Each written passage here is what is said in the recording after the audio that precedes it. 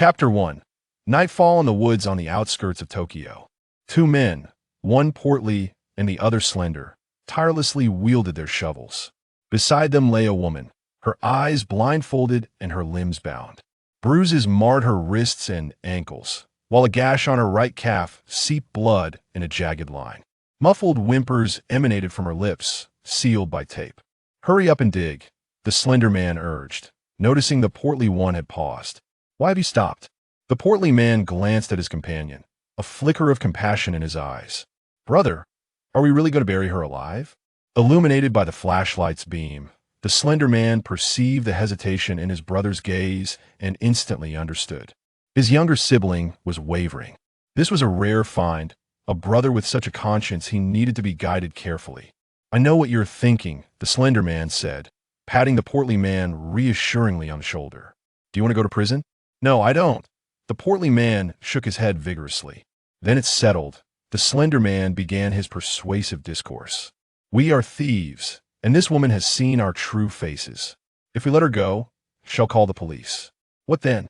Do you wish to languish in a dark, damp prison for a decade or more? In today's rapidly evolving society, a few years of disconnection can lead to obsolescence, not to mention a decade. I have a second uncle who was caught stealing. He spent over 10 years locked away, emerging completely alienated from society." The slender man sighed. He died without ever finding a wife. Alas! Upon hearing this, the portly man's heart sank. His brother made a valid point. He certainly did not wish to share the same fate as his uncle. He still desired to find a wife. The last vestiges of his kindness evaporated with his brother's words. "I understand, brother. Let us quickly resolve this." Upon hearing this, the slender man recognized his manipulation had succeeded and quickly added, "Yes, once we're done with her, they'll take you out for some fun." "Really, brother?" The portly man's eyes sparkled. It had been half a month since his last escapade with his brother. Recalling that experience ignited a fervor within him. The slender man pounded his chest in assurance. "When have I ever deceived you? As long as you heed my words, we brothers will thrive and create a glorious future." "Ha! I will follow your lead, brother. If you tell me to go east, I shall not venture west." The portly man beamed with loyalty. "May I join you?" The sudden voice startled both men. "Who is it?" The slender man, regaining his composure, shone the flashlight around in search of the speaker. The portly man, hearing his brother's inquiry, mirrored the action. Crack! The sound of crunching leaves echoed through the air. Both men directed their flashlights toward the source of the noise. Emerging from the woods was a middle-aged man clad in black, known as Haibara. As he approached, he muttered, "What is happening lately? Why are there suddenly so many criminals? I just handed one over to the police, and now here come two more. I truly do not wish to work overtime." The slender man did not register Haibara's words. He merely observed him with a serious expression. Upon confirming the man was just an ordinary individual, he sighed in relief. As long as he wasn't a police officer, he could join the woman on her journey to the underworld. "Brother, go." Receiving the command, the portly man charged at Haibara. In his eyes, his physique dwarfed that of the man before him. This was akin to capturing a chick, easily subdued. "Humph." Haibara smirked disdainfully, halting in place as he watched the portly man advance. In less than 5 seconds, the portly man closed the distance of several dozen meters and swung a fist directly at Haibara's face. Too slow. With a swift sidestep, Haibara evaded the punch. As the portly man prepared to strike again, Haibara drew a handgun from his pocket, aiming it at the man's forehead. "The times have changed, my friend." The coldness of the gun against his skin sent a chill of deathly threat through the portly man. "Wait, if you had a gun, why not draw it earlier? You think I would still dare to approach?" "Damn!" Meanwhile, the slender man, witnessing Haibara brandish the weapon, considered abandoning his comrade and fleeing. Bang! The gunshot rang out. Fear surged from his feet to his head, rendering the slender man paralyzed with terror. A gun had appeared in Haibara's left hand, aimed squarely at him. "You might want to try racing the bullet." The slender man felt the world collapsing around him. 2 minutes later. "Yes, just like that. You must bind your good brother tightly. Yuan instructed the slender man who was binding his comrade. If he breaks free, he'll deal with you first. Concerned for his own safety, the slender man complied without hesitation. Under the portly man's forlorn gaze, he secured the bindings. "Brother, what do you think?" the slender man asked, feigning humility as he glanced at Yuan, as if seeking approval. Yuan cast a glance, his eyes pained. "Where on earth did you learn such a ridiculous binding technique? And you're binding a man, for heaven's sake. Is he possibly a homosexual?" Filled with disgust, Yuan glared at the slender man. "You make me feel nauseated." "Huh?" The slender man was taken aback, then excitedly asked, "Does that mean I can leave?" Yuan paused for a moment before pointing behind him. Seeing this gesture, the previously anxious slender man instantly relaxed, bowing in gratitude. "Thank you, brother." He turned to flee the perilous scene. After all, a person who roams the night with a gun cannot be a good Samaritan. Yet, as he thought of his brother's potential demise, a pang of guilt tugged at his heart. "Brother, wait for me. I promise to burn more incense for you in the future. For the women you cannot summon, I will make do and call them for you." Just as the slender man was about to dash away, he felt a sharp pain in his neck. He collapsed, unconscious. Meanwhile, the bound portly man gazed in shock at Yuan. In the instant the slender man turned away, Yuan vanished like a specter. As a gust of wind brushed past him, he witnessed the slender man fall to the ground, lifeless. Reflecting on his earlier audacity to confront such a figure, the portly man felt a wave of dread wash over him. Thank goodness this brother did not strike me otherwise. That blow would surely have been painful. Yuan regarded the unconscious slender man with indifference. "What I meant was, you should have knocked yourself out on the tree. I didn't tell you to run." He then bound the slender man before rendering the portly man unconscious. Finally, he approached the woman who sat quietly in the corner. "I have dealt with the two men," Yuan said as he reached her, tearing away the tape from her mouth. "Huh." Feeling her lips once more, the woman expressed her gratitude. "Thank you. Could you please remove the blindfold so I can see you? I will repay you." "Ah, that won't do." Upon hearing this, the woman initially perceived her savior as a humble and kind individual. However, Yuan's subsequent words plunged her spirits back into despair. "To be honest, your figure is quite remarkable," he commented unabashedly, admiring her form. "Quite ample, and your legs are impressive." His hands roamed over her calf. The sensation of being touched filled the woman with despair. Why was her fate so cruel? She had just escaped the tiger's den, only to stumble into a wolf's lair. "Please, spare me," she implored, tears streaming down her face as she prepared to struggle, only to feel the grip on her leg tighten. "Do not move." Yuan's tone was icy.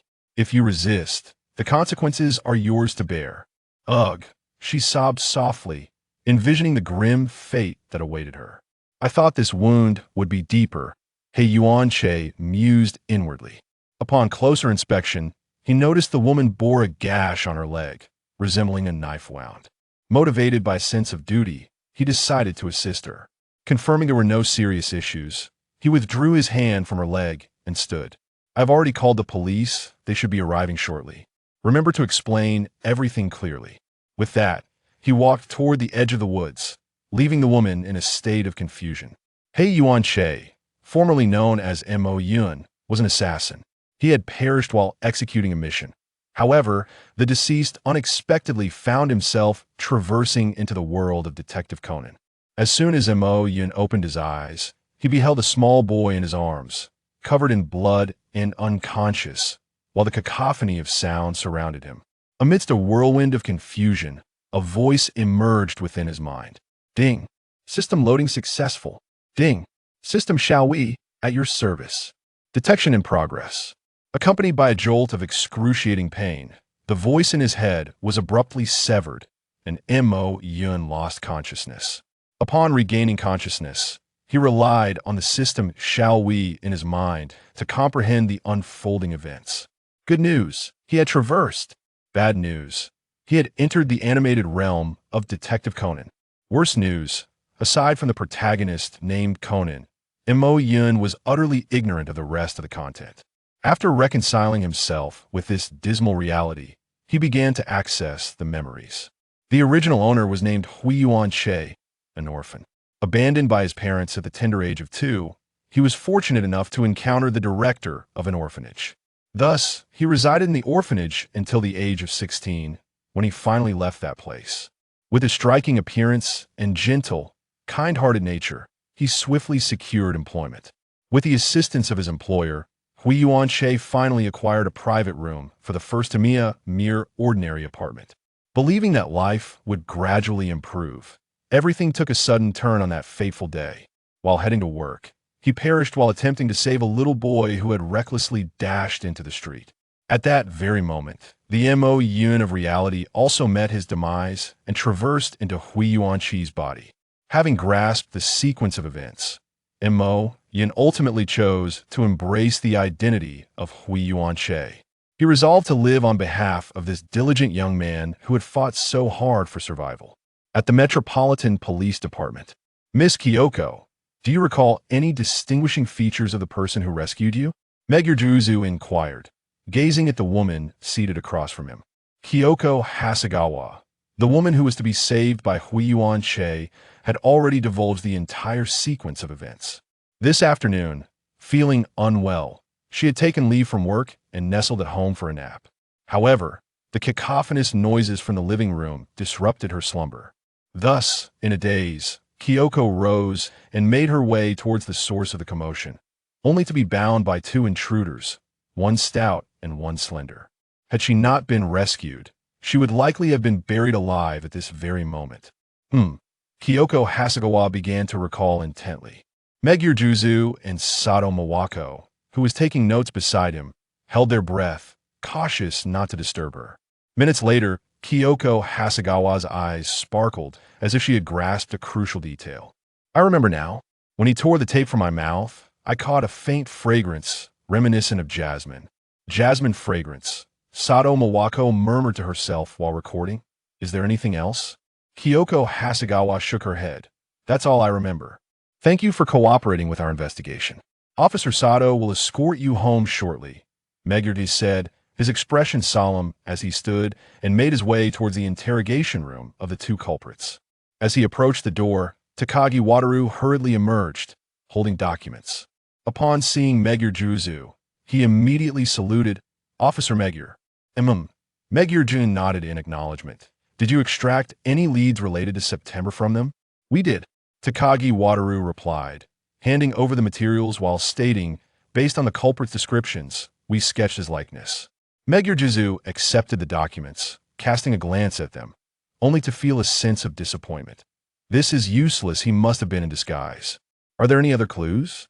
After all, he was aware that September was adept at disguise and voice modulation. The 2 mentioned that the voice they heard was exceptionally youthful, Takagi Wataru continued. You fool, Megurjuzu shouted. That voice is certainly a facade. He could disguise himself, just like Kid the Phantom Thief, and alter his voice. This is not a lead. Is there anything else? At this moment, Takagi Wataru visibly wilted, lowering his head. I'm terribly sorry there are no other leads. Sigh. Megurjuzu exhaled in resignation, turning to head toward his office. September, an ID that had begun accepting bounty tasks from the Bounty Forum 3 years ago. In just 2 short years, he ascended to the top of the Hunter leaderboard, leveraging his agile skills, indistinguishable disguise techniques, elusive infiltration abilities, and exceptional marksmanship. Though sometimes brutal in his methods, it did not deter various organizations from seeking to recruit him. In the past year, September had shifted his area of activity from America to the islands. Consequently, many criminals within the islands refrained from showing their faces, fearing capture by September, who would dispatch them directly to the Metropolitan Police Department. Within his office, Megurjuzu felt an overwhelming headache. The root cause lay in the assignment bestowed upon him from above. Task: investigate the true identity of September and extend an invitation for him to join the Metropolitan Police Department. Although the rewards for completing this task are substantial, allowing him to ascend directly from inspector to superintendent, Megurjuzu feels that such an achievement is a distant dream. After all, Those who engage in the profession of bounty hunter often harbor a certain resistance towards official organizations. Mugir's thoughts drift back to the day his superior assigned him this mission. Mugir, I am confident that you will uncover the identity of September and successfully invite him to the Metropolitan Police Department. The position of superintendent shall be reserved for you. Work diligently. And I eagerly await your good news. Bang. Mugir just slammed his hand on the table in frustration. If you don't want me to get promoted, just say so. This task is utterly impossible to accomplish. September, also known as Haibara Ai, had returned to the vicinity of his apartment. In an empty park, he removed his disguise, revealing his true identity. His tousled black hair complemented his handsome features, and his dark, profound eyes made it hard to believe that this star-like figure was, in fact, the renowned hunter September. Upon arriving home, Ayumi discarded the disguise into the bedroom trash bin, then retrieved a can of cola from the living room refrigerator. He switched on the television and settled onto the sofa. Before the rise of the internet, most people passed the time with television and literature. The news was currently replaying the events of the day. Recently, there has been a significant increase in criminal activity. Citizens are advised to remain vigilant, as personal safety is paramount. The profession of detective has surged in popularity over the last 2 years. Investigations show that many young individuals aspire to establish their own detective agencies. The famed detective Kudo Shinichi has mysteriously vanished. Is he conducting covert investigations, or has he met with misfortune? If you possess any information regarding his whereabouts, please reach out. Generous rewards await. Renowned actress Okinawa Yoko has recently, not finding any noteworthy information. Ayumi finished the remainder of his cola, turned off the television, and made his way to the bedroom. Leaning against the bed, he silently commanded, "Little Gray, activate my personal panel."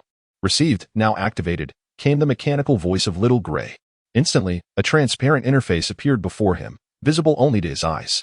Name, Ayumi. Age, 20 years. Body level, level 7. Level 10 is maximum, justice value balance. 156, 400 skills, voice modulation, disguise, linguistic proficiency, firearm mastery, enhanced vision.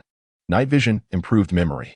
Items, system computer X1, tracking cards X5, system savings book X1, balance, 7 million yen. The eternal capsule still requires 840,000 points of justice.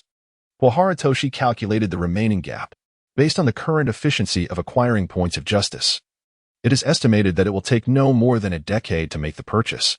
The eternal capsule stands as the most valuable item in the system's marketplace, priced at an astounding 1,000,000 justice points. Its purpose is to grant immortality to the consumer. As for the justice points, they serve as the currency for acquiring various items and skills from the system's shop. The means of obtaining these points is remarkably straightforward. One can earn them by performing good deeds or assisting others, albeit the rewards are minimal. For the protagonist, Haibara Ai, the primary source of justice points comes from apprehending and resolving criminal activities. Successfully capturing a criminal and delivering them to the local authorities yields 80 of the criminal's malevolent points. Conversely, eliminating a criminal results in only 50 of their malevolent points.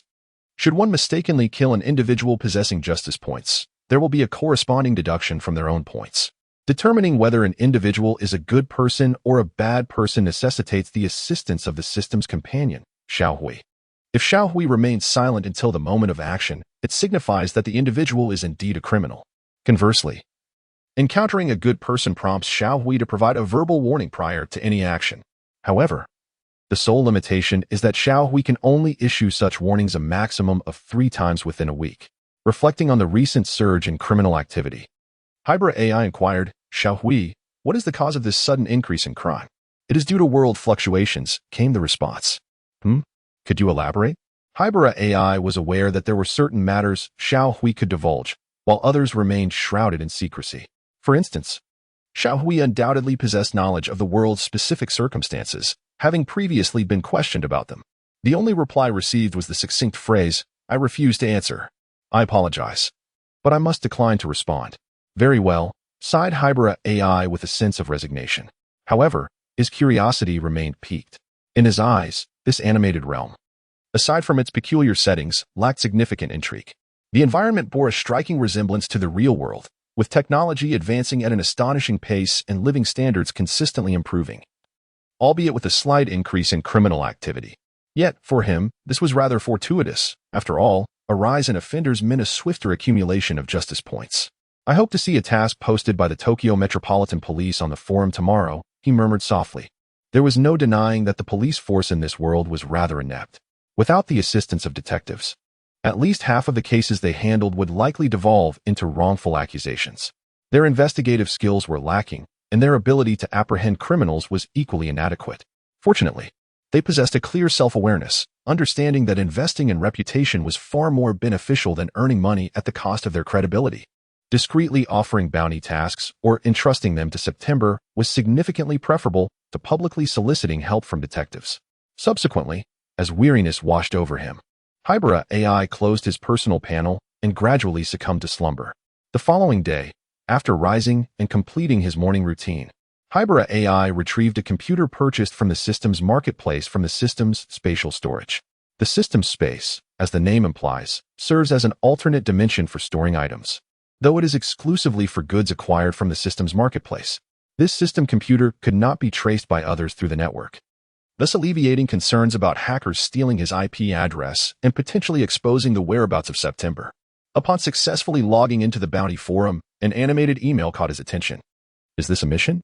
Haibara Ai opened the email with a sense of curiosity. However, the unfamiliar nickname and the familiar content caused his expression to darken. In September, if possible, let us meet at a designated place. I would like to invite you to join us. Yet another piece of spam. Haibara Ai silently criticized it in his mind before deleting the email. After browsing through the bounty forum, he found no tasks worth undertaking. Most tasks did not contribute to his justice points, and some even detracted from them. It seems there is nothing I can take on. He sighed, closed his laptop, and stepped outside. I might as well go out for breakfast and wander a bit. Perhaps it will be like last night. He walked through the living room and reached the entrance, just as he was about to open the front door. The sound of knocking echoed in his ears. Who could it be? Hirahara Toru pondered internally before opening the door, revealing a man and a woman standing outside. He regarded them calmly, one hand discreetly slipping into his trousers pocket where a handgun rested, his usual means of self-defense. Hello, my name is Mawako Sato, a detective, she stated, producing her police credentials from her jacket pocket. Beside her, Wataru Takagi introduced himself as well. I am Wataru Takagi, also a detective. Upon hearing they were detectives, Hirahara relaxed his grip on the firearm, contemplating the situation in his mind. What could the detectives want with me? Had my vest been misplaced? Surely not. He then feigned a look of surprise, asking, Officers, may I inquire what brings you here? I am a law-abiding citizen, with no history of wrongdoing. We have some inquiries to make, Mawako Sato replied, her gaze piercing as she scrutinized Hirahara. Please state your name, and inform us of your whereabouts and activities last night at 11 o'clock.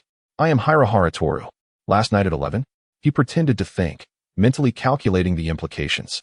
It seemed there was a reason for their suspicion. However, why did the female detective's gaze feel as though it were assessing a criminal? After rifling through his memories, he confirmed that aside from his recent involvement in assisting the Metropolitan Police in apprehending individuals and infiltrating a gang to gather intelligence under the alias September, he had committed no offenses. He looked directly at Mawako Sato and stated, at 11 o'clock last night, I was at home watching television, and afterward, I went to bed around 11:30. Mawako glanced at Wataru, who was diligently taking notes, before turning her attention back to him. Did you hear any unusual noises coming from your neighbors at that time? No. Haibara Ai shook her head, for the soundproofing of my room was quite exceptional. It was precisely this feature that had prompted my decision to rent it. Was something amiss with the neighbors, officer? In truth, Haibara Ai had already formed a conjecture in her mind. Undoubtedly, one of the two neighboring households had encountered some unforeseen trouble, which had led to her being suspected. Indeed. This morning, the delivery person bringing newspapers for Mr. Kuratsuki discovered that the front door was unlocked and heard the sound of running water inside. After calling out several times with no response, they entered, only to find Mr. Kuratsuki collapsed in the bathroom. Has he passed away? Haibara Ai replied calmly. Although he was acquainted with this Mr. Black Moon, their relationship was far from intimate. Mr. Black Moon, known as Kuratsuki Kayama, is his next-door neighbor, a 35-year-old single office worker. Indeed, the time of death has now been deduced. Alas, sighed Haibara Ai, before abruptly shifting the topic. Officer, is it a case of homicide?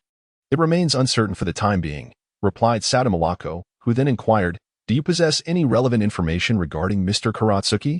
I apologize, but I tend to be somewhat reclusive and am not well acquainted with my neighbors. I understand. Might we be permitted to conduct an investigation? Sada Mawako harbored some skepticism towards Haibara Ai. After all, the deceased was his neighbor, and a straightforward inquiry was warranted. Moreover, his demeanor was excessively composed. Any ordinary individual, upon learning of a neighbor's demise, would undeniably exhibit signs of concern or fear. Yet, the person before her merely displayed a momentary surprise. Gray hesitated slightly. If the items hidden in his bedroom were discovered, it was likely that his identity would be revealed. Noticing Gray's unease, Satmawako furrowed her brows and inquired, "What is it? Is there a problem?" As she fixed her gaze intently on Gray, she discreetly signaled Takagi Wataru, conveying a clear message. Something about this individual seems amiss. If necessary, I will intervene directly. Upon receiving her communication, Takagi Wataru also regarded Gray with a tense expression, resolving to protect Officer Set should any unforeseen circumstances arise. After a few moments, Gray let out a long sigh and remarked, "It is possible. However, may I request that the male officer beside you conduct a separate investigation of my bedroom?" Why? Both Mawako Sato and Wataru Takagi wore expressions of confusion, as the bedroom contained an abundance of manga. To his embarrassment, Hiroshi Agasa scratched his head. These comics had been his means of obfuscation. On the wall behind the manga, there was a concealed compartment that would reveal itself upon pressing. Inside were perilous items, firearms, ammunition, listening devices, and tranquilizers.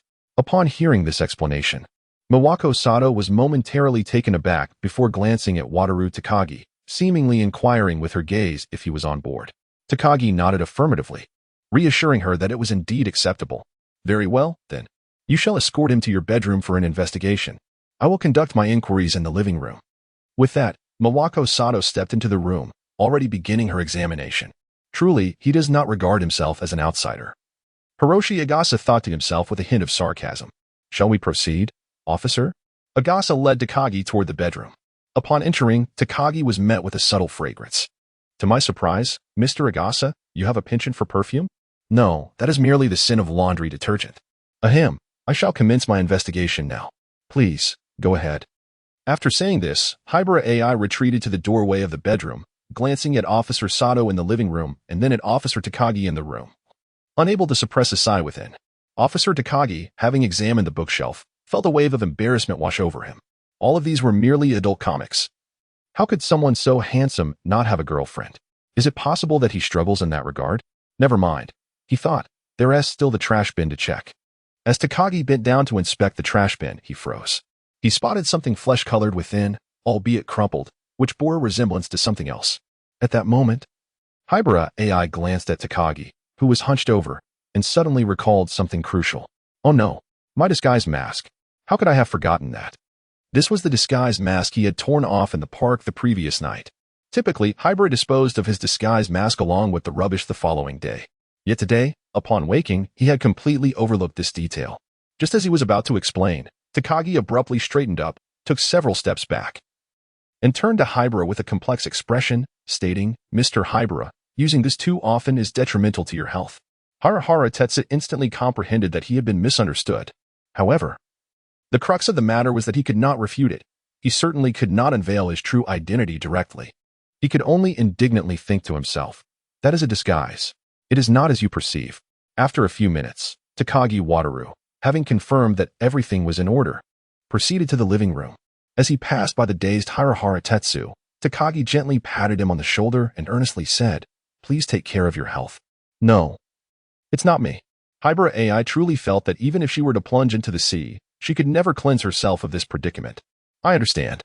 Takagi looked at him with sympathy, suppressing the urge to laugh as he cleared his throat twice and said, "Mr. Haibara, with your striking looks, you are surely capable of finding a girlfriend." Harahara Satoshi chose to remain silent. Subsequently, Mawako Sato and Wataru Takagi, having completed their search of the living room, exchanged a few murmured words before rising to depart. "We greatly appreciate your cooperation. We must proceed to another location for our investigation." Mawako Sato waved goodbye. "Wait a moment." Hearing the abrupt shout from behind, Takagi Wataru and Sato Mawako both paused in their steps. "What is it?" Mawako Sato turned to look at Akira Haibara, her expression filled with curiosity. Have you thought of any clues related to the deceased? No, Haibara Akira firmly denied. Is there anything else?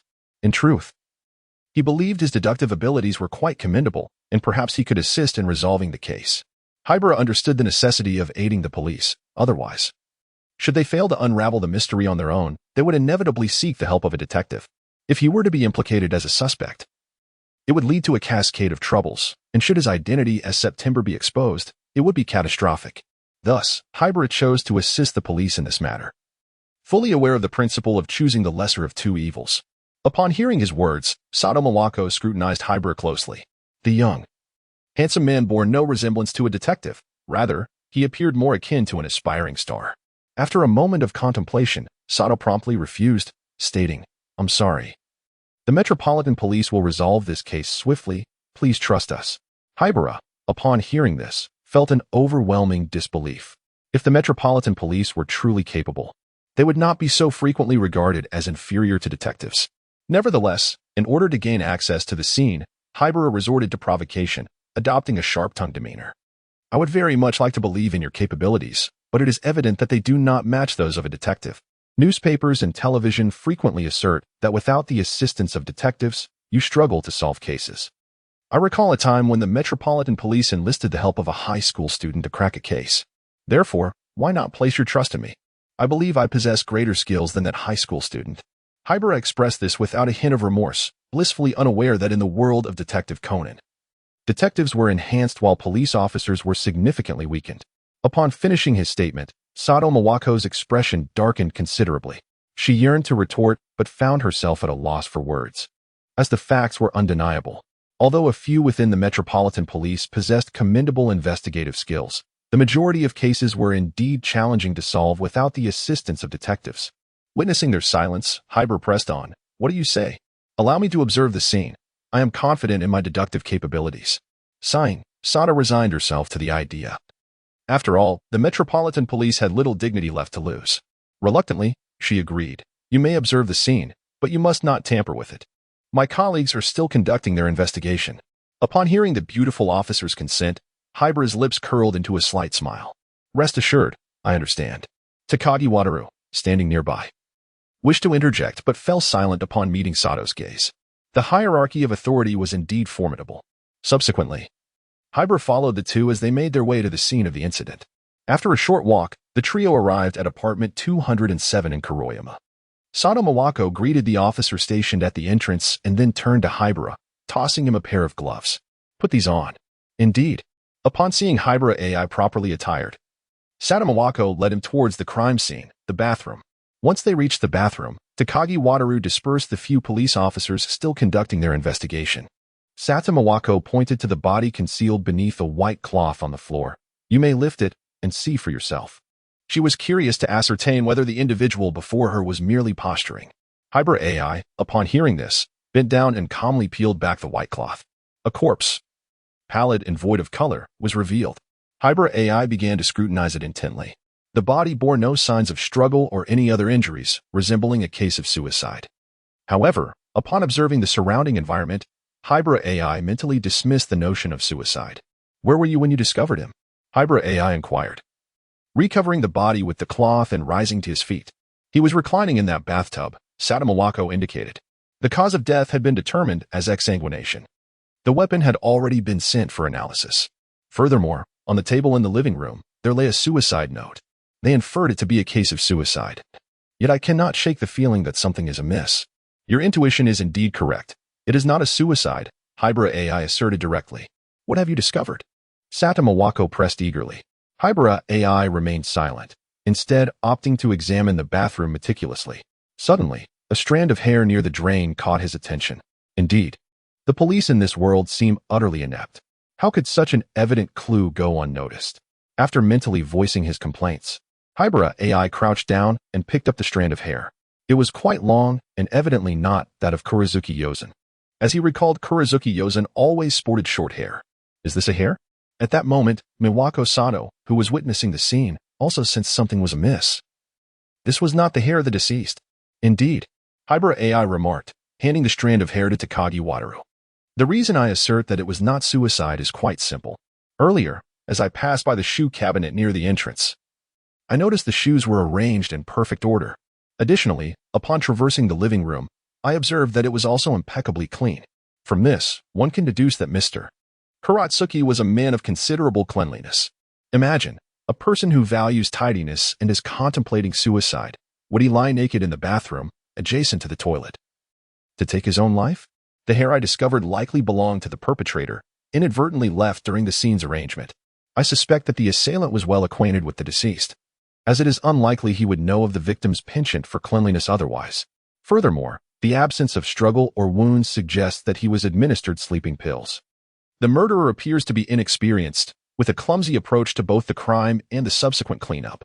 Were I in his position, I would first concoct an excuse or find an opportunity to have the victim procure the sleeping pills for me, thus leaving no trace of purchase. Then, I would administer a small dose, ensuring he fell into a deep slumber, clean the premises thoroughly, erase all traces of my presence, and once I had established an alibi, I would place him on the bed, administering a lethal dose of sleeping pills. Finally, I would leave a note, crafted to mimic the killer's handwriting, on the bedside table. This would render the case unsolvable. As soon as Haibara finished speaking, he felt two piercing gazes upon him. Sadamawako and Takagi Wataru regarded him with evident suspicion. Oh no, my professional instincts had betrayed me. Realizing he had misspoken, Haibara quickly clarified, of course, all of that was mere fantasy. Why would I engage in criminal activity? I am a law-abiding citizen. I hope you speak the truth, thought Sadamawako, imagining the scenario. If the killer acted as Haibara suggested, even bringing in detectives might lead to the case being closed as a suicide. Consequently, she marked Haibara Ai with the label future criminal. The three then entered the deceased bedroom, which, like the living room, was notably tidy. Believing that the police would overlook clues once again, Haibara commenced his search. Standing at the door, Sadamawako and Takagi Wataru wished to assist but were preemptively halted by him. You two stay out. You'll only hinder my efforts. Upon hearing this, they stood quietly at the entrance, observing Haibara as he rummaged through the room. Minutes later, Haibara discovered a button hidden behind the bookshelf, and a smirk crept upon his lips. Indeed, there is something here. Pressing the slightly protruding button, a hidden compartment sprang open. Simultaneously, Sadamawako and Takagi Wataru approached him, and together they beheld a USB drive nestled within the compartment. It was likely to contain details regarding the victim's demise. Haibara retrieved the USB drive, handing it to Sadamawako. I shall return to the precinct to examine this immediately. Takagi, ensure this area remains undisturbed. Without awaiting Takagi's response, Sadamawako dashed out. Haibara, watching her retreating figure, turned to Takagi and remarked, Officer Takagi, begin your inquiries with the deceased's acquaintances. Those who have procured sleeping pills should be key suspects. Understood. We owe you a debt of gratitude. Otherwise, we would have had to call Muri Detective for assistance. Upon hearing this, Haibara felt a sense of relief, glad that his foresight had aligned with their deductions. By the way, when making public statements, please refrain from mentioning any leads connected to me. Simply assert that your department solved the case independently. Why is that?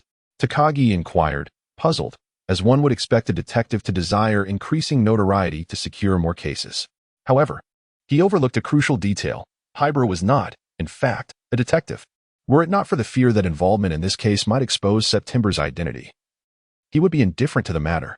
Should he choose to intervene, it would be as September, not as Haibara Ai.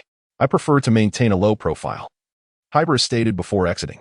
Takagi watched the departing figure of Haibara Ai and murmured, he truly is a discreet individual. Half an hour later, Sadamawako returned to the crime scene.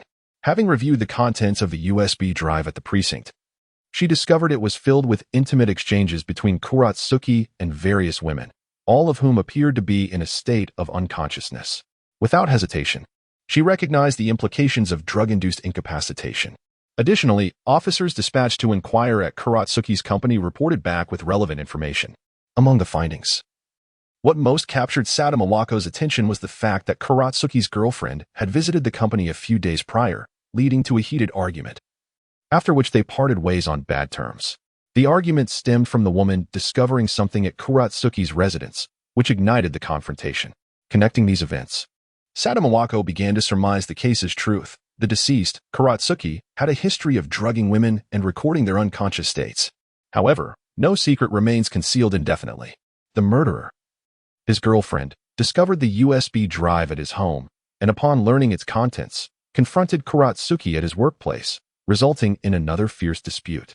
Feeling betrayed, the woman's love turned to wrath, prompting her to devise the plan that led to Kuratsuki's demise. The police had already identified the woman and dispatched personnel to question her. After sharing her deductions with Takagi, Sada Mawako glanced around, realizing that Haibara Ai, who had aided in unraveling the case, was nowhere to be found. She inquired, "Where is Mr. Haibara?" "He has already left." Before he departed, he instructed me to relay his earlier remarks. Takagi replied with admiration, "He truly is a modest detective." "Is that so?" Sada Mawako felt a pang of disappointment. After witnessing Haibara Ai's remarkable deductive abilities, she had hoped to enlist her assistance in investigating her father's situation.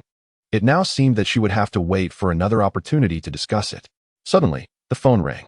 Seeing a familiar number, Sato promptly answered, "Hello, Officer Magyar." On the other end, Magyar JZ praised, "Your deduction was correct. That woman has already been brought back to the station. Additionally, the team sent to her residence has uncovered pertinent evidence, and she has confessed.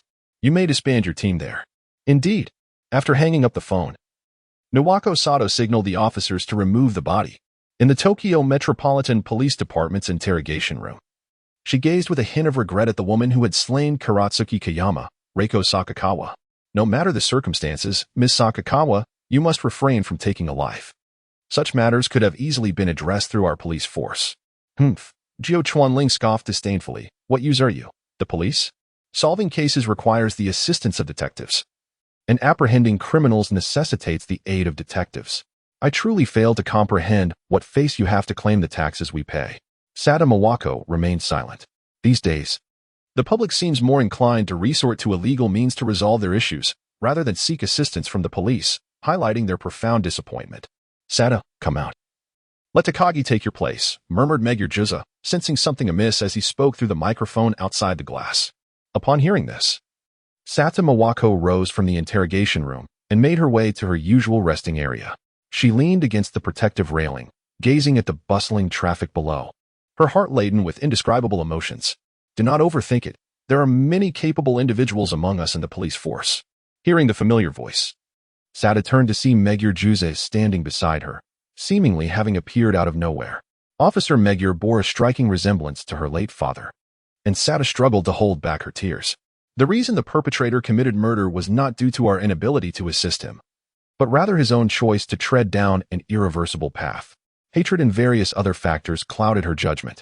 Had she awakened in time to report to the police, I firmly believe our police department would have managed the situation adeptly. With Magyar's guidance, a spark reignited in Sada Mawako's eyes. "Moreover, your deduction this time was quite commendable.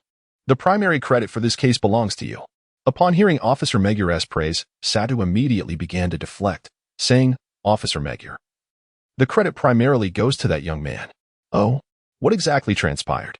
Is he a detective like Kudo and Muri?" Reflecting on Haibara Ai, Sada Mawako hesitated, unsure of how to articulate her thoughts. To label him as a detective would be accurate, yet who among detectives is indifferent to their reputation? Conversely, to deny his status as a detective seems unjust, for his deductive reasoning and problem-solving skills are remarkably sharp. What is it? Is there something unspeakable? Magyar Juza pressed further. The truth is, Sada Mawako recounted the events. After listening, Magyar Juza appeared momentarily taken aback. After a brief pause, he finally spoke, "Since he is unconcerned about fame, why not invite him for a meal next time? It would serve as a token of gratitude." "Understood," Mawako Sato replied, while internally contemplating the matter. She planned to bring along the case files, hoping he might discern some clues. Just then, a police officer rushed over. "Officer Magyar, a homicide has occurred at the Izuki CAF, located at 46-3 Chome, Mikohana Town." "What?" Makuro Jusen quickly exclaimed to his companion, "Sato Mawako, Sato. Let us go to the scene at once." "At your command." In the Izuki CAF, Haibara Ai rested his chin on his left hand while stirring his coffee with his right, his gaze fixed on the police officer stationed at the entrance. Letting out a soft sigh. Just moments ago, a child wearing glasses, clad in a blue suit, white shirt, gray shorts, and a red bow tie emerged from the restroom and immediately alerted the staff to call the police. Initially, the staff dismissed the child as concerned, but after a few murmured words from the striking woman standing behind him, the staff's complexion turned pale as they dialed for assistance. Within a minute, local police officers arrived on the scene, followed by the establishment being cordoned off, prohibiting anyone from entering or exiting. It was at this moment that the patrons of the CAF grasped the gravity of the situation. A murder had occurred in the restroom. Upon hearing this news, Haibara Ai nearly spat out the coffee he had just sipped. Not again, another murder? He had awakened to the news of a neighbor's death that morning, and now, while seeking solace in a cup of coffee, he found himself embroiled in yet another tragedy. The only silver lining was that he had not visited the restroom. Thus he would not be suspected as the perpetrator. 5 minutes later, several police cars pulled up outside the CAF. Seated by the window, Haibara Ai observed as officers disembarked one after another. Suddenly, a familiar face caught his attention, leaving him momentarily stunned. Wasn't that the police officer from this morning? In a bid to avoid recognition, he quickly lowered his head, thinking to himself, "You cannot see me. You cannot see me." However, the moment Mawako Sato stepped through the door, she immediately spotted Haibara Ai seated by the window. After all, he was the only one in the vicinity with his head bowed. "Officer Magyar," whispered Mawako Sato to the figure before her, Magyar Jasusen. "The person sitting by the window seems rather suspicious." Magyar Jasusen focused his gaze and replied, "Let's go take a closer look." At that moment, Haibara Ai, who was quietly murmuring to herself, suddenly perceived the approaching footsteps growing nearer and inwardly thought, "Oh no, why are they coming towards me? Aren't you supposed to be investigating the scene? Heaven help me, please don't come over." Yet, it seemed that fate was not in Haibara Ai's favor. Cough, cough. As he approached Haibara Ai, Magyar JZ gently cleared his throat twice. "Sir, would you kindly lift your head?" Haibara Chi's silence spoke volumes. He truly yearned to decline. Yet, if he did not raise his head, he would only invite further suspicion, even with 100 unwilling thoughts swirling in his mind. He could only force a wry smile and lift his gaze. "Ah," Miwako Sato exclaimed in astonishment upon recognizing someone she had only recently met. "It's you." "Tru," Haibara chuckled awkwardly. "Well, it seems we meet again, Officer Sato." "Sato, do you know him?" JZ Magyar inquired. Miwako Sato nodded affirmatively. "He's the young man I mentioned to you earlier." JZ Magyar instantly recalled the conversation and approached with a friendly demeanor, introducing himself. "Haha. I am Magyar from the Metropolitan Police Department. I just heard about you from Sato before coming here, but I must say, you were even younger than I had imagined." There are words. Haibara Ai wore an expression of constipated annoyance. "You're not going to ask me to assist in solving another case, are you?" "I merely came to enjoy a cup of coffee." Concerned that the officer's idle chatter might prolong their delay, Satomawako quickly interjected, "Officer Magyar, perhaps we should first proceed to the scene." "Well, all right." Muro Juzin was about to turn around when he suddenly recalled something. With a smile gracing his lips, he glanced at Haibara Ai. Upon noticing this, a sense of foreboding surged within Haibara Ai. As he had anticipated, Muro Juzin cheerfully suggested, "How about you accompany me to the scene?"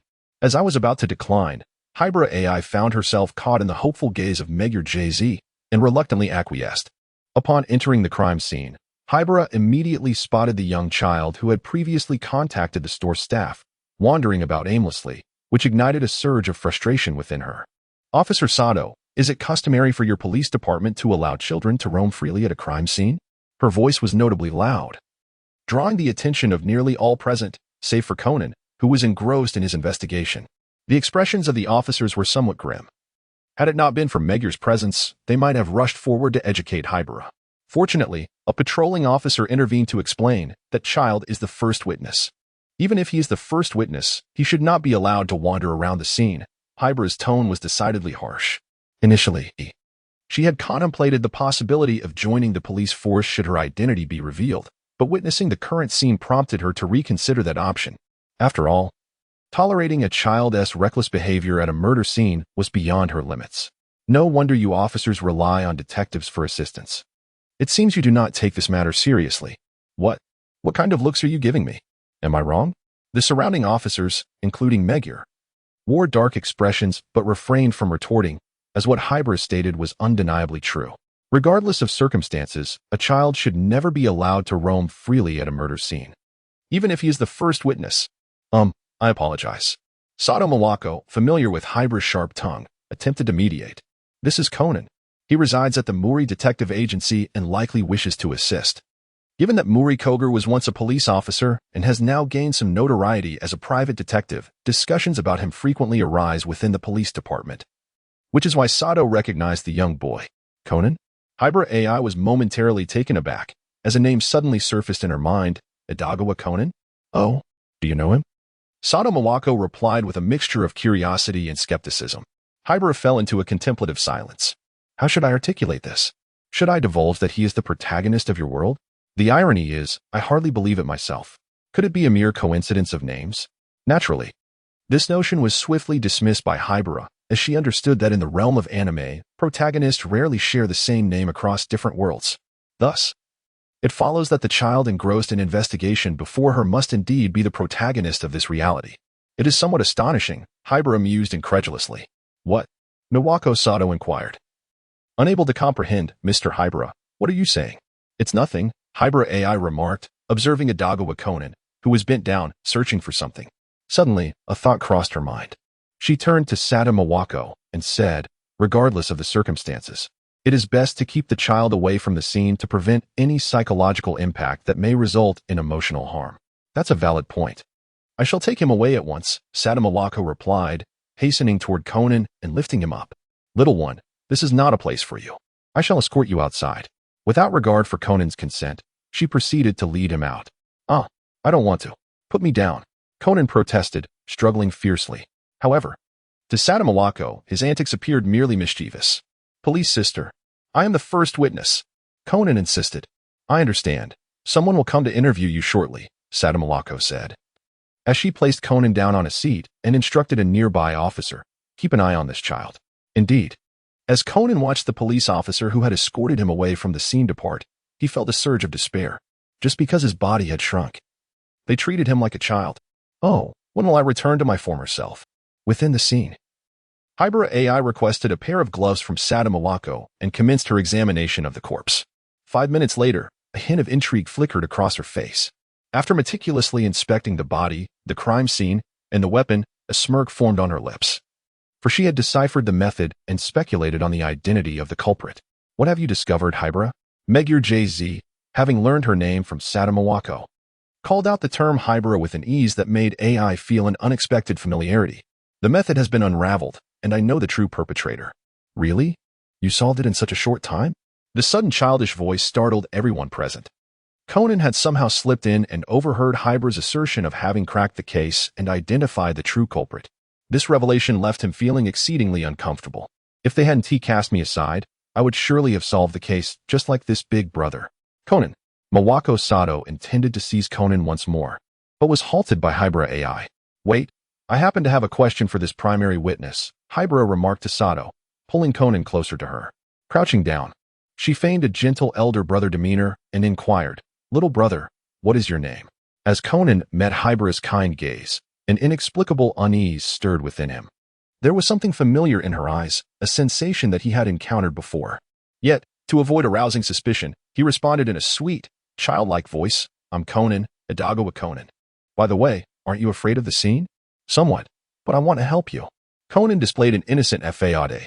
Observing this, Haibara's lips curled into a faint smile. Though your acting is commendable, your eyes cannot deceive me. You undoubtedly harbor some untold secret, little one. How brave you are. She led Conan out of the restroom and pointed to a tall man in the hall, asking, Has that man been to the restroom? Indeed. Conan nodded emphatically, and then began to ponder internally. Could it be that the individual was the murderer? But how did he accomplish it? Just as Conan was about to inquire about the truth, Haibara pointed at the tall man and said, Officer Sato, please escort that man to the scene.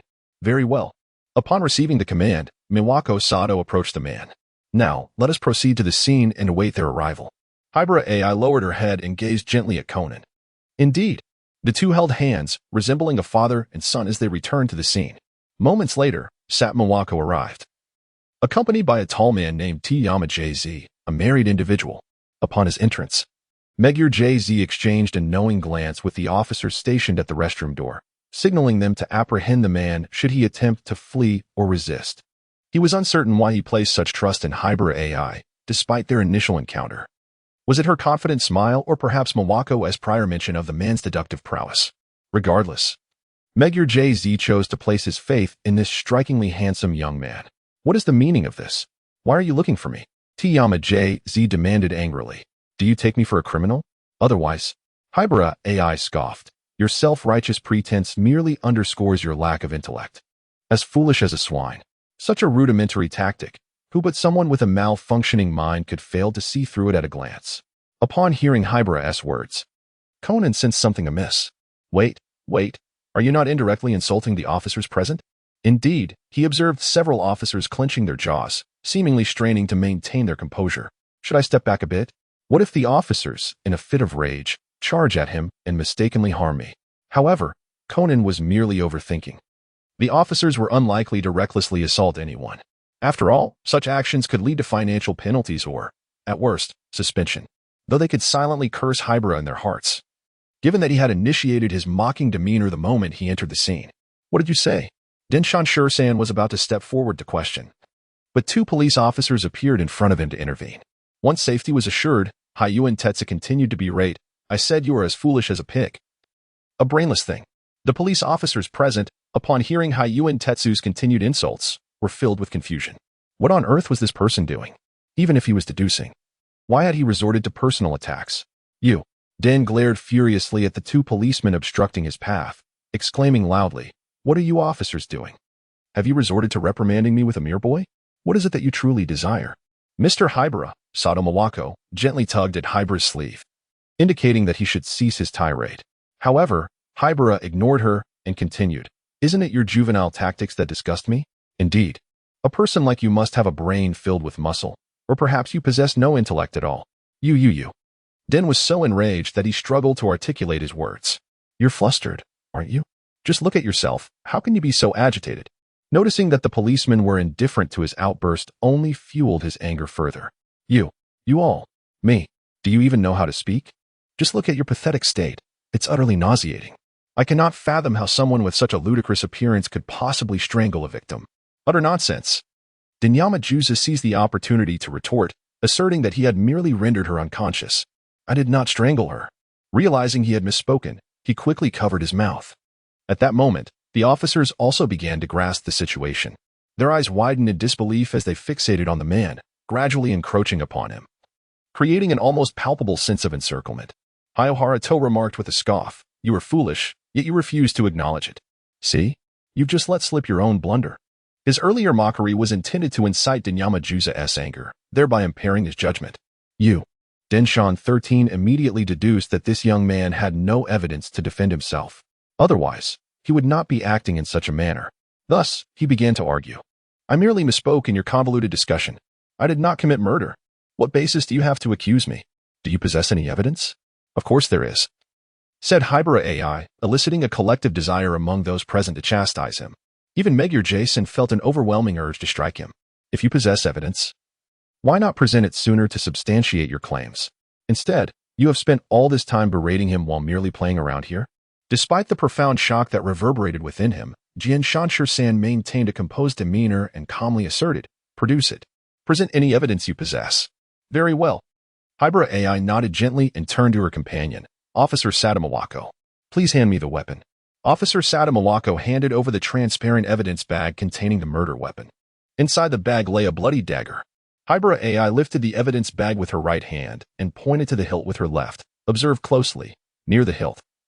There is no bloodstain whatsoever. From this, we can deduce the methodology of the perpetrator. What method are you referring to, Haibara? Magyar JZ inquired, his urgency palpable. He was eager to resolve the case quickly so he could return to the precinct, sip tea, and continue attempting to reach September. Indeed, do enlighten us, dear brother. The deduction enthusiast Conan urged. Haibara Ai cleared her throat and began to elucidate. It is rather straightforward. The assailant initially used a cord-like object to strangle the victim into unconsciousness. Subsequently, they rummaged through the victim's belongings to stage it as a robbery gone awry. They then tied the cord to the dagger near the hilt, the very spot I just indicated. After that, they closed the restroom door, discarded the victim's body inside, and sealed the entrance from the outside. Finally, by tugging on the cord from outside, blood would spout from the victim's chest, creating the illusion that the murder occurred within the restroom. This maneuver would divert your investigation towards those outside, effectively clearing the true culprit within the CAF of suspicion. Upon concluding, Haibara Ai smiled at Denyama JZ. As for the cord, I presume it is still wrapped around your left hand, is it not? That bandage should be it. Denyama JZ's expression froze, beads of cold sweat forming on his brow. A simple DNA comparison will reveal whether the blood on that bandage belongs to you or the victim, Haibara Ai stated quietly. Observing Danyama JZ while pondering the potential justice points this case might yield. The previous case had granted 150 points, which was within an acceptable range. As Haibara calculated the possible justice points, Danyama JZ suddenly lunged at him. "You scoundrel! I will slay you." The revelation of his deceit was one thing, but being insulted by Haibara was intolerable. Initially, Danyama JZ had contemplated fleeing, yet the police had effectively blocked all escape routes by positioning themselves strategically. Rather than await capture, he decided to eliminate this young man first. For a criminal whose hands were already stained with blood, the difference between killing one person or two was negligible. "Quick, apprehend him." Motoharu Jusen reacted swiftly, shouting loudly. However, the police officers in his way were pushed aside due to the disparity in size. Interesting. Haibara Ai observed the man sprinting towards them. Instead of running, he firmly lifted Conan, who was holding his hand, before him, reminiscent of a warrior in a game raising his shield to thwart the onslaught of adversaries. "Oh, protagonist of this world, unleash your power. Go forth, Conan." Conan, bewildered, was held aloft. "What are you doing? Why have you brought me before you? As a shield? But the truth is, we have no enmity, and this is our first encounter. Why treat me this way?" Even though Conan quickly regained his composure and intended to fire a tranquilizer dart at the assailant, it was too late. For the killer was merely a step away from him. "Step aside." At that moment, Miyako Sato forcefully pushed aside Haibara Ai, who was using Conan as a shield. As she deftly evaded the incoming punch, she swiftly maneuvered behind Juro Denoyama and embraced his waist. Yaya, with a swift and graceful hip throw. Shijusen was sent sprawling on the ground, disoriented and dazed. At that moment, Haibara Ai had already set Conan down, and the two exchanged glances, each reflecting astonishment and trepidation in their eyes. It was truly terrifying. The strength of this female officer was remarkable. How could she defeat a perpetrator despite such a significant disparity in size? It was unbelievable, utterly unfathomable. "Shijusen, I arrest you for the crime of murder," declared Miyako Sato as she secured handcuffs around the culprit's wrists. A few officers, as if seizing an unexpected opportunity, gathered around and began escorting Shijusen away. Meanwhile, Inspector Megure approached Haibara Ai with a gentle demeanor, saying, "Thanks to you, Ai, we were able to solve the case so swiftly." "Where?" After a humble remark, Haibara Chi spoke with caution. "Furthermore, please do not publicize that it was I who resolved the case. Simply state that it was an internal matter managed by your department." He had no desire for fame.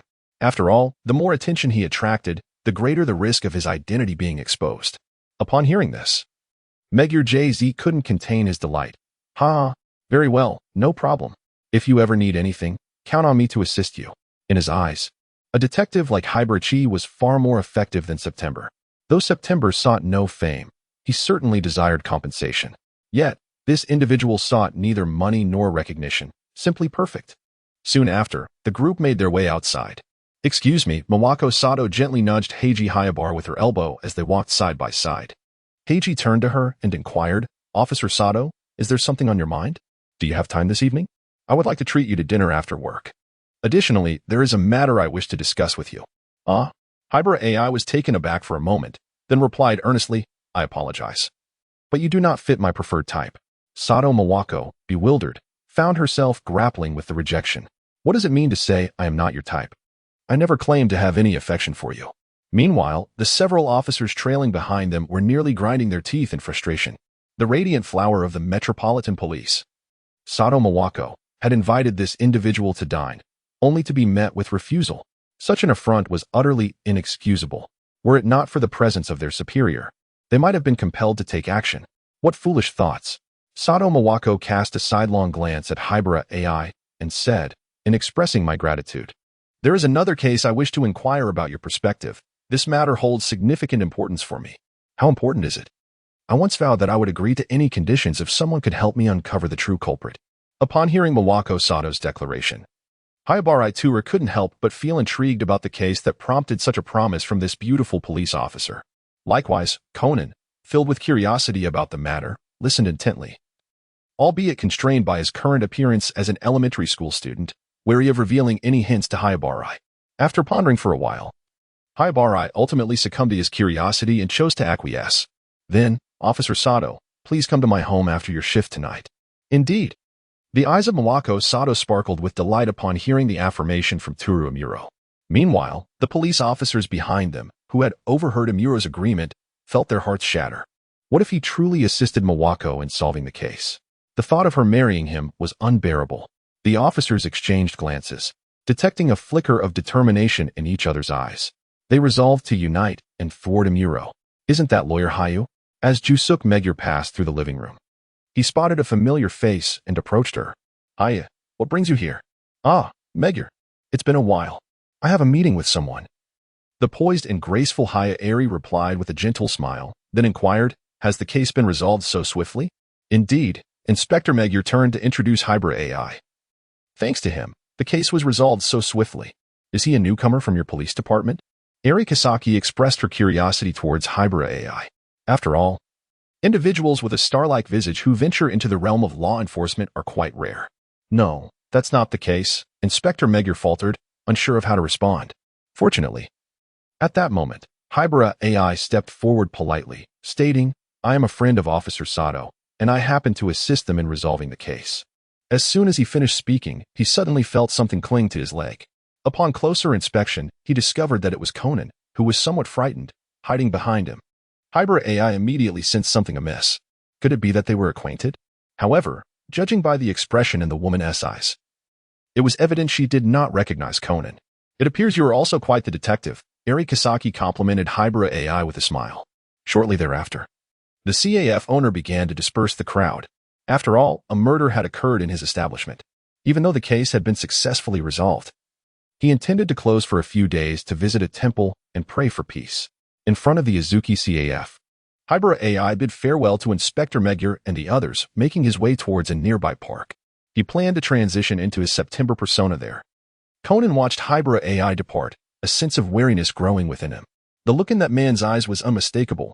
He had seen it somewhere before. Moreover, he surely possessed knowledge of something significant. Could he be affiliated with that organization? Has my identity been exposed? No. If he knew, he would certainly capture me. What on earth is the issue? Frustrated, Conan scratched his head in exasperation, yet found no resolution. He then attempted to search his mind for similar gazes to that of Haibara Ai, only to be interrupted by a familiar call. Conan. At this moment, Ran Muri had already grasped the course of events. After a thorough search, she spotted Conan amidst the crowd and anxiously ran to his side. Are you all right? I'm fine. Sister Xiaolan. The innocent demeanor of Conan relieved Morlin. That's good to hear. I apologize for keeping you waiting, Morlin said, presenting the plastic bag in her hand. Here. I bought you a small cake. Thank you, Sister Xiaolan. Conan replied with a smile. Suddenly, a tone of exasperation tinged with concern came from behind Morlin. Haven't I told you countless times? Wearing such a short skirt will make you catch a chill. Upon hearing the familiar voice, Morlin's cheeks flushed with shyness as she turned around and retorted, Don't treat me like a child, Mom. Ari chuckled softly. In the eyes of parents, you will always be a child. She then glanced at Conan. Who was hiding behind Morlin? Is this the little friend who is currently staying at our house? Yes, his name is Conan, Morlin replied, gently pushing Conan forward so that Ari could see him clearly.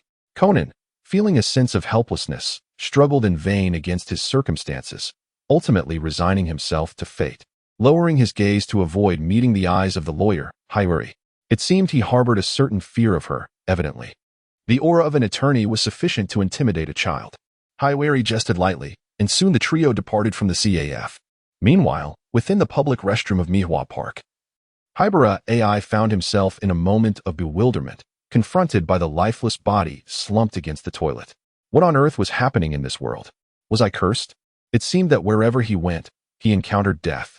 Just moments prior, he had casually pushed open a restroom door, only to be met with the overwhelming stench of blood and a gruesomely bloodied corpse. As Haibara lingered in his thoughts, a loud cry erupted from behind him. Someone has died. Call the police. Hurry. The few individuals taking a respite in the park turned pale at the sound, hastily fleeing in all directions. After all, no one wished to be caught in the crossfire of misfortune. Snapping back to reality, Haibara turned to glance behind him. To his dismay, the frantic individual had already escaped, leaving him alone. Should he also make a hasty retreat? However, that thought quickly dissipated. If he fled now, he would undoubtedly be the prime suspect. Furthermore, without a disguise, the police could easily identify him once they questioned those nearby. Reluctantly, he decided to notify the authorities. With that resolution, Haibara dialed the emergency number, succinctly relaying the situation and his location, then remained stationary, awaiting the arrival of the police. Within mere minutes, a police car arrived at the scene. Upon encountering a familiar face, Haibara wished he could sink into the ground in embarrassment. Well, young Haibara, said Magyar Jasusin, solemnly patting his shoulder. Are you perhaps under a curse? Should we visit a temple to pray for your safety? You've stumbled upon 3 murder cases in just half a day. After a moment of silence, Haibara Ai nodded and said, I will visit the nearby temple later. However, for now, we should focus on resolving the case. Indeed. Please remain vigilant during this period, remarked Magyar JZ, before turning to the officers behind him and inquiring, have we confirmed the time of death for the victim? Indeed. Officer. Takagi Wataru reported, noting that the time of death was approximately 1 hour prior, specifically at 10 o'clock in the morning. I discovered the body nearly 15 minutes ago in the restroom. Haibara Ai continued in accordance with Takagi's statement, asserting that if the time of death was indeed 1 hour ago, it indicated that no one had entered the restroom during that interval.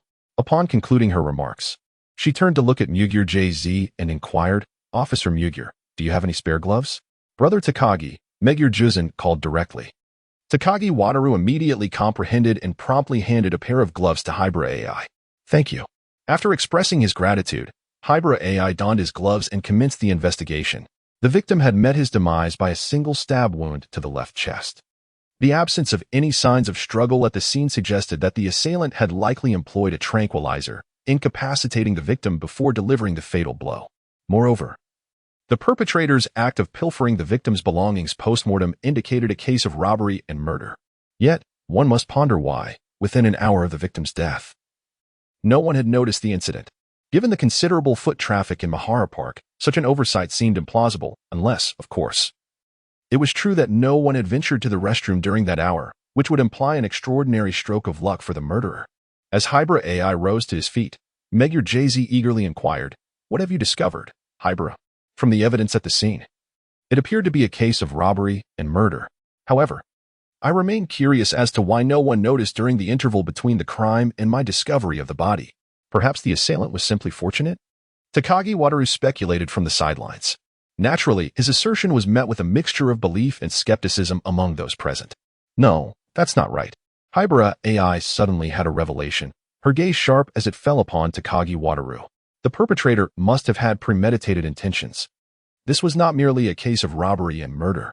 If the motive had been financial gain, the assailant would have concealed themselves in the restroom, waiting for the victim to open the door, swiftly incapacitating them before dragging them inside. After extracting the valuables, there would have been no necessity to further harm the deceased. After articulating her thoughts, Haibara pressed Takagi further. If you were the assailant, would you kill the unconscious victim after securing the money? Takagi pondered for a moment before shaking his head. Absolutely not. Having already obtained the money, there would be no reason to commit murder. Haibara then shared her hypothesis. I suspect the killer came specifically to murder the victim, disguising the act as a robbery before departing. Magyar JZ stroked his chin and remarked slowly, according to your reasoning, this is indeed a case of revenge, confirming that the perpetrator and the victim were acquainted. Haibara inquired, have we ascertained the identity of the deceased, Officer Magyar? Yes, we have. Magyar JZ held up the information in his hand and read aloud. The deceased is named Ayumi Kaizaku, a 31-year-old married male. I have already dispatched someone to contact his wife to come to the scene. Subsequently, concerned about leaving any traces, Haibara resumed her investigation of the site. The weapon was nowhere to be found, and there were no footprints. After confirming the absence of any clues, Haibara let out a sigh inwardly. This case was proving to be quite troublesome. Turning to the expectant Magyar JZ, she remarked, based on the clues I have gathered, this appears to be a premeditated murder. Given the precision of the attack and the lack of any evidence left behind, it suggests that the perpetrator is not a novice in this regard.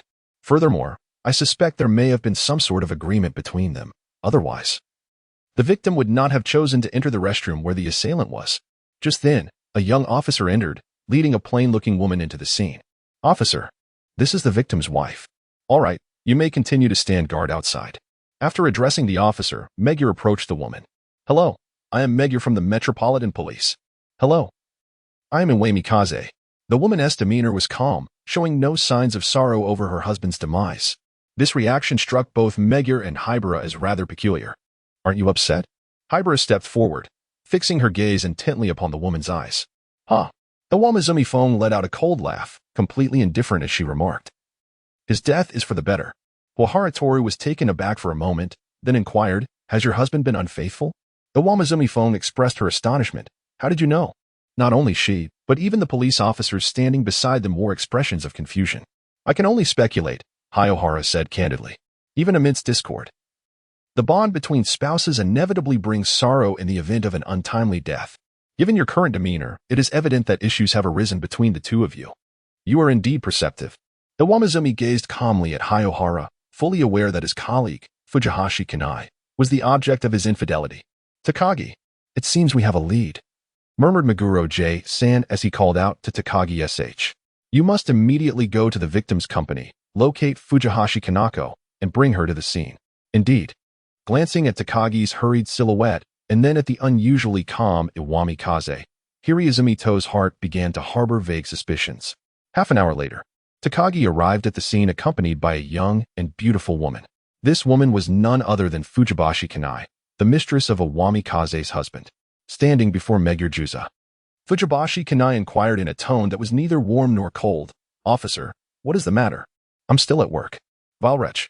Before Moku Jusen could respond, Iwami Kaze furiously cursed and rushed forward, ready to strike. Fortunately, she was intercepted by Haibara Ai, who had approached to inquire. Ms. Iwami, please remain calm. Humph. Iwami Kaze let out a cold scoff and stepped aside. Megure exhaled in relief, casting a grateful glance towards Haibara Ai. However, Haibara Ai disregarded Megure's gaze, focusing intently on Iwami, who stood with her arms crossed. At that moment, he distinctly sensed that the woman had held back her strength. Moreover, upon their brief contact, a faint metallic scent of blood reached his nostrils, further corroborating his suspicions. It was evident now that she was inevitably linked to the case. As Haibara pondered the reason behind Iwami's feigned aggression, Fujibashi Kanai, under the guidance of Takagi Wataru, stumbled upon the lifeless body. She gasped in astonishment, retreating in shock. Is this not Senior Kaizumi? How could this happen?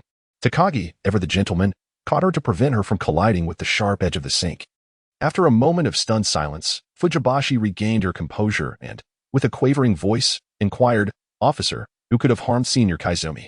Before Takagi could respond, a furious voice erupted, ISNT at you, you wretched woman. It's your seduction of my husband that led to his demise. The Iwami Kaze shouted vehemently. I did not. Fujikawa Kanai immediately retorted, I did not seduce my senior. Nor did I cause his death. Nonsense. It was you, and you still wish to cover it up? I haven't. The quarrel left Megure feeling utterly exasperated. Silence. The sudden outburst startled Haibara Ai, who had been deep in thought. In that instant, he comprehended why Inspector Megure held such a distinguished position. The atmosphere shifted palpably, as if a pin could be heard dropping. Megure sighed. I kindly ask both of you to refrain from engaging in futile arguments. Both Iwami Kazuki and Fujihashi Kanai exchanged glances with Megure before retreating to their respective corners. Soon after, Haibara approached Inspector Megure and whispered, Inspector Megure, allow me to inquire about the two of them. Regarding their identities, should they ask. Simply inform them that I am also a police officer, enjoying a day off and fortuitously encountering a case. Megure nodded in agreement, without any objection. Perhaps this was a unique characteristic of this world.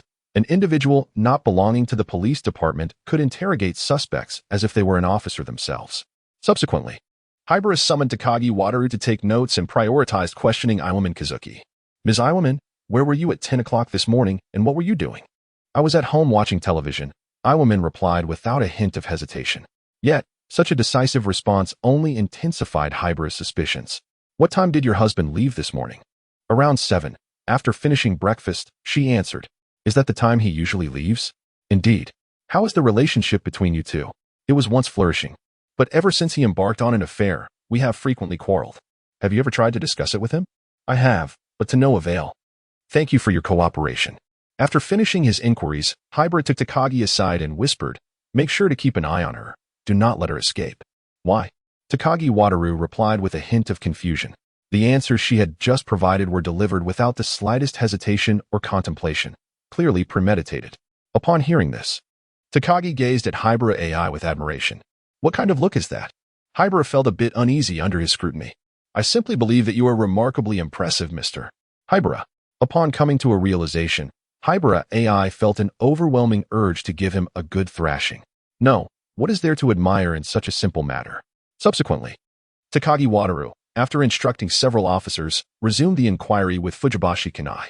Ms. Fujibashi, where were you at 10 a.m.? At 10 o'clock? Fujibashi Kanai pondered for a moment before responding. I was at the office printing documents. This morning, Mr. Awami did not come to work. Did you not attempt to contact him? I did call, he replied. Mr. Awami asked me to help him take a leave of absence today, stating he had something very important to attend to. Is there any inappropriate relationship between you and Mr. Awami? As Haibara Ai posed this question, his gaze remained fixed on Fujibashi Kanai's eyes, intent on discerning whether her forthcoming words would be deceitful. Absolutely not.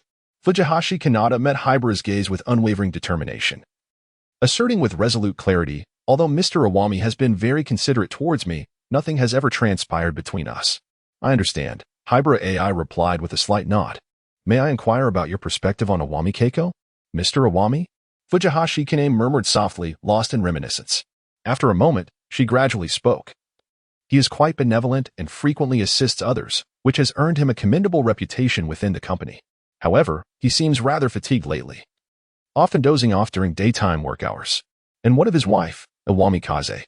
I am not well acquainted with her, but many within the company have spoken of Awami Kaze. They say that the senior is often manipulated by his possessive wife. Consequently, at gatherings, it is common for people to jest that he should remarry. Thank you for your cooperation, Haibara Ai concluded, before walking over to join Megure J-sen alongside Takagi Wataru. Well, Haibara, have you uncovered anything?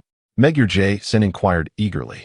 Haibara Ai stifled a yawn, saying, by questioning those two, I have essentially ascertained the identity of the culprit.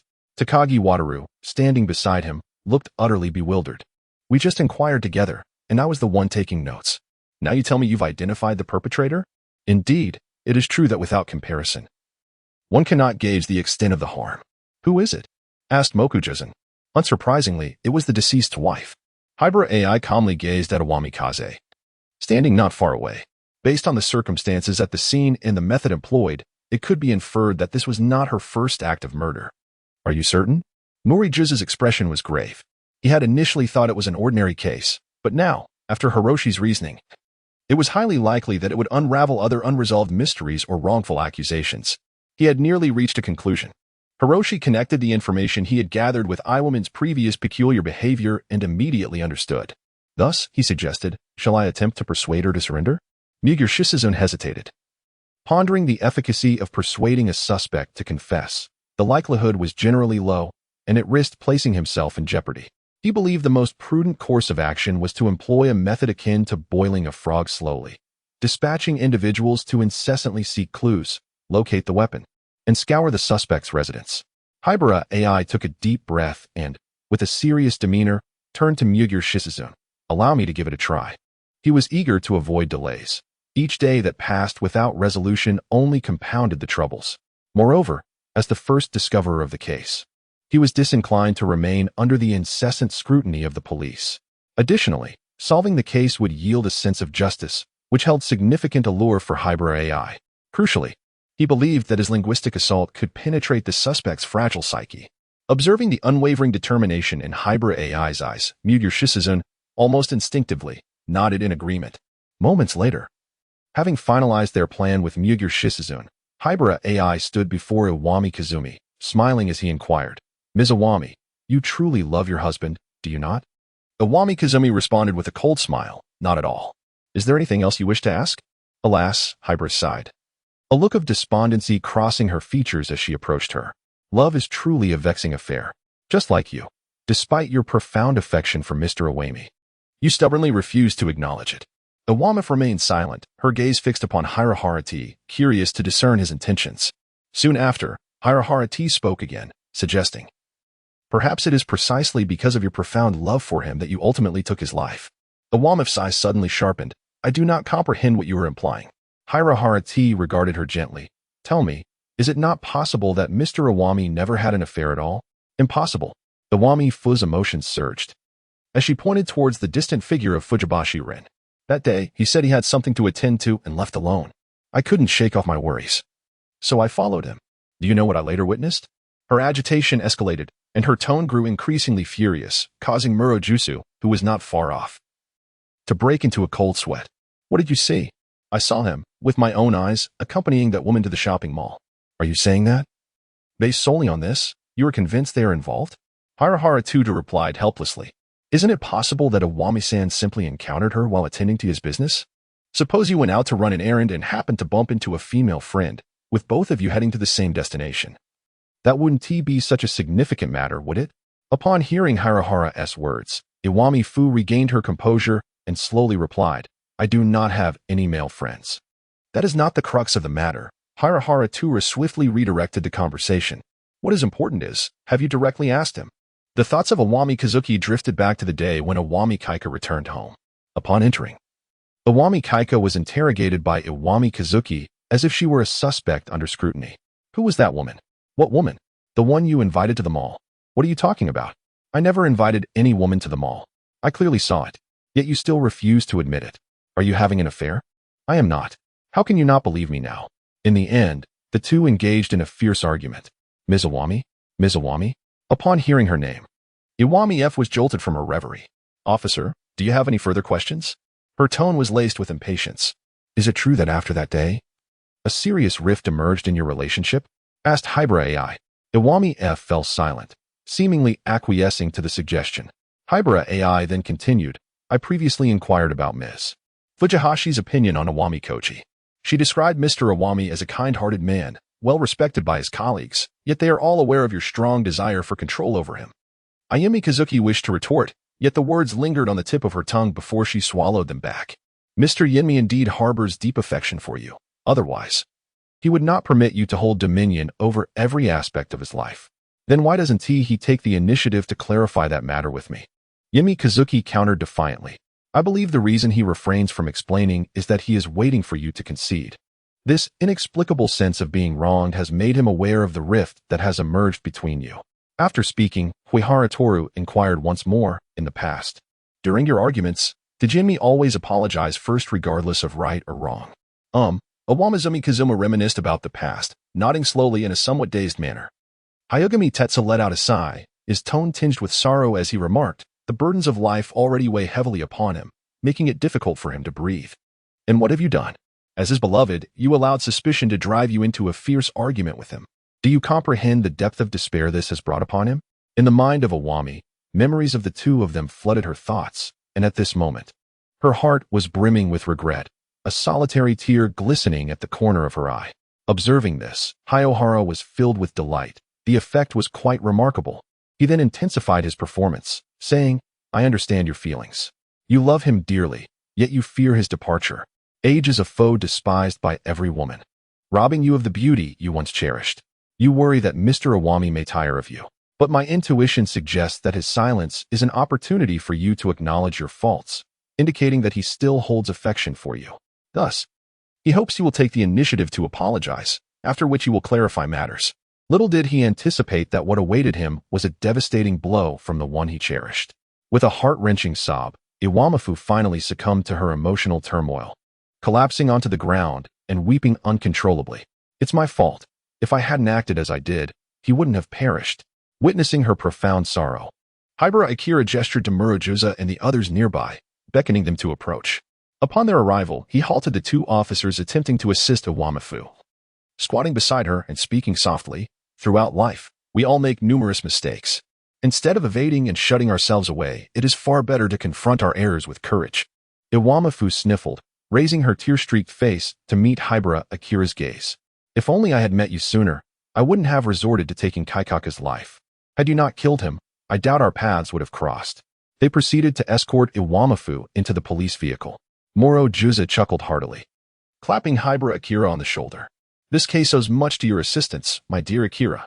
Not at all. My intentions were merely to avoid being implicated as a suspect. Haibara Ai replied candidly. However, Murojusa interpreted this as mere modesty. You are far too humble.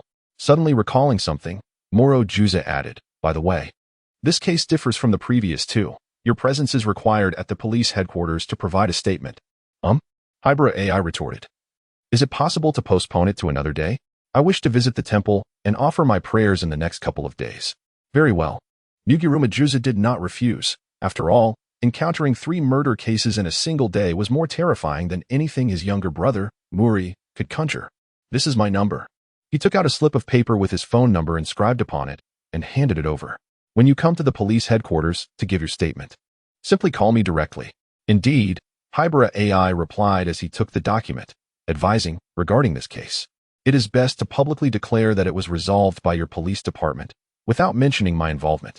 Additionally, Miss Ayumi has undoubtedly committed other murders.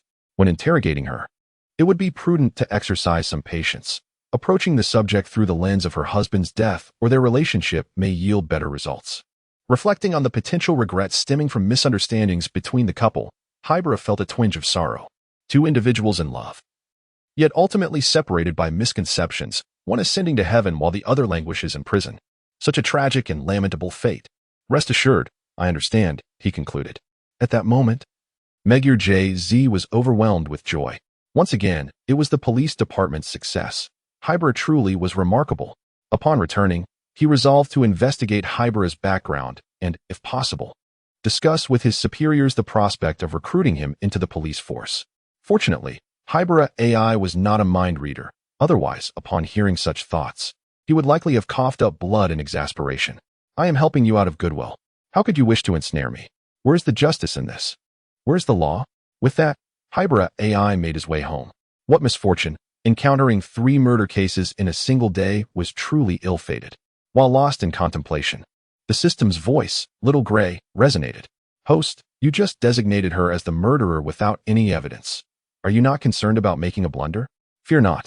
Haibara Ai reflected in her mind. Even if the persuasion had not succeeded, she believed that as long as they investigated the alibi, the woman would surely be regarded as the prime suspect. Gradually, they would unearth traces leading to the truth. Furthermore, she surmised that the woman was more curious about the reasons behind the quarrel, particularly why Awamaguchi was so stubborn in refusing to admit fault. In contrast, it was evident that both individuals were flawed, one excessively selfish, the other unable to communicate directly. However, what intrigued her most was why a person who had previously committed murder would be tormented by emotions. What had that man done to evoke such profound love in this woman, culminating in a transformation from love to hatred? Upon finishing her thoughts, Haibara noticed her inner voice. Little Gray was silent, prompting her to inquire, I recall you often claimed to be disinterested in human affairs. Why then, are you asking questions today? Little Gray responded. I find your current behavior rather perplexing. What seems peculiar?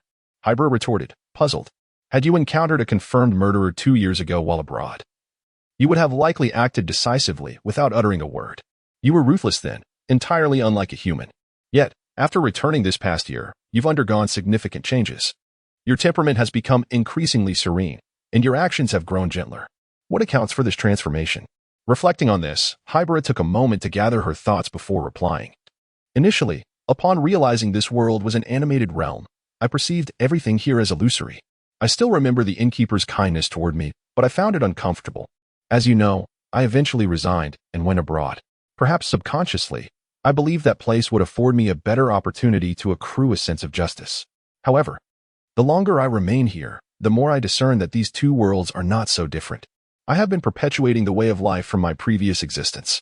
Yet, the incessant violence only deepened my confusion. Thankfully, I have awakened in time, liberating myself from the cycle of killing. As she spoke, her tone shifted to one of sorrow. I do not wish to live this life behind a mask, as I did in my past. I yearn to live for myself, just once. After a pause, the system, Little Gray, finally spoke softly. Host, you have grown. Hajime Shiraishi felt a sense of reprimand. Upon returning home, he resolved to remain indoors until he met Mawako Sato after her work shift. The 3 homicides from the morning had left him utterly bewildered. It seemed unwise to venture out today. Shiraishi sighed, reflecting that he should have declined Officer Sato's invitation. What if he were to encounter yet another murder case that evening? Meanwhile, at the Metropolitan Police Department, JZ Megure had just completed the interrogation of Kazuki Iwami and learned that she was the perpetrator of a murder case from a decade ago.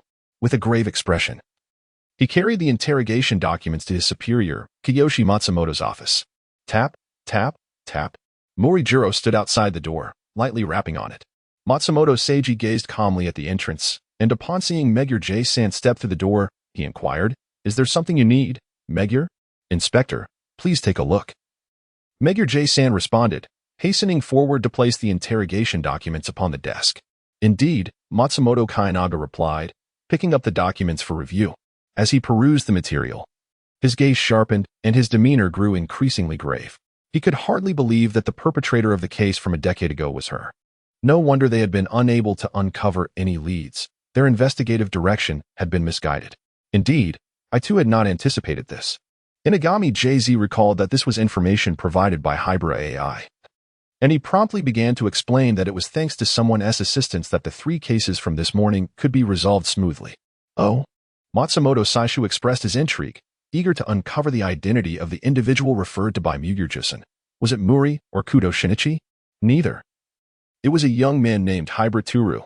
Mugure-jusen elaborated on Haibara Turu, noting that he stood approximately 175 centimeters tall, possessed striking good looks, and exhibited exceptional eloquence, particularly highlighted by his remarkable powers of observation and deduction. "Is he a private detective?" "No, not at all." Mugure shook his head, currently a man without occupation. He elaborated that he had been abandoned by his parents at a young age and was subsequently discovered and taken in by the director of the Mihwa orphanage. After turning 16, he left the orphanage, began to engage with society, and found employment. However, later on, in an attempt to save a child who had wandered onto the road, he was struck by a speeding vehicle and fell into a severe coma. Fortunately, the proprietress of his workplace financed his medical treatment, enabling him to overcome the crisis. Upon awakening, he traveled abroad. 2 years later, which was a year ago, he returned and settled in Mihwa town. As for any information regarding his parents, none has been uncovered thus far.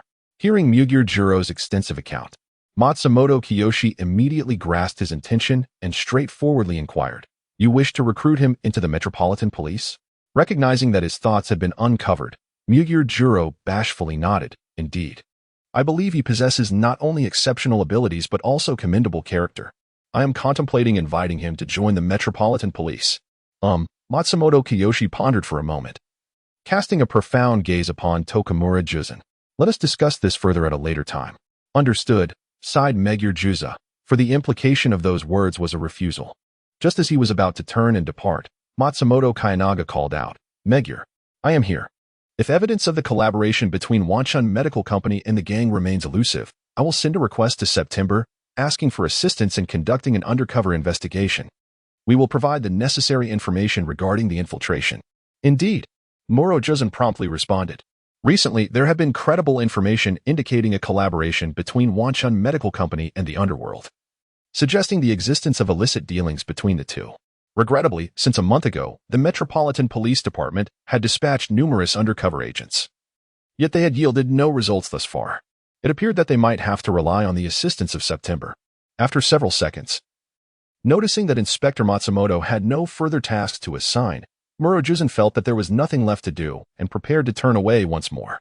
Unexpectedly, Matsumoto called out again, "Wait a moment." With a sense of resignation, Muro-jusen turned back and inquired, "Is there anything else, Inspector?" Matsumoto then retrieved an invitation from his drawer and placed it on the table, saying, "I almost forgot. My daughter is getting married." Muro-jusen stepped forward to pick up the invitation, glanced at it, and sincerely congratulated, "Congratulations, Inspector." "Congratulations on what?" Matsumoto sighed deeply, expressing his discontent. Why choose that young man when so many exceptional talents were available in the department? After all, times have changed, and the ideals of romantic freedom are now embraced. Sigh. Becoming a father truly weighs heavily on one's heart. As the workday concluded, Sada Mawako, armed with documents related to her father's case, drove towards the apartment of Haibara Ai. The police, intent on disrupting this rendezvous, had already been preemptively detained by Megure JZ under various pretexts, forcing them to work overtime. Megure recalled how Sadu had earnestly declared before leaving, "I intend to bring all the pertinent materials regarding that case to him. I trust he can assist us in solving it." Not wishing to dampen her spirits while still harboring a flicker of faith in Haibara, Megure resolved to offer her his utmost support by thwarting those who sought to sabotage her plans. The red Mazda parked beneath the apartment building caught the attention of passers-by. After disembarking, Sada swiftly approached room 206 where Haibara resided. Lightly knocking on the door, she was greeted by Haibara, who was watching television. He immediately rose and walked to the door. Upon opening it, he found Sada smiling warmly before him. "Let us go." We agreed you'd treat me to dinner. All right. Let me turn off the TV, Haibara replied as he dashed back to the living room to switch off the television, casually draping a light gray jacket over his shoulders. After securing the door, he followed Sada downstairs, heading straight for the parked red Mazda. Is this your car? Haibara inquired, to which Sada replied with a light laugh. Indeed. It's quite nice, don't you think? It suits you well. Thank you for the compliment, she continued, opening the passenger door and playfully inviting him. Please, step in, Mr.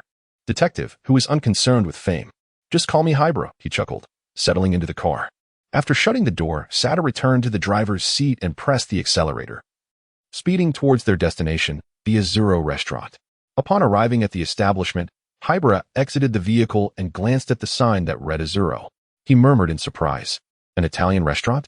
Yes. I didn't expect you to know Italian, Sada replied, stepping out with a stack of documents in hand. The owner is an acquaintance of mine. SHG Kano, a friend of my father's from his high school baseball team. I see. Do we get a discount? Of course, a 40 reduction, she confirmed. In that case, I shan't hold back. Don't blame me if I overindulge. Feast away. I've brought an entire month's salary with me. A month? Are you implying I'm to be treated like a pig? Haha, certainly not. Amidst their cheerful banter, they entered the bustling Italian restaurant, which was filled to capacity. Just as a server approached to attend to them, a voice, tinged with confusion and surprise, rang out. Mawako, what brings you here? They turned to see a middle-aged man in work attire approaching. Upon recognizing SHG Kano, Sada greeted him with a smile. Uncle Kano, it's been a while. I brought a friend to dine. Kano's eyes lit up upon seeing the handsome young man beside her. Haha, it seems you've finally come to your senses. Your boyfriend is quite the catch. He looks just like a star. You have misunderstood. Mawako Sato's face flushed as she hurried to clarify. We are merely ordinary friends. And we have only known each other for a short time. I understand. Shuji Rokuno replied with an expression that suggested he comprehended everything. You may go upstairs. There is a private room available. Thank you, Uncle Rokuno, she said. Hurry along, Rokuno urged. Toru Haibara followed closely behind Mawako Sato, and the two arrived at an unoccupied private room on the second floor. What would you like to eat? Mawako Sato inquired, placing the documents on the dining table. Do you need my recommendations? Well, Haibara sighed. I haven't had much Italian cuisine. Please order something for me. I have no particular preferences. Very well. Mawako Sato, who had just returned, promptly prepared the dishes and handed the menu to the waiter at the entrance before resuming her seat directly opposite to Toru Amuro.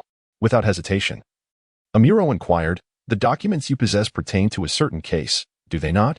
Sato nodded and passed the documents over, stating, this pertains to a case from 18 years ago, known as the Sorrowful Reflection case. 18 years ago? Haibara Ai inquired, receiving the somewhat thick dossier with a puzzled expression. Surely the statute of limitations must have expired by now? You are correct, Sato Mawako replied, her demeanor turning serious. 18 years ago. My father lost his life due to this case. The perpetrator has yet to be discovered, and I yearn to uncover the truth. As Haibara perused the documents, he cautioned. Let me make it clear, this is a case from 18 years past. I cannot guarantee that I will be able to identify the culprit. Please do not abandon me here, leaving me to pay for my meals through menial work. Not at all, Mawako Sato replied, a hint of melancholy glimmering in her eyes. Despite the lack of any findings, I accepted the situation. Hiroshi Haibara remained silent, engrossed in the materials concerning the Sorrowful Thoughts case. After nearly 7 minutes, his expression transformed from one of grave concern to a more relaxed demeanor. 3 minutes later, he set down the documents and locked eyes with the eagerly anticipating Mawako Sato, stating, it is merely a simple wordplay. I suspect that you, the police, have been ensnared in a misunderstanding. What? Mawako Sato exclaimed, rising from her seat in astonishment. Do you already know who the murderer is? Indeed, it is rather straightforward, replied Hiroshi Agasa, as he extracted several documents and began to elucidate.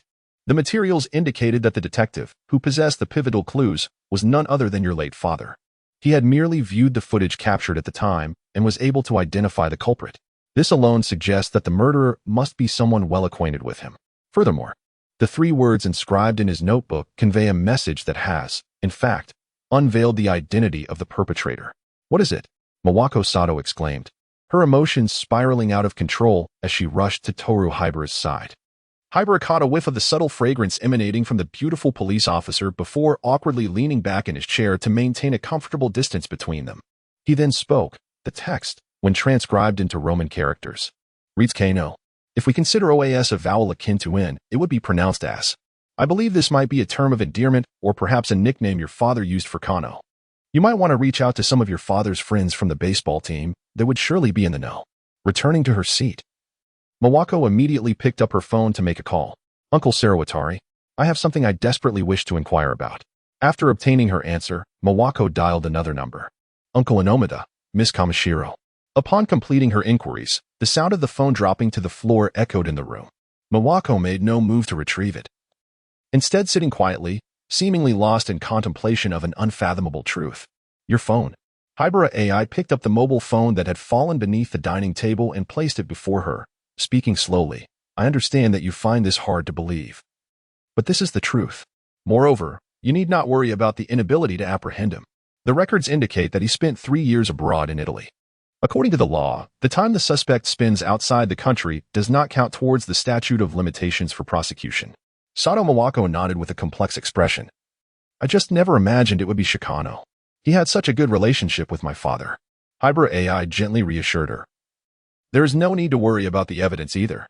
If these records are accurate, he should have stored the money he stole at that time in his home or in a place he is familiar with, which is also not easily discoverable by others. I understand. Mawako Sato gently nodded and said, Thank you. However, I regret to inform you that I believe you will not be able to partake in this meal. It matters not, said Haibara nonchalantly, rising to her feet. I shall merely find a restaurant outside to have a meal. Furthermore, she understood the necessity of maintaining a facade. A tinge of disappointment lingered in his heart due to the thwarted opportunity for a free meal. Shortly thereafter, Haibara Tetsu advanced towards the exit of the private room, while Sato Mawako bowed deeply in gratitude towards his retreating figure. I owe you a significant favor, Mr. Haibara. In less than 5 minutes, Shuji Kuno personally entered the room, carrying 2 plates of the restaurant's signature dishes. Upon noticing only Sato Mawako present, he inquired with a hint of confusion, Mawako, where is your friend? He had to leave for a brief matter, she replied. Shuji paused, intending to offer some words of comfort, but Mawako continued, Uncle Kuno, you are actually Mr. Kano, aren't you? Shuji Yukino trembled, causing the plate in his hand to clatter to the ground as he stammered, Mayako, what are you saying? In truth, the revelation of the sorrowful ranch showcase was beginning to unfold as Mayako Sato recounted the deductions of Tura Haibara. It must be said that her memory was remarkably keen, perhaps due to the connection this case had to her father's demise. 15 minutes later, a throng of police officers burst into the restaurant, abruptly dissipating the lively atmosphere, compelling the diners to vacate under the pretext that the restaurant owner was a suspect. Toru Mugiruma gently patted Mayako Sato's shoulder, reassuring her. What happened in the past is behind us. The truth surrounding your father's case has also come to light. Mayako's face reflected a mixture of excitement, fatigue, and relief. As if recalling something significant, she exclaimed, Thanks to Mr. Haibara once again, he solved this case in under 10 minutes. It was truly impressive. Upon hearing this, Mugiruma felt a sharp pang in his heart. He couldn't fathom why Inspector Matsumoto was so reluctant to allow him to invite Haibara to join the police department. Such a talent was indeed rare. He resolved to find a way to persuade the inspector. With this thought lingering in his mind, Mugiruma subsequently boarded the police vehicle escorting Shuji Yukino, heading towards the police headquarters. It appeared he would indeed be working late today. Mugiruma muttered to himself. But perhaps this is for the best. At least those attempting to thwart Mayako will no longer have the opportunity to speak ill of her. After leaving the restaurant, Toru Haibara casually chose a ramen shop to satisfy his dinner needs before returning home. Sitting on the sofa, he listened to the daytime news broadcast on television while maneuvering the mouse to browse a bounty forum. This was the scene of a tragic incident involving an innocent kindergarten child 6 months prior. The perpetrator, known as Silver Fox, had left no traces to follow. Upon hearing this segment of the news, Haibara suddenly glanced up at the television. This case resonated with him, as the police department had privately assigned him the task of uncovering the true identity of Silver Fox and apprehending him. Without hesitation, Haibara had accepted the assignment, but inexplicably, just as he began to uncover leads, he received notice that the mission had been cancelled, with the phrase payment will still be provided. Initially, he had speculated whether the assailant, Silver Fox, had some sort of influence that prompted the police department to withdraw the assignment. However, after much contemplation, yielded no answers. He chose to abandon the thought altogether, acknowledging that the cancellation was the department's decision. On the television, the news continued to unfold. Tomix was set to hold a concert at the Tokyo Budokan. Finding little interest in the event, Haibara used the remote to turn off the television. Refocusing on browsing the Bounty forum, the sound of the notification bell rang out abruptly, drawing the attention of Haibara Ai, who was engrossed in reading a thread. Instinctively, he clicked to check the new email. The message read, "I have hired the Silver Fox to kill me. How much would it cost for you to ensure my safety and assist in capturing the Silver Fox? If you are willing to accept this commission, please get in touch." Could this be a scam? Haibara found himself questioning it, as this was not the first time he had received such correspondence. However, due to the involvement of the enigmatic Silver Fox, his curiosity was piqued.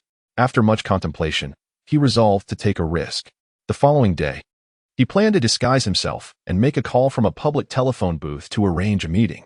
After browsing through a few more threads, he returned his computer to the system's storage and prepared for bed. Meanwhile, on the other side, after sending the email to September, Bun had clenched his fists, his eyes brimming with anticipation. He had coincidentally overheard a friend working at the police department mention that the bounty hunter known as September was currently operating within the country. After delving into a series of inquiries, Bun decided to hire September to assist him.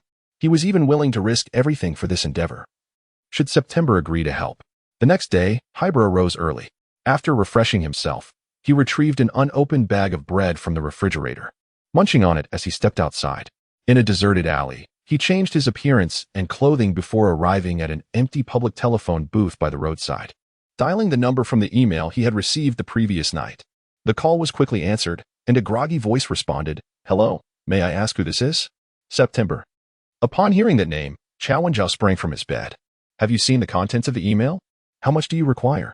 However, Che remained silent, instead stating, "At 7 p.m., at the abandoned container dock in Mihua, you are permitted to come alone. Should I discover that you have brought others, you shall bear the consequences." Without allowing Wenjiao to inquire further, he abruptly ended the call. On the other end, Wenjiao remained unfazed by the abrupt termination, silently repeating to himself, "Tonight at 7 p.m., I shall meet in Mihua's abandoned container dock with September. 7 p.m. at Mihua's abandoned container dock."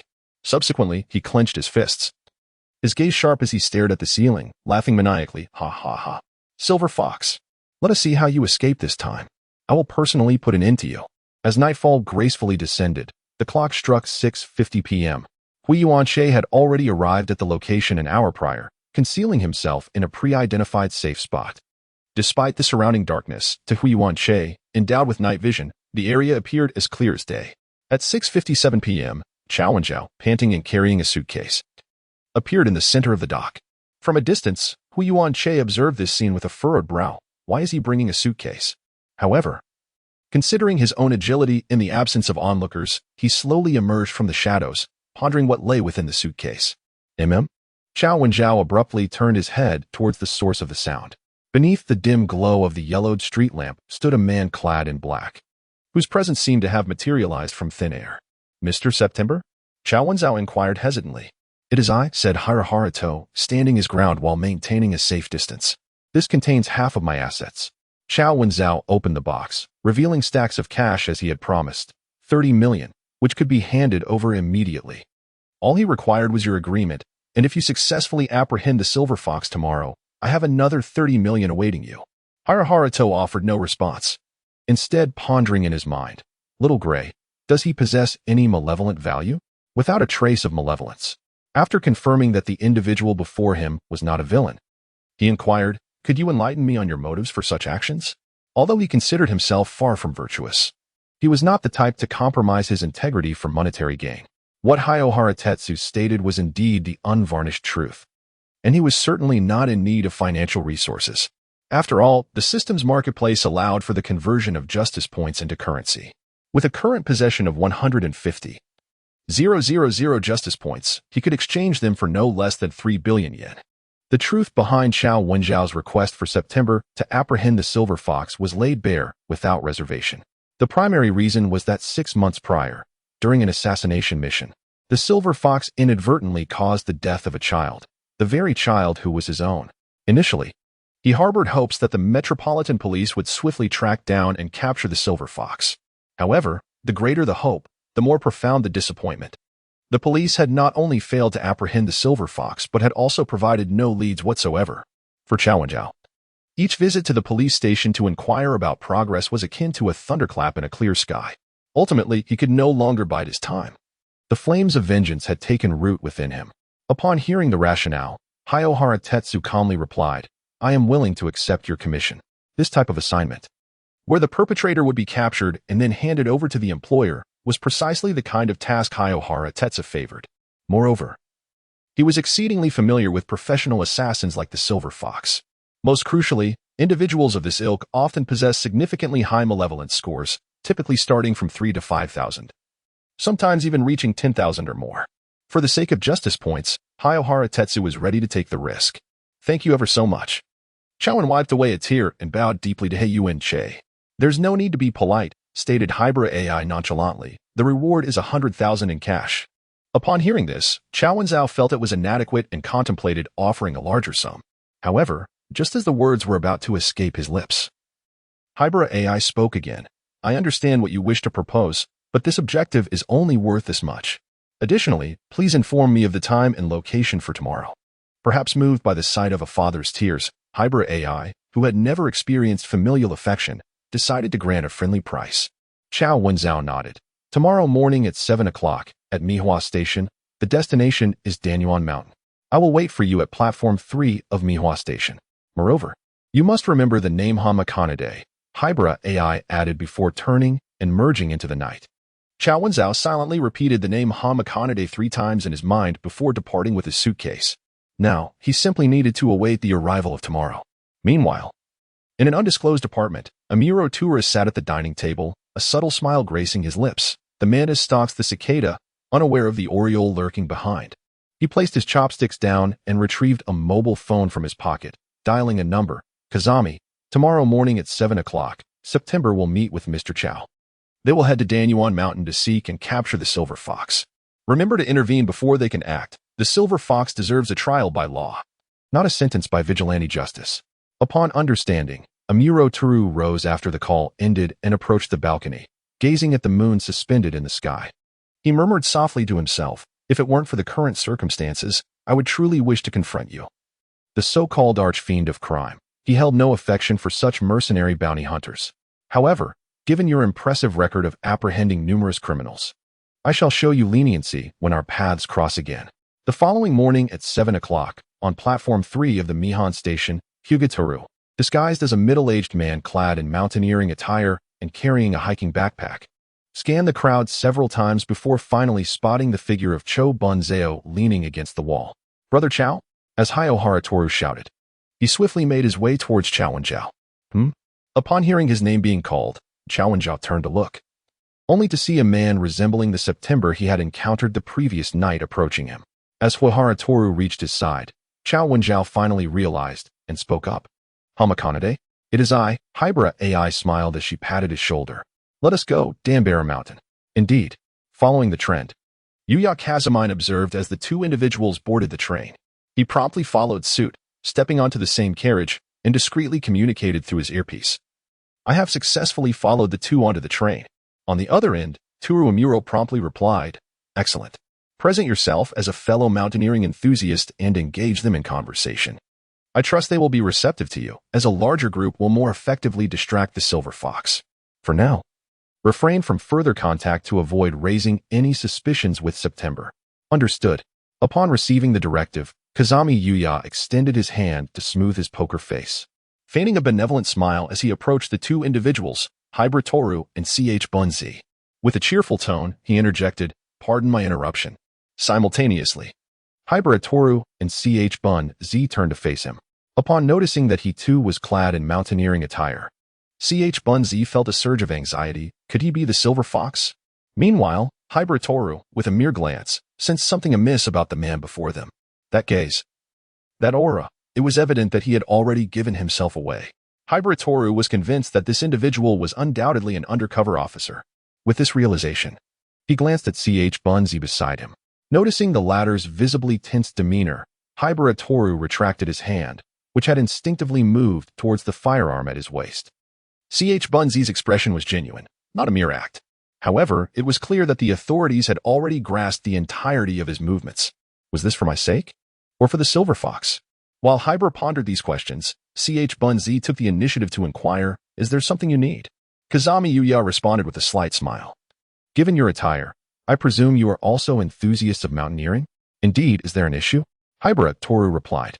"You seem to fit the bill as well," he added. "Indeed," Kazami Yuya said, patting his chest with a mature demeanor. "Do not be deceived by my youth. I possess a decade of mountaineering experience." "Is that so remarkable?" Haibara Toru feigned astonishment. "My brother and I are heading to Dambara Mountain. What about you?" "What a coincidence!" Kazami Yuya exclaimed, equally astonished. "I am heading there as well." "Truly? Why don't we go together?" "Certainly." I must say, the two engaged in a conversation about Danyuan Mountain, as if they had truly visited it.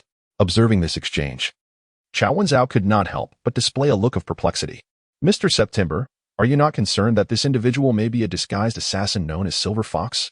"By the way, my name is Kazama too," declared Kazami Yuya, utilizing a prearranged alias. "I am Hamakanade," replied Haibara Toru, who then proceeded to introduce Chao Wenzhou. "This is my friend, Chao Wenzhou." Chao Wenzhou politely nodded at Kazami Yuya, having realized that he would align himself with whatever September chose to do. Subsequently, Kazami Yuya and Haibara Toru conversed as if they were blood brothers, transitioning from discussions about mountaineering to their professional lives, and then to personal matters. An hour later, the trio arrived at the entrance of Danyuan Mountain, where they applied for entry permits at the base management office. The purpose of this procedure was for the mountain management staff to send the names and numbers of climbers via fax to each rest station in advance, allowing for preparations such as hot water. The individuals whose information was submitted today included Haibara Toru, using the alias Hamakanade Kazami Yuya, using the alias Kazama 2. The company president and September's client, Chao Wenzhou, a young man from the Tokyo University Mountaineering Club, Hirai Kenichi, a longtime employee of a certain company, Takanashi Wataru, renowned novelist, Nao Shingo, and finally, a couple, Kawabe Akira and Miwa Kyoko. After Hirai Kenichi completed the phone call to the administrator, the group embarked on their ascent. Half an hour later, they paused at a midway pavilion to rest. Chao Wenzhou and Haibara Toru stood at the cliff's edge, feeling the biting cold wind. "Have you discerned who Silver Fox is?" Chao Wenzhou quietly inquired. "No, none of them resemble Silver Fox," Haibara Toru replied, stretching lazily. During their trek, he had meticulously observed everyone, but the couple intrigued him the most, particularly the woman, Miwa Kyoko. Despite her efforts to conceal her emotions, the slightest changes in her expressions were easily detectable to Haibara Toru.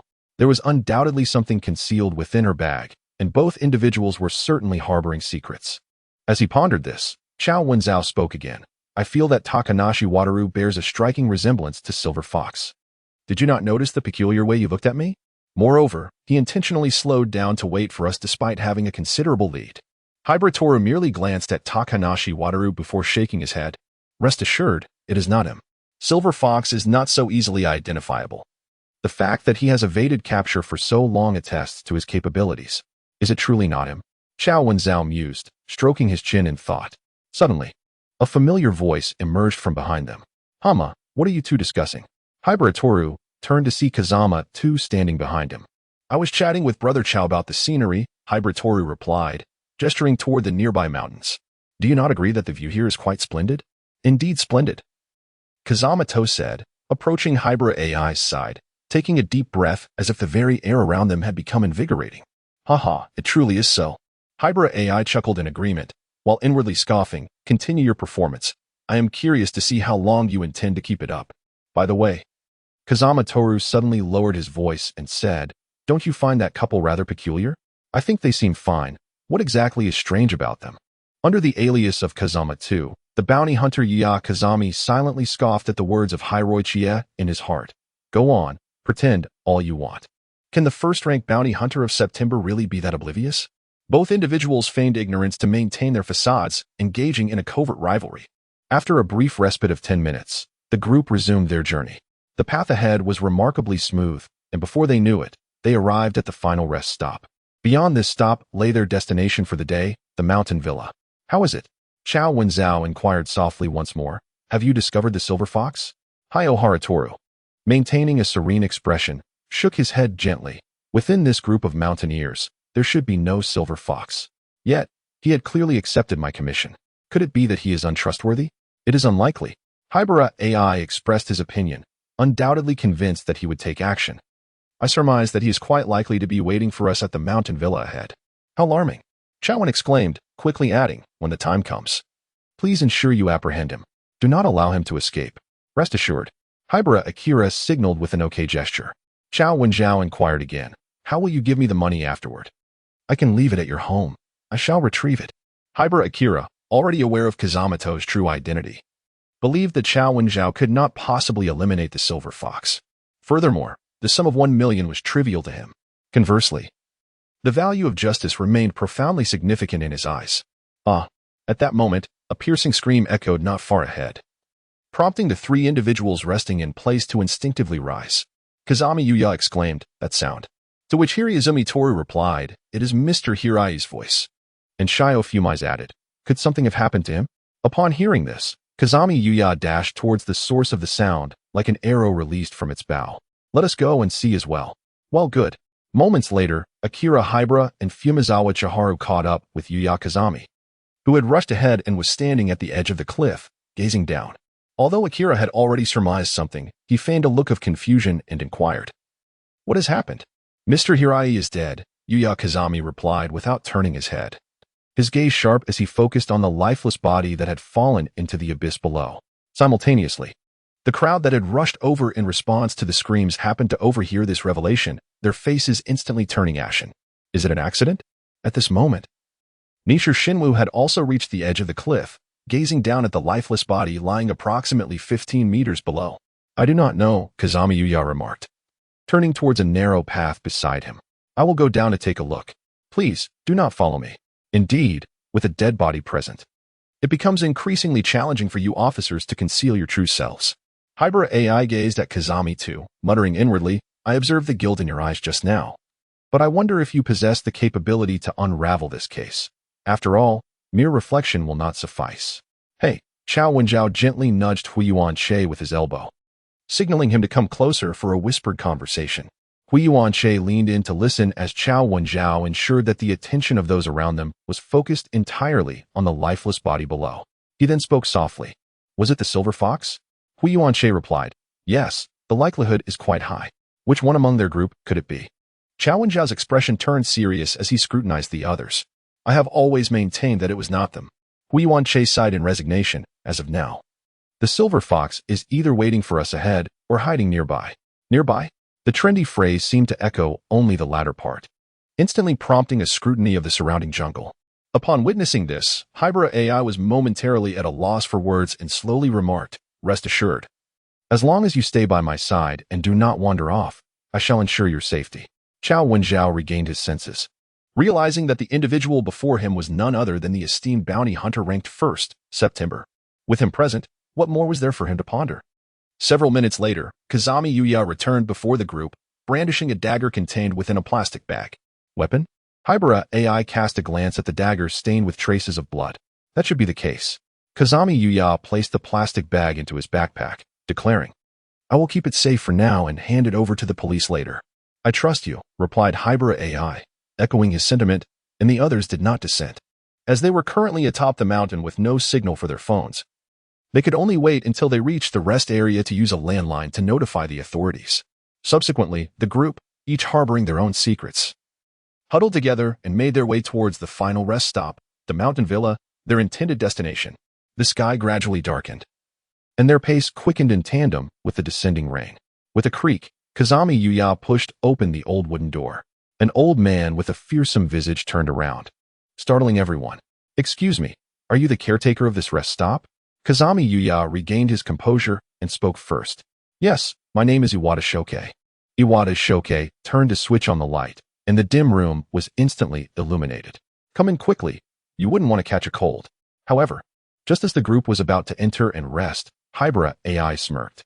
He then retrieved 2 handguns from his waist, aiming one at the caretaker Iwata Shoke and the other at Kazami Yuya. "Don't move, Mr. Caretaker." The others turned their gaze towards Haibara Ai and apart from CH Bon. The faces of the rest turned pale. "Pistol!" Takakiri Wataru shouted, instinctively recoiling. Kawakabe Akira reacted swiftly, pulling Miya Yoshiko outside. Can't, said Shingo, chuckled lightly, assuming the group was merely jesting. What are you doing? Is this a performance? Bang! A bullet whizzed past his ear, and he felt a sharp sting across his face. It was then that Kansei Shinbu realized the gravity of the situation. Goodness, this is a real gun, he exclaimed inwardly. Damn it, run. He swiftly turned and dashed outside. Inside the room, only Haibara Ai, Chowenzao, known as Kazama 2, along with the disguised administrator Iwata Shokichi, who was actually the Silver Fox, remained. Could the Silver Fox really be the administrator? Chowenzao immediately inquired, standing beside Haibara Ai. It is him, explained Haibara Ai. When at the foot of the mountain, Mr. Hirai had explicitly stated that the destination's administrator, Mr. Iwata Shokichi, had been employed here for over a decade. Logically, such a role would be quite demanding, requiring exposure to sunlight almost daily. However, his skin remained remarkably fair. At this moment, Kazami Yuya, with his hands raised, wore a puzzled expression. Since he is a Silver Fox, why would you stab me in the kidney? He questioned. If that is the case, he is indeed a Silver Fox.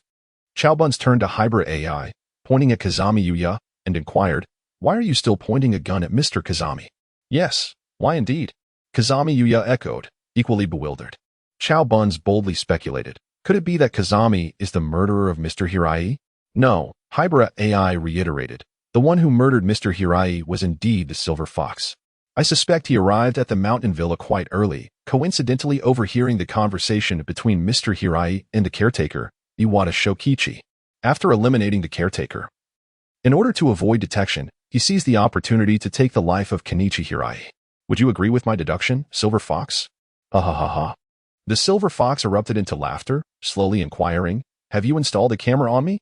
Noticing that the caretaker did not deny his identity, Shiroenzeo grew indifferent to September, who was aiming a gun at Kazama 2. He then withdrew a short knife from his backpack, preparing to exact his revenge personally. Wait a moment. To ensure the safety of Chowenzao and to incapacitate the Silver Fox, Haibara Ai thoughtfully fired 4 shots. Bang, bang, bang. 2 shots struck the Silver Fox in the shoulder, and 2 more hit his calf, fortunately missing the vital points. At this moment, the Silver Fox was like a fish on the chopping block, completely at the mercy of others. Just then, Kazami Yuya truly felt a surge of urgency. He wanted to step forward and intervene, yet he feared that the madman known as September would fire his weapon without hesitation. You may seek your revenge now, said Haibara Ai, while retracting his pistol that had been aimed at the Silver Fox. Thank you. Chowenzao deeply bowed to Haibara Ai, his eyes ablaze with fervor as he approached the Silver Fox. Immediately afterward, Haibara Ai turned to Kazami Yuya with a smile and said, Kazama 2. That must be a pseudonym, correct? Reveal your true name and identity, or I shall be compelled to use my firearm. Kaze no Tru gazed at CH Buns and the Silver Fox drawing ever closer, directly revealing his identity. My true name is Kazami Yuya, a public security officer. September. Since you are unwilling to prevent his vengeance, allow me to go. In the current predicament, should CH take action, he would undoubtedly spend the remainder of his life confined within prison walls. Itakatoru glanced at CH Buns, then at the Silver Fox resignedly sprawled on the ground, and sighed. You may go, but you must heed my words. He then withdrew the handgun pressed against Kazami Yuya's waist and whispered a few instructions. After hearing them, Kazami Yuya felt an urge to curse. Why didn't you articulate your reasoning earlier? Are you jesting? Yet, given the circumstances, he could not afford to indulge in such thoughts. With urgency, Kazami Yuya dashed forward exclaiming, Stop. CH Buns, poised to strike, hesitated and turned his head. However, upon seeing the police credentials displayed by Kaze no Tru, his face flushed crimson with rage as he bellowed, You are a police officer? Kazami Yuya, gradually approaching, replied, I apologize for deceiving you. My true name is Kazami Yuya, a public security officer. Realizing that he was facing those ineffectual individuals, CH Buns' fury ignited as he pointed towards the door, shouting, Get out. Now, immediately, at once. Get out. Mr. Chow. Kazami Yuya bowed deeply in apology, acknowledging, I understand that my colleagues and I have disappointed you. You are also aware of how I have been let down. Chowenzao pointed towards the bloodstained ground where the nearly lifeless Silver Fox lay, exclaiming, I have spent 6 months searching for the Silver Fox, yet I have uncovered not a single clue. Had I not employed him to kill me just a month ago, would I have been able to capture him now? I sincerely apologize. Kazami Yuya promptly urged with the words of Akira Haibara, now that the silver fox is powerless. Please place your trust in us once more. The law will impose severe punishment upon him. If you take action now, will you not be sacrificing yourself for someone destined to meet a dire fate? Surely, your daughter, who watches over you from above, would not wish for such a course of action. As Chao and Zhao was comforted by such self-reflective considerations, the hand that clutched the knife gradually descended. At that moment, Huiyuan-che approached from the side, retrieving the wallet he had surreptitiously taken from Chao and Zhao at the rest stop. He extracted a photograph of a little girl from within the wallet. This young girl in the photograph is your daughter, is she not? Tears streamed from a father's eyes as memories surged within his mind. Chao Wenjiao cast a glance at the half-dead silver fox on the ground, and the knife in his hand fell with a heavy thud. He staggered over to Akihabara Toru and took the photograph, weeping uncontrollably. Ultimately, Chao Wenjiao chose to let the law handle the assassin, the silver fox. Witnessing this scene, Kazami Yuya breathed a sigh of relief. Thankfully, he managed to dissuade him. If Mr. Chao had sacrificed his own future for the already doomed silver fox, it would have been a grave miscalculation. He promptly approached the silver fox to assess the situation. After confirming that the creature had merely lost its mobility, Kazami Yuya applied a rudimentary bandage to staunch its bleeding. He then rummaged through his backpack, retrieving a mobile phone to call for an ambulance and police assistance. Meanwhile, Takanishi Wakan and Nozawa Shingo stood at the doorway, peering cautiously inside. Sensing their wary gazes, Kazami Yuya turned to find the two observing him intently. He quickly produced his police identification, reassuring them, "There's no need for concern. I am a police officer." "Then what about him?" Nishinbo pointed towards Haibara Ai, who was watching Chao Wenjiao weep. After all, Haibara Ai had just shot him moments ago. Kazami Yuya found himself at a loss for words. To say yes seemed implausible, as September might not even recognize him, yet they were eager to recruit. Conversely, to deny it posed a challenge in explaining to the two individuals involved. Should he reveal that this person was, in fact, a bounty hunter? After pondering for a few moments, Kazami Yuya let out a sigh and concluded, "He is considered one of us. Though I regret to inform you that I cannot disclose his true identity." A couple of minutes later, after assuring Chobun that Heiji Haibara would not require payment, the latter stood up and approached Kazami Yuya, who was still engaged in conversation with the two inquiring individuals. "Excuse me, officer." Kazami Yuya instinctively turned his head upon hearing September call out, responding with a puzzled inquiry. "What is it?" Unlike Amuro Turu, he harbored no significant grievances against September, as at least the latter was genuinely busy assisting him. Moreover, Kazami Yuya firmly believed that even without monitoring Chao Wenjiao or sending him to follow the two, Silver Fox would not meet his demise. Of course, this was purely a product of his overthinking. Haibara Ai merely had a tendency to weigh pros and cons. In the absence of law enforcement, he would not hesitate to allow his employer to exact vengeance personally. His current actions were motivated by future considerations. After all, the disguise would inevitably be shed one day. The technological advancements of this world would eventually reach a point where a single misstep by Haibara Ai could expose September's true identity. Furthermore, there were numerous individuals harboring animosity towards September, and once his identity was unveiled, even if he were a fierce tiger, he would be no match for a pack of wolves. Thus, in light of ensuring a secure existence in the future, he resolved to implement certain changes. "I am leaving now." Huiyuan-che smiled as he gently patted Kazami Yuya's shoulder with his gloved hand. "I advise you to investigate that couple thoroughly. I have a persistent feeling that something is amiss." The primary task was not to pacify. Kazami Yuya nodded in agreement. "Yes, I will be vigilant. Additionally, I shall report the entire matter truthfully." His words conveyed a clear intent. He would not embellish the facts, but would present them with fairness and impartiality. Huiyuan-che understood this implicitly and waved his hand dismissively as he rose to descend the mountain.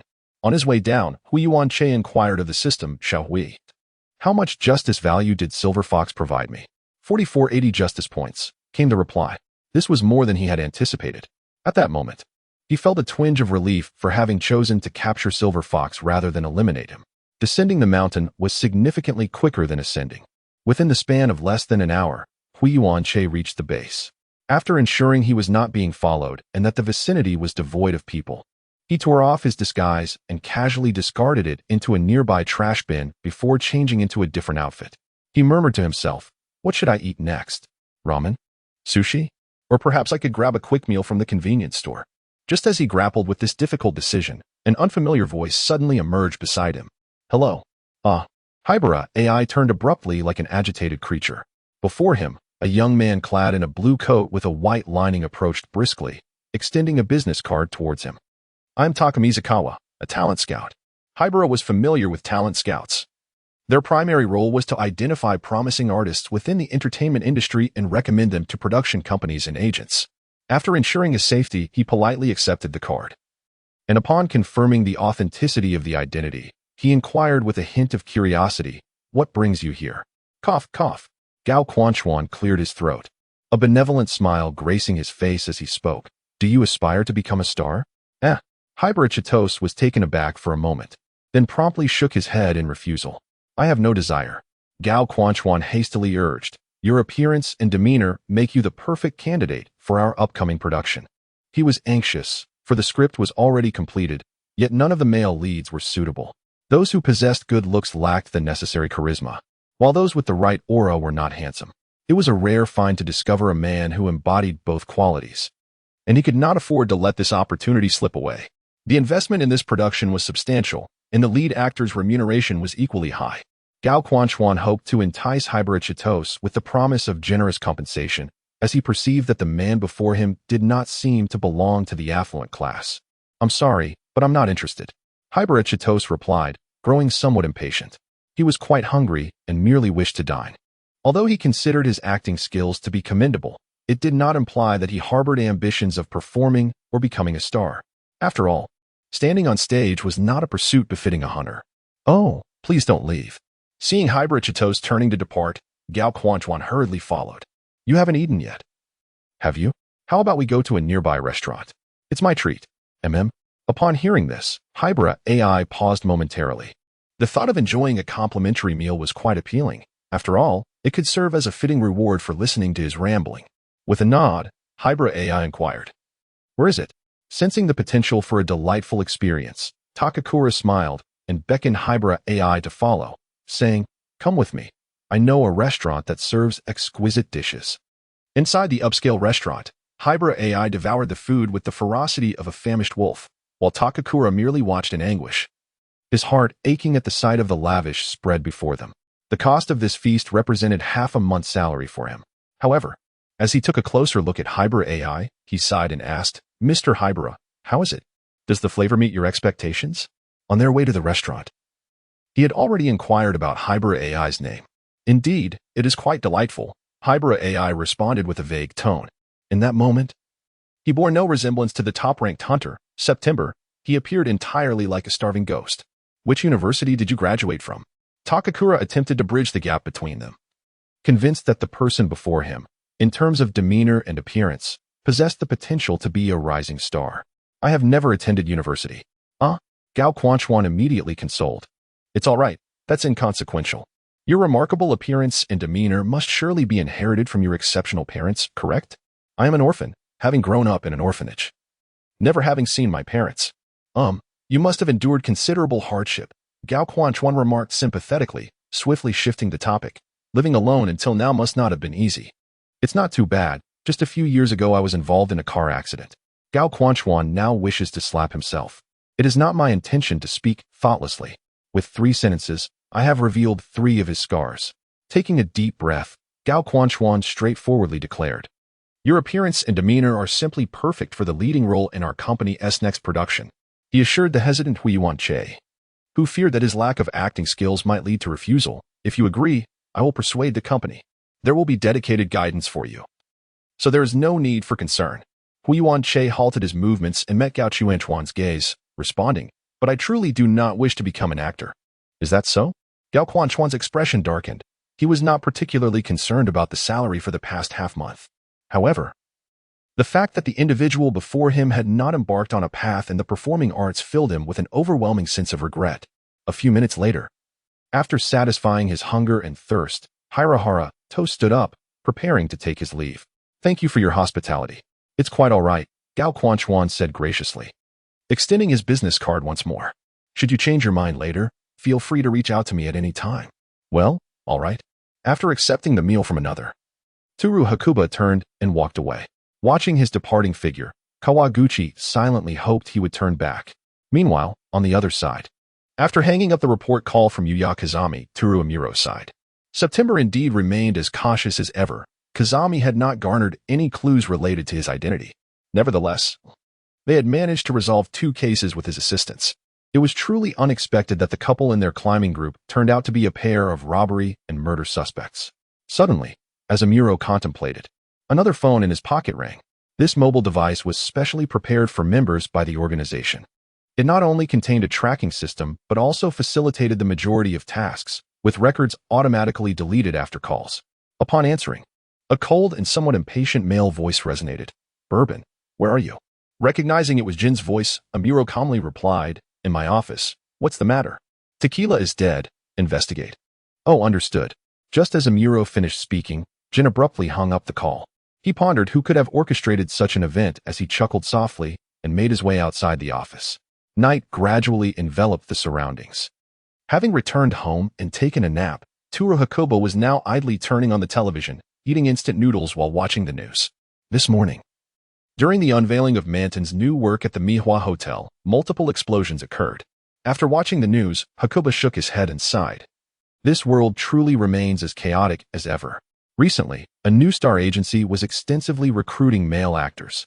If you possess confidence in yourself, please reach out. Noticing a familiar figure, Haibara Ai retrieved the business card that Takakura had presented earlier in the day from his pocket. Upon seeing that the company on the card matched that of the advertisement, he murmured, "The advertisement has reached this far. It seems this company possesses considerable strength." A sudden knock echoed through the silence, stirring a sense of bewilderment within Haibara Akira. Who could be visiting at such a late hour? As he silently approached the door, poised to open it, the unmistakable sound of a lock being picked followed closely behind. His hand froze mid-motion. Could it be a thief? Intrigued, Haibara pressed himself against the wall, controlling his breath as he concealed himself. Nearly 2 minutes passed before the lock finally yielded. The door creaked open just a crack, and a furtive head peeked inside. Upon noticing that the television was on but the room was empty, the intruder let out a sigh of relief. "No one here, wonderful." The shadowy figure stealthily entered the room, but just as they were about to close the door, they suddenly froze. "Hello, good evening, Mr. Thief," Haibara greeted with a smile. Yet, to the thief, that smile appeared utterly terrifying.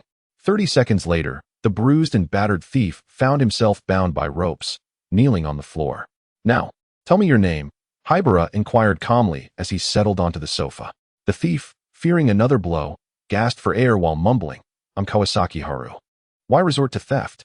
With hands and feet like yours, why not seek honest work? And who taught you to pick locks?" Kawasaki Haru turned her head away, refraining from answering the question. Upon noticing this, Haibara Atsushi threatened, "If you don't speak, I will call the police." At the mention of this, a flicker of fear appeared in Kawasaki Haru's eyes.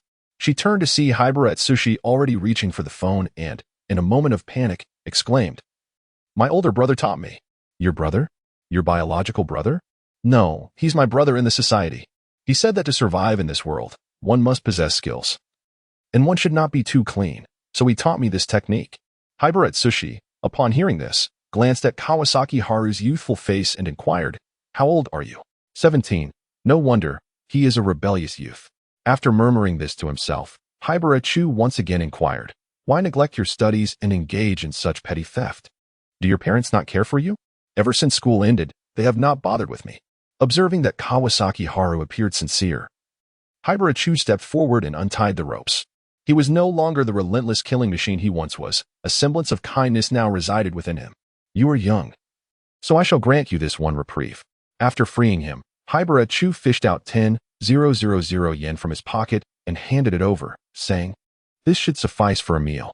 After dining, return home and apologize to your parents. Then seek employment and refrain from engaging in illegal activities." Kawasaki Haru remained silent and did not accept the money. How absurd. Even thieves possess their own dignity. Yet, Haibara Chu was not inclined to indulge him. With a swift motion, he struck Kawasaki Haru on the head. "What are you pretending for? Let me tell you, that social brother of yours is not a respectable individual." "You speak nonsense." Kawasaki-sei was instantly enraged. He attempted to rise, but the piercing gaze of Hirora Tetsu kept him rooted to the spot. Hirora Tetsu then continued, "Such words from a so-called brother are hardly commendable. He is clearly leading you astray." "My brother treats me very well," Kawasaki-sei retorted in defense. Hirora Tetsu calmly sat cross-legged before him and said, "Very well, then let me ask you this. Is it not true that each time you embark on a theft, it is your brother who prompts you to go first?" Kawasaki-sei pondered for a moment before responding, "Yes, that's correct.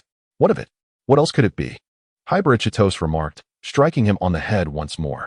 "You are truly foolish. It is evident that your older brother merely sent you to test the waters. Do you even possess a brain?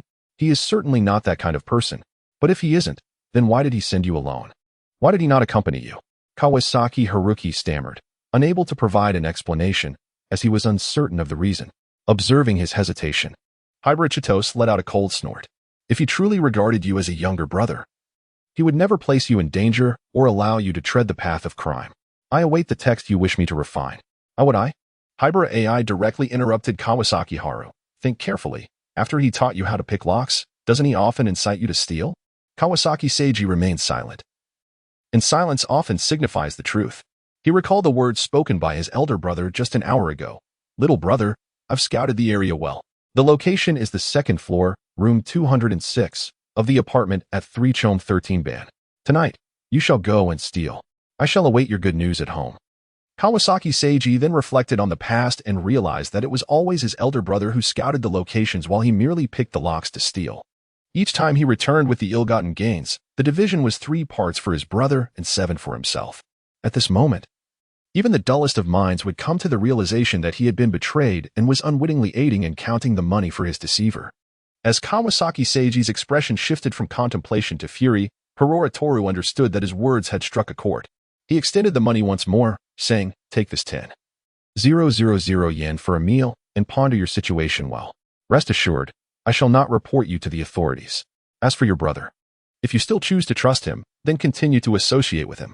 However, should you fail again in your petty thievery, know that prison awaits you." Kawasaki Seiji stood in silence, refusing to accept the money. Instead, he bowed in apology, stating, "I am sorry. I shall return now to report him. And we shall meet the same fate.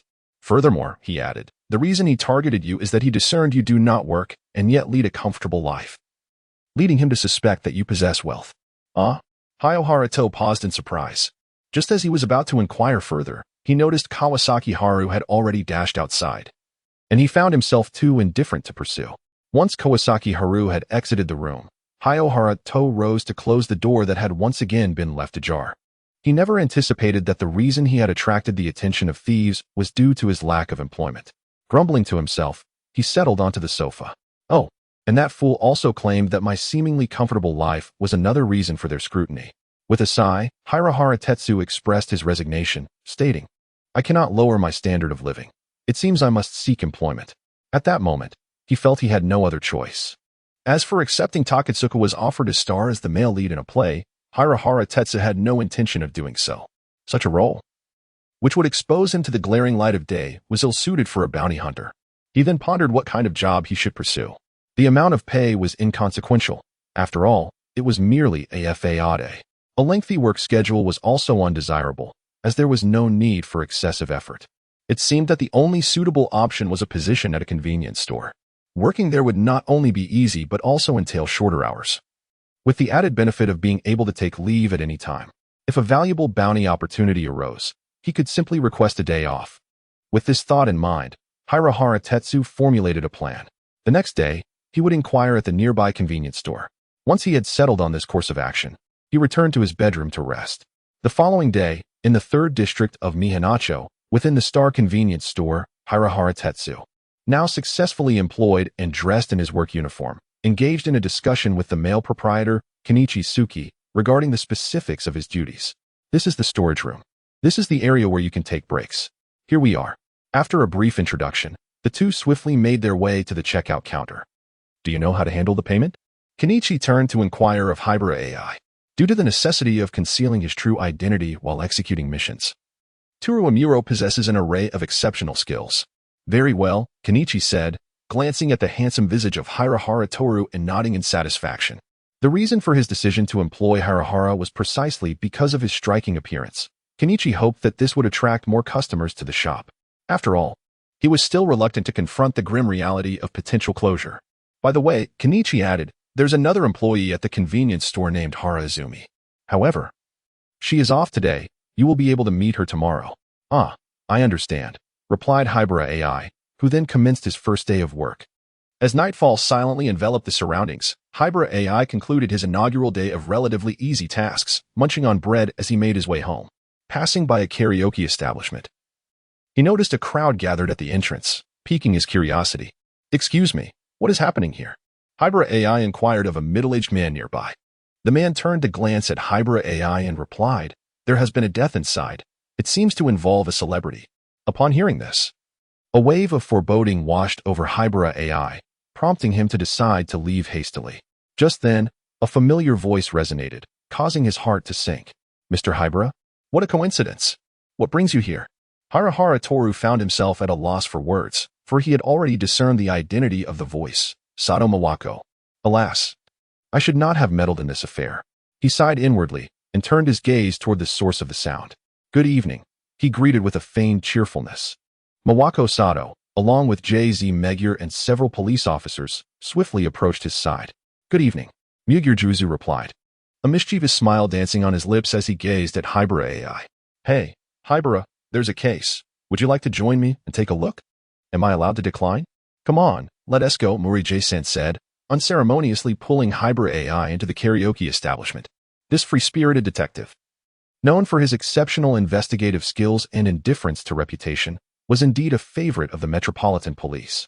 A middle-aged man watched as Haibara was taken away intimately by the police, spitting on the ground in disdain, relying on others again. These officers from the Metropolitan Police are utterly useless. Upon entering the crime scene, Haibara once again encountered a familiar figure, Shield Conan. Conan was just as engrossed in his investigation as he had been during their last meeting, diligently examining the details in the room. Haibara approached Conan and, with a swift motion, lifted him off the ground. Suddenly feeling weightless, Conan turned his head in surprise to see a familiar, yet unexpected face before him. "Haibara, what are you doing here?" he exclaimed. "This is none of your concern. Moreover, the crime scene is not a playground for children," Haibara replied, carrying Conan toward an unoccupied seat. She had completely forgotten that this little fellow was the central character of this world. Unwilling to be cast out of the investigation once more, Conan struggled fiercely. "Put me down. I know the clues." The two characters' clue caused Haibara Ai to pause momentarily. He set aside Conan and met his gaze, inquiring, "What do you know?" Meanwhile, Sato Mawako had arrived, seemingly out of nowhere, armed with a small notebook, ready to take notes. The reason for her presence beside Haibara was a special arrangement made by Megure Jizu. Megure, on the other hand, was directing his subordinates to investigate the body while personally questioning the others present at the crime scene. After landing on his feet, Conan quickly spoke up. "He died from poisoning." "What else?" Haibara pressed. Conan shook his head. "That's all for now. I have only managed to uncover this much." Haibara Ai was rendered speechless. "It was not the poisoning that caused the death.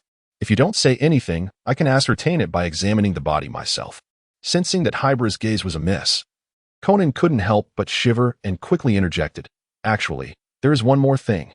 "Speak." "The dishes should be free of poison." Conan extended his hand to point at the food on the table. Those present had all partaken of the meal, thus the culprit likely did not poison the dishes. "I understand." Haibara Ai glanced at Sato Miyako, who had completed her notes, and added, "Since there is no poison in the food, please have someone inspect the deceased's clothing, microphone, and palms for any traces of toxins." Sato Miyako acknowledged with a nod before hastily approaching the forensic personnel to issue her instructions. Meanwhile, after comforting her companions, Ran Mori walked over to Conan.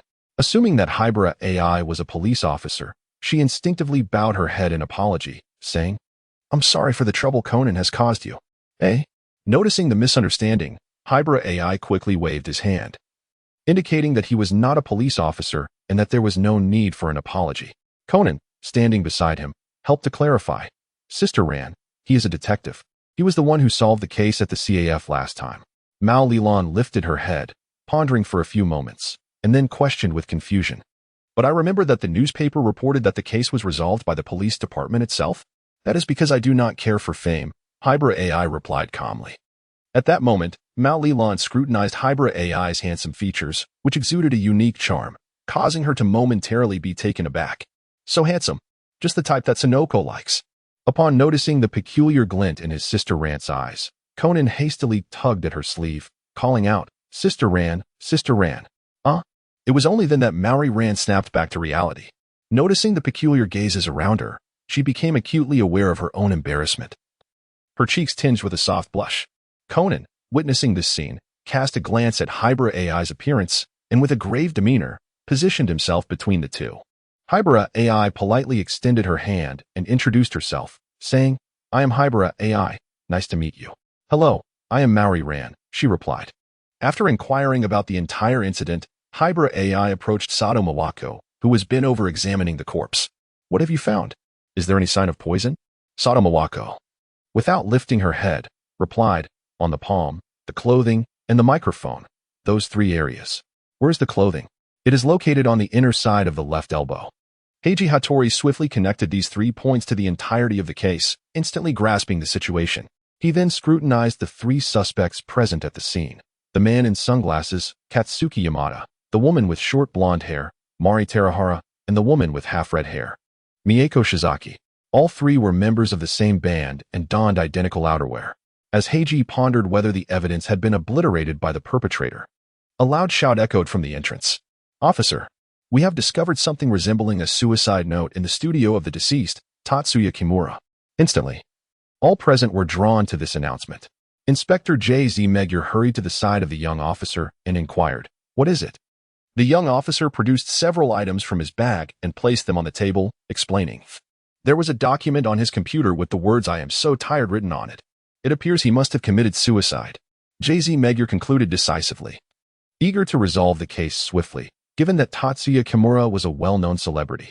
Just as Conan prepared to offer a suggestion, a resolute voice rang out. "It is not suicide," declared Haibara Ai, capturing the attention of everyone present. As he uttered those 4 words, he approached Inspector Magyar, drawing all eyes towards him. When Suzuki Sonoko beheld his handsome visage, her sorrow dissipated like a fleeting breeze.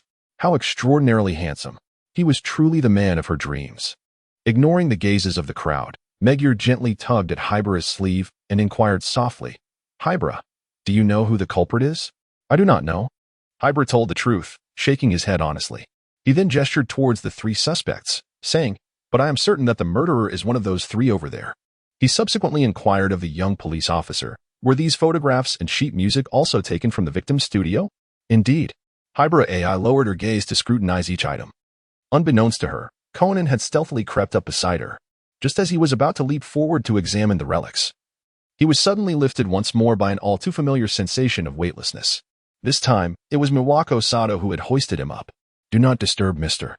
Haibara while he is solving the case," she admonished, before escorting the despondent Conan back to Ranmuri. Conan felt an overwhelming urge to weep. Although nestled in Rant's embrace, he found no joy in the moment. "How about it, AI?" Inspector Magyar approached Haibara after she had meticulously inspected all the items. His expression brimming with anticipation as he inquired, "Have you discerned the identity of the culprit?" Upon hearing this, Haibara turned her head, her face devoid of emotion as she nodded slightly, responding indirectly, "It is a sorrowful tale." The words echoed in the room, leaving everyone bewildered, much like a monk grappling with a profound riddle. Particularly affected was Tokumura J-san, who stood beside Haibara Ai. He felt as though his companion had been overtaken by another being. Ignoring the perplexity surrounding him, Haibara Ai picked up a photograph and a musical score from the table and approached Terahara Mari with a cold demeanor, stating, "Surrender yourself."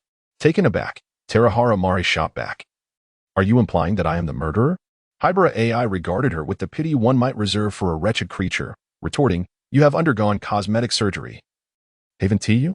While she remained silent, the shock in her eyes spoke volumes. He then pointed to the photograph of a woman with a pockmarked face and continued, "Although the girl in this image differs from you in appearance, the shape of her face and the similarity in her gaze lead me to conclude that she is, indeed, your former self. As for your reasons for altering your appearance, I suspect it was due to your affection for the deceased."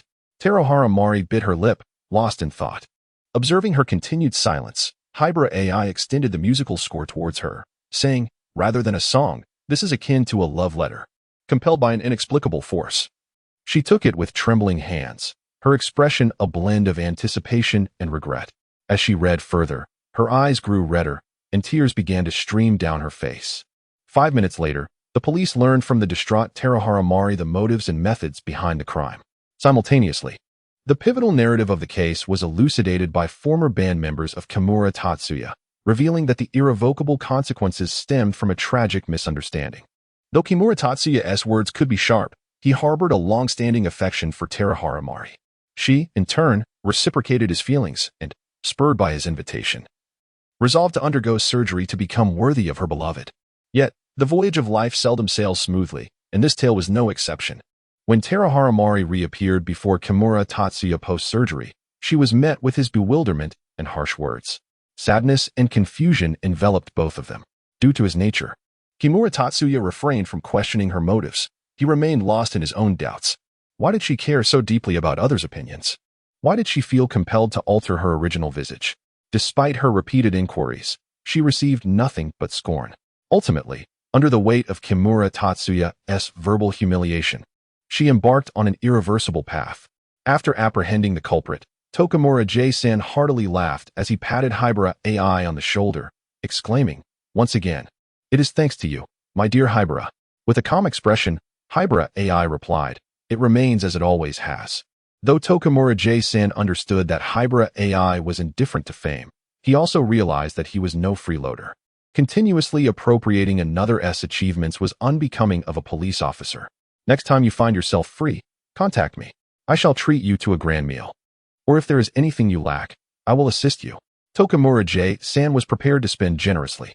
However, to his surprise, Haibara Ai simply shook his head with a serene demeanor, stating, "I do not require a lavish meal, nor do I lack anything."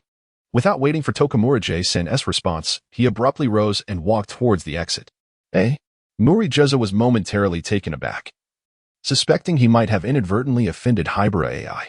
Just as he was about to inquire, Mori-ran approached, leading the visibly displeased Conan and Suzuki Sonoko, suggesting, "Perhaps it is best not to summon that gentleman." Indeed, Suzuki Sonoko echoed in agreement. Only Conan wore a displeased expression, lost in contemplation over the case. Remarkably, this particular mystery had unraveled itself without his intervention, a feat compounded by the recent CF incident. Consequently, Conan found himself in a state of profound dissatisfaction. If only I were the one investigating, I would surely solve it much faster. As these thoughts swirled in his mind, Magyar JZ turned to Mori-ran, puzzled, and inquired, "Ran, did I inadvertently offend Haibara just now?" "It should be fine." Mori-ran reflected for a moment before expressing her thoughts. "I can clearly sense that he is feeling quite dejected, possibly influenced by the case. There is a palpable sorrow in the air." Suzuki Sonoko gazed at the already vanished figure, murmuring to herself that melancholic aura suggests he is a man with a story. Immediately, Mori-ran, puzzled, inquired of Suzuki Sonoko, "Sonoko, don't you usually approach handsome men to ask for their contact information? Why not today?" "Don't say such things." "I didn't," Sonoko replied, exhaling deeply. "His mood is so forlorn and sorrowful. Why would I approach him and make things awkward?" "I thought you might be afraid," Ran teased. "How could that be?" "I fear nothing," Sonoko retorted. Indeed, Sonoko fears nothing," Ran chuckled. During their playful banter, Sato Mawako, who had finished tidying up the crime scene, approached Muyurjuizu to report her work. After relaying her updates, she turned to scan the surroundings, noticing the absence of Haibara Ai, and asked curiously, "Where is Mr. Haibara? Has he already left?" Muyurjuizu responded, "He wasn't in the best of spirits, so he took his leave early." "Is that so? I had hoped to see him home," Mawako said with a smile as she gently patted Conan's head, then turned to Mori-ran. "Would you like me to give you a ride home? Wouldn't that be too much trouble?" Ran asked, concerned about being a burden. "Not at all. I'm just finishing my shift, and I have nothing to do once I get home." "It would be my pleasure to drive you back," Mawako assured her. Upon hearing Mawako's kind offer, Ran expressed her gratitude, saying, "Thank you." Soon after, Sato Mawako, Mori-ran, Suzuki Sonoko, and Conan all got into the car together. Meanwhile, in a dimly lit alley, Haibara Ai, who had departed earlier, sat despondently on the ground. The words Sister Chihiro echoed incessantly in his mind, his eyes filled with sorrow and confusion. "I can't seem to control myself. What is happening? Wasn't Chihiro already gone?" Just as Ai was beginning to feel as though he were under some malevolent spell, the voice of the system, Xiao Hui, echoed in his mind. "Abnormal emotional state detected. It is advisable to purchase and consume a calming capsule." Seizing the lifeline, Ai promptly replied, "Purchase and administer it quickly." Upon receiving the command, Xiao Hui executed it immediately. Justice points, -50. Several seconds later, after consuming the calming capsule, Haibara Ai gradually returned to his usual demeanor. What is wrong with me? He pondered, moving his arms while inquiring of Xiao Hui. This is a residual effect caused by the original host's emotional turmoil, Xiao Hui explained. After hearing Xiao Hui's clarification, Haibara Ai slowly rose to his feet. Brushing off the dust as he asked, can this be resolved? Certainly. How should this be resolved? Two potential solutions. You say? The host may endeavor to develop affection for someone new, allowing fresh emotions to dilute the remnants of past feelings. I refuse. Hui Yuanche was unwilling to have attachments. For with attachments comes vulnerability. Upon hearing Hui Yuanche's refusal, Xiao Hui appeared to have succeeded, immediately projecting an item. Name, Emotion Elixir, Price, 20,000 Justice Points. Note, heals emotions and grants emotional perception.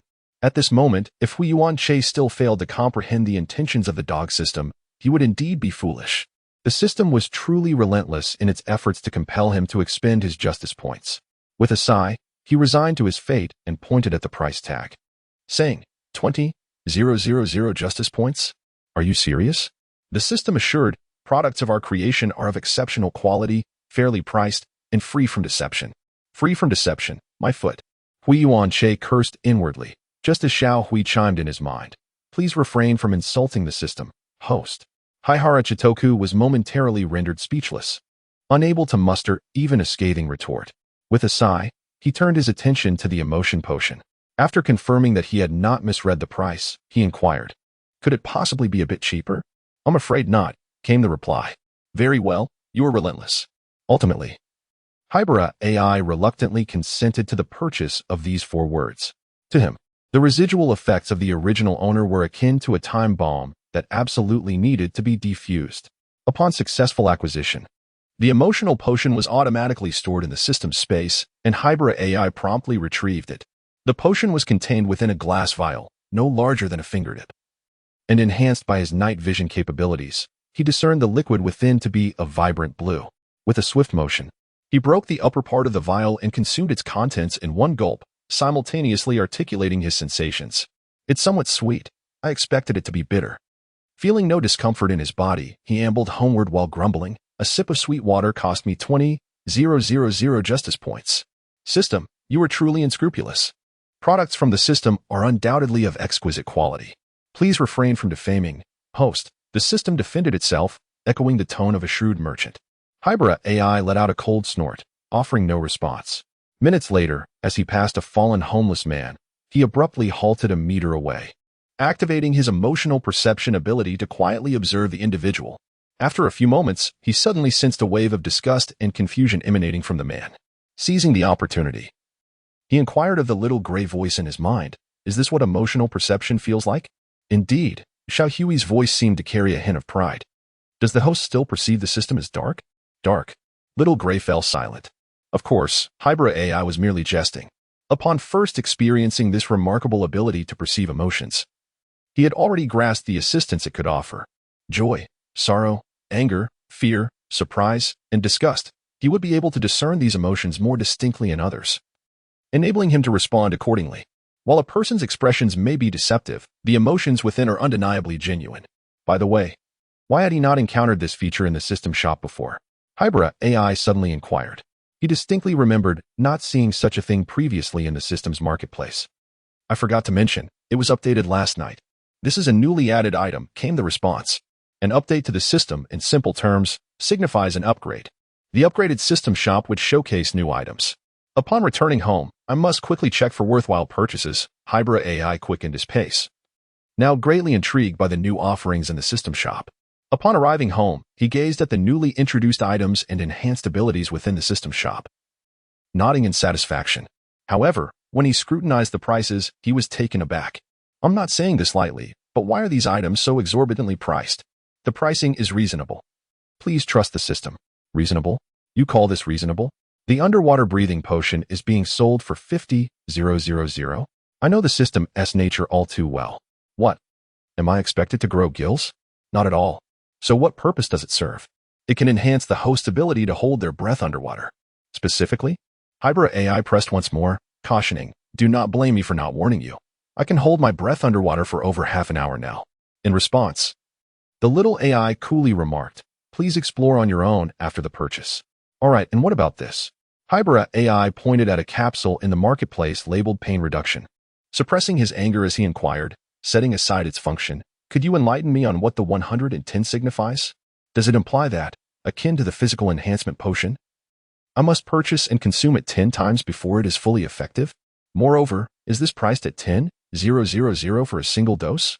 That amounts to 100,000 justice points for 10 doses. I acknowledge my folly regarding the previous physical enhancement potion. I failed to observe the details and impulsively bought it. This time, I absolutely refuse to make the same mistake." Reflecting on the 7 previous purchases of the physical enhancement potion, Haibara Ai suddenly felt ensnared in a trap. The reason he refrained from acquiring the remaining 3 doses was that the enhancements from those 7 had already led him to feel that his physical capabilities had reached their zenith. "Please remain calm," the little AI reiterated in his mind. "The price is fair, and there is no deception involved." Alas, the expression on Haibara Tetsu's face was one of profound sorrow as he glanced at the balance of justice points in the upper right corner of the system shop. 141,790. Just a few days ago, it had been 156,000. He silently shouted in frustration, then looked up at the highest-priced item in the shop, the Eternal Capsule, which was priced at a staggering 1,000,000 justice points. At that moment, Haibara Tetsu felt an overwhelming urge to weep. What was the sensation of drifting further from his goal? The following day, Haibara Tetsu rose early and made his way to the convenience store where he worked. Pushing open the already ajar door, he found his boss, Kenichi, arranging the shelves alongside a young girl. Upon hearing the sound, Kenichi turned and greeted the newly arrived Haibara Tetsu with enthusiasm. "Good morning, Haibara." "Good morning." Just as Hirahara Toru was about to step forward to assist, Kenichi Suki spoke again. "You should go change into your work uniform." Without hesitation, Hirahara Toru nodded. "All right." Behind him, a young girl quietly inquired, "Boss, who is this?" "This is Hirahara Toru, your colleague," Kenichi Suki replied with a smile. "What do you think? Quite handsome, isn't he? With that face. I believe the convenience store's business will surely improve. Quite handsome. If it weren't for the fact that the boss personally mentioned that this person is a colleague, she might have mistaken him for a certain celebrity." Before long, the impeccably dressed Toru Haihara appeared before the two. He smiled politely at Kenichi and said, "Boss, allow me to assist you. You should take a break." "It's nothing," Kenichi said, shaking his head as he continued to arrange the goods. He then turned to Haibara and said, "This is my colleague I mentioned to you yesterday. Hello, my name is Suzuhara." The young girl extended her hand towards Haibara. With a smile, Haibara reciprocated, "Hello, my name is Haibara Ai." Upon witnessing Haibara's smile, Suzun momentarily froze. Her previously fair complexion suddenly flushed with a rosy hue. The warmth of his smile was simply enchanting. After exchanging greetings, the three began to collaboratively organize the shelves, marking the commencement of a bustling day of business. Perhaps due to Haibara's presence, the store enjoyed a favorable turnout that day, predominantly attracting female clientele. A number of them even inquired about Haibara's contact information, but he graciously declined each request with various excuses. As noon approached, Kenichi, having finished his bento first, emerged from the break room and cheerfully addressed the two at the counter. "Haibara, Suzun, you should go ahead and have your lunch. I'll take care of the store for now." "Very well." Indeed, after their conversation, the two entered the lounge and took a seat at the table. Without a word, Haibara Ai quietly retrieved a cup of instant noodles from the clothes he had changed out of earlier, sitting directly across from him. Origami Sujuin was taken aback for a moment, hesitated, and then pushed the bento box in her hands towards him. "If you don't mind. Would you like to have mine?" "No, thank you," Haibara Ai politely declined. The truth was, he had simply forgotten to buy groceries the previous day and had resorted to a cup of instant noodles for lunch. Realizing the awkwardness of the situation, Origami Sujuin's cheeks flushed crimson as she hastily lowered her head to eat her meal. After finishing lunch, Haibara Ai tidied up the trash and headed towards the exit of the lounge, stretching and muttering to himself, "It seems I must buy some groceries after work. I certainly do not wish to eat instant noodles every day." The day's work soon came to a close. After cleaning up and locking the shop door, Haibara Ai made his way to a small supermarket on his way home. However, for reasons unknown, the supermarket was already closed. Standing before the locked roller shutter, Haibara Ai was filled with confusion. "Come on, it's only 8 p.m. and you're closing already? Am I destined to eat convenience store meals tomorrow?" Compared to the fast food sold at convenience stores, he preferred freshly prepared dishes. At least he wouldn't have to prepare lunch for the following day. With a resigned sigh, Haibara Ai turned back towards home. Meanwhile, at the police station, Matsumoto Saisha glared at the documents on his desk, his frustration boiling over as he whispered furiously, "What are they thinking? Why halt the investigation into OneSpring Medical Company?" The undercover agents dispatched to this company had finally uncovered some leads. Yet, at such a critical juncture, the Public Security Bureau had sent someone to order him to cease operations. The envoy seemed concerned that Matsumoto might resist, bringing along a document which plainly stated, "Terminate the investigation into OneSpring Medical Company and immediately withdraw all related personnel." After regaining his composure, Matsumoto stared at the document before him, lost in silence. Time passed, and the cold moonlight filtered through the window, casting a melancholic glow on his face. With a deep sigh, he rose from his chair and exited the office. Life continued in its steady rhythm. Meanwhile, Haibara Ai's other persona, September, seemed to have vanished during this period, taking no assignments. After a week of working at the convenience store, Haibara Ai finally welcomed his first day off. On his day of rest, he lazily crawled out of bed around noon. After a brief wash, he set off towards a newly discovered restaurant he had come across a few days prior. Today, he intended to treat himself well. Stretching as he walked, he ambled for nearly half an hour. As he passed a church, the bustling crowd instantly captured his attention, igniting his curiosity. "Let us take a look. There might be something lively happening." Thus, amidst the throng, a new figure emerged, Haibara Ai. He had learned nothing from his previous experience, still brimming with curiosity. Listening to the conversations around him, he soon realized the event was a wedding banquet. So, someone was getting married. Finding it uninteresting, Haibara Ai had no desire to partake in the food and drink. He had attended far too many weddings as September. He even recalled a mission from 2 years prior, where September had assassinated the groom at a grand wedding. Although the groom was a notorious villain, the repercussions of that event lingered in his memory. Following the incident, the groom's faction had issued a hefty bounty while also forging a costly alliance with the local police to capture September. Those were dark times. Under the combined pressure from both sides, Haibara Ai had lived in constant turmoil.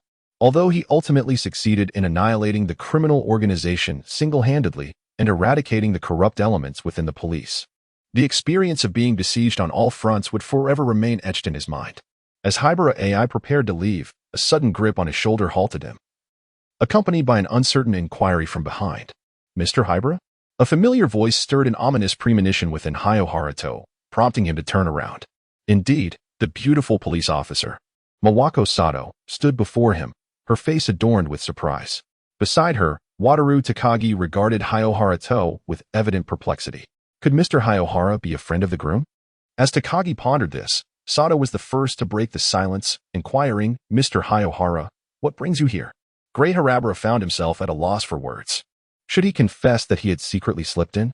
After a considerable internal struggle, he ultimately decided to be forthright and revealed his intention to sneak in for a bit of excitement. Upon hearing this explanation, Mawako Sato recalled their earlier encounter at the karaoke shop without any suspicion, and she chuckled lightly, saying, "I never imagined Mr. Haibara was so fond of mingling." Suddenly, as if struck by a thought, she seized Haibara's arm and led him into the church. Her once cheerful tone now turned resolute. "Come with me. I will introduce you to Inspector Matsumoto." She was well aware that J.Z. Magyar had long wished for Haibara to join the police department. Yet Matsumoto Kiyoshi had been opposed. Perhaps after this meeting, Inspector Matsumoto would reconsider allowing Mr. Haibara to join the force. Reluctantly, Haibara ceased to resist her tugging. Hearing Takagi's distant call of "wait for me," he could only chastise himself silently, pondering his own curiosity. Now, not only was he hungry, but he also had to meet Inspector Matsumoto, uncertain of how much time would be squandered. 5 minutes later, the trio halted before a door labeled Matsumoto Family Brides Lounge. Miwako gently knocked, and a sweet voice echoed from within, "Please enter." Upon hearing this, they pushed the door open and stepped inside. Inside stood 2 men and 3 women. Upon recognizing the individuals, Haibara was momentarily taken aback. Wasn't that little boy Conan? What was he doing here? The 2 girls appeared to be the eyewitnesses from the karaoke incident. As for the final imposing middle-aged man, although Haibara did not know him personally, he sensed an unmistakable aura of authority and law enforcement emanating from him. He must be the Inspector Matsumoto that Officer Sato had mentioned. As Haibara pondered this, the bride, Sayuri Matsumoto, gracefully approached Mawako, lifting her gown, and said with a light laugh, "Mawako." After all, she, the daughter of the inspector, was well acquainted with Mawako, and their relationship was quite amicable. "Xiao Baiha," Mawako Sato said with a polite smile, generously complimenting, "Your wedding dress is truly exquisite." Indeed. Sayuri Matsumoto twirled around twice before turning her gaze towards the two individuals beside Mawako Sato. After a moment of contemplation, she addressed Wataru Takagi with a hint of uncertainty. "You must be Officer Takagi." To her surprise, he remembered her name. Takagi offered a polite smile. He had only met the daughter of the chief once. Yet she had retained his name. "I possess an excellent memory," Sayuri Matsumoto remarked, then looked towards Ayumi Hamura. However, no matter how hard she searched her mind, she could not retrieve any memories associated with that face. On the other hand, Ayumi, having activated her emotional perception ability, sensed the woman's confusion, instantly understanding the situation. She flashed a smile capable of captivating many hearts. "Hello, I am Ayumi Hamura, a friend of Officers Sato and Takagi." "Hello," Sayuri Matsumoto smiled and nodded in response. She then pulled Mawako Sato aside and whispered, "Is he your boyfriend? He's incredibly handsome." Cough, cough. Mawako Sato cleared her throat. "Why do so many people think that Mr. Haibara is my boyfriend? Although he is indeed quite handsome, he is not my type. He is not my boyfriend. We are merely friends. Moreover, I brought him here to introduce him to Chief Matsumoto." "Huh? Introduce him to my father?" "Indeed." Mawako Sato succinctly elucidated the deductive prowess of Tura Hagakure, candidly revealing her intention to assist Juzumegure in inviting Hagakure to join the Metropolitan Police Department. "I see." Sayuri Matsumoto replied, her expression tinged with disappointment. "I was under the impression that you were here to boast about a handsome gentleman." "Not at all." Mawako Sato suddenly realized she had digressed and promptly said, "Let us set this aside for now. You must hurry and prepare, for today you shall be a princess." At this moment, Matsumoto Kiyotaka, who had been observing Haibara Ai for half the day, exhibited a sense of gravity in his gaze. Upon first laying eyes on Haibara, a wave of fear surged within him. Who is this fugitive? No, there is no criminal who can instill such dread in me. Then who exactly is he? Meanwhile, Conan, after the group entered, regarded Haibara with a peculiar look. Following the conclusion of the karaoke case that night, on their way back with Officer Sato, Conan had specifically inquired about Haibara's identity and learned that he was merely an ordinary individual with exceptional deductive skills. Initially dismissive of the matter, Conan, upon encountering Haibara once more, was immediately alerted by his detective instincts, sensing something amiss. Could he be a friend of the groom? If so, he ought not to be here. Simultaneously, Suzuki Sonoko, with an excited expression, whispered to Muri Ran, as if preparing to announce something significant. After bringing Haibara before Matsumoto Kiyotaka, Sato Mawako promptly saluted, saying, "Officer Matsumoto."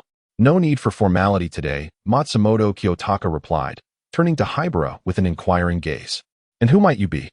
There was a hint of wariness in his eyes. After so many years in law enforcement, his instincts were seldom mistaken. The young man before him was undoubtedly not an ordinary individual. "I am Haibara Ai, currently an ordinary worker," Haibara said with a smile as he introduced himself.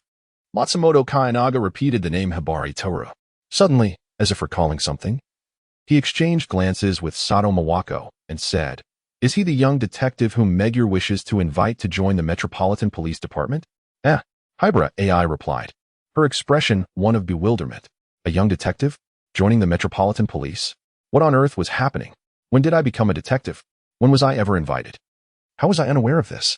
Meanwhile, Sato Mawako, who exchanged glances with Matsumoto Saisho, nodded slightly. "It's him." "Oh," Matsumoto Kiyoshi replied, his expression calm as he turned once more to Haibara Ai. "I apologize. That was merely the thought of my subordinates. I never intended for you to join the police department." As a seasoned officer, Matsumoto trusted his instincts above all else. This individual, who instilled a sense of unease upon their first meeting, could not be permitted to join the ranks of the police. Haibara Ai was still contemplating how to respond when Sato Mawako interjected hastily. "Chief Matsumoto, perhaps you might reconsider? Mr. Haibara's deductive skills are exceptional. He solved the case from 18 years ago in merely a matter of minutes. One instance does not prove anything." Matsumoto Kiyoshi replied with a tone that was both indifferent and laced with disdain, as if mocking the suggestion. This prompted Haibara Ai, who was already formulating a polite refusal, to feel a surge of irritation. I wouldn't you want to join the police department anyway, he retorted in a sarcastic tone. Indeed, it signifies little, as it is merely one case. Moreover, individuals like myself, who possess a weak capacity for stress, are hardly fit for such a role. I have immense respect for you all, considering you endured daily scorn from the public. What did you say? Matsumoto Saishu glared fiercely at Haibara Ai, his fists clenched tightly. Do you need me to repeat myself? Haibara Ai shot back with equal intensity, enunciating each word distinctly. A bunch of whiners. Standing beside Haibara, Takagi Wataru swiftly covered his mouth to prevent further escalation, whispering, Ahem, Mr. Haibara, I believe you haven't had your meal yet. Let's go and grab something to eat. Humph. Haibara Ai abruptly pulled Takagi Wataru aside, casting a disdainful glance at Matsumoto Jiro.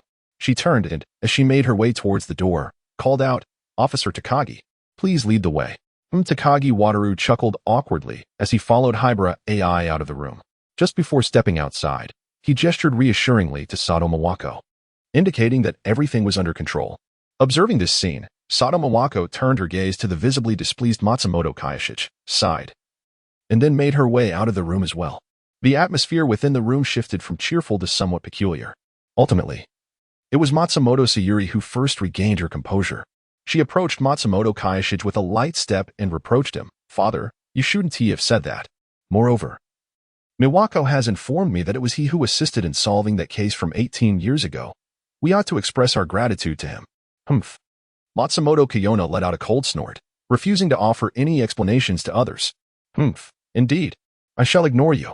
Matsumoto Sayuri turned her head, feigning a display of anger. Observing her demeanor, Matsumoto Kiyona instantly softened, hastily assuring her, All right, I understand. I will go apologize to him shortly. Please do not be upset.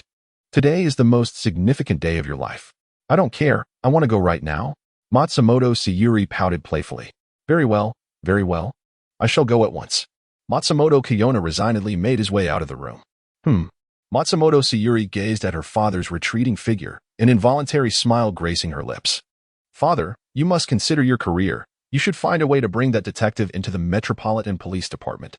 Only then can we better uphold justice. Suddenly, Matsumoto Kayanaga paused mid-stride as he walked towards the door, turning to meet Sayuri's gaze. With a grimace that barely masked his fierce demeanor, he forced a gentle smile and remarked, You look very beautiful today, not at all inferior to your late mother. Having spoken, Matsumoto Kayanaga quickly averted his gaze and hastened his steps. What a thing, Matsumoto Sayuri said, somewhat speechless, before she picked up the lemon tea that her friend had bought for her and took a sip. After watching Matsumoto Kayanaga leave the room, Matsumoto Sayuri turned to Mori Ran and Suzuki Sonoko with a hint of embarrassment and remarked, I apologize for having made a spectacle of myself. Not at all. Maolilan quickly replied with a smile. Suzuki Sonoko then inquired with curiosity, Teacher, does your father dislike detectives? No, it can't be. Sayuri Matsumoto shook her head, equally perplexed. My father usually holds detectives in high regard. I wonder what has caused him to speak in such a manner today. Ran Muri voiced her thoughts. Perhaps it is because of your wedding today. The thought of you getting married might have momentarily saddened him, leading to an emotional lapse. That could indeed be the case, Sayuri replied. Soon after, the three women shifted their conversation to other topics. Meanwhile, Conan rested his chin on one hand, his eyes deep and luminous, as if engaged in profound contemplation. I recall Officer Muger mentioning that his superior, Kiyoshi Matsumoto, has always harbored no ill will towards detectives. Yet, why does today seem so different? Could it be that Haibara Ai possesses another identity? On the other side, holding a glass of red wine, Ai Haibara took a gentle sip, savoring it before glancing at the contemplative Wataru Takagi. Officer Takagi, why aren't you drinking? This wine is rather delightful. Takagi scratched his head, feeling bashful as he replied, I'm not particularly adept at drinking. Perhaps I should pass. Is that so? Haibara Ai gently swirled her wine glass, gazing at the crimson liquid within, reminiscent of days gone by. The wine, as red as blood, staining the pristine white gown, heralding the onset of misfortune. Takagi Wataru was utterly perplexed by the meaning of this statement and inquired, Mr. Haibara, what are you trying to convey? Hiki. Haibara Ai chuckled softly, downing the contents of her glass in one go, merely reminiscing about the past, nothing more. During their conversation, Mawako Sato approached Haibara Ai with an expression of sincere regret. I am truly sorry, she said, bowing slightly to Haibara Ai, I have caused you trouble. It's all right. Haibara Ai remarked nonchalantly as he handed his wine glass to a passing waiter. Perhaps my fate is simply incompatible with his. After all, it is impossible for humans and gorillas to communicate. The human and gorilla he referred to were, respectively, himself and Matsumoto Kayanaga. The reason Matsumoto was dubbed a gorilla was due to his towering stature, fierce visage, and intimidating demeanor. Sato Mawako, exasperated, placed her hand on her forehead. Even if Officer Matsumoto does look quite fearsome, there is no need for you to refer to him as a gorilla. It seems these two truly are destined to clash. With a soft chuckle, Takagi Wataru, who had overheard the remark, couldn't suppress a laugh. Almost immediately, a piercing glare from Sato Mawako directed at him caused Takagi to flush. And he cleared his throat twice, wisely choosing to remain silent. After all, Matsumoto Kiyoshi was their superior. It would be inappropriate to mock him behind his back. Just as Haibara Ai was preparing to bid farewell and proceed to their intended dining destination, the imposing figure of Matsumoto Kiyoshi approached the trio. "Commander!" Sato Mawako and Takagi Wataru promptly saluted, while Haibara Ai merely scoffed. It was already stated that today marked my daughter's wedding day, so there should be no such rigid formalities. After Matsumoto Kiyoshi finished speaking, he turned to the wandering gaze of Haibara Ai. "Mr. Haibara, I am here to extend my sincerest apologies." Not only did Haibara Ai feel taken aback, but so too did Sato Mawako and Takagi Wataru. The two exchanged glances, as if silently questioning one another. Is this true? Did I mishear? Once Haibara regained her composure, she spoke up with the intention of making a friend rather than an enemy. "It's quite all right. Moreover, I shouldn't have mocked the Metropolitan Police, and I apologize. I also wish to express my regret for my earlier comments." Upon hearing Haibara take the initiative to extend an olive branch, Matsumoto Saikiro's expression visibly softened compared to before. "However, regarding your potential membership in the Metropolitan Police, I'm afraid I cannot agree. In truth, I had no intention of joining your police force at all." Haibara spread her hands, candidly stating, "I dislike being confined by rigid constraints." "Understood," Matsumoto replied, handing over his business card. "Should you require any assistance in the future, do not hesitate to contact me. I will do my utmost within my capabilities." As a gesture of gratitude for the previous cases, although he harbored a strong dislike for Haibara, Matsumoto was well aware that the police owed her several favors. "Very well. I shall accept it."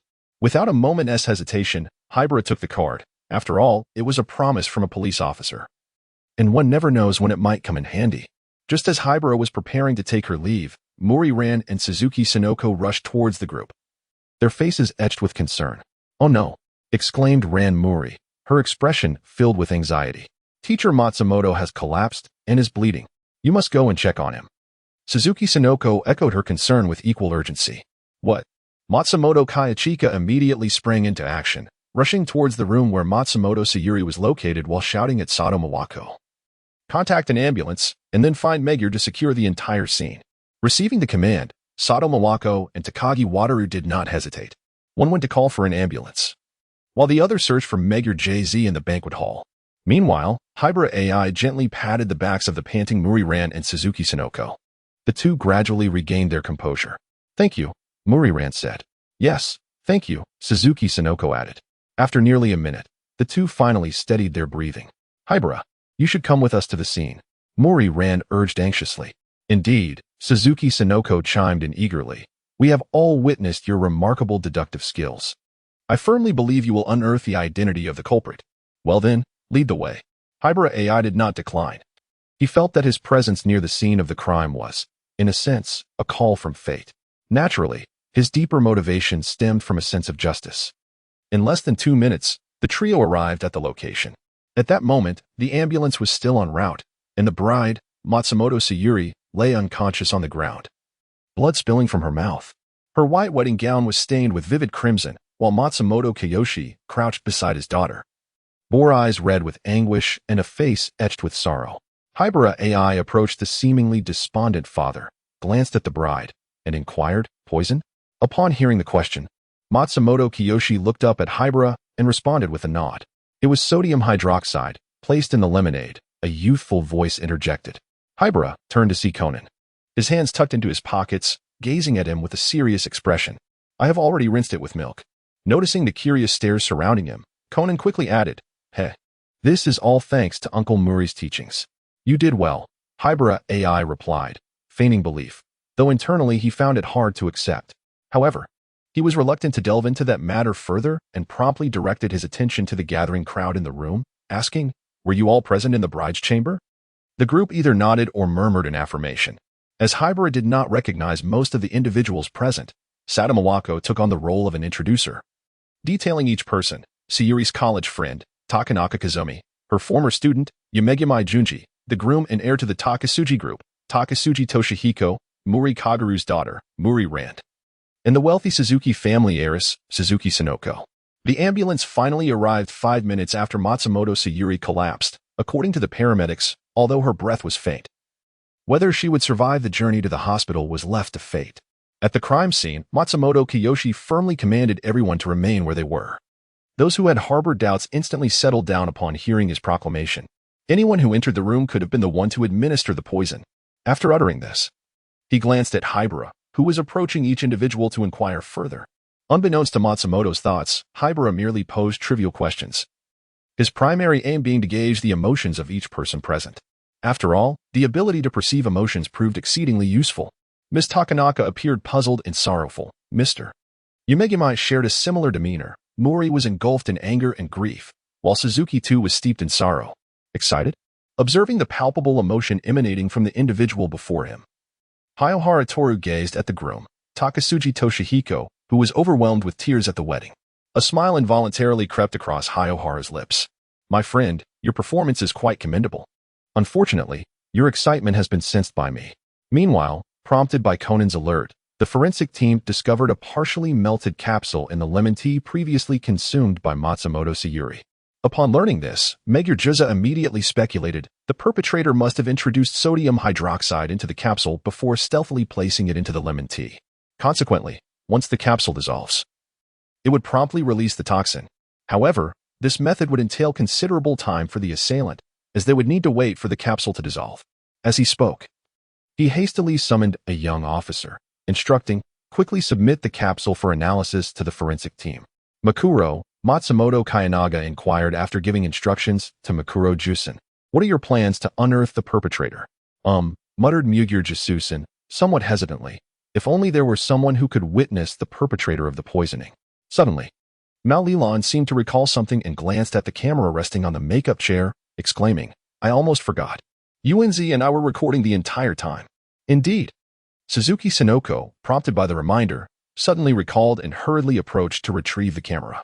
At that time, Rand and I were in a rush to leave and forgot to turn it off, leaving it here. The police officers, including Megure J-san, instantly rejoiced. Takagi, quickly prepare the projector. Perhaps the camera has captured the scene of the murderer administering the poison. Indeed, at that moment, Hayohara Tetsuya sensed the rising tension within Takasuji Toshihiko and could not help but ponder. Could there be evidence up there? Meanwhile, Takasuji Toshihiko discreetly glanced at Hayohara Tetsuya, equally deep in thought. This fellow has been regarding me with such an excited gaze. Could he possibly harbor some peculiar interest? Before long, Takagi Wataru had set up the projector, and the group gathered to view the footage. Half an hour later, as the recording came to an end, a heavy silence enveloped the atmosphere once more. Each individual contemplated the issues at hand, and Hayohara Tetsuya was no exception. According to the tape, the groom, Takasuji Toshihiko, had appeared within 14 minutes prior to the bride's collapse. Moreover, there was the matter of the altered position of the lemon tea label. At that moment, Suzuki Sonoko had conveniently obstructed the view, yet it was evident that someone had moved the lemon tea. Hayohara Tetsuya found it utterly incomprehensible. Although he could perceive the groom's emotional state and ascertain that he was the perpetrator, the absence of tangible evidence rendered logical deduction impossible, leaving him ensnared in a deadlock. Just as he was grappling with his confounding thoughts, the police officer who had previously delivered the capsule for examination returned with a report. Officer, the report states that if the complete capsule is immersed in the lemon tea, it would take approximately 15 to 16 minutes for it to dissolve and release its toxic substance. Gray Fawn, who overheard the conversation, approached the young officer with a puzzled expression and inquired, 15 minutes and 16 seconds? Are you certain? Indeed. The young officer responded readily, then opened the report in his hand and recounted. Furthermore, apart from the absence of Inspector Matsumoto's fingerprints on the poison can, All others were present. Impossible! Matsumoto Kiyoshi exclaimed in astonishment, hastily rewinding the videotape to the precise moment when he grasped the beverage can. Take a look for yourself. I was indeed holding that cup of lemon tea at that time. As the crowd exchanged bewildered glances, Conan resumed watching the footage.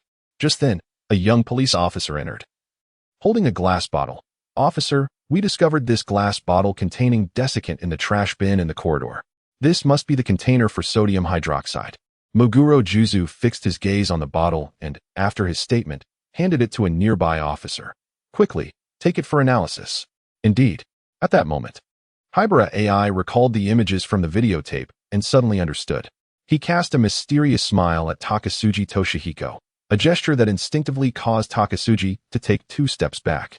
Meanwhile, on the other side, Conan, having also watched the recording and aware of the identity of the murderer, glared at Takasugi Toshihiko, exclaiming, "You scoundrel!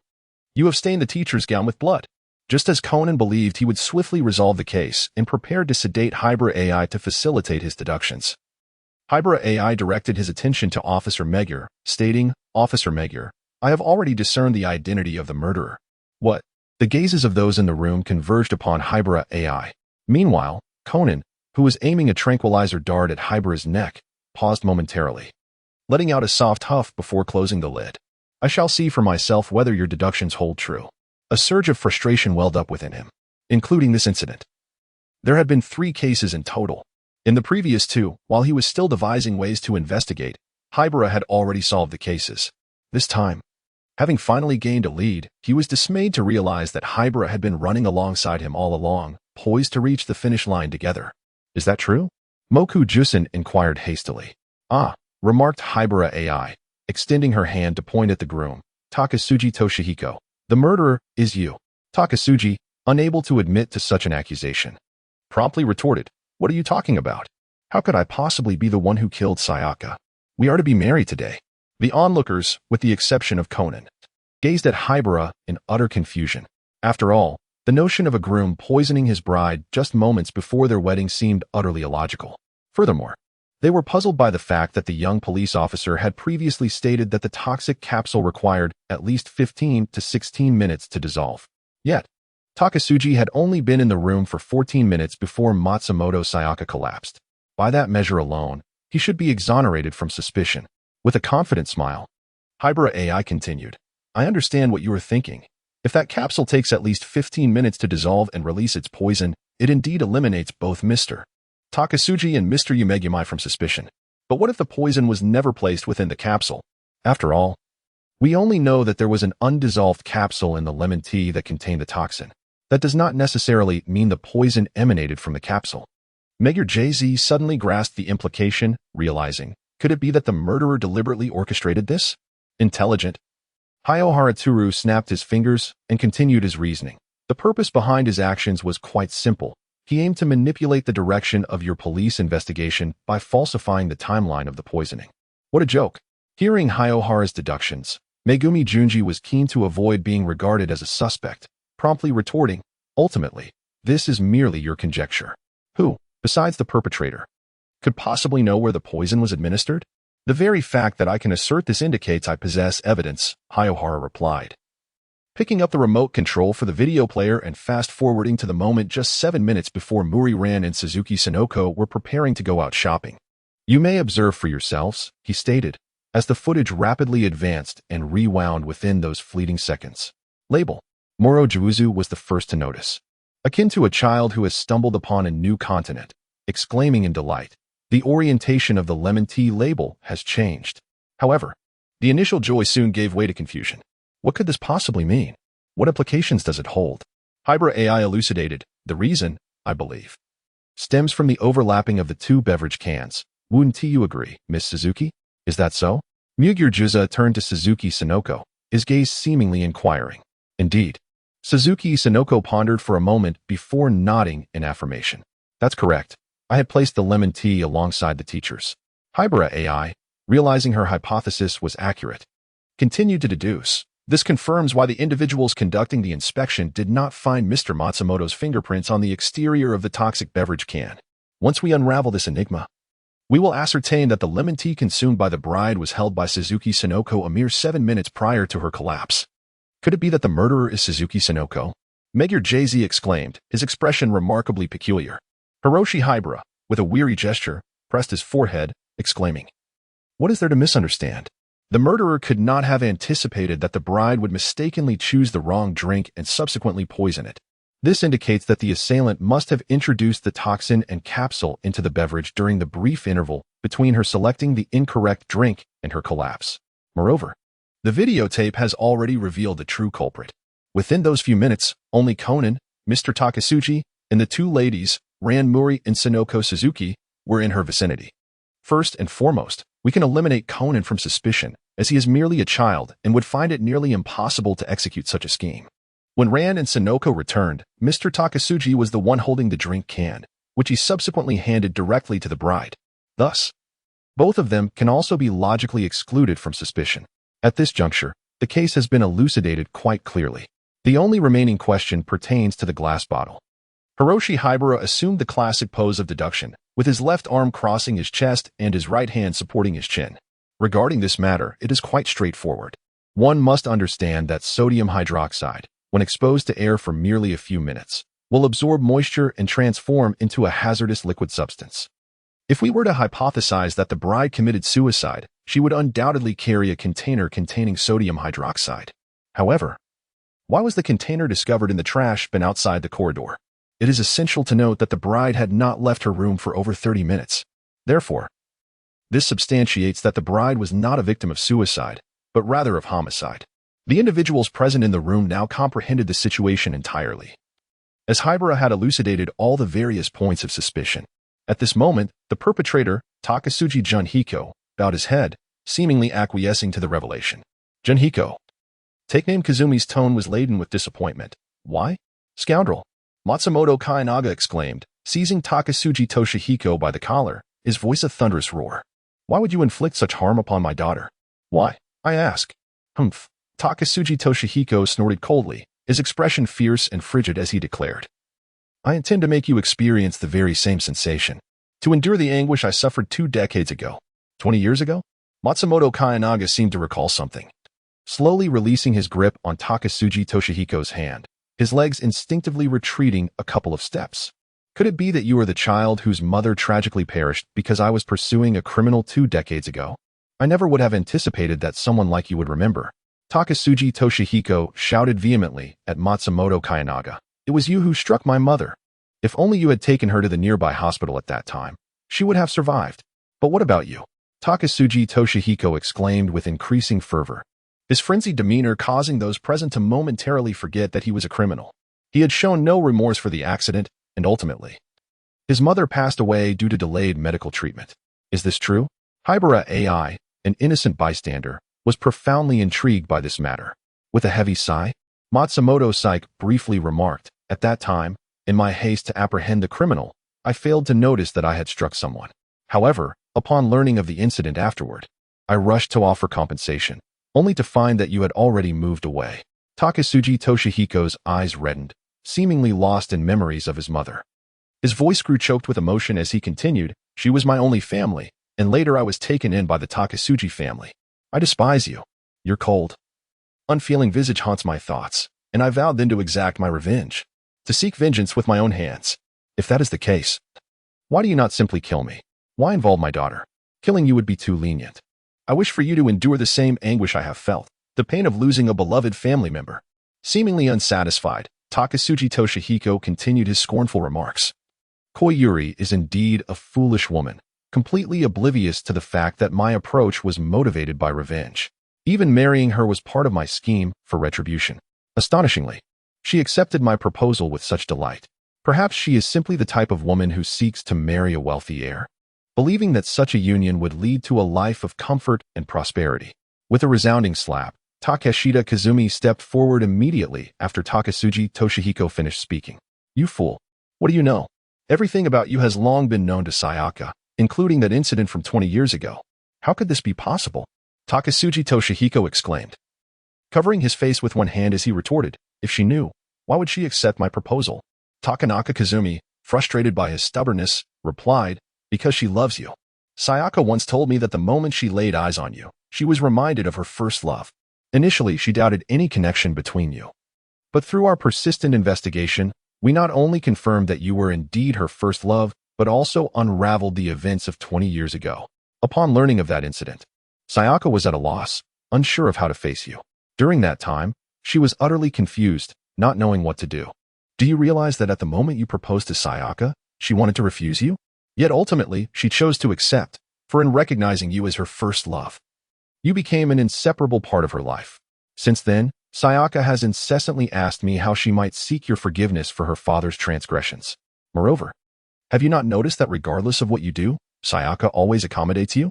Even when others criticize you, she stands resolutely by your side, sharing in your burdens. But what about you? What have you done? On the day of the wedding, you poisoned the one you love most. And you dared to insult her in such a manner. Frankly, someone like you deserves to perish. You are unworthy of being with her. At that moment, Haibara Ai, who had been observing from the sidelines, approached the somber Takasugi and patted him on the shoulder, fanning the flames of his despair. I believe the situation is not yet hopeless. You still have a chance. Run away now, and later seek revenge on that gorilla. What do you say?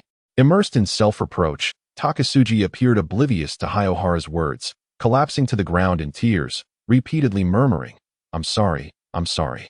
Haibara, taken aback by his pitiful demeanor, reacted instinctively and delivered a sharp kick. The onlookers were astonished that Haibara would resort to violence. The pain jolted Toshihiko Takasugi back to reality. He clutched his abdomen with one hand, casting a venomous glare at Tora Haibara. Enough. Matsumoto Kayanaga, fearing that the two might come to blows, hurriedly stepped forward to intervene, while quietly saying to Haibara Ai, I do not wish to arrest you for intentional harm. Heh. Haibara Ai let out a soft scoff, glancing at the contemplative Conan. She then turned to Inspector Magyar and said, I shall take my leave now. Furthermore, please refrain from disclosing my involvement in solving the case. Oh. Moro Jusen harbored no animosity towards Haibara Ai for that kick. Instead, he gazed with gratitude at the receding figure. What an impressive kick. Suzuki Sonoko looked on with admiration in her eyes. Alas, sighed Ran Mori, her brow furrowed with concern. I wonder how my teacher is faring. Upon hearing this, Sonoko Suzuki's expression of admiration swiftly transformed into one of despondency. Just then, a young police officer burst into the room, panting heavily, and exclaimed, Officer, the hospital has just sent word that your daughter's surgery was a resounding success, and she is no longer in danger. Splendid. Matsumoto Saishu exclaimed, tears of joy streaming down his face. Truly, he was deserving of the title teacher. As Megumi Junji chuckled softly while adjusting his glasses. Suzuki Sonoko, equally exhilarated, grasped Muri Ran's hand and urged, Ran.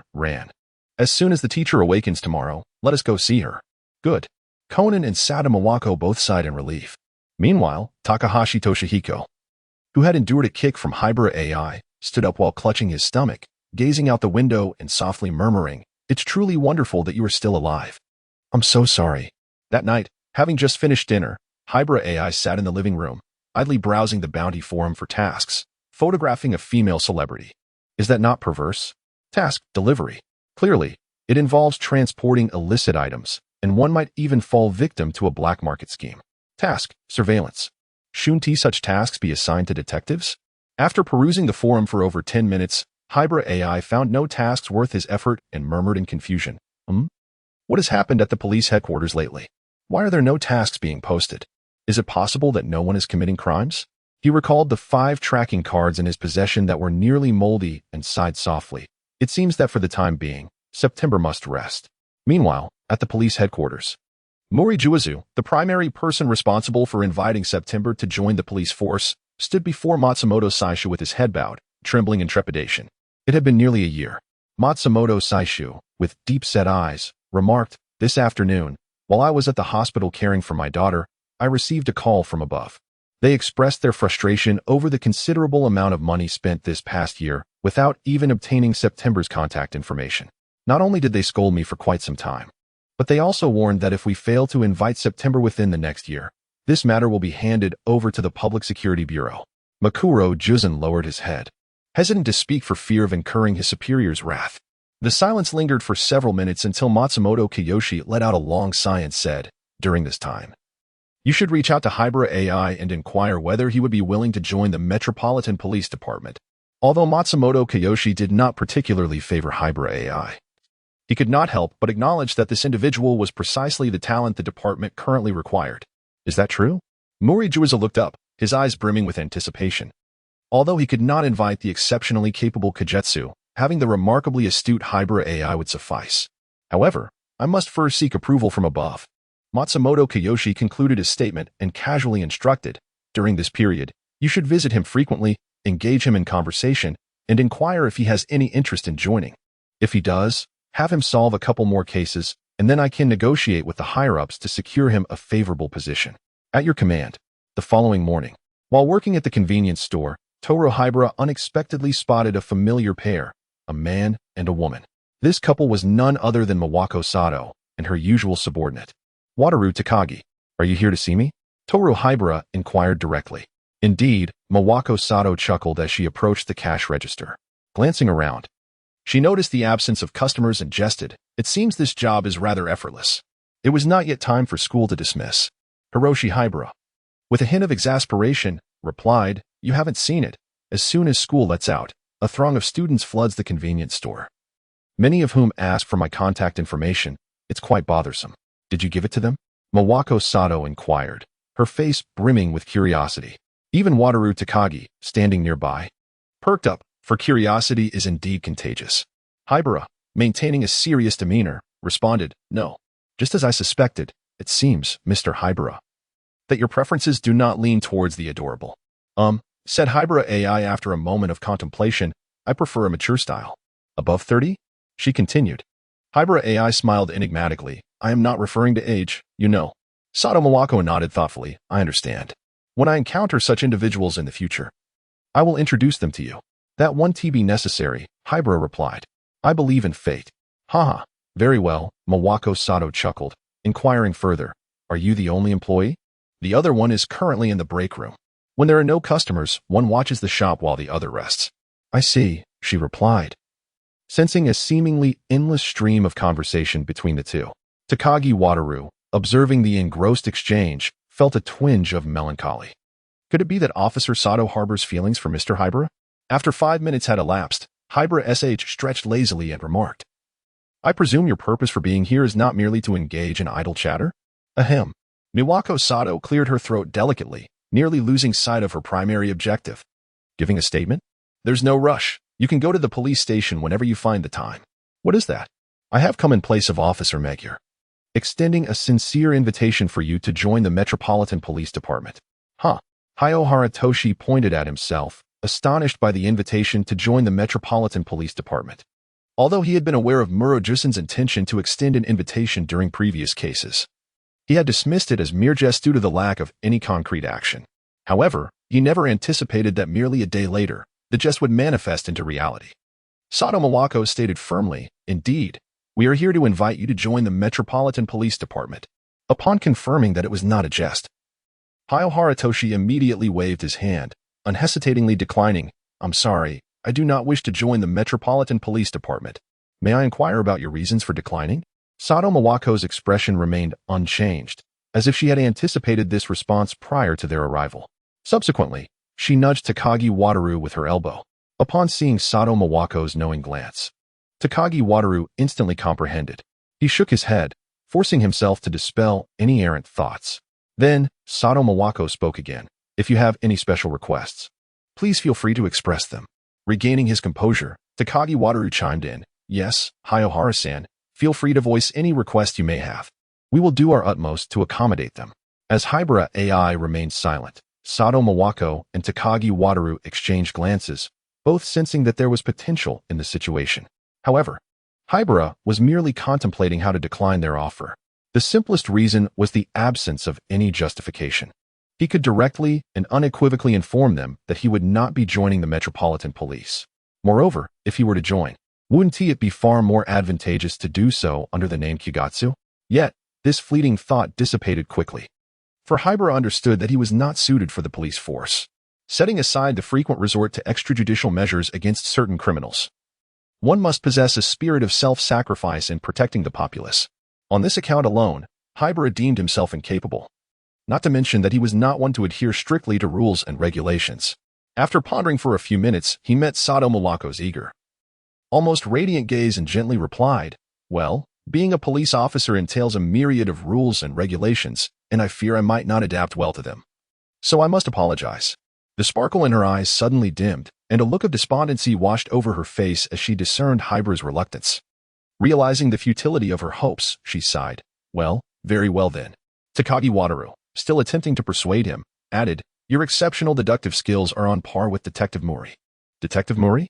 Haibara Ai found the name somewhat familiar, as if it lingered in her memory. It was frequently featured in newspaper headlines and television news. Known as the sleeping detective, Mori Kaguru, Takagi Wataru suddenly displayed a look of adoration, akin to a starstruck girl. Ah, it clicked.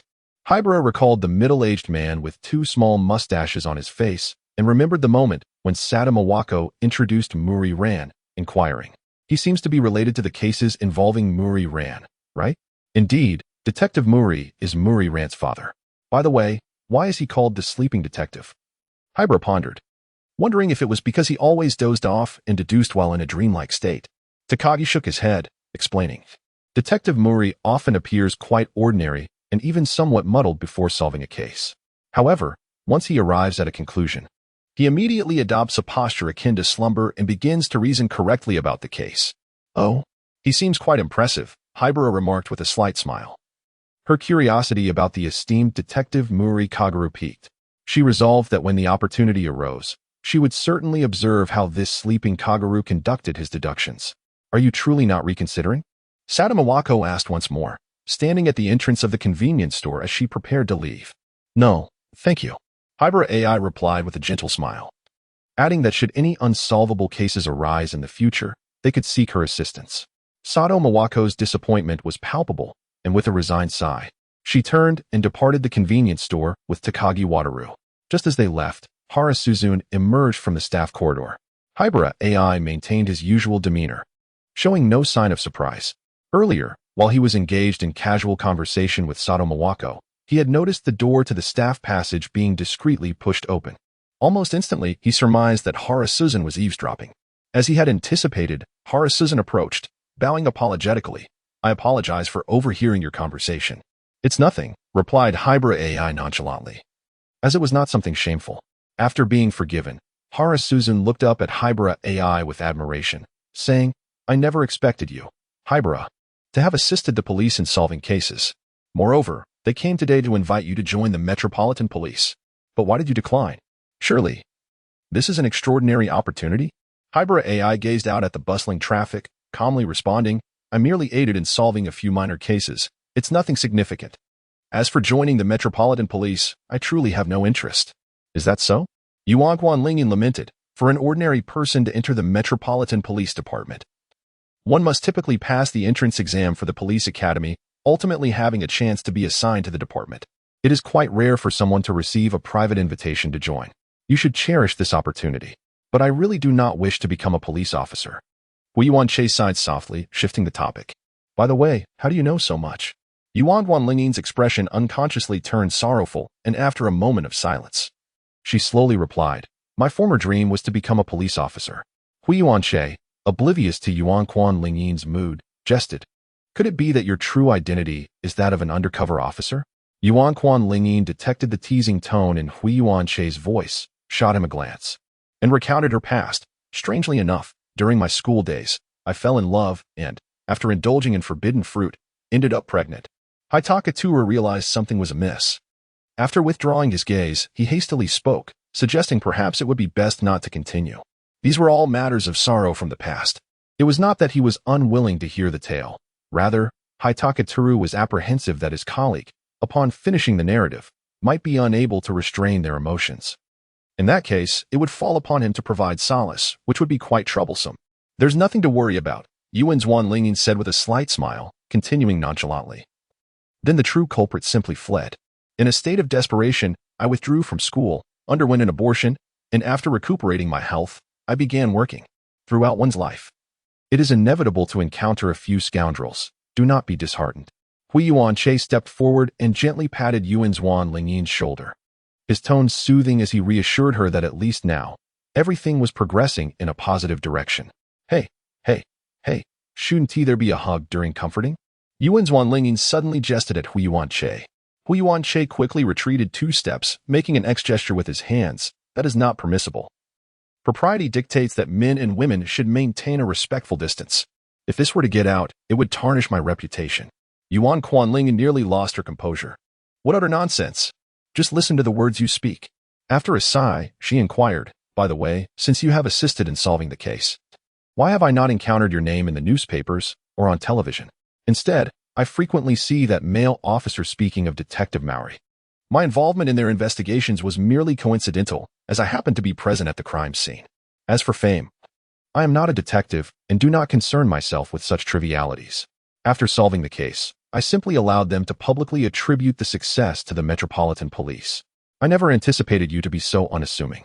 Fortunately, after a leisurely chat, Suzune Haruka suddenly became somewhat bashful. If you are not working the day after tomorrow, do you have time? The day after tomorrow? Not working? Haibara Ai pondered for a moment. Indeed, he should be free, but wasn't he still required to work? There were 6 days left until the rest day. I have 3 tickets for the 2-mix concert, and I have already informed the boss, Suzune Haruka said. Recalling the moment she had told her employer, she chuckled softly, remembering how he had initially been disheartened about the tickets, yet upon learning that she had extras, he nearly leapt for joy. He even mentioned that if AI agreed to go, they would close the shop for a day and attend together. Hearing that it was the boss who was taking the employees off work made Haibara Ai's lips curve into a slight smirk. It seemed this month would grant him an extra day off. So, does that mean you agree? Well, with such a splendid opportunity, why would I refuse? AI's consent stemmed from a desire for a day of rest, as well as a curiosity to discover what made this popular duo so enchanting. Then it's settled, Suzune Haruka exclaimed, her eyes gleaming with excitement. We shall gather at the convenience store at 10 a.m. the day after tomorrow. It will be the 3 of us. All right. As the clock approached 9:30 a.m. the day after tomorrow, the impeccably dressed Haibara Ai appeared at the entrance of the convenience store. At that moment, Kenichi and Hara Suzune were already inside, eagerly awaiting his arrival. Am I late? Haibara Ai inquired with a light laugh as he pushed open the store door. Kenichi, waving a light stick in his hand, turned upon hearing the voice and generously praised, "You're not late at all. In fact, you look quite dashing today." Meanwhile, Hara Suzune had succumbed to a state of bewilderment. Haibara Ai's perfectly chiseled face, with features as if sculpted from stone, and his tall, robust figure, were complemented by a light blue t-shirt and beige trousers, exuding an air of youthful vigor. Were it not for their familiarity with one another, one might easily mistake him for a renowned celebrity. After all, attending a concert calls for a touch of flair. With a gentle smile, Haibara Ai approached the dazed Hara Suzune and waved his hand before her eyes. Hey Suzune, what's wrong? Upon regaining her senses, Hara Suzune gazed at the close proximity of Haibara Ai, her fair complexion flushing a bright crimson as she quickly lowered her head and whispered, "Haibara, you look so handsome today. Is that so?" Haruharuto smiled modestly. The moment he smiled, Kenichi, who was beside him, seemed to perceive steam rising from the head of Haruizumi Suzune. Realizing something, he quickly interjected, all right, enough chatting. Although the concert begins at 6 in the afternoon, if we leave early, we might just encounter 2 mix. Let's go now. Haruharuto replied, "Sure, no problem." Haruizumi Suzune simply nodded in agreement. Thus, the 3 of them boarded a taxi, heading towards the Tokyo Budokan. Due to heavy traffic, they did not arrive near the venue until the afternoon. To Haruharuto's surprise, the journey took much longer than anticipated. With a resigned tone, he remarked as they approached the Budokan. Walking alongside him, Haruizumi Suzune reflected, "Thankfully, we arrived relatively early. Shall we grab something to eat?" After Haruharuto made the suggestion, he turned to find only Haruizumi Suzune beside him and inquired, "Where's the boss? He isn't still in the car, is he?" Haruizumi Suzune explained, "You see, he dashed off towards the Budokan as soon as we got out. You may not know this, but he is an ardent fan of that duo. Earlier this morning at the convenience store, he told me that once we reached the Budokan, I should go with you and not worry about him." Isn't he hungry? Haruharuto wondered, recalling that during the taxi ride, none of them had consumed a drop to drink. Well, Negasawa Suzune mused, her hand resting thoughtfully on her chin, the mental nourishment should suffice for him. She decided to dismiss any further thoughts of him. Meanwhile, Haibara Ai, rubbing his stomach, remarked, Let us see what sustenance we can find. I'm famished. After a soft from Nagasawa, the two began to survey their surroundings. Suddenly, a restaurant caught Haibara's attention. There's a Western-style restaurant over there. Shall we take a look? Nagasawa nodded in agreement. Then let us proceed. Before long, within the restaurant, Haibara, having ordered a cola, propped his chin on his hand as he awaited the arrival of his sandwich. Opposite him, Nagasawa stirred her coffee while waiting for her pasta, inquiring, "Ai, will you only have a sandwich?" "I dare not order anything else," Haibara replied, taking a sip of his cola. Noticing Nagasawa's intent expression, he elaborated. "This establishment is quite busy, yet approximately 80% of the patrons have opted for burgers and sandwiches, which suggests that these two items are likely to be the most delectable. Is that so?" Yuan Lingyin immediately glanced around. Realizing that it indeed aligned with what Haibara Ai had said, a sudden wave of foreboding washed over her. Surely, the pasta wouldn't be unpalatable? Before long, the main dishes were served by the waiter. Haibara Ai picked up a sandwich, took a bite, and nodded in satisfaction. The flavor was indeed delightful. However, after tasting a bite of the pasta, Yuan Lingyin nearly retched, her facade maintained solely for Haibara Ai's sake. After swallowing hard, she promptly resolved to order a sandwich instead. Upon placing her order again, she sighed and remarked to Haibara Ai, "As expected, your deductions were accurate. It's nothing. With careful observation, you too can achieve this." With a sigh of resignation, Haibara Ai let out yet another exhale. Suddenly, from a table by the window, the impolite voices of children broke the tranquility. "I want this. And this. This one too." Haibara inadvertently shifted his gaze. To his surprise, it was a group of young children. That bespectacled boy looks remarkably familiar. No way. Isn't that Conan? What on earth is he doing here? Are they also here for the concert? Wait, why am I even pondering their reasons for being here? Realizing he was lost in pointless thoughts, Haibara shook his head and turned his attention to the other patrons in the restaurant. Yet, for some inexplicable reason, he found himself drawn to Conan, the reason eluding even him. Could this be what they call the allure of a protagonist? After musing this internally, Haibara's gaze settled on Conan's table. Observing the lavish array of ice cream and gourmet burgers, along with various confections, his eyes twitched involuntarily. Indeed, a fondness for sweets is an innate trait of children. Speaking of which, that chubby kid is eating an impressive amount. He is bound to become quite portly in the future. "Brother Haibara?" Upon hearing the gentle voice of Haruka Suzune, Haibara Toshiro redirected his gaze. "Have you finished eating?" Yukizane Rin gently nodded. "Then let us depart." Haibara Ai stood up first, making his way towards the exit, with Yukizane Rin closely following. As for the bill, it had already been settled when the order was placed. Just a few steps outside, Haibara Ai suddenly heard a hoarse male voice from behind. "Quick, get inside." Intrigued by the peculiar words, Haibara Ai turned to look back. Although a car door obstructed his view, he could still see the man behind it pushing away the person standing before him. The man swiftly closed the car door and was about to open the passenger side when he suddenly sensed two pairs of eyes upon him. Simultaneously, Yukizane Rin gazed at the man with evident curiosity. The man felt an inexplicable surge of anger rise within him and shouted at Haibara Ai, "What are you staring at? Keep looking, and I'll kill you." Yukizane Rin, unaccustomed to such situations, turned pale and clutched Haibara Ai's sleeve tightly. Understanding that he was unarmed and wary of the man who seemed to wear the word criminal on his face, Haibara Ai chose to avert his gaze. "Bah." The man spat disdainfully on the ground, remarking, "So it turns out to be a mere petty thief." After uttering these words, he swiftly took his place in the passenger seat, and the vehicle roared to life. Observing the retreating figure of the car, Hiroshi Ai was already convinced that this was indeed a case worth investigating. The next time he ventured out, he resolved to carry a weapon. Muttering this thought to himself, Hiroshi Ai retrieved his phone, preparing to dial Officer Megur's number. Just as he was about to press the call button, a voice emerged from behind him. "Hiroshi Onaikin, those two are kidnappers." Turning around with a composed expression, Hiroshi Ai replied, "I noticed that earlier. I was just about to contact Officer Megur." However, Conan hurriedly approached him and whispered, "The kidnapped individuals are Minami Takayama and Shernai Nagano." Haibara Ai replied in astonishment, "To mix?" "Indeed." Conan nodded emphatically.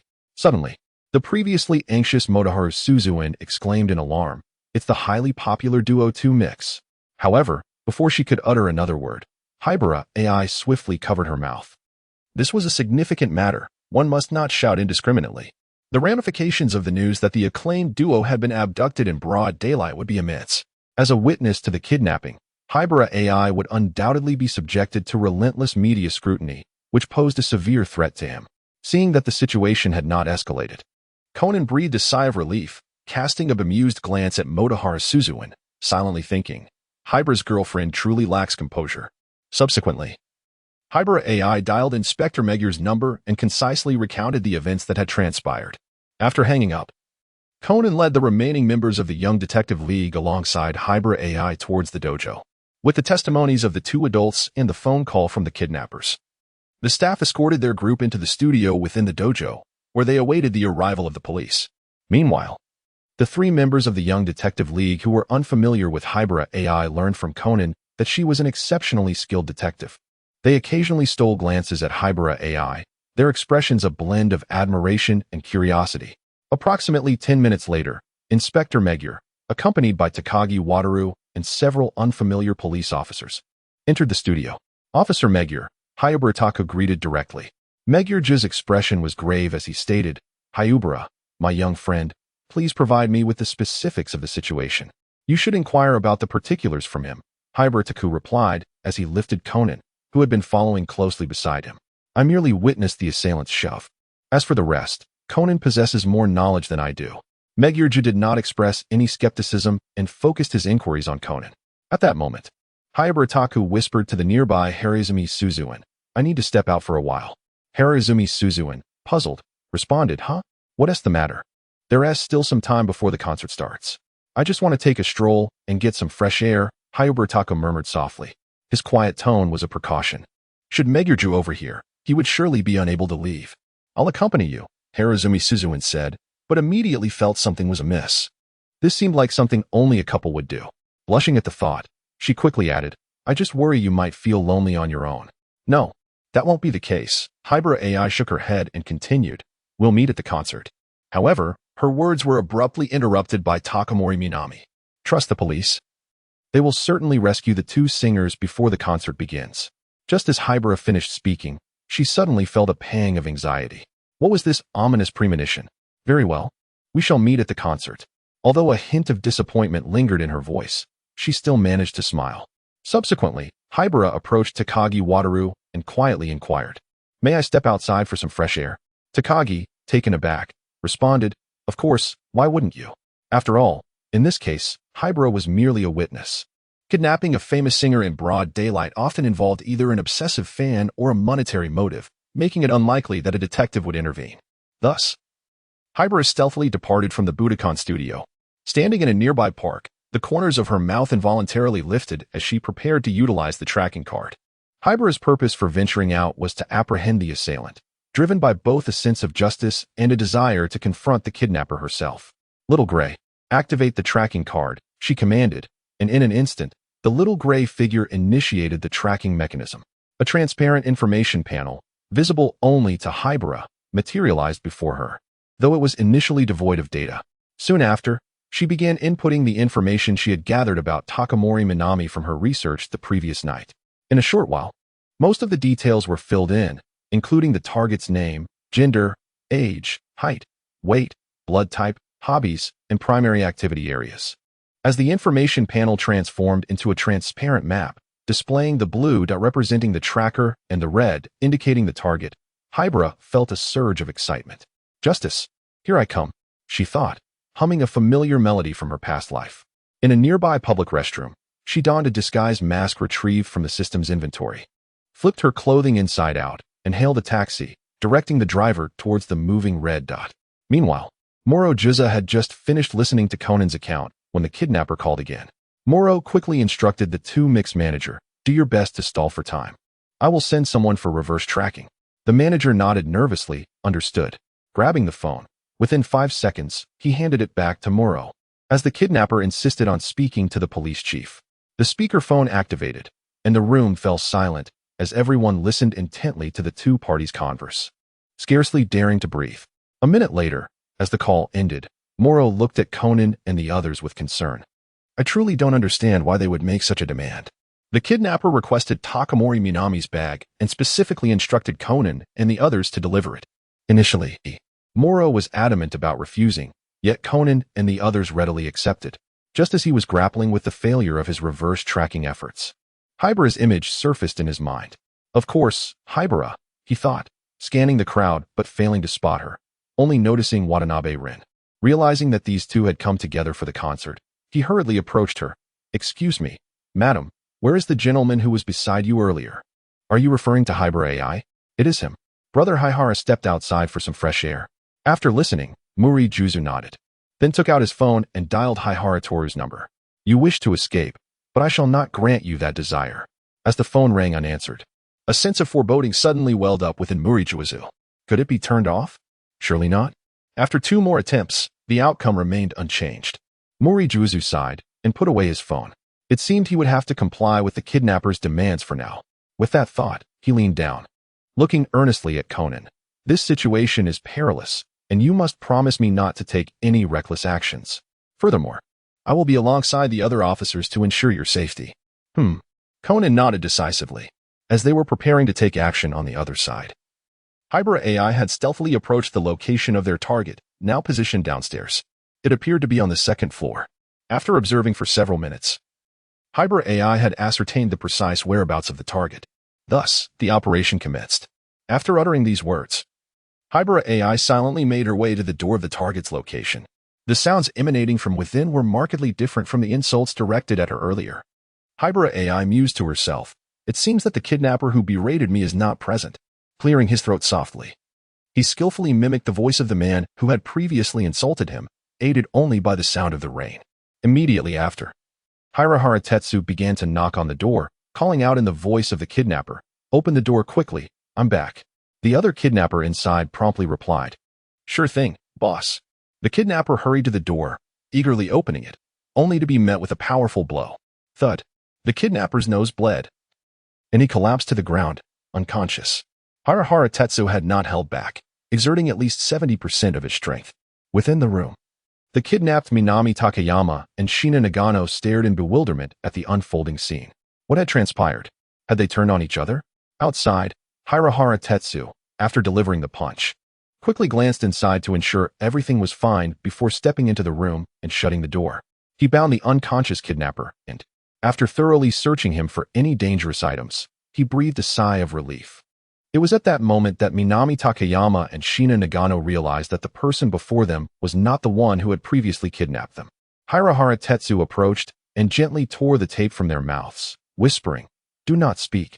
Just know that I am here to rescue you." The two women nodded obediently in response. Just as Hirahara Tetsu finished unbinding them, a series of knocks accompanied by shouts echoed from the door. "Hey, open up quickly." Another kidnapper had returned. Minami Takayama and Shina Nagano exchanged worried glances with Hirahara Tetsu, their eyes filled with concern and inquiry. Hirahara Tetsu, undeterred, responded in front of them using the voice of the fallen kidnapper, "Sure thing, boss." Minami Takayama and Shina Nagano were momentarily taken aback, as if they had stumbled upon something utterly extraordinary. Meanwhile, Hirahara Tetsu swiftly moved to the door, and at the moment of opening it, he struck decisively, taking advantage of the kidnapper's momentary lapse in vigilance to deliver a crushing blow to his abdomen. "Humph." The kidnapper grunted after receiving a punch, clutching his abdomen and preparing to draw his gun in retaliation.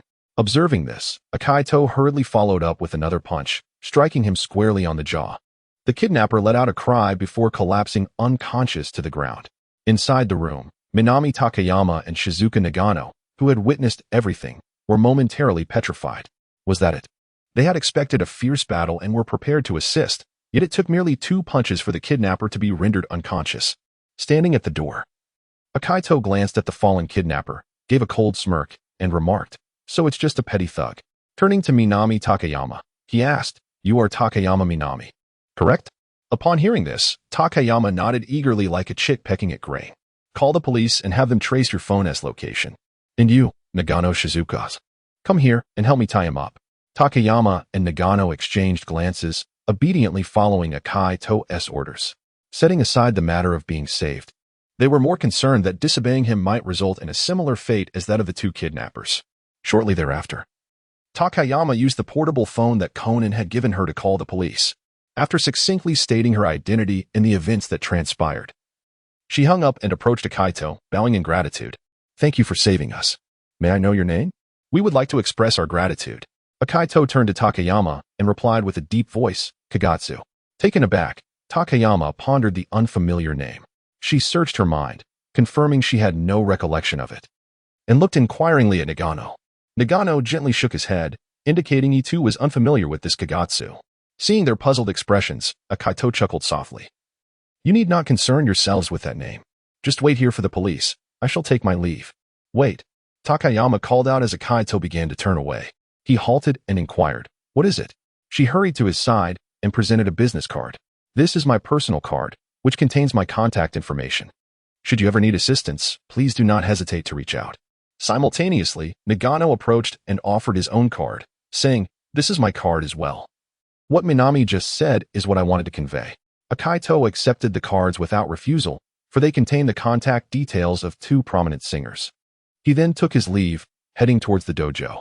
Meanwhile, Takayama and Nagano kept a vigilant watch over the two securely bound and unconscious kidnappers while engaging in casual conversation as they awaited the police. After all, as renowned stars, they were accustomed to performing before thousands, demonstrating remarkable composure. Before long, Inspector Magyar and his team arrived at the designated location. As he alighted from the vehicle, he inadvertently caught sight of Conan disembarking alongside Takagi, causing his brow to furrow. "Takagi, did I not instruct you to take care of Conan and the others? Why have you brought him along?" Takagi scratched his head sheepishly, unsure of how to explain. In truth, he hadn't intended to bring Conan.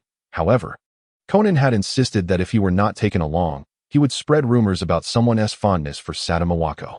Aware of his role as the culprit, Conan stepped forward and urged, "Inspector Magyar, we should head to the scene first. Delay could lead to unforeseen complications." Magyar understood that this was not the moment for inquiries. He shot a stern glare at Takagi before proceeding towards the second floor of the warehouse. The door was ajar, and standing at the entrance, Magyar called out, "You too." Hearing his voice, Takayama and Nagano turned to look. "I am Inspector Magyar from the police department." As he displayed his badge to confirm his identity, he stepped inside and pointed to the two unconscious figures on the ground. "Are these the kidnappers?" "Hello, Inspector Magyar," Takayama greeted, nodding. "Yes, that's them."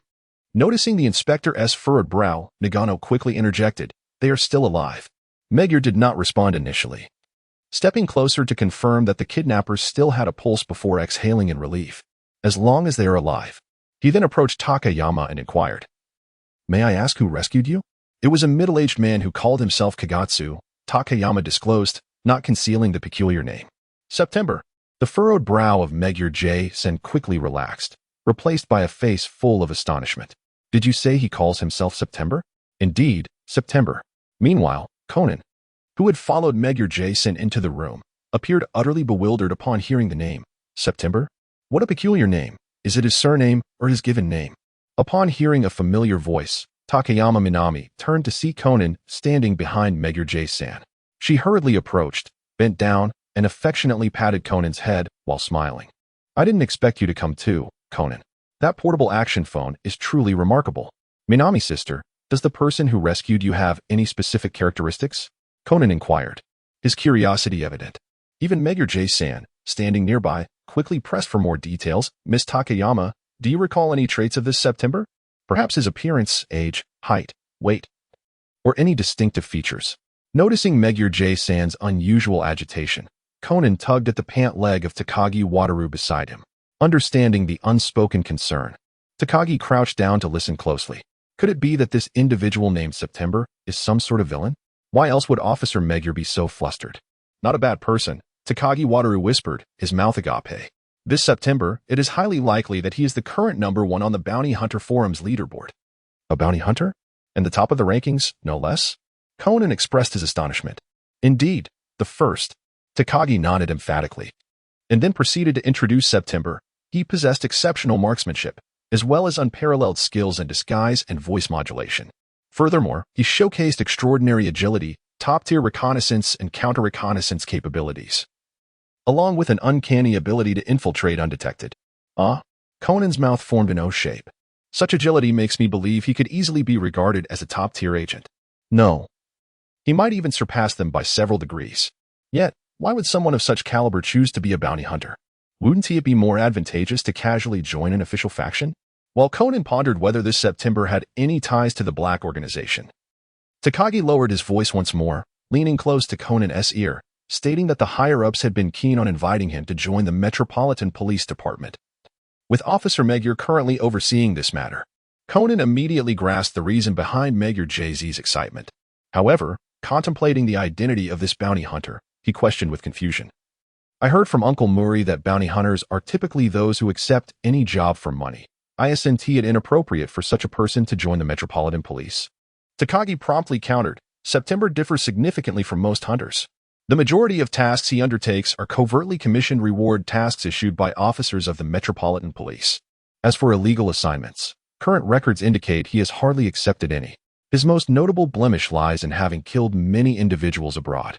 However, those he dispatched were predominantly heinous criminals, including major drug lords and gang leaders. In fact, for many lesser offenders, he tends to refer them to the appropriate law enforcement agencies in their respective regions rather than handling them privately. Just as Conan began to voice his thoughts, he caught sight of Takagi's earnest expression, causing him to swallow his words. Why do I feel that this September is no different from a criminal? Isn't it merely the Metropolitan Police attempting to recruit him while donning rose-tinted glasses? Meanwhile, on Magyar JZ's side, having failed to glean any pertinent information regarding September from Takayama Minami, his expression visibly darkened with disappointment. After instructing the accompanying officers to escort the two captors away, Magyar wore a grim visage as he, along with Takagi and Conan, escorted Takayama Minami and Nagano Shizuka towards the dojo. After all, the concert was set to commence in just over 3 hours. Time passed steadily. Sitting in the concert venue, Harazumi Sujuin appeared anxious, frequently glancing at her watch and the empty seat beside her. With only 10 minutes left until the concert began, where on earth was Brother Haibara? She had been attempting to call Haibara Ai for the past hour, yet her calls went unanswered. What if something had happened to Brother Haibara?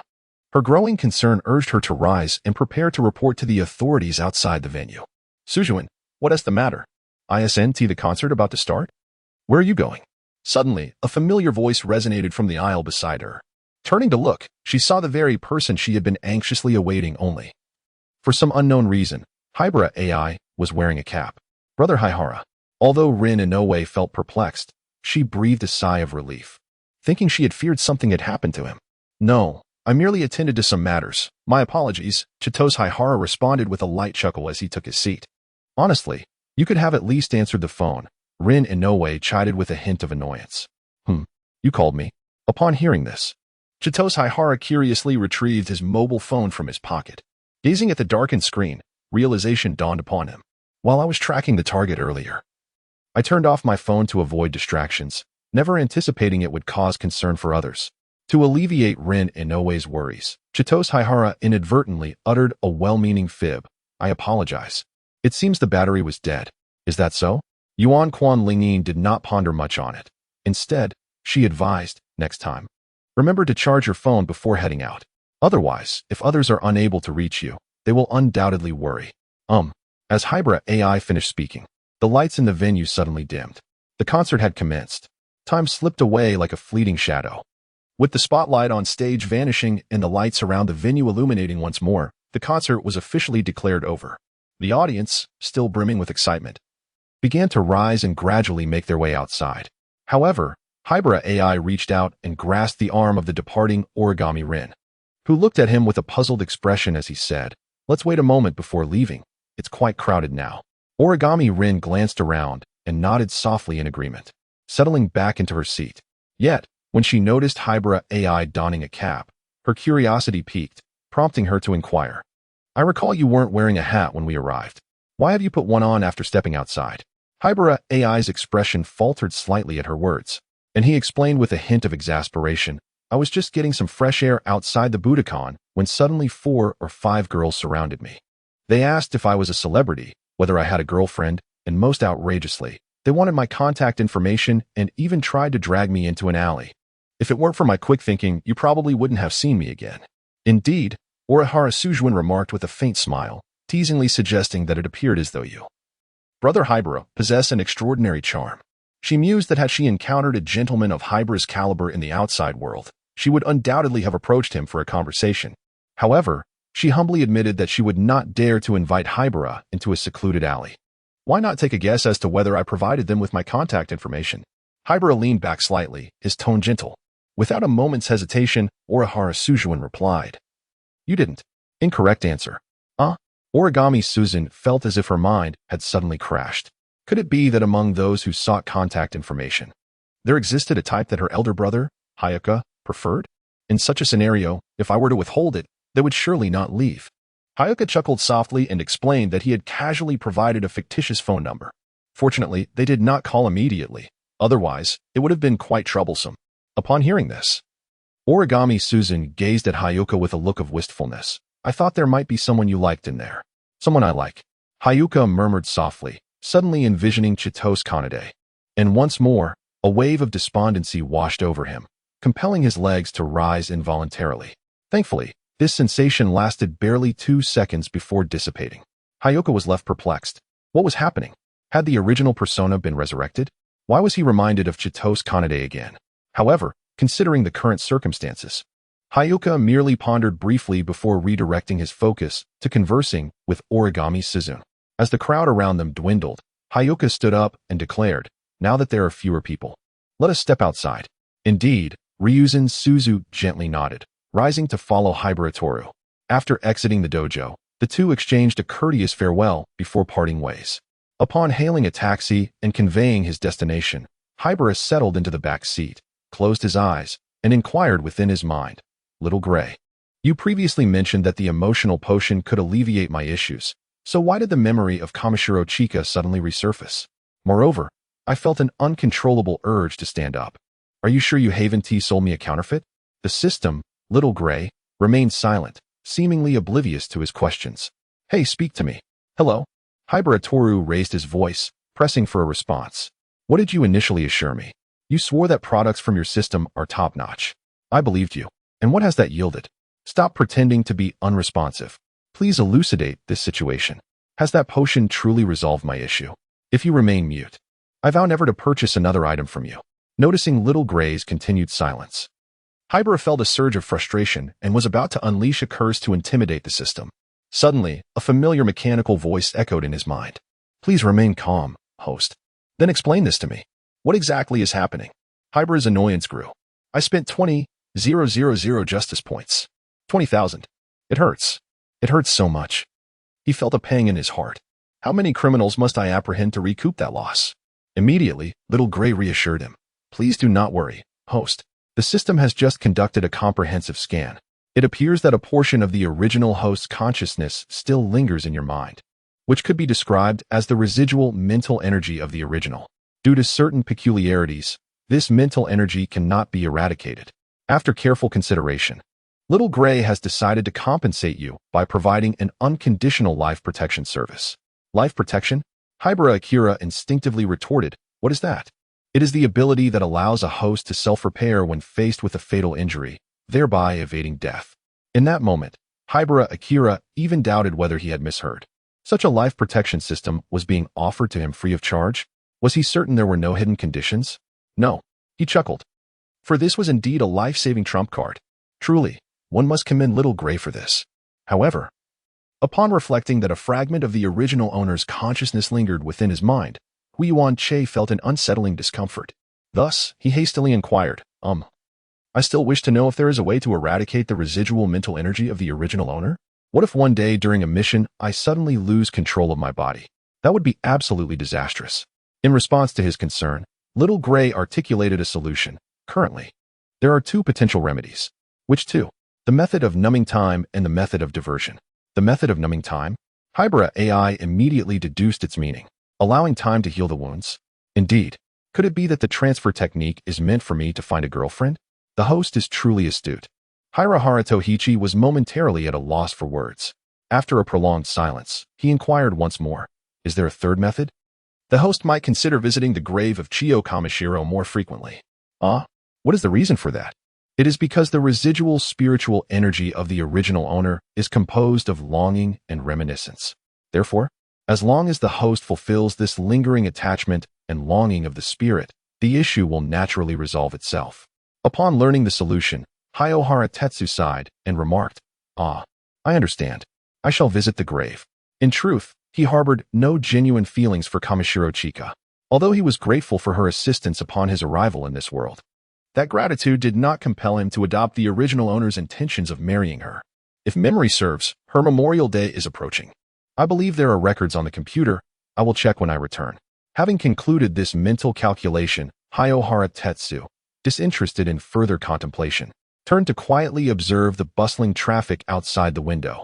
Upon returning home, Haibara Ai retrieved his computer from the system's space to review the records, expressing mild surprise. "Ah? Her memorial day is in 5 days? How time flies." After a moment of reflection, he resolved to pay his respects to Kamishiro Chika, curious to see if, as Little Gray suggested, satisfying the original owner's attachment and longing would indeed resolve the issue. "It appears I shall need to request leave.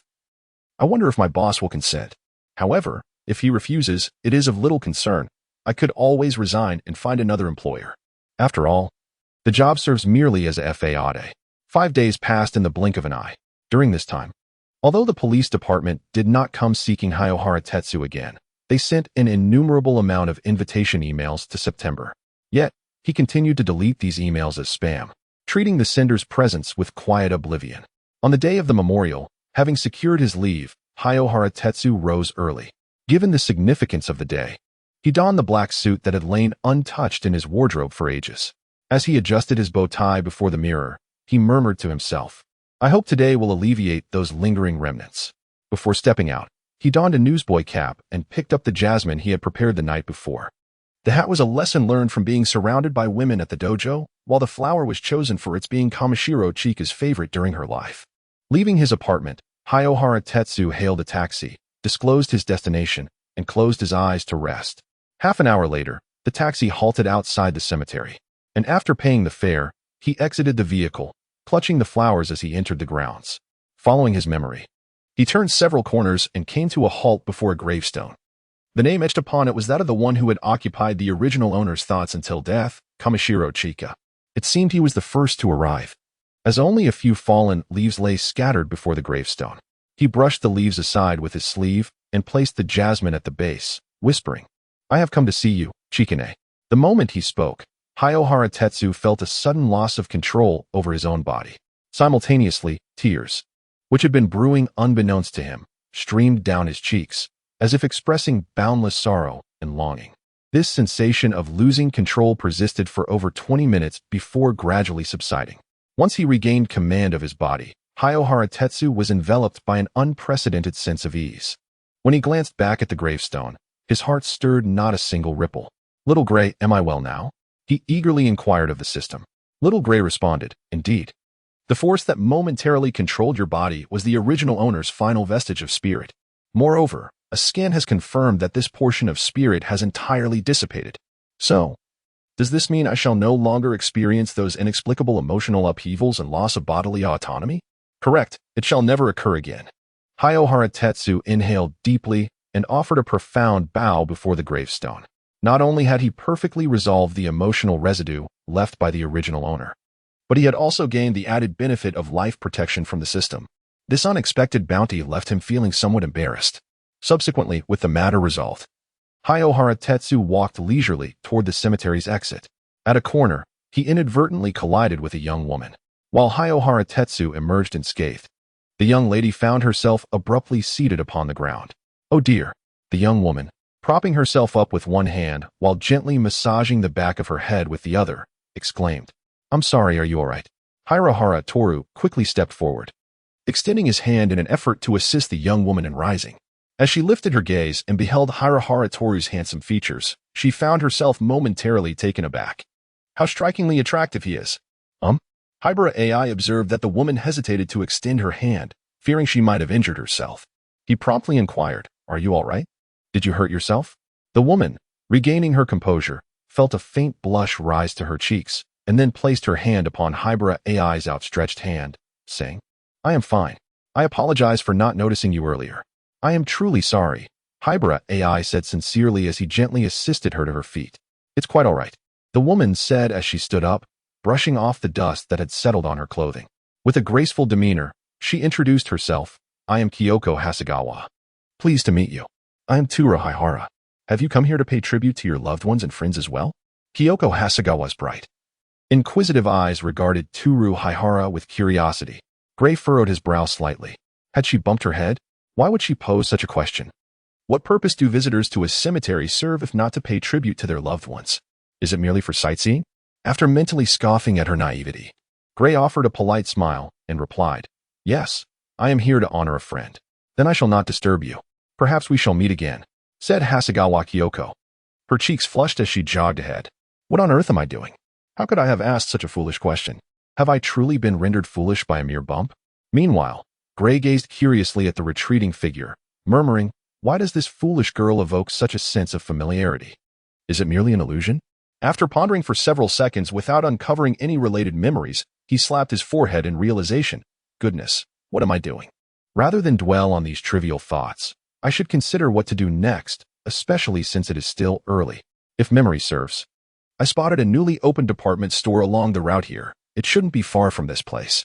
Perhaps I shall see if there is anything worth purchasing. With that thought in mind, Gray turned and walked towards the cemetery's exit. On the other side, Hasegawa Kyoko paused before the gravestone of Kamishiro China. She glanced at the jasmine flowers before the stone, somewhat astonished. I didn't expect someone to have visited already. Was it Sakutsuki or Tensei?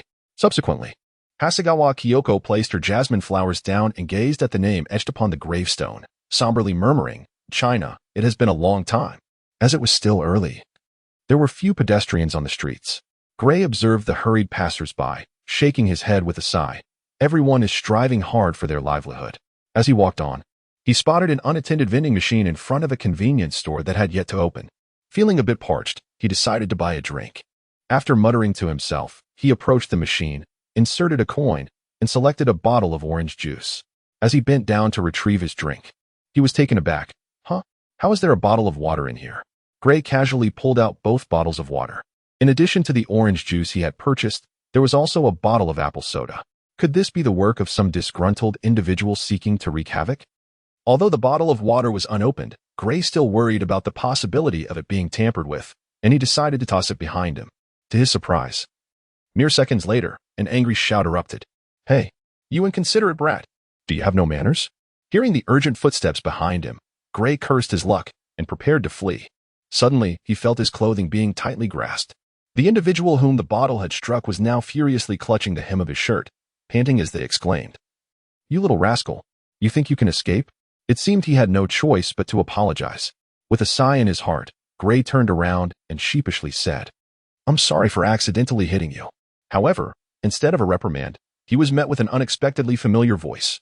Gray? What are you doing here? Upon hearing the familiar youthful voice, Haibara Ai turned to glance behind the man. Goodness, is that not Conan? A second look at Conan's right side revealed yet another familiar face. What a coincidence, Brother Haibara.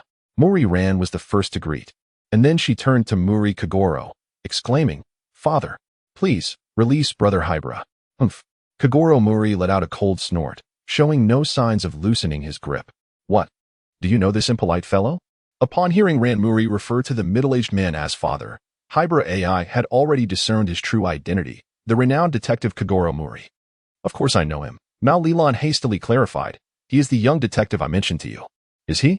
Kagoro Mori remarked with a hint of disdain as he scrutinized Akira Haibara, questioning, You can't be deceiving me, can you? This pretty boy is a detective? Someone with his appearance is either a celebrity or a host, isn't he? Haibara Ai, taken aback, pointed at herself in disbelief. My host.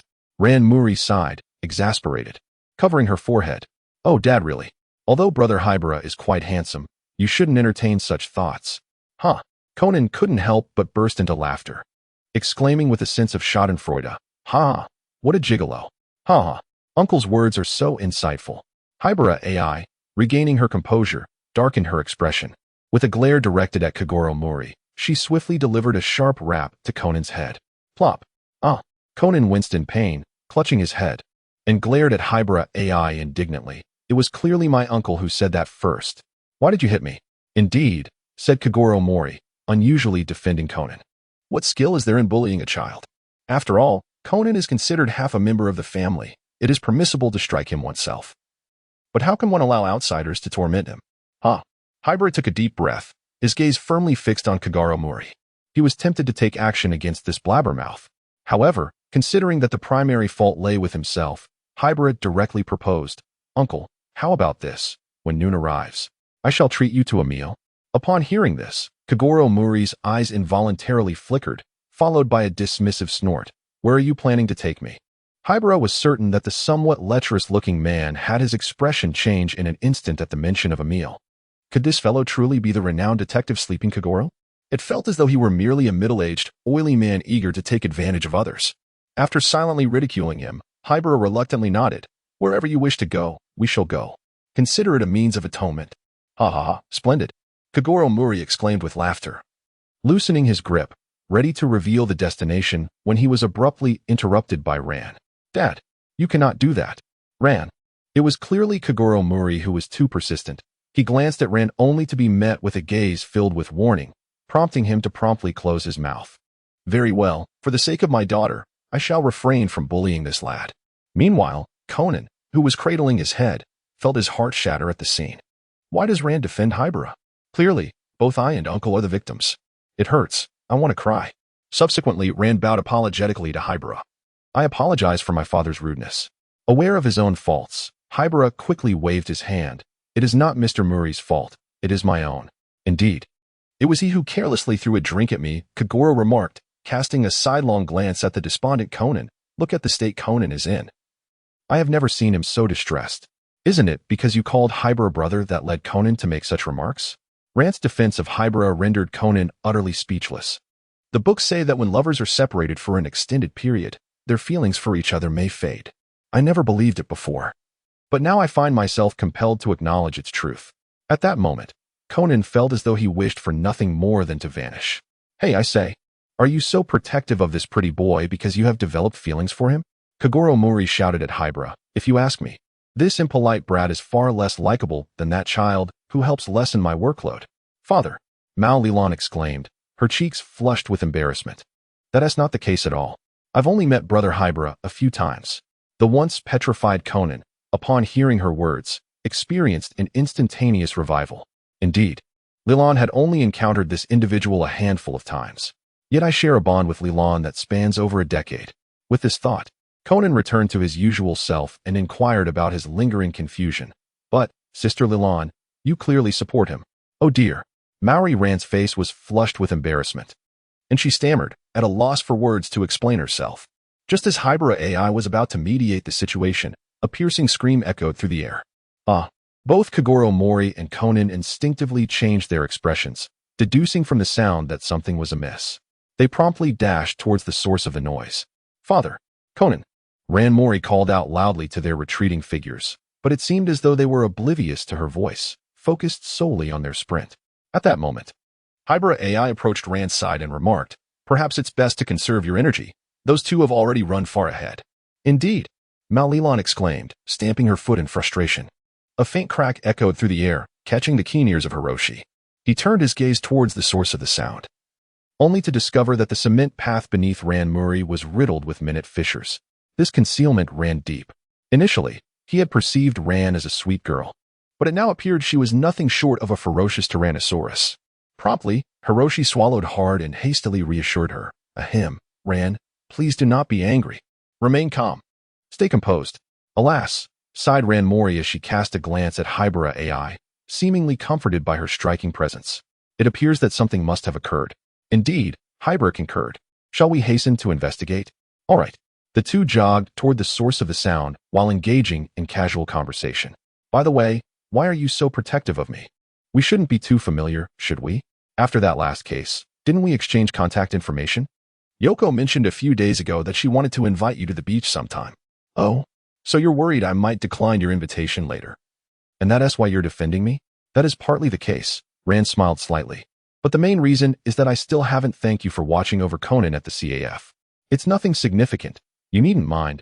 Haibara was about to dismiss it, but suddenly recalled the image of using Conan as a shield, feeling a twinge of guilt. That is all in the past. This incident is my fault. Let me treat you all to lunch. How about you choose the restaurant?" My dad would surely pick a fancy place he usually wouldn't splurge on. Ran knew her father well, who was always frugal. Haibara chuckled softly in response. It's fine. It was originally my mistake. All right then, I thank you in advance, Haibara. No need for thanks.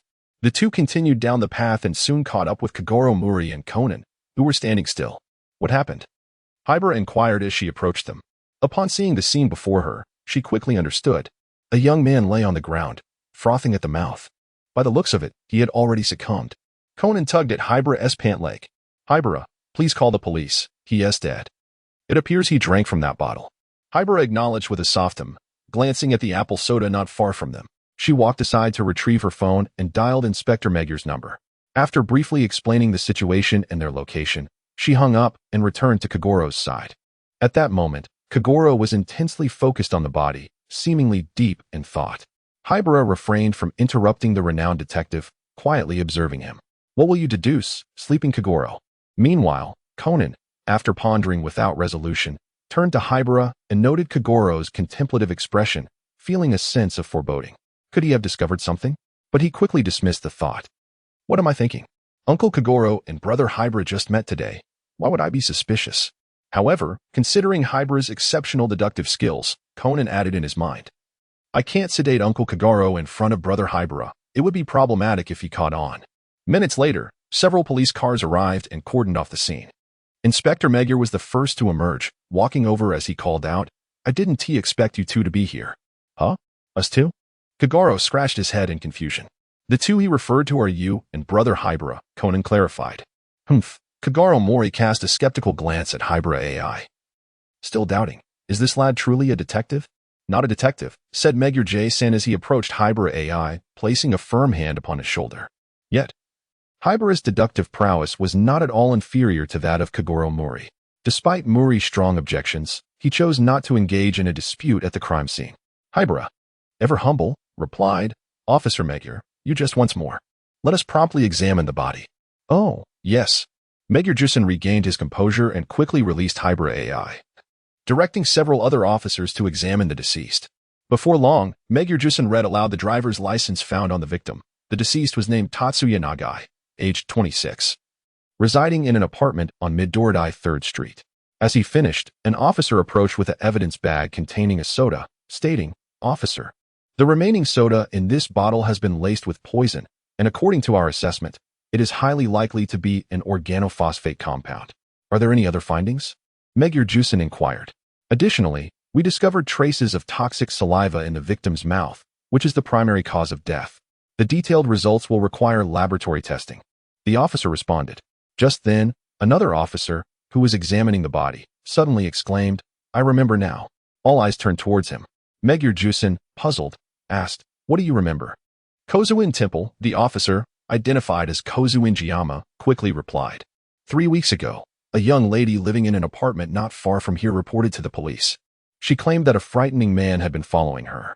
It was then that I apprehended someone loitering near the apartment, and that individual is the victim in this case. Could it be the Wolf of Mahana that I've been hearing about in class recently? Ran Murray inquired, somewhat uncertain. Indeed, Koizumi Temple Mountain replied, continuing. I inquired about him at the time. He claimed to have followed her out of affection. However, since he did not display any peculiar behavior towards the young lady, we merely offered him a few verbal admonishments before allowing him to return home. Moku Jusen pressed further, what was the deceased's occupation before his demise? He stated that he was preparing to sit for the judicial examination. Upon hearing this, Haibara Ai furrowed her brow and remarked, he has become a wolf in sheep's clothing, clearly indicating he is no good. How can you trust him so readily? At this, Koizumi Temple Mountain lowered his head in silence. Moku Jusen comfortingly patted Koizumi Temple Mountain's shoulder, saying, It's all right, do not blame yourself. First, lead us to the residence of the young lady he was following. As you command. Please follow me, replied Koizumi Temple Mountain. On their way to the young woman's home, Haibara Ai posed numerous inquiries regarding the case and the young lady. Before long, the group arrived at the residence of Nishitani Miho. Moku Jusen knocked on the door, identifying himself and stating their purpose. Nishitani Miho opened the door, granting them entry. As they stepped inside, Haibara Ai noticed Miho rubbing her hands together incessantly. He then glanced at the locks on the windows, the newly added locks on the front door, and the can of pepper spray on the table, instantly comprehending the entire situation. Still too inexperienced, he thought to himself. Before preempting Mokujusen's question by stating, "Detective Mori, do you already know the identity of the murderer?" Kagoro Mori, upon hearing this, cast a puzzled glance at Haibara Ai, still uncertain about what was amiss. Conan, seemingly sensing the implications woven within Haibara's words, hastily inquired, "Haibara, have you perhaps already discerned the identity of the culprit?" Haibara Ai offered a faint smile and replied, "Guess." Conan suddenly felt an urge to vent his frustration. But after considering the consequences of such an outburst, he restrained himself. "Stop guessing, Haibara," Mori JZ quickly interjected, urging her to reveal the true culprit. Just as Haibara was about to speak, he caught sight of the despondence in Nishitani Miho's eyes and suddenly comprehended something. He immediately activated his emotional perception ability and, confirming that Nishitani Miho's demeanor was genuine, sighed and apologized. "I'm sorry, but I truly do not know." Upon hearing this, Nishitani Miho's expression was one of disbelief. Her intuition suggested that this man before her unequivocally knew she was the murderer. She simply could not fathom why he refrained from articulating it. Was he not allied with the police? As Nishitani Miho pondered this mystery, Mori Koger, in a fit of anger, stepped forward and seized Haibara by the collar, exclaiming, "Stop being so indecisive. Just tell us what you know." Mori JZ, fearing the situation might escalate, quickly intervened. "Mori, let go of him." "Yes, Dad, please let go." Mori Ran chimed in, anxious to prevent a confrontation. Meanwhile, Conan remained quietly lost in thought, his head bowed. After separating the two, Mori JZ began to question Nishitani Miho about various matters, such as her family background and work details. After pondering for quite some time without any leads, Conan glanced at Haibara, who was moving about the room as if she were one of them, and an astonishing hypothesis surfaced in his mind. Half an hour later, after gathering all the information, Mori JZ turned to Haibara, who sat silently on the sofa gazing out the window, and with a hint of disappointment, said to Nishitani Miho, "Thank you for your cooperation. We will take our leave now." Subsequently, the group departed from the apartment. Having walked less than 200 meters from the building, Haibara suddenly exclaimed, "I think I left my wallet back there. I'll go retrieve it. You all go ahead." He then turned and dashed back. Mori JZ observed the retreating figure with a sigh, remarking, "I never expected that even Haibara would be at a loss in this case. Officer Mori, he is just a kid. How could he possibly deduce anything?" Mori Koger retorted. This skepticism stemmed from Haibara's understated reputation and striking appearance, leading Mori Koger to doubt his capabilities as a detective. Mori JZ replied firmly, "Mori, in my view, his deductive skills are on par with Waizaku's. Moreover, Police Chief Matsumoto recently agreed to my invitation for him to join the police department." Kagoro Mori expressed his astonishment. Setting aside the fact that Haibara Ai's deductive skills are nearly on par with those of Yusaku Kudo, the mere acknowledgement from the stern Inspector Matsumoto serves as a testament to her extraordinary abilities. "So, this young man is now your colleague?" Tokuro Megure shook his head in response, stating, "No," he declined. "Is that so?" Kagoro Mori expressed a hint of regret, reflecting on the youthfulness of the situation. Nevertheless, as long as he consented, there would undoubtedly be a place for him within the Metropolitan Police Department. After Tsukumo J-san uttered this statement, he took his leave, as he needed to conduct further investigations at the deceased's residence. It appeared that Kagoro Mori was still lost in thought, momentarily entranced by Tsukumo J-san's words, which hinted at his potential position within the police force. After a considerable pause, he finally broke the silence, saying, "Now that they have departed, let us also take our leave, Ran." Ran Mori softly acknowledged with an turning to her right and calling out, "Conan, shall we?" "What's the matter?" Kagoro Mori turned his head to see Ran Mori suddenly displaying an anxious expression. He asked, puzzled, "What happened? Did you lose something too?" "Dad, Conan is missing." "The little rascal," Mori Kagoro muttered under his breath, suddenly struck by a thought. "He must be following that wallet thief. We should hurry over." The two swiftly retraced their steps. Meanwhile, outside Shinomiya Miho's apartment, Haibara Ai gently tapped on the door. Knock, knock, knock. Upon hearing the sound, Miho Nishitani approached the door and, upon seeing Haruharuto, she gently opened it and inquired, "Hello, is there something else you need?" Haruharuto gestured behind her, saying, "Let us discuss it inside." After a moment's hesitation, Miho steeled herself, stepped aside, and allowed Haruhara to enter the room. Once Haruhara had stepped inside, Miho quickly scanned the hallway to ensure no one else was present before closing the door. Shortly thereafter, Conan emerged from the staircase, his expression grave. He rested a hand on the railing and fixed his gaze on the door, slowly uttering, "Haibara, please do not make a mistake." Inside, after securing the door, Miho approached Haibara directly and stated, "You know I am the murderer, don't you?" Taken aback by the woman's abrupt confession, Haibara paused for 2 seconds before nodding in acknowledgement. "Yes, I am aware. I realized it the moment I entered." Indeed, Nishitani Miho's expression darkened, and she promptly removed her coat. Hey. Haibara Ai stumbled back in fright. "Why are you taking your clothes off?" Nishitani Miho, who had already removed her outer garment, paused in surprise. "You didn't expose me. Isn't that what you wanted?" Outside, Conan clenched his fist upon hearing this, despairing at the thought of such a brilliant detective breaking the law. Inside, Haibara turned away, asserting, "I am not that superficial. Put your clothes back on." Seeing Haibara's back turned, Nishitani felt a wave of desolation wash over her, as she realized he wouldn't even look at her. Subsequently, clad in her outerwear, Nishitani said, "Turn around." Upon hearing this, Haibara pivoted to face Nishitani, whose cheeks were faintly flushed. He remarked, "You are too naive. I saw through your ruse immediately." With a self-deprecating smile, Nishitani asked, "Then tell me, how did I do it?" Haibara deduced, "That morning, you were aware that Mr. Nagai was following you. Thus, in his presence, you purchased a soda, which we shall refer to as A for the time being. While retrieving soda A, you employed a clever trick. You first took out another soda B, from your bag, deliberately allowing Mr. Nagai to see it, creating the illusion that it was the freshly purchased soda A. Then, you opened soda B and pretended to enjoy it nonchalantly as you walked along. Once you had consumed enough, you stealthily swapped soda B with a pre-prepared soda C that contained poison. After the exchange, you carelessly placed soda C by the roadside, knowing that the Wolf of Mihan has a peculiar habit of collecting items from their targets. Consequently, Mr. Nagai, noticing the remnants of soda C you discarded, eagerly drank it. However, due to your sleight of hand, he had no inkling that the bottle contained poison, leading to his untimely demise." As Conan listened to Haibara's deduction, the fog of confusion lifted from his mind. So that was how it transpired. Just as he prepared to continue listening, Muri Kagoro, gritting his teeth, approached from behind. "Kid, feel the power of my righteous fist." "Oh dear," Conan exclaimed in agony, clutching his head. "It hurts so much." Kagoro Muri, unfazed by Conan's distress, scooped him up, exclaiming, "You little rascal, always running about.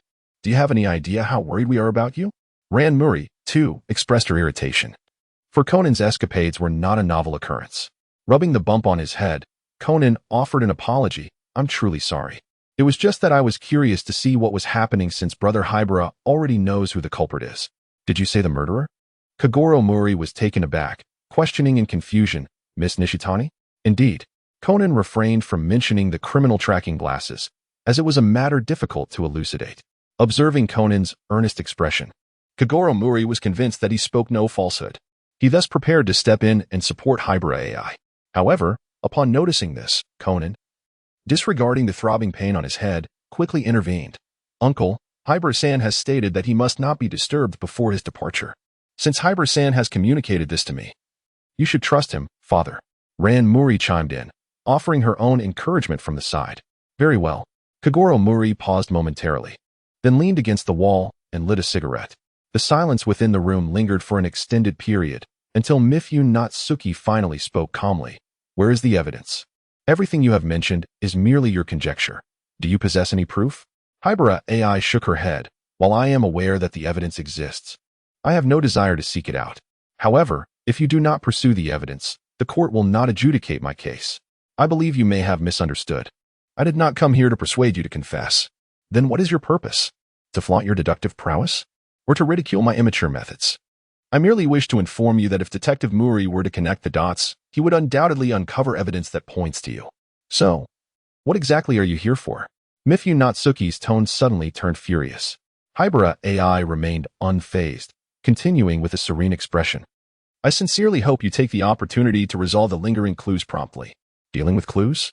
Nishitani Miho was momentarily taken aback, and after a considerable pause, she finally inquired, "You are not here to persuade me to confess, but rather to encourage me to handle those lingering clues?"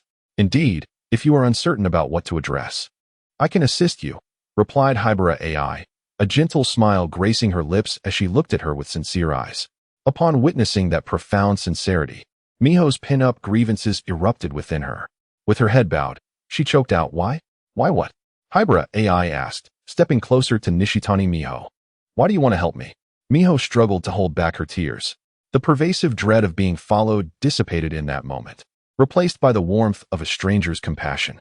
The locks on the windows and doors, along with the pepper spray in the living room, spoke volumes of the trials she had endured. "When I saw those 3 items, I understood the ordeal you have faced. I surmised that the deceased must have done something in life that left you in profound disquiet, compelling you to ultimately take drastic measures." At those words, Miho raised her tear-streaked face, blooming like a flower after rain, and exclaimed, "If I hadn't done it, he would have killed me. I believe in you," said Haibara Ai as he gently embraced Nishitani Miho, softly patting her back. With tears streaming down her face, Nishitani Miho recounted, "A week ago, as I was descending the stairs, I suddenly felt a shove. When I fell and regained my senses, I looked back in the direction from which I had fallen. And there he was, gazing at me with murderous intent, as if to say that if I dared to report him again, he would take my life. I do not wish to die. I have dreams yet to fulfill. Furthermore, I have grown weary of living in such constant fear." Haibara Ai patiently comforted her, saying, "I understand that this feels like a dead end for you. However, do not worry. I am here to assist you. I will take care of those clues, rest assured that no one will be able to uncover them. Let this case remain an unsolved mystery." "No." Nishitani Miho wept as she declined, unwilling to allow this gentle, sunlit soul to bear the burden of her transgressions. "I have made up my mind. I must turn myself in. I cannot let my mistakes drag you down with me. Is it that you doubt my ability to handle those clues?" Haibara Toru chuckled lightly. "Rest assured, I am a detective, the kind that even the Metropolitan Police Department wishes to recruit." Of course, there was one thing Haibara did not utter. He had declined the invitation from the police department. Nishitani Miho sniffled, shaking her head in refusal once more. "I cannot drag you into this with these hands stained by the blood of my sins." Hitaka Toru yearned to convey to the young lady that were she to comprehend the extent to which he was stained with the blood of others, she might very well faint on the spot. However, considering that Conan had previously placed a button-like device on his cuff, which was likely a listening device, he prudently chose to remain silent. Subsequently, at the earnest request of Nishitani Miho, he dialed the number of Megure to relay the details of the incident.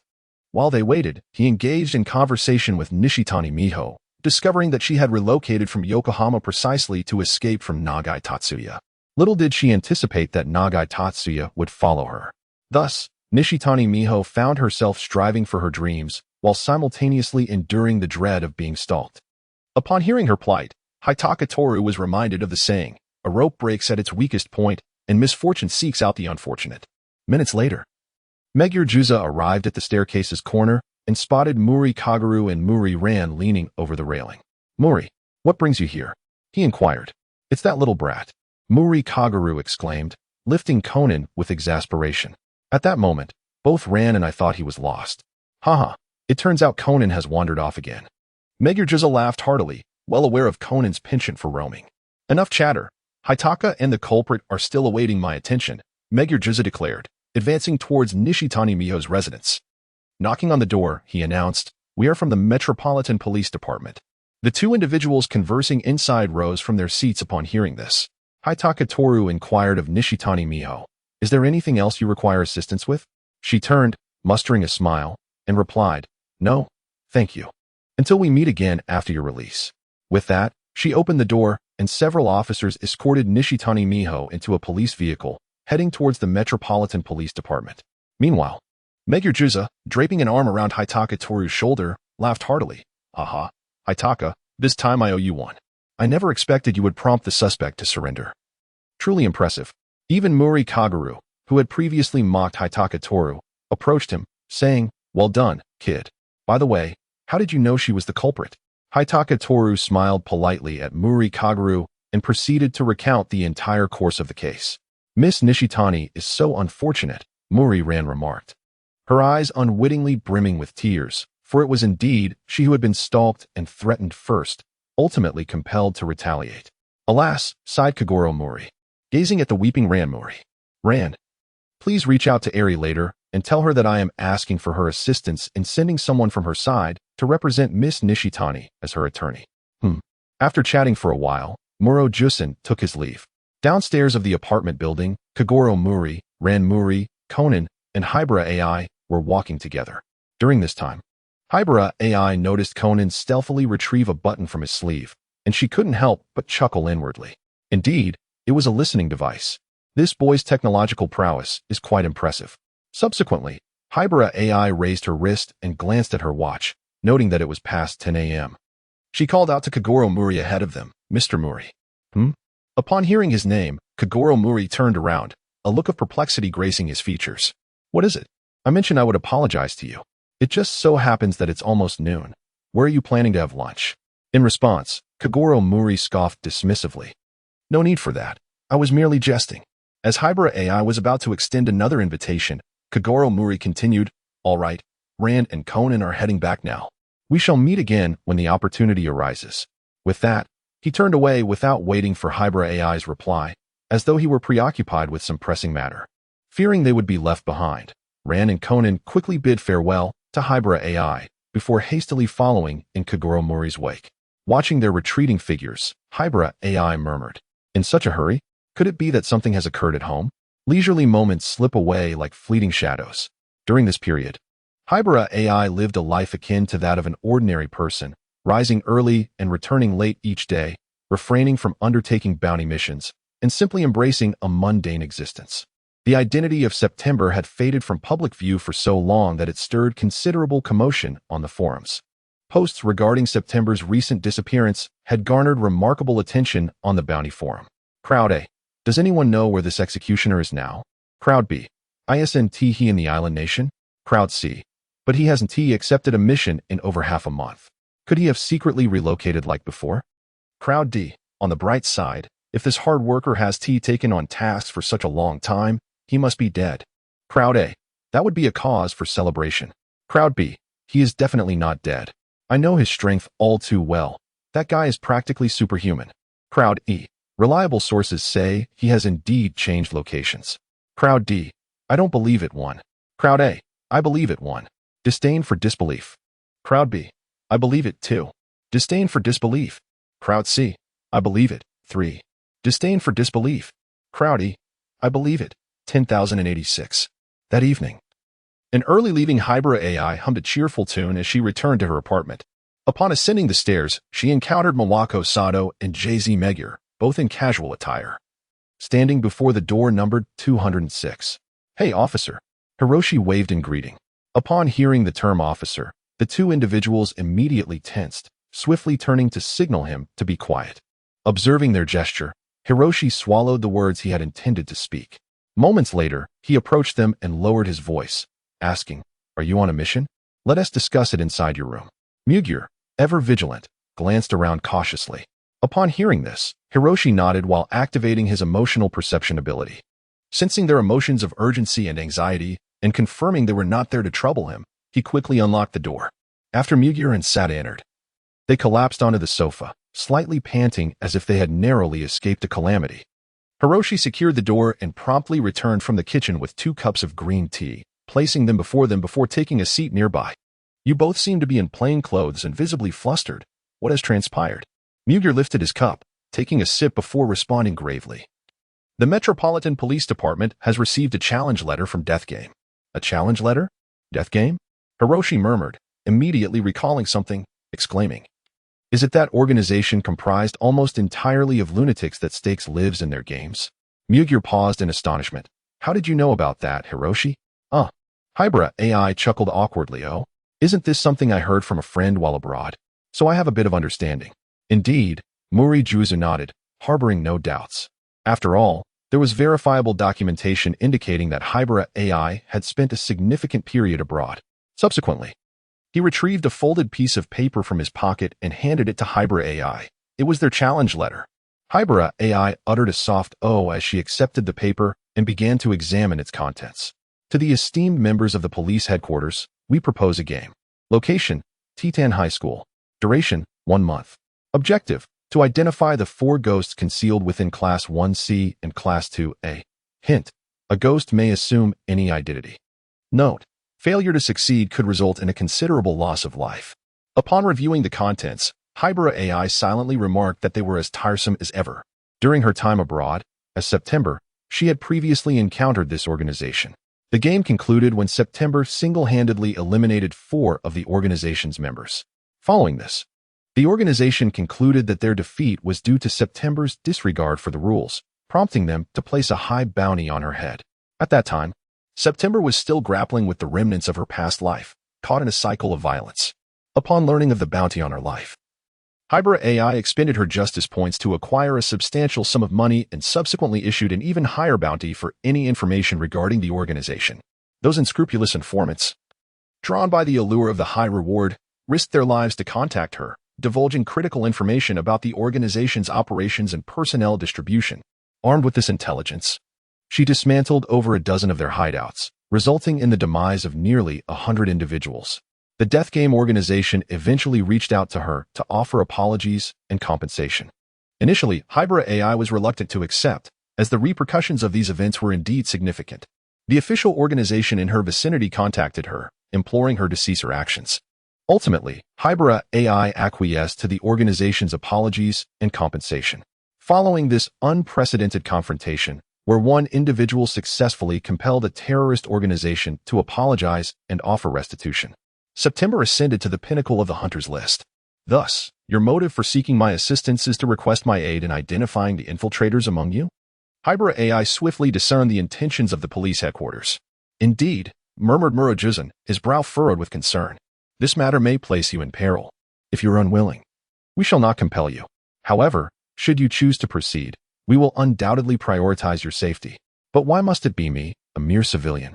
Questioned Haibara Ai, tossing the challenge onto the coffee table in confusion. Shouldn't you first report to your superiors and await their instructions?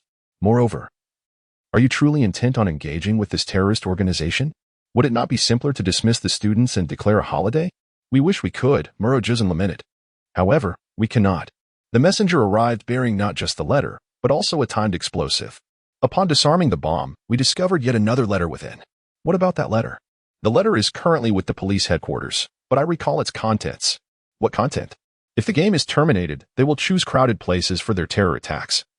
And they stated that our police force can only dispatch 3 individuals at most.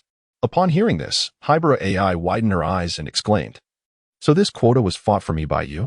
It was Inspector Matsumoto who replied. Meguer JZ, with deep-set eyes, added, "Moreover, your quota belongs to the 4th individual. Has that gorilla taken the wrong medication?" Cough, cough. Meguer Jusin nearly spewed the water he had just consumed, showing some respect for the police chief. Haibara Ai uttered a soft "oh" and promptly inquired, "So I am the 4th person apart from those 3, which means I am the one who cheats." "Well, that seems to be the case," Meguer Jusin replied, giving a slight nod to Sadamawako. Without delay, Sadamawako retrieved a folded document from her pocket and handed it over. Haibara Ai took it and unfolded it casually. Name: Haibara Ai. Age: 16. Profile: due to health reasons, I have been living abroad for treatment since childhood. After recovering, I decided to return to Japan for my studies. Current residence: 2 to 22. Mahanaku. After perusing the personal details, Haibara Ai sighed with exasperation. 16. A high school student? Are you suggesting that I masquerade as a 16-year-old student to conduct a covert investigation? Are you certain there is no mistake? Meguer Jusin nodded in affirmation. After extensive discussions, we concluded that this identity would facilitate your actions the most effectively. Haibara Ai, lost in thought, stared at the document in hand. I recall that nearly everyone in this game organization is of dubious character. If I manage to apprehend them and submit my findings to the police department, it would yield a significant amount of justice points. However, once this matter concludes, the police department will undoubtedly make a grand announcement. Even if they choose not to reveal my identity, what about those students? What if I become famous because of this? After pondering for 2 minutes, Haibara Ai made up his mind. Let us do it. To forego such a wealth of justice points would be a tremendous loss. With that thought, he nodded at Meguer Jusin and declared, I accept your proposition.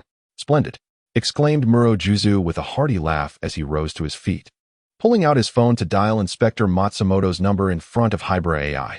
Once the call connected, Muro promptly briefed on the situation. In less than half a minute, as the call ended, he turned to Haibara and stated, your identity information has been amended. By the way, the participants this time include Kagoro Muri, Mawako Sato, and also the specially dispatched Kazami Yuya from the Public Security Bureau. They will officially enter the school in 7 days. Haibara understood that this was intended for him to familiarize himself with his teammates and offer assistance when necessary.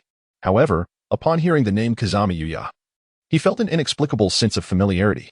Before he could ponder further, Muro continued, "We have already discussed the classes each of us will be responsible for.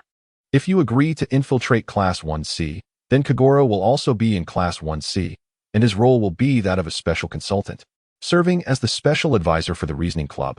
"Understood," replied Haibara Ai, casting a puzzled glance at Satomawako. Given that Officer Satu possessed considerable physical prowess, one might assume her deductive abilities to be rather feeble. Could it be that Kazami Yu is indeed a master of deduction from the Public Security Bureau? This remained unclear to him. Megurju's side, he had previously inquired about this matter with Inspector Matsumoto, who had advised him to refrain from worrying. During this time, he had proposed the involvement of Kagatsu. However, this suggestion was met with outright rejection, the rationale being that Kagatsu had a complicated history with the organization.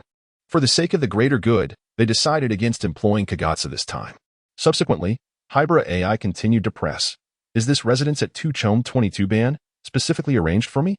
"No, this house has an owner named Dr. Agasa. You are to be regarded as his relative and are currently residing in his home," Megurju explained. As soon as he finished speaking, Satomawako promptly handed over the remaining documents. Haibara Ai reached out to accept them, inquiring as he perused. "The information states that Dr. Agasa is merely an ordinary person. Why did you choose him as my guardian?" "The reason for appointing him as your guardian lies in the recommendation of Kudo Yusaku," came the response. "Yusaku Kudo?" Haibara Ai recalled the name, having previously encountered it in the novel The Night Baron. The individual known for penning detective stories? "Indeed. I recall that this gentleman possesses remarkable deductive abilities. Why is it that you do not allow him to address this matter?" "It is because Yuzwa has been entrusted by the Eagle Country Police to handle a significant case and is presently unavailable." Haiohara Tsubasa uttered a brief acknowledgement, casually discarding the materials he had perused. "By the way, when shall I attend school? Have you prepared the necessary items for me?" Makuro Jusa nodded in response. "Everything is ready.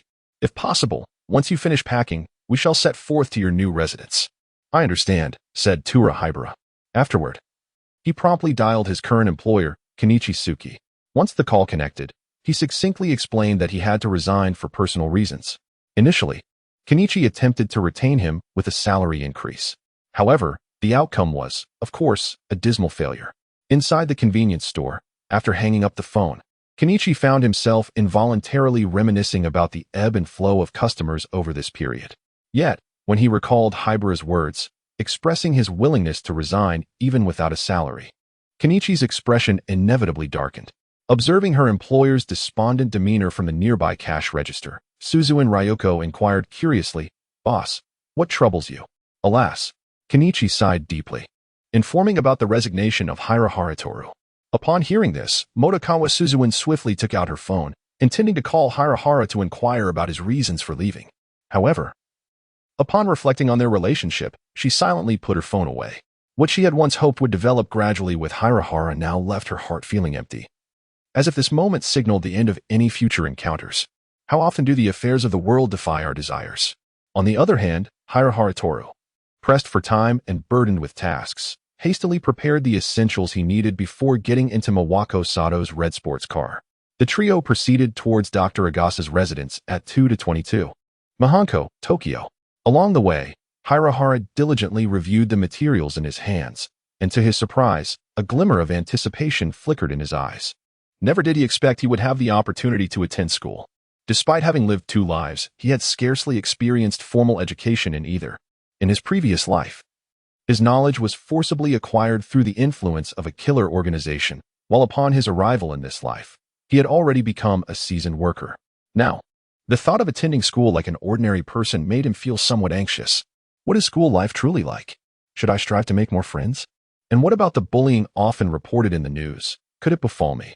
During Hirahara's reverie, the passenger, Yugo Muguruma, turned to the back seat and asked, "By the way, Hirahara, have you really given no thought to joining the Metropolitan Police?" Upon hearing this, Hirahara immediately snapped back to reality and firmly declined, not interested. Not considering it. Very well. Megure JZ sighed and turned away in disappointment. Within 20 minutes, The vehicle came to a halt before a rather sizable standalone villa. Haibara Toru discarded the documents and alighted from the car, carrying a suitcase. Initially anticipating a life of hardship, he marveled at the two-story villa, exclaiming, "This uncle resides in quite a fine abode." Without hesitation, Megure JZ approached the front door and rang the bell. Ding dong. Dr. Agasa, who was contemplating whether to indulge in the rather dubious dish before him, promptly rose and made his way to the door upon hearing the chime. Upon spotting a familiar face at the entrance, he hurriedly approached to open the wrought iron gate. "Officer Megure, I did not anticipate your swift arrival. I must apologize for any inconvenience during this time."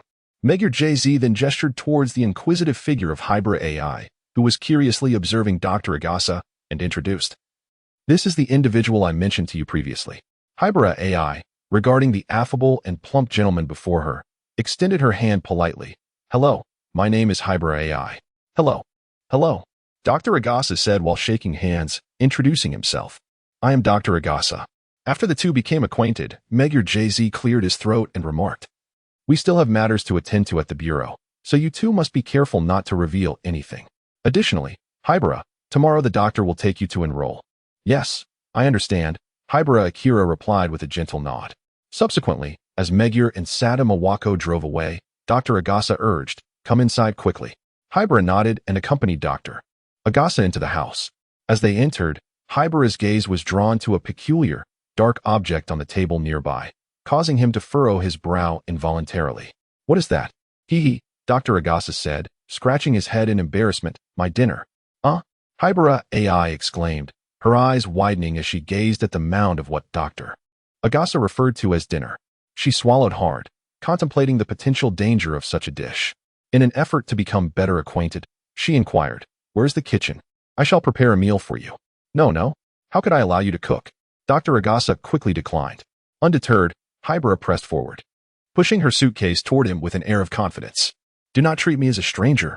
After all, we are family now. You may call me Ai, and I shall refer to you as Doctor." Dr. Agasa recalled what Megure J-san had previously mentioned and nodded thoughtfully. Accepting the suitcase, he gestured toward a nearby room, saying, "That is the kitchen." Upon hearing this, Haibara made her way to the kitchen.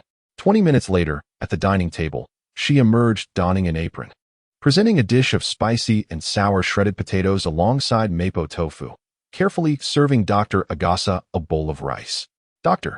Agasa gazed in astonishment at the two sumptuous dishes before him. "How did you manage this?" he asked, truly surprised that this half-police officer, who was about to embark on an undercover mission, possessed such exceptional culinary skills.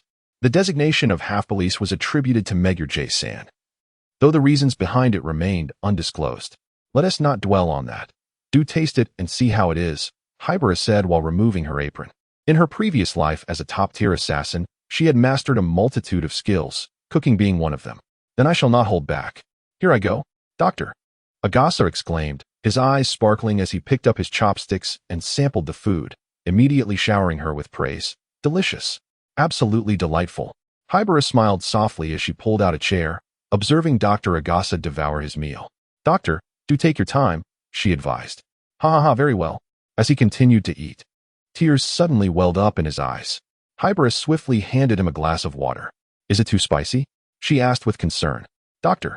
Agasa took a small sip and smiled warmly. "It's all right, quite all right. Then I shall use less chili next time." "Yes, that would be good," he replied, looking at Haibara with the affection of a parent. "Ai, aren't you going to eat?" "I have already had my meal," she said with a gentle wave of her hand, having eaten on her way home from work earlier that day. "Doctor, please continue. The food will lose its warmth if left too long." Dr. Agasa responded, resuming his voracious feast. The only sounds in the living room were the clattering of dishes and the rhythmic chewing. Before long, Haibara Ai noticed that Dr. Agasa had finished his meal and was about to rise to clear the remnants. However, Dr. Agasa quickly interjected, "Oh, please let me take care of that. You should rest. You've already gone through the trouble of preparing the meal, so it would be unfair to ask you to tidy up as well." Observing the doctor as somewhat serious demeanor, Haibara Ai smiled and nodded. "All right, then I shall prepare the meals from now on, and you shall handle the cleanup." "Haha. This old man is truly fortunate." Dr. Agasa chuckled heartily as he gathered the dishes and made his way to the kitchen. Subsequently, Haibara Ai headed toward her bedroom.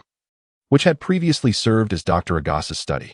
This room had been hastily vacated after he learned of Kagoro Muri's plan. Although modest in its furnishings, it was far from shabby, meeting Haibara Ai's standards of cleanliness and comfort quite well. The following morning, while she was still lost in slumber, Haibara Ai was awakened by Dr. Agasa's call. After donning her fitted school uniform, she made her way to the living room. There, Dr. Agasa, who was enjoying a slice of bread, promptly exclaimed upon seeing her, "Ai, come quickly for breakfast." As she approached and glanced at the slightly burnt bread, she yawned and settled down at the table. "Good morning, doctor." "Good morning," Dr. Agasa replied as he handed over a slice of bread. "Did you stay up late last night? You seem quite drowsy." In an effort to spare the doctor any distress, Haibara Ai took the somewhat soggy piece of bread and, while chewing, responded, "I was pondering how to track down those individuals, which kept me up a bit longer than usual. Is there anything I can assist you with? I could help you with some research projects." Gritting his teeth against the bitter taste of the bread, Haibara shook his head. "Thank you for your kindness, doctor, but it is unnecessary." On the way here yesterday, he had meticulously reviewed Dr. Agasa's personal profile several times. Although Dr. Agasa was an inventor and scientist, the majority of his inventions could hardly be deemed practical. One could only classify them as utterly useless. After hastily finishing breakfast, Dr. Agasa drove Haibara toward Titan High School. At Titan High School, Class 1C, with a few minutes remaining before class commenced, students were engaged in casual conversations within their small groups. Whispers circulated that the second-year student, Shinichi Kudo, had perished. Is it true? I believe it is, considering how long that fellow has been missing. Recently, the newspaper reported the death of a man. Death is just death. What is the big deal? However, I heard he was the infamous rice flower wolf. That is quite the fortunate turn of events. I've also heard about that abandoned building on 4th Avenue, rumored to be haunted. Should we venture there later? Absolutely. I'll find a way to invite 2 young ladies.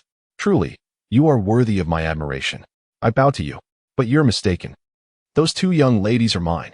As the young female teacher, Sisuk Natsuko, entered the classroom, the students who had been engaged in conversation gradually returned to their respective seats. Though the whispers lingered on.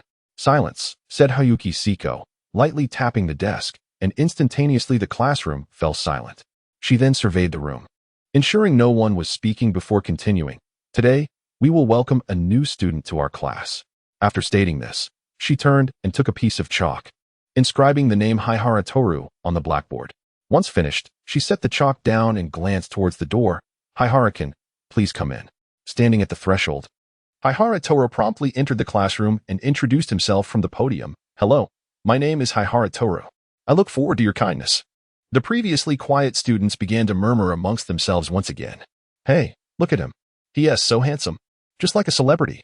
To be honest, he is really good looking." It seems the title of class heartthrob is about to be relinquished. Forget class heartthrob. He is way more handsome than the school heartthrob. Our class is truly remarkable. We have both the school beauty and the school heartthrob. Noticing the rising chatter among the students, Haruyuki Siko quickly clapped her hands to regain order. "Quiet down, everyone, please." As the whispers faded once more, she smiled and nodded. "Haibara-kun has been unwell and has been recuperating at home. Although he is now able to attend school, he is still somewhat fragile, so I encourage everyone to lend him your support." A harmonious good echoed in unison. Seizing the moment, Qingxue Kaikai pointed to the 4th seat by the window, saying, "Hui Yuan, you may take that seat." Hui Yuan Che nodded appreciatively and proceeded to settle into the designated space. Just then, a warm ray of sunlight streamed through the window, bathing his face in warmth. As he surveyed his surroundings, a sudden feeling of wistfulness enveloped him. Perhaps the life of an ordinary person is what I truly seek. Dingling. The bell signaling the end of class rang, and a throng of girls surrounded Hui Yuan Che, bombarding him with an array of inquiries. Nearby, a group of boys, brimming with envy, engaged in animated discussion. Indeed, being handsome attracts attention. "If only I were as dashing," one lamented. "Stop dreaming, mate. The sun is still shining," another retorted. "Look, even the campus bell, Ling Feng, is approaching that new student," one boy exclaimed, pointing to the beautiful girl heading toward Hui Yuan Che. "My goddess!" "Oh no," cried another boy, clutching his chest in despair upon seeing the scene. To be fair, Ling Feng and that fellow seem quite compatible. "You shall not tarnish my Ling Feng's name," a boy protested. "Brother, let us not claim Ling Feng as your own. I think Takizawa suits you better. Get lost. Who would fancy that mute?" Meanwhile, Hui Yuan Che, besieged by a barrage of questions, felt utterly exasperated.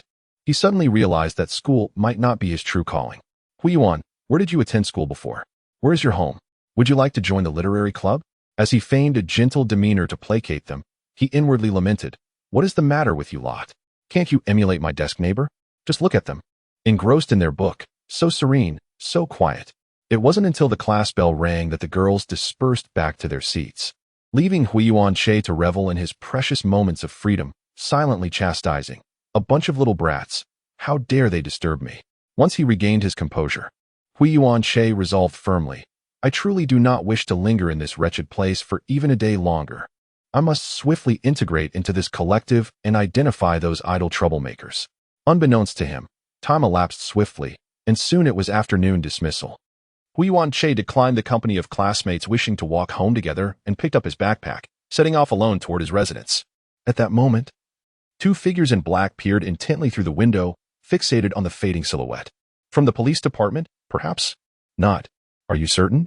The information appears to be flawless. May I proceed to eliminate him? Have you lost your mind? The game has yet to officially commence. Should you act? Those who have placed their bets on you would undoubtedly turn against you. TCH, what a nuisance.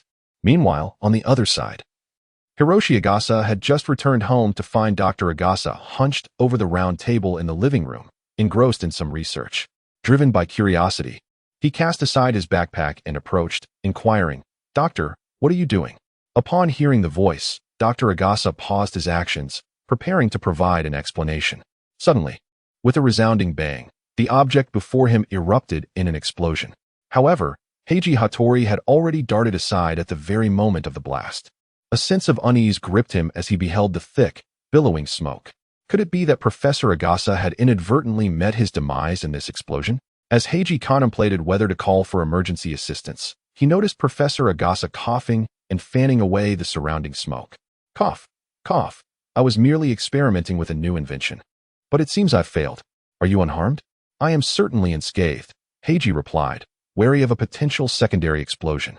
He stood rooted in place, observing the still coughing Professor Agasa, uncertainly asking, are you truly all right? Do you need assistance in calling for help? Professor Agasa continued his previous actions, puffing and waving away the smoke, insisting, I am truly cough, fine. After confirming that there would be no further explosions, Heiji assisted Professor Agasa to the sofa and tended to his wounds with a home medical kit while inquiring, Professor, is this how you typically conduct your experiments? Aren't you afraid of blowing yourself up? With an awkward chuckle, Professor Agasa replied, I've become accustomed to it. Besides, it's nothing serious, just a minor abrasion. You are indeed impressive, Heiji remarked, considering his current role as the nephew. He then gently urged, you are already 52 this year. There's no need to engage in daily experiments. What if one day you inadvertently endanger yourself? Do you truly believe you are still young? Touched by Heiji's concern, Professor Agasa responded, given the presence of terrorists at the school, I thought perhaps I could devise something to assist you. Upon hearing this, Heiji paused in his ministrations, then smiled and reassured him, rest assured, I will certainly uncover the identities of those in that terrorist organization. They consider themselves wolves hidden among sheep, believing they can rest easy. Little do they know, within the flock lies a shepherd capable of distinguishing between sheep and wolves. Professor Agasa held no doubts about Heiji's words. He had learned from Megure J-san and Conan that he was a detective of remarkable deductive prowess. Have you made any discoveries today? None, as this is merely the first day, and I have yet to recognize all my classmates. Alas, Dr. Agasa sighed, suddenly filled with indignation as he exclaimed, the individuals within this organization must surely be a bunch of lunatics. Quite so, said Haibara Ai. Recalling memories of her previous confrontations with the organization, her tone calm. This organization can be described as a gathering of both madmen and geniuses. Dr. Agasa, the eccentric genius, pondered for nearly a minute before slowly responding. Do you think I should invent an IQ detector? That way, we could assess everyone's intelligence and identify who belongs to that organization. Inwardly, Haibara scoffed at his self-importance, but replied, while the idea is commendable, there are indeed clever individuals among the students. Such an approach could easily impact the innocent. Indeed, Dr. Agasa nodded in agreement. Just a few minutes later, as Haibara Ai was assisting Dr. Agasa in tidying up the medicine box, the door at the entrance was suddenly pushed open, and several children carrying backpacks entered. These children were none other than the boy detectives whom Haibara Ai had previously encountered: Edagawa Conan, Yoshida Ayumi, Tsuburaya Mitsuhiko, and Koji Magenta. As Conan searched for Dr. Agasa with his gaze, he happened to lock eyes with Haibara Ai, both momentarily taken aback. What is he doing here? They wondered simultaneously. Meanwhile, Ayumi quickly spotted the injured Dr. Agasa and rushed over, her eyes glistening with concern. Doctor, how did you get hurt? It is Ayumi, doctor. Agasa gently caressed Ayumi's small head, having inadvertently caused an explosion while working on a new invention. Just an accident, he replied lightly. Haibara Ai, retracting her gaze from Conan, resumed organizing the medical kit, her tone sharp as she admonished Dr. Agasa. It would be wise for you to refrain from such experiments. What if something truly goes awry? Hiki. Dr. Agasa scratched his head, wearing a gentle smile. Though Haibara's tone may have sounded harsh, her words undoubtedly conveyed genuine concern. Ah, I truly am getting old. A mere expression of care leaves me speechless. At that moment, I also noticed the presence of the third party, Ayumi, whose sparkling eyes inquired, Big brother, how did you come to be at Dr. Agasa's house? It is worth mentioning that this was their first encounter since their parting at the dojo. Because I am a relative of the doctor, Haibara replied, bending down to gently pinch Ayumi's cheek, surprised that we would have the chance to meet again. You are actually the doctor's relative, Ayumi exclaimed in delight, gazing at Dr. Agasa. I thought the doctor had no family. Dr. Agasa's expression stiffened, and he suddenly found Haibara less endearing. Immediately after, Haibara, recalling something, cast a wistful glance at Conan. Conan, how could you not tell us? Huh. Conan's words were abruptly interrupted by Dr. Agasa. Don't blame Conan. He was unaware of this matter. Upon hearing this, Haibara nodded. So, Conan didn't know either. Doctor. Agasa wiped the cold sweat from his forehead and subtly gestured towards Conan. Soon after, Haibara brought out a cake from the refrigerator to share with the children. During this time, only Conan quietly enjoyed his slice of cake. The remaining 3 members of the detective boys chatted animatedly with Haibara while indulging in their cake. The trio excitedly boasted about how they solved cases and apprehended culprits. Haibara, resembling a gentle big brother from the neighborhood, listened with a smile, occasionally displaying surprise and offering compliments.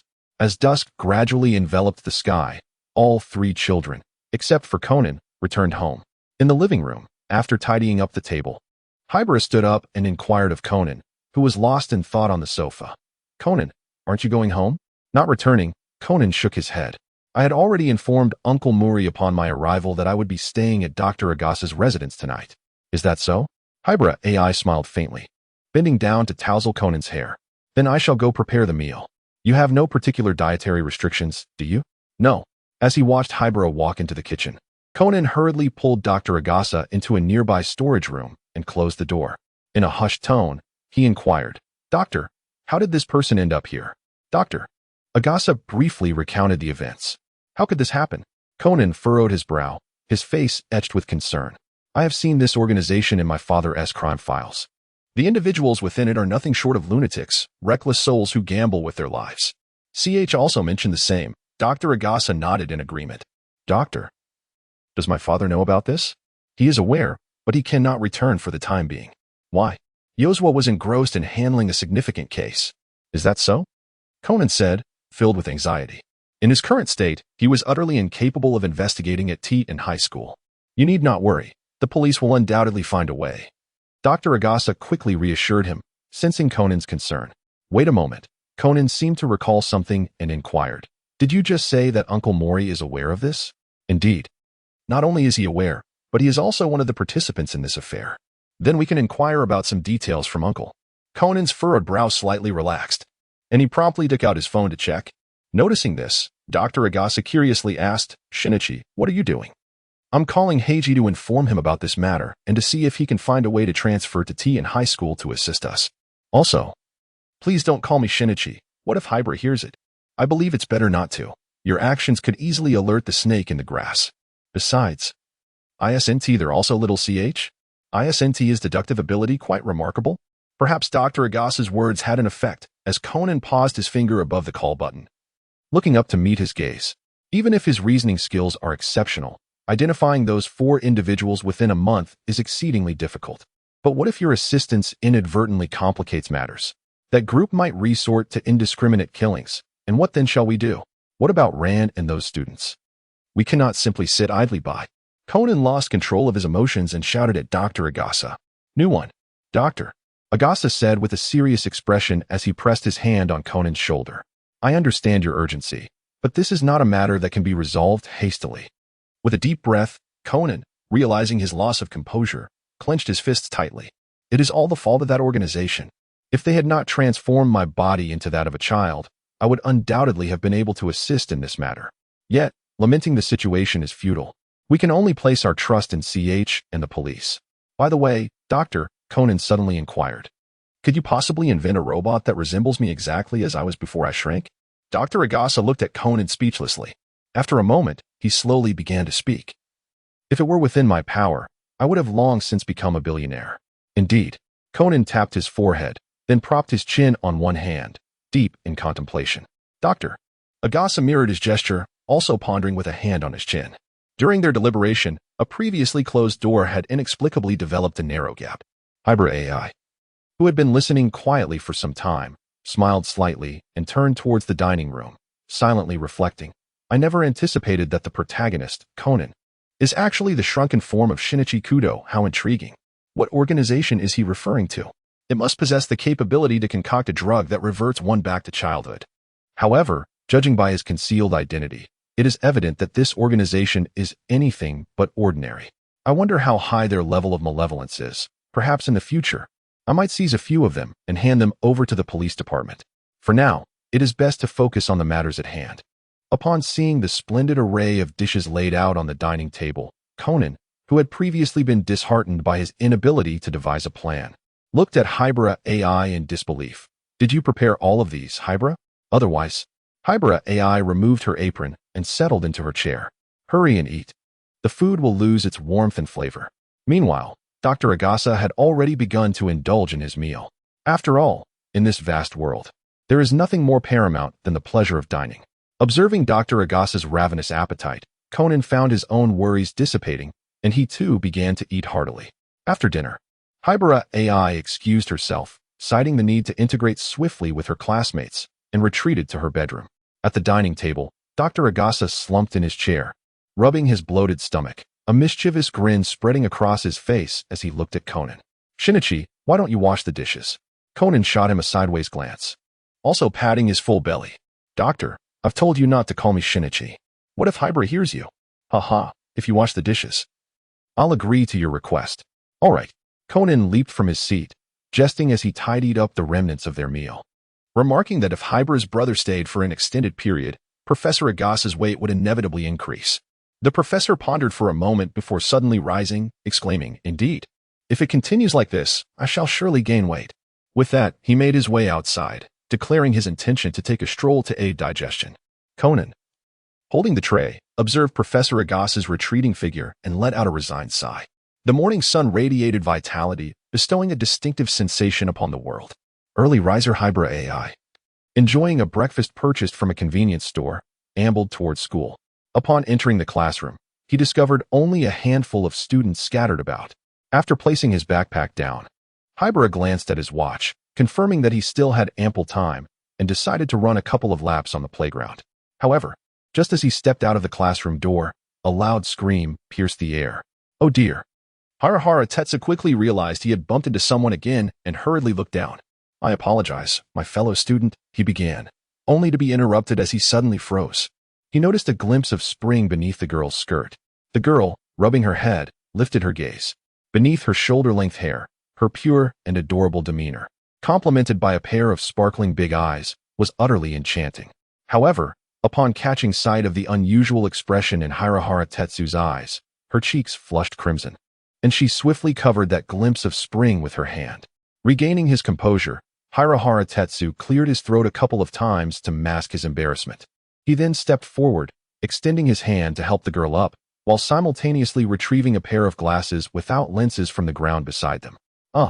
Haibara Ai said apologetically as she handed over the glasses devoid of lenses. How much is this? Allow me to compensate you. The girl's cheeks were still flushed at that moment. She remained silent, quickly taking the glasses and rushing into the classroom, settling into her seat. It was then that Harahara Tetsu realized this girl was actually his desk mate, the same one who had ignored him yesterday, engrossed in her book. Considering that an apology at this moment might be rather awkward, he decided to head towards the playground. Perhaps he could apologize to her later, after all. He had damaged her glasses. As he walked, his mind involuntarily drifted to that brief glimpse of spring. He mused that black did not quite complement her pure and adorable appearance. Perhaps a blue-striped design would suit her better. With the sound of the class bell ringing, a breathless Haibara Ai hurried back to the classroom. Passing by the girl who had so captivated him earlier, he paused and politely inquired, "Excuse me, could you tell me your name?" His voice was neither too loud nor too soft, instantly drawing the attention of several onlookers. Yet, the girl seemed to ignore him, keeping her head down, silent. At that moment, a boy who was enjoying the spectacle shouted, "Hey, new girl, are you really smitten with this mute?" The classroom erupted with laughter. Haibara Ai was baffled by such a joke. Perhaps it was the remnants of his recent exertion, but he felt a surge of anger. He immediately turned and strode over to the boy who had shouted, grasping his collar and locking eyes with him. "If you have nothing constructive to say, then kindly keep your mouth shut." The boy, undeterred, glared back at Haibara Ai and retorted, "What? Are you trying to defend this mute? What's it to you?" The young man said, "And I can see you need a lesson." A male classmate clenched his right fist and swung it towards Haibara Ai's face. However, to Haibara, the speed of the punch was exceedingly slow. Just as Haibara was about to evade the blow and teach this impolite fellow a lesson, a fierce shout echoed, "Stop, Yamamoto!"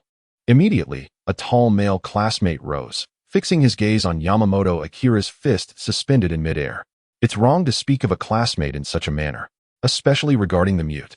Apologize at once. Humph. Yamamoto Unju let out a cold snort, dropping his fists, acknowledging the situation. "I understand. I apologize. Is that satisfactory?" Observing his unwilling demeanor, Haibara felt a surge of anger within him. Just then, a male classmate approached them and spoke, "Haibara, I am Aoki Taro. Let's consider this matter settled for my sake." Haibara glanced at Aoki Taro, realizing he seemed to have strayed from his usual character.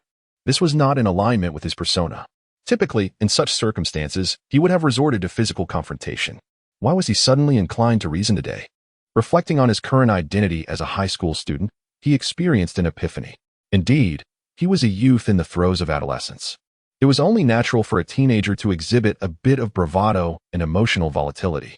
Thus, in the spirit of better performance, he addressed Yamamoto, "I am truly sorry." With this thought, Haibara retracted his gaze and suddenly smiled at Yamamoto Unju. Amidst the puzzled expressions, he struck Yamamoto squarely on the face. In that instant, the classroom fell silent, the sound of a pin dropping palpable. In the office, Haruyuki Nanako pinched her forehead, observing the unscathed Haibara and the swollen half of Yamamoto Unju's face. Haibara, regardless of the circumstances, resorting to violence is unacceptable. Although she was already aware of the events that transpired, it was evident that both individuals were at fault. "I apologize, I recognize my mistake," Haibara said, lowering his head in contrition. Witnessing his sincere acknowledgement, Nanako felt her irritation dissipate significantly. He was a good child, albeit a bit impulsive. She then turned her attention to the swollen-faced Yamamoto Unju, admonishing him, "You too, some words should never be uttered." "It was merely a joke," Yamamoto Unju mumbled, rubbing his inflamed cheek. "Jokes are not permissible." Nanako raised her voice, her harsh words piercing like a blade, capable of wounding not only feelings and self-esteem, but also inflicting long-lasting psychological harm. "Do you even comprehend the gravity of your actions?" Seeing the teacher in a state of anger, Yamamoto Unju wisely lowered his head, refraining from retorting. Noticing both students bowed in submission, Nanako sighed deeply. "Haibara, you may return to class for now. In the future, should you encounter similar situations, inform me first. You are not permitted to resort to violence again." "Understood. Thank you." "Teacher," Haibara replied with a polite smile before departing the office. Subsequently, Nanako turned her gaze to the downcast Yamamoto Unju. "Yamamoto, come with me to the infirmary. We must attend to that swelling." "Oh." As Yuan-che returned to class, the attention of his peers abruptly shifted from the blackboard to him. The boys regarded him with expressions of mockery, curiosity, and pity, for they were well aware that Yamamoto Unju was no amiable character. He would surely devise a means to retaliate for that blow. In stark contrast, the girls harbored feelings of admiration, infatuation, and a touch of envy. They admired Yuan-che for daring to confront that impolite individual. As for the girls with envious glances, They could only lament that they were not the ones who prompted Huiyuan to intervene. As Huiyuan passed by the neighboring desk, he felt a tug at his sleeve. Turning his head, he saw a female classmate named Takizawa, who, with her head bowed, handed him a note. After receiving it, Huiyuan proceeded to his seat and began to peruse its contents. My name is Takizawa Akira. Thank you for standing up for me earlier. Regarding the glasses incident, please do not take it to heart. Upon reading, Huiyuan offered a faint smile. He resolved to find an opportunity to compensate her for the glasses. As the lesson concluded, a boy of average build and appearance suddenly appeared beside Huiyuan. Hello, my name is Takahashi Masaru. Just as Huiyuan was about to respond, Takahashi Masaru hastily waved his hand and said, No need for introductions. I merely wanted to give you a heads up while Yamamoto is still absent. Reminder? Haibara Ai looked at Takahashi Masaru with confusion. What do you wish to remind me of? Be cautious after school. Yamamoto is notoriously vengeful. You struck him in front of the entire class. He will undoubtedly seek retribution, Takahashi advised. Thank you for the reminder. Haibara expressed his genuine gratitude, regardless of the circumstances. It was commendable for Takahashi to offer a warning. However, he did not regard Yamamoto Unju with much concern. If that individual truly sought assistance, Haibara would not hesitate to confront them. It's nothing. I have been irritated by that guy for quite some time, Takahashi chuckled. He constantly seeks trouble. It's exasperating.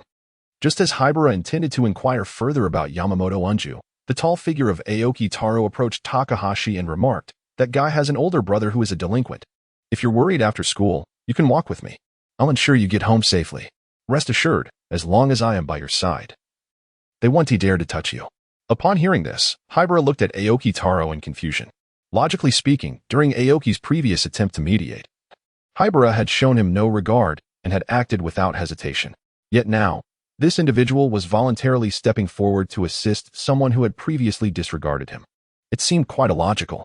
Noticing the perplexity in Haibara's gaze, Aoki Taro smiled and said, Are you wondering why I would choose to help you despite the way you treated me? Indeed. Haibara Ai spoke directly. You are not affiliated with that individual, are you? Ha ha ha. Aoki Taro laughed as if he had just heard the most ludicrous joke. Rest assured, Aoki holds that fellow in disdain. Beside him, Takahashi Masaru remarked, Aoki's mother is the leader of the Dragon and Tiger Gang, and his father is part of the management at Wanshan Medical Company, acquainted with many formidable individuals. Indeed, Haibara watched Aoki Taro, inwardly lamenting that he was merely a scion of a wealthy family. Since you are a new classmate, feel free to let me know if you require any assistance, Aoki Taro declared with an air of righteousness. No need. Haibara shook his head. If Yamamoto wants to come, then let him, for I have been exercising ever since I recovered. Aoki Taro chuckled lightly, non-committal. In any case, if you need assistance, just let me know. Thank you. Haibara Ai expressed her gratitude, only to suddenly sense a pair of prying eyes upon her. Turning her head, she found herself locking gazes with Takizawa Akira. The latter, startled, felt her fair complexion flush crimson in an instant. Without hesitation, she leaned over the table, using a book as a makeshift shield. Observing this, Haibara couldn't help but chuckle softly, shaking her head slightly. What an adorable child. Before she knew it, time had slipped away, marking the end of the school day. Just as Haibara stepped beyond the school gates, she sensed that she was being followed. A glance into the rearview mirror of a car parked by the roadside revealed a group of young individuals with hair dyed in various colors trailing behind her. Just as her companions had suggested, it seemed that Yamamoto had indeed sent people to deal with her. With a determined thought, Haibara decided to stretch her legs and made her way toward a nearby alley. The group of delinquents, upon noticing her deliberate approach to the alley, were filled with delight. Upon reaching the end of the alley, Haibara turned around, wearing a smile as she faced the group of unruly youths. Who would have thought you were so considerate? Not running away upon spotting us, but instead leading us to a dead end, the leader of the group, a blonde delinquent, teased. Another, with violet hair, stretched his limbs and added, Given your thoughtfulness, I shall go easy on you when the time comes.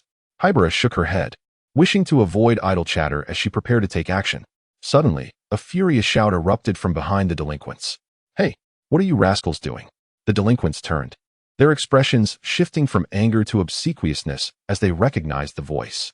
Oh, it's Sister Yumi. The blonde delinquent stammered, a sheepish grin spreading across his face. We were just idly wandering around the vicinity. Indeed. It is exceedingly tedious. The remainder of the ill-mannered individuals quickly echoed the sentiment. After all, they were merely a group of wayward youths with little education. It is only natural for them to instinctively fear official figures, such as the police. Moreover, with someone as formidable as Miyamoto Yumi present, their bravado might soon dissipate. Should they continue to act defiantly, they could very well find themselves on the receiving end of a beating, subsequently taken to the police station to await their parents, only to face further repercussions upon returning home. Humph. Miyamoto Yumi let out a cold snort, pointing at the delinquents and shouting, "Hurry up and leave after your little escapade. Do you wish for me to escort you to the police station?" Yes, we are leaving right now," replied the leader with yellow hair, as he and his colorful entourage hastily made their way out of the alley. "Can't you move a bit faster?" Miyamoto Yumi exclaimed, delivering a kick to the last delinquent as he passed her. The unfortunate recipient of her kick offered a sheepish apology, saying, sorry, while quickening his pace. As the delinquents fully disappeared, Miyamoto Yumi cast a glance at the overly calm Haibara Ai at the end of the alley, feeling a sense of pride. "Well then, my dear classmate, you are safe now, and you can." Before she could finish her sentence, Haibara Ai, with a sullen expression, brushed past her without a word. Miyamoto Yumi turned to call out to Haibara Ai, "Hey." Haibara Ai paid her no mind and simply vanished around the corner. Humph. Miyamoto Yumi glared at the disappearing figure of Haibara Ai, her foot tapping in irritation. What an impolite fellow. Subsequently, she made her way out of the alley. As she emerged, she noticed a young policewoman anxiously scanning her surroundings. "Naoko, I'm over here," Miyamoto Yumi called out, her voice filled with exasperation. The policewoman, known as Naoko, turned upon hearing the familiar sound, her gaze landing on the well-known figure with cheeks puffed out. "Yumi-senpai."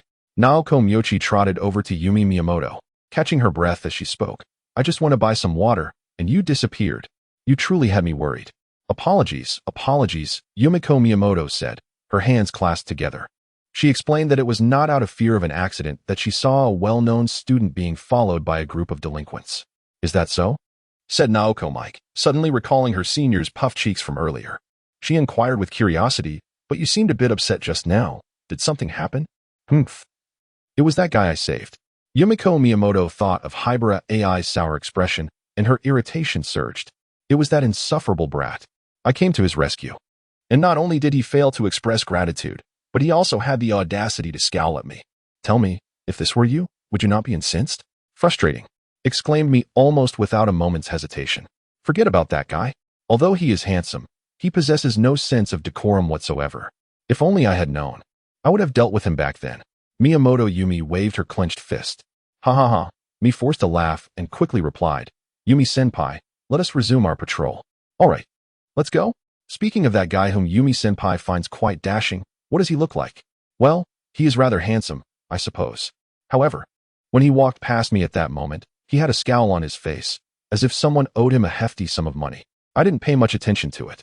Upon exiting the alley, the brooding Hirahara Toru was filled with frustration as he made his way home. Little did he anticipate that after merely turning 2 corners, he would encounter the group of delinquents once more. Both parties stood momentarily stunned. Initially, they had resigned themselves to a day of suppressed anger, but it now appeared that an outlet for their pent-up emotions was at hand.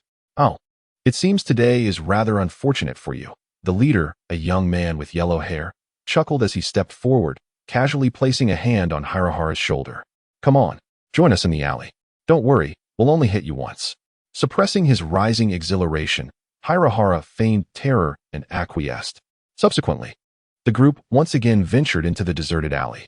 Upon reaching its end, Hirahara discarded his backpack and turned to face the delinquents. At that moment, the fear had vanished from his countenance, replaced by a palpable excitement. "All right, who wants to take the first hit?" he declared, simultaneously preparing himself for the impending encounter. The utterance elicited a chorus of jeers from the delinquents. Did you hear that? He said we should take a beating? Has this fellow lost his mind out of fear? Ha. Quite amusing indeed." The leader, with his bleached hair, laughed heartily as he stepped forward, halting approximately 1 meter away from Hirahara Toru. "Initially, I thought you were obedient and would handle this lightly, but it seems you lack the sense of humor." Hirahara, disinterested in conversation, advanced and delivered a swift kick. The bleached-haired thug, taken by surprise, let out a muffled grunt and was sent flying several meters before crashing heavily onto the ground. Observing that none of his unruly companions had come to assist the fallen thug, Haibara coldly remarked, "Your camaraderie truly is as fragile as plastic." The violet-haired rogue muttered a curse under his breath, realizing that this individual was indeed a formidable opponent. However, considering that he and his companions were confronting just one person, the violet-haired rogue decisively declared, "Brothers, let us all charge together. Can he possibly withstand the might of so many of us?" It must be said that this violet-haired rogue displayed considerable cunning. Had they been facing an ordinary individual at this moment, success would have been almost assured. Alas, they were not contending with an ordinary foe. "Interesting," said Haibara Ai as he gazed upon the group of delinquents rushing towards him, their hair a riot of colors. He promptly charged forward to meet them. After a fierce scuffle, Haibara brushed off the dust from his clothing and bent down to retrieve the backpack he had previously discarded. He looked at the delinquents, who were clutching their bodies and groaning in pain, and calmly remarked, "Do not let me see you again, otherwise each encounter will result in a confrontation." With that, he turned and walked towards the alley's exit, stepping on the foot of the delinquent who had been kicked earlier by Miyamoto Yumi. Oh dear! The unfortunate scoundrel's cry grew even louder. It must be said, this fellow is truly unfortunate. Just as he emerged from the alley, that familiar sensation of being pulled back once again resurfaced. Haibara Ai, filled with confusion, turned her head to see Takizawa Akira, who had appeared seemingly out of nowhere, tugging at the hem of her clothing with his head down. "Takizawa, what brings you here?" As I listened to the faint, almost inaudible voice of Takizawa Akira, Haibara Ai recalled the circumstances in the alley. He then turned around, placing his hand gently on her head, and said softly, "Take your time, there's no need to rush." Takizawa Akira took a deep breath and slowly raised her head. At that moment, Haibara Satoshi, upon clearly discerning her features, couldn't help but admire inwardly. This girl is quite remarkable. When I accidentally bumped into her this morning, my attention was completely captivated by that striking allure, causing me to overlook her appearance. It seems I have been rather superficial, gazing at her rosy cheeks and sparkling eyes. Haibara Satoshi continued gently, "Takizawa-san, what would you like to say?" Takizawa Akira's eyes twinkled like stars as she stammered, "Haibara-san, you are so impressive." "Oh," Haibara Ai smiled faintly, expressing no surprise as she remarked, "You witnessed it just now, did you?" "Indeed." Takizawa Akira nodded, then replied with a hint of confusion, "But weren't you unwell?" Haibara Ai smiled as he withdrew his hand, casually fabricating a response based on the personal information previously provided by Megure JZ. "In truth, after my health began to improve a year ago, I took up martial arts at the doctor's suggestion. Thanks to that recommendation, my recovery accelerated even further." "Now I see." Takizawa Akira nodded in realization. Immediately after, Haibara Ai recalled the glasses she had broken and inquired, "Are you heading home now?" Takizawa Akira exclaimed, his face flushing with embarrassment, unable to respond. Upon hearing the phrase to respond or not to respond, Haibara Ai's eyes widened in confusion. "If you are going to reply, then simply say so. If not, just state that as well. What does this ambiguous expression truly mean?" Takizawa Akira, noting Haibara's silence, inquired quietly, "What is it that you wish to do? Did I not damage your eyes this morning? I was considering that if you choose not to respond, we could go together to have you fitted for a new pair." "No, there is no need." Haibara Ai firmly rejected the suggestion with a shake of her head. "Come on, let's go." Without a second thought, Hirahara Tetsu grasped Takizawa Akira's hand and headed towards the department store. Takizawa Akira, taken by surprise, offered no resistance and tried to synchronize with Hirahara Tetsu's pace. At that moment, they resembled a couple in love. Before long, they entered the department store. As Hirahara Tetsu examined the layout map, he glanced at the floors, while Takizawa Akira stood quietly beside him, her head bowed. "Found it." Haibara Ai once again grasped the delicate hand of Takizawa Akira. "Let's take the elevator to the 3rd floor." Takizawa Akira, feeling somewhat taken advantage of, responded with a soft allowing Haibara Ai to pull her into the elevator. Once they exited the elevator, they paused at a nearby eyewear store. "Akira, we've arrived," Haibara Ai said, retracting his hand and giving a gentle push to her back. "Go on and take a look. I will settle the bill later." Takizawa Akira, her cheeks flushed a deep crimson, nodded in agreement before quietly discussing her purchase with the store attendant. Before long, after Haibara Ai completed the transaction, he handed the new pair of glasses to Takizawa Akira, saying, "Here, your new glasses." "Thank you," she replied, immediately putting them on. Just as the two were preparing to leave and await the elevator, the sound of shattering glass pierced the air.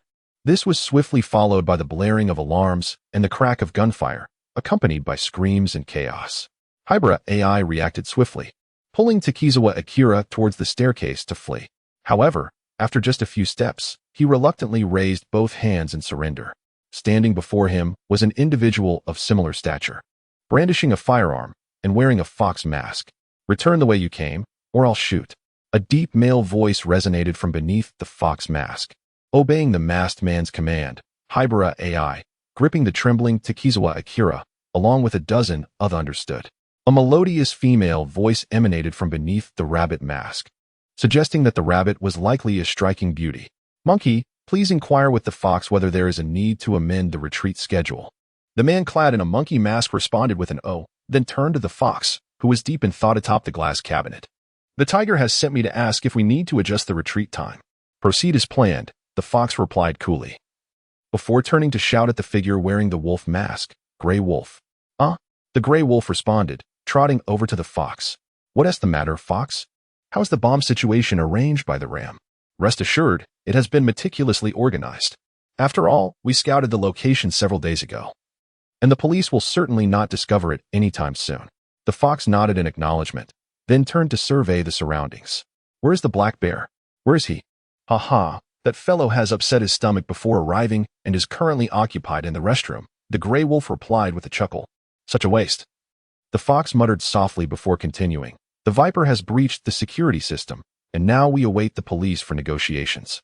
"Understood," the gray wolf replied, nodding with emphasis. Sensing the anguish in the gray wolf's eyes, the fox reassured, "Do not worry. Everything will proceed smoothly." Meanwhile, Jason Muguruma, who had been contemplating how to address the death game at the police headquarters, swiftly reported the incident and began to organize personnel after receiving the alarm. In less than a minute, under the leadership of Kiyoshi Matsumoto, countless police vehicles departed from the headquarters, heading towards the department store. Before long, the petite sheep, perched on the railing, turned nervously upon spotting the police vehicles below, exclaiming, "They have arrived." Upon hearing this, the fox leaped down from the glass case and walked toward the railing, instructing, "Tiger, take a hostage down for negotiations. Remember to wear your earpiece." The tiger acknowledged with a grunt and casually selected a female hostage, leading her into the elevator. Not far from the department store, inside the communication command vehicle, Jason Muguruma was reporting to Kiyoshi Matsumoto, "Chief, the criminals have completely taken control of the department store." "How many are there?" "From the accounts of some evacuees and our observations, there should be 8 of them, all currently on the 3rd floor." "How many civilians are in danger?" 13 individuals. Makuju Jusen's expression darkened like water. "Before they breached the security system, we examined the surveillance cameras, and currently, both the hostages and they are on the 3rd floor. There is no room for error in this assessment. That being said, there is no one else on the other floors." Matsumoto Kainaga's demeanor was icy. "Is there anywhere that could evade the surveillance for a forceful assault?" "No, according to the building's blueprints. This department store surveillance provides a complete 360-degree coverage without any blind spots." Alas, Matsumoto Kiyoshi sighed deeply, deciding to temporarily abandon his aggressive approach. Just as he was about to press further, Takagi Wataru, who had been intently gazing at the screen, suddenly exclaimed, "Officer, the rolling shutter door of the building is rising." The occupants of the vehicle turned their attention to the electronic display. As the shutter ascended slowly, 2 figures emerged from the department store. Among them was a man brandishing a firearm and donning a tiger mask. The atmosphere on the scene turned tense in an instant. At that moment, countless guns were poised in the shadows, aiming at him. Suddenly, a few reckless reporters attempted to rush in to interview the criminals, but were fortunately intercepted by vigilant police officers. The tiger took a deep breath and shouted towards the officers ahead, "Hey, bring someone with authority over here." Upon hearing the live transmission from the scene, Mugur JZ did not hesitate and volunteered, "Chief, allow me to go." Aware of the need to maintain control of the situation, Matsumoto Kiyoshi inhaled deeply and replied, "Very well, Mugur, you go. Remember to prioritize your safety." "Rest assured, officer." In less than 2 minutes, Mugur JZ, clad in a bulletproof vest and equipped with a communication headset, approached the man in the tiger mask and inquired, "What are your demands? What must we do for you to release the hostages?" The tiger responded calmly, "Provide us with 500 million yen, and also deliver Akikawa Kazuko, whom you apprehended recently. The calmness in the tiger's tone belied any hint of tension. Agreed. We will comply, Mugir replied promptly. The tiger, taken aback by the police's swift acquiescence, intended to mock them further, but was abruptly interrupted by a command from the earpiece. First, send the woman you have over. Let them taste a bit of sweetness. Immediately, the tiger yanked the cloth from the woman's eyes and pushed her forward, saying, All right, you are safe now. The woman stumbled a few steps due to inertia before sprinting towards the police vehicle. The tiger then turned to walk back towards the department store, adding, by the way, you have 1 hour. If our conditions are not met within that time, the 10 or so people upstairs will perish.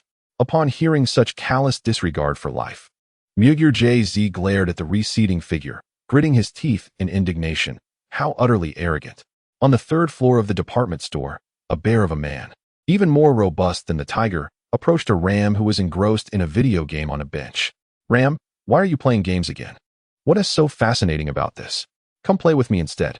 The ram, upon hearing the taunting remark, glanced sideways but chose to ignore it, remaining focused on the game. The bear, undeterred by the cold shoulder, leaned in closer and continued, Playing games all day without exercising will surely ruin your health. By the way, are you hungry? I brought chocolate with me. Hey, isn't this the game you were playing a few days ago? Why are you still on this level? Is there only one level in this game? The incessant chatter finally broke the ram's composure. It's a password, he snapped. This guy is insufferable. It's not just me here. Go bother the rabbit instead. Growing increasingly frustrated, the ram hurled the game console at the bear, exclaiming, Are you annoying, or what? Why don't you just go away? Hey. As the black bear sidestepped, he swiftly scooped up the petite white sheep. I exclaimed, Do not be so violent. You insufferable bear. The irate white sheep relentlessly pounded her delicate fists against the bear's chest. However, after a few futile strikes, she suddenly came to a realization. What am I thinking? With my small stature, can I truly inflict any harm? With a chuckle, she ceased her assault, just as the black bear prepared to make his move. A distinct click resonated, the sound of a bullet being chambered. At some point, the observing fox had drawn a pistol, aiming it directly at the black bear. If you continue to bully the white sheep, I shall end you. The atmosphere grew palpably tense. Sensing the shift in demeanor, the black bear awkwardly released the white sheep, who he had been cradling protectively. Oh dear, it's simply that I have a fondness for the white sheep, he remarked. Humph. The fox let out a cold snort, continuing to aim at the black bear. Have you forgotten the rules? Oh no, not at all, the black bear replied with a smile, scratching his head. One must not act excessively towards the ram. If you haven't forgotten, then why this behavior? Do you find it amusing? The black bear, upon hearing the fox's frigid tone, lowered his head in silence. Just as the tension reached its peak, a familiar voice echoed through his earpiece. Fox, put down the gun. At the sound of the viper's voice, the fox scoffed and complied. Tell the black bear that I will arrange for some women for him later, to keep him in line and deter him from pursuing the ram. Following the directive relayed through the earpiece, the fox, with an expression of displeasure, shouted at the black bear. The viper said that when we return, he will find women for you. For now, behave yourself. If you dare to set your sights on the ram again, I will personally ensure your demise. Ha, the black bear promptly remarked, all right. I shall heed your words. Meanwhile, at the police station, Matsumoto Kayanaga was conducting a strategic meeting, deliberating on their plans. Mikumo, is that Akiyoshi Kasuko? The robbery and murder suspect we apprehended some time ago? Indeed, Mori Kagoro added. At that time, she was alone, armed, and robbing a jewelry store. After taking a life, she was struck in the left leg by Sada Mawako during her escape, leading to her apprehension. It appears that this individual is far more complex than merely a common robber. Matsumoto Kiyoshi turned to Mori Kagoro and inquired whether any information regarding her true identity had been uncovered. I'm afraid not. Not at all, Mori Kagoro replied. Lowering his gaze in apology, Matsumoto Kiyoshi sighed in resignation and began to contemplate the situation. In a short while, he issued directives. Mori, prepare the funds immediately. Shirogane, accompany Satu in bringing Akiyoshi Kasumi here. Takagi, seek out the technical personnel and inquire if they can attempt to control the department store's security system without detection. If that proves impossible, have them attempt to orchestrate a blackout. We cannot allow the criminals to dictate our actions. At your command. Upon receiving the orders, the assembled individuals commenced their respective actions. As the situation escalated, several television stations had already begun live broadcasts from the department store below. At this moment, a journalist was interviewing Officer Matsumoto Kayanaga. "Sir, there are still hostages in danger on the third floor. Why have you not initiated a rescue yet? Have you decided to abandon them?" Matsumoto Kayanaga replied solemnly, "The police department will never forsake any citizen." The journalist pressed on. "Will you continue to comply with the demands of the criminals?" "I'm afraid I cannot answer that," came the response. Meanwhile, in a nearby living room, Dr. Agasa, sipping coffee while watching the live coverage, shook his head in dismay. "What a tumultuous time we are experiencing," he remarked.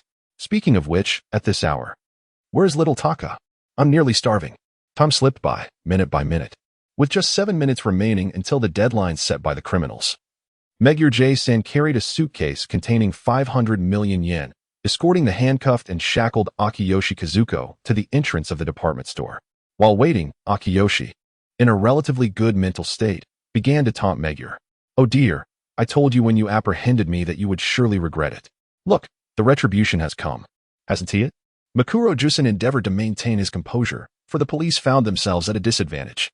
Observing the officer beside him, whose eyes were tinged with anger, Akiyashika Hoko felt a sense of tedium and began to survey her surroundings. Before long, the shutter of the department store rose slowly, just as before, but this time, 4 individuals emerged. The Grey Wolf and the Black Bear each escorted a hostage, halting approximately 5 meters away from Mikuro Jusen.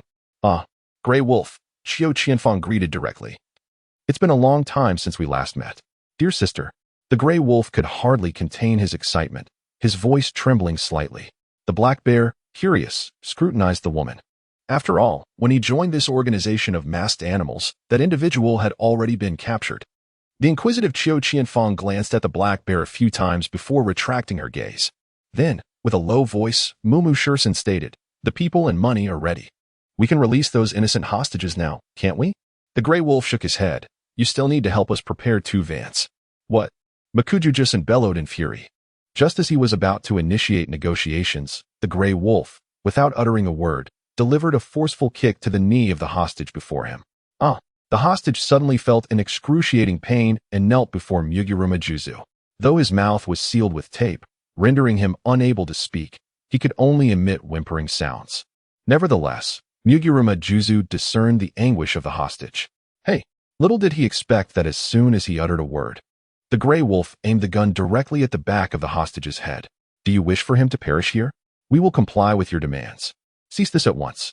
In order to ensure the safety of the hostage, Moku Jusen had no choice but to yield.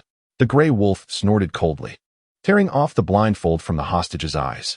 Observing this, the Black Bear also removed the blindfold from the hostage.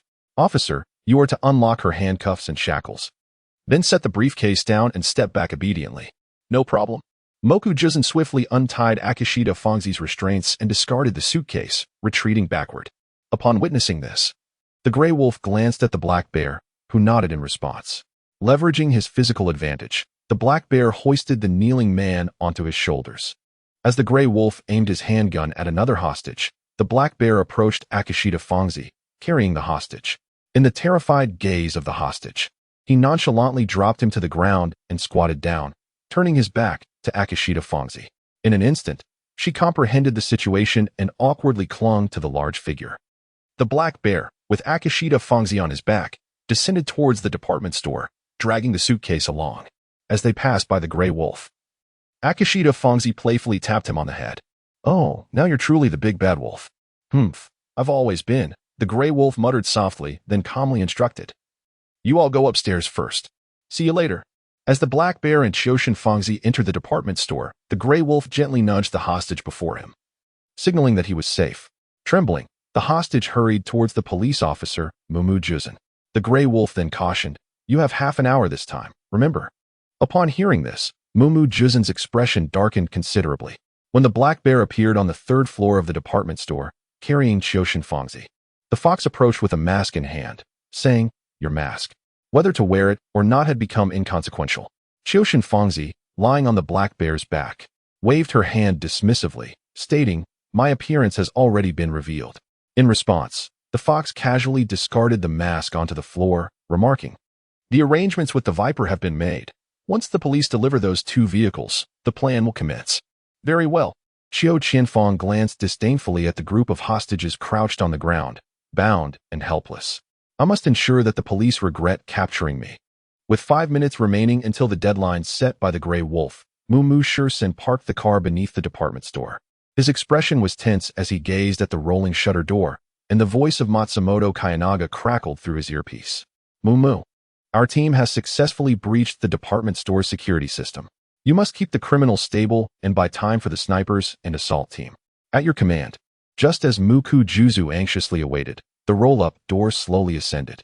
At that moment, the onlookers suddenly noticed a cluster of black dots appearing in the sky. What are those in the air? They resemble toy airplanes, don't they? Surely, they can't be explosive drones. Meanwhile, within the communications vehicle, Matsumoto Kiyoshi promptly received a report from the sniper, confirming that the black dots were indeed drones, which inexplicably stirred a sense of foreboding within him.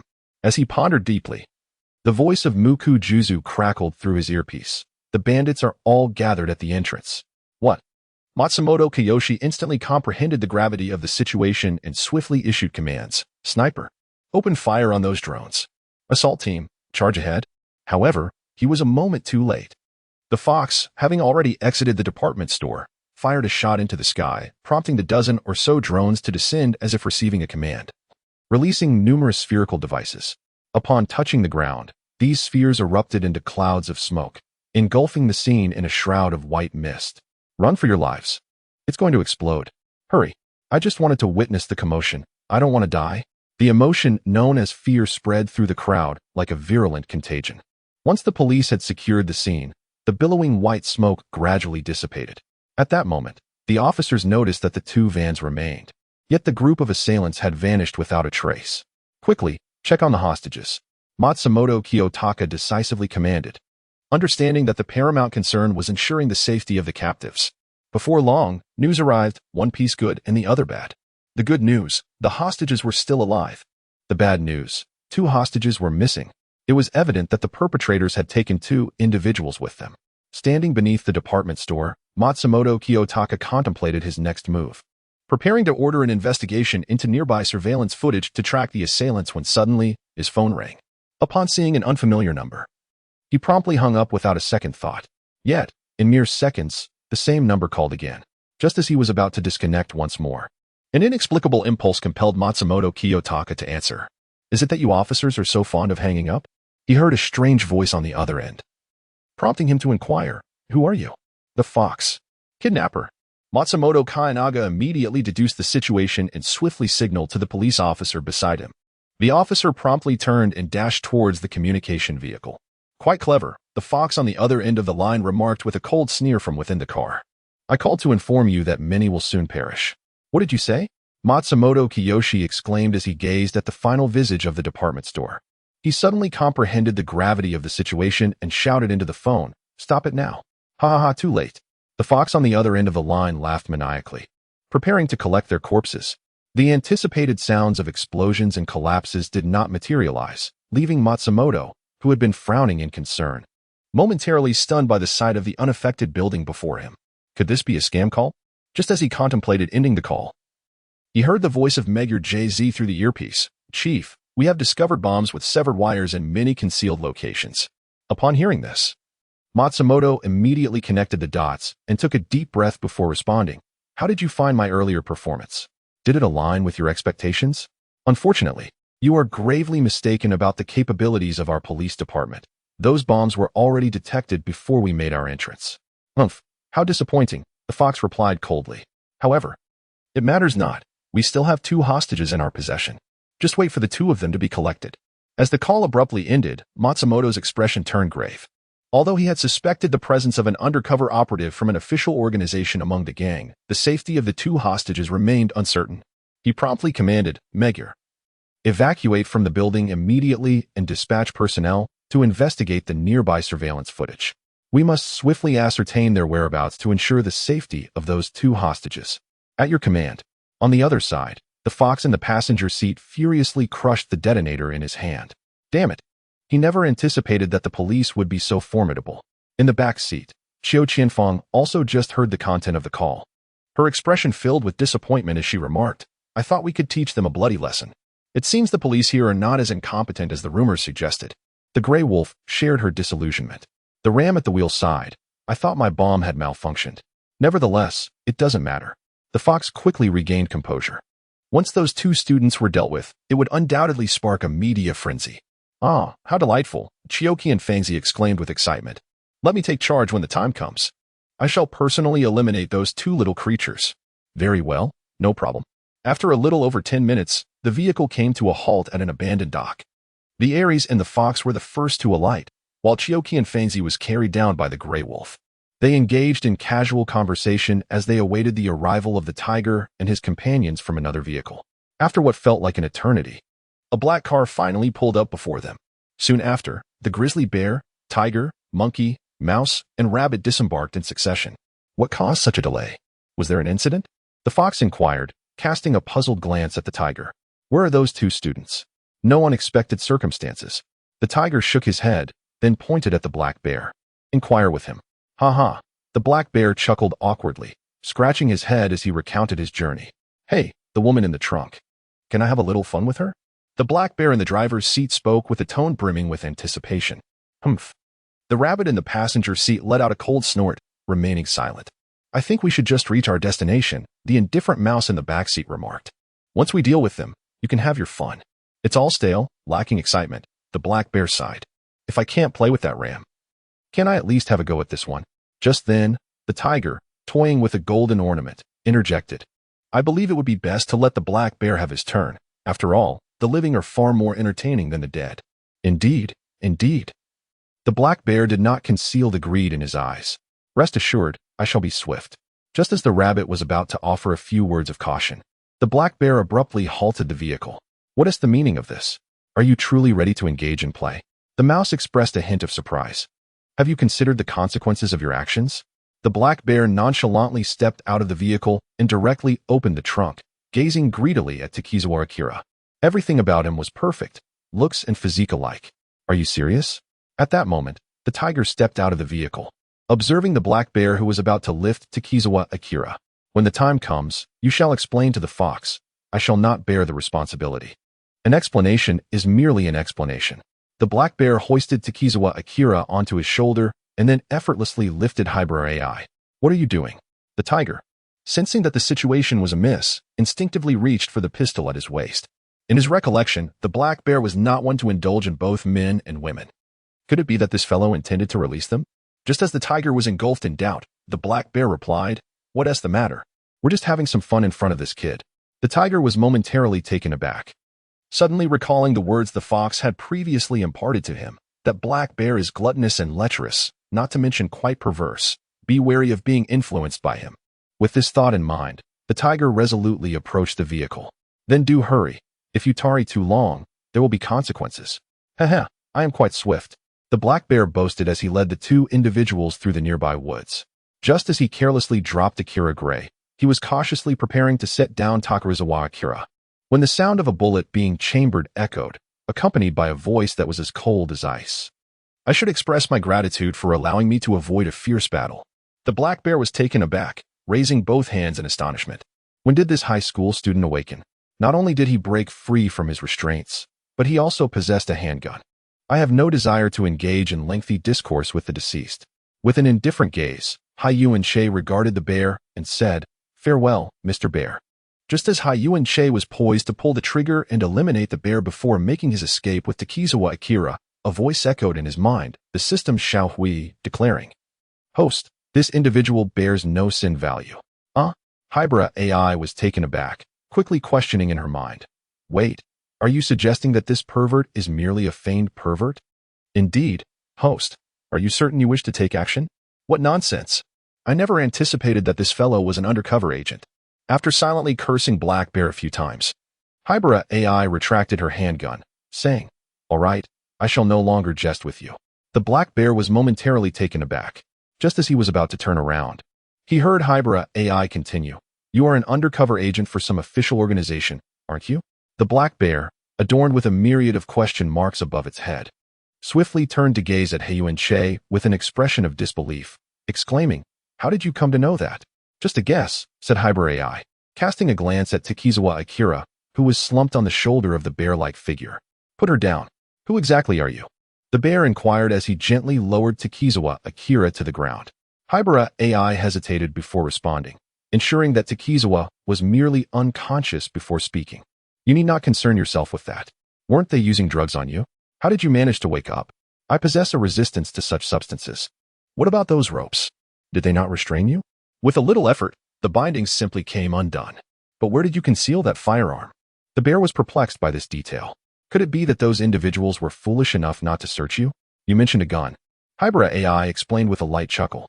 When you let us out of the department store amidst the smoke, I discreetly procured it from that girl wearing the sheep mask. Huh? The black bear exclaimed in astonishment.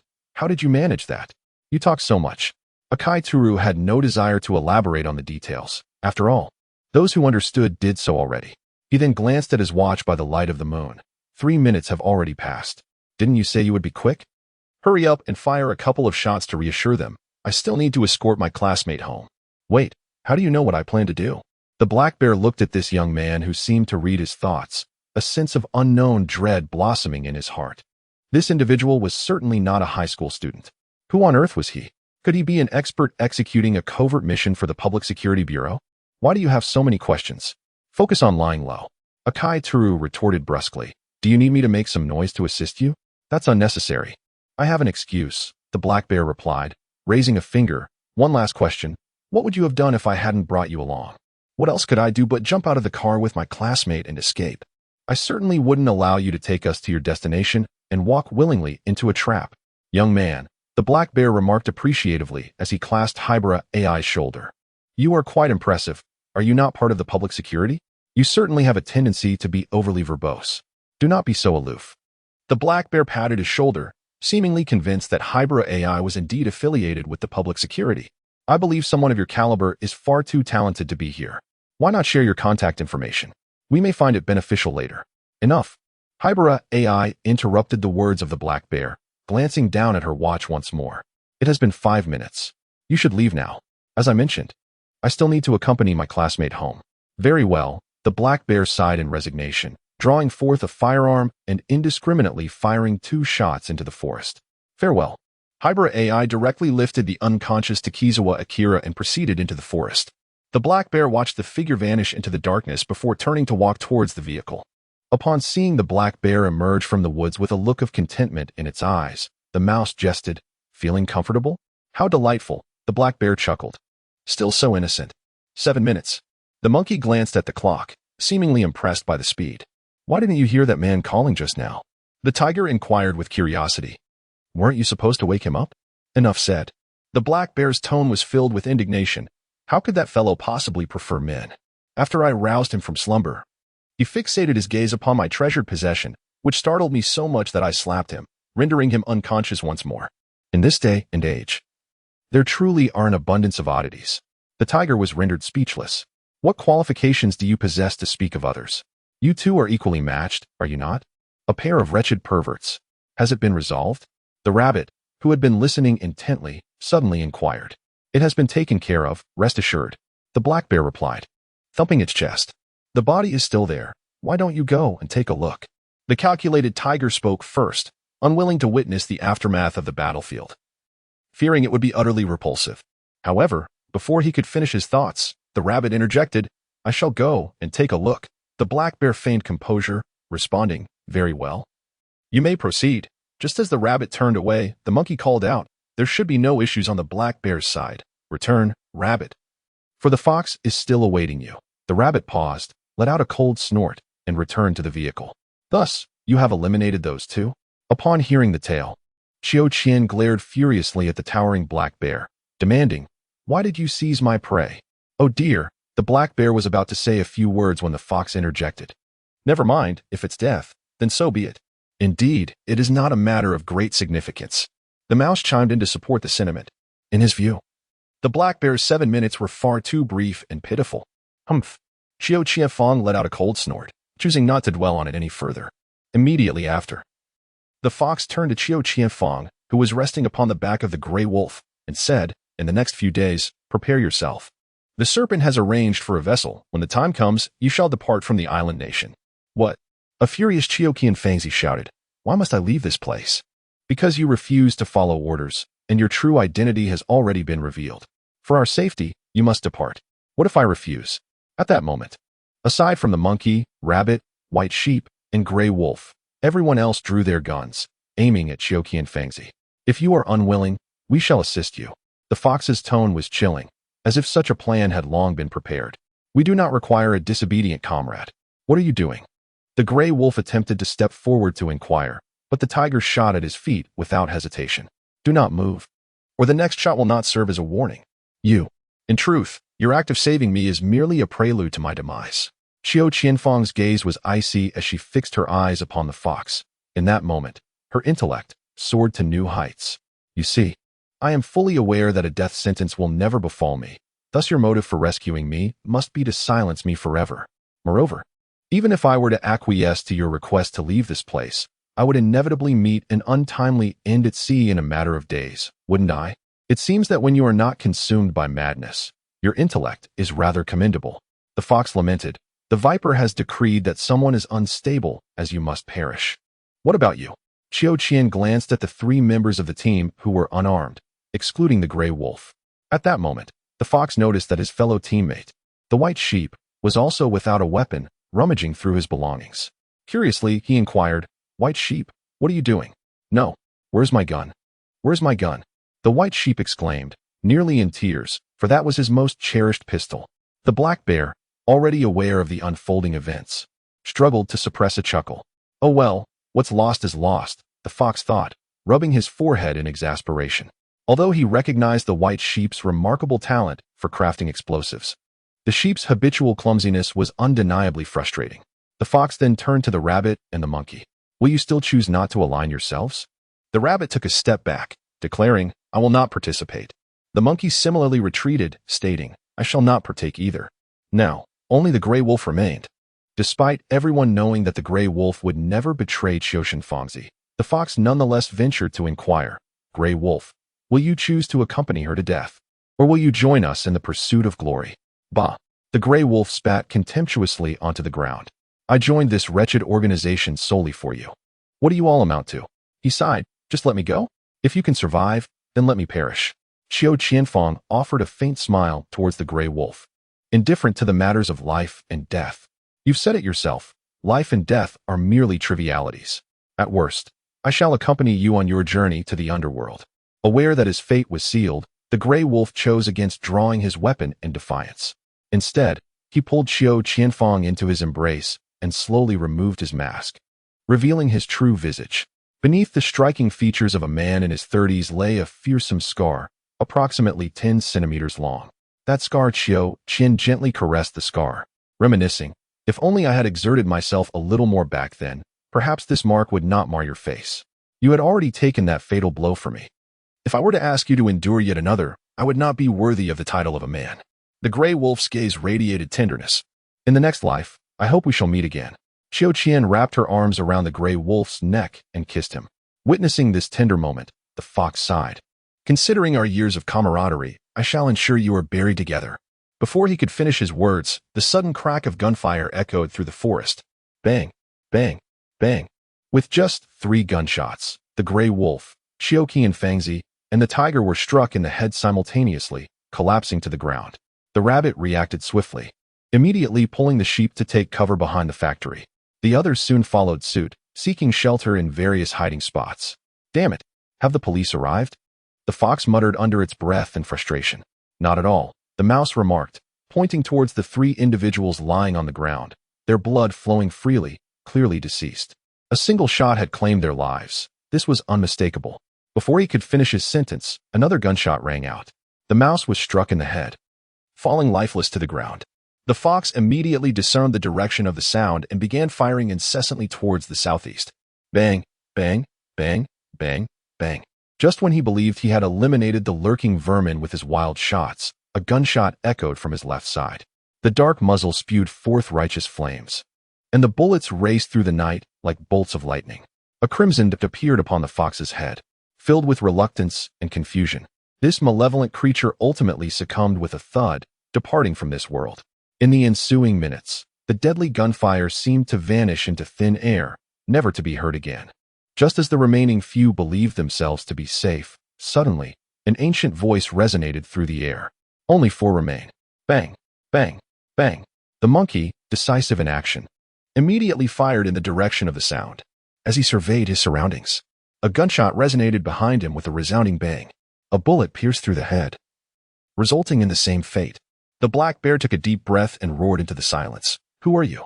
Yet, the surroundings remained eerily quiet, offering no reply. The Aries, overwhelmed by the looming specter of death, burst into tears. Silence. Do you wish to reveal our position?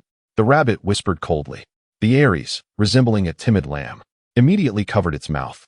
However, mere minutes of silence passed, and just when the trio of the black bear, rabbit, and Aries believed they were safe, that aged voice resounded once more. Those of you hiding behind the stones, and the 2 concealed behind the factory, drop your weapons and step into the light beneath the lamppost, or I shall fire. Realizing their positions were compromised, the 3 had no choice but to comply, relinquishing their weapons and moving into the illumination of the streetlight.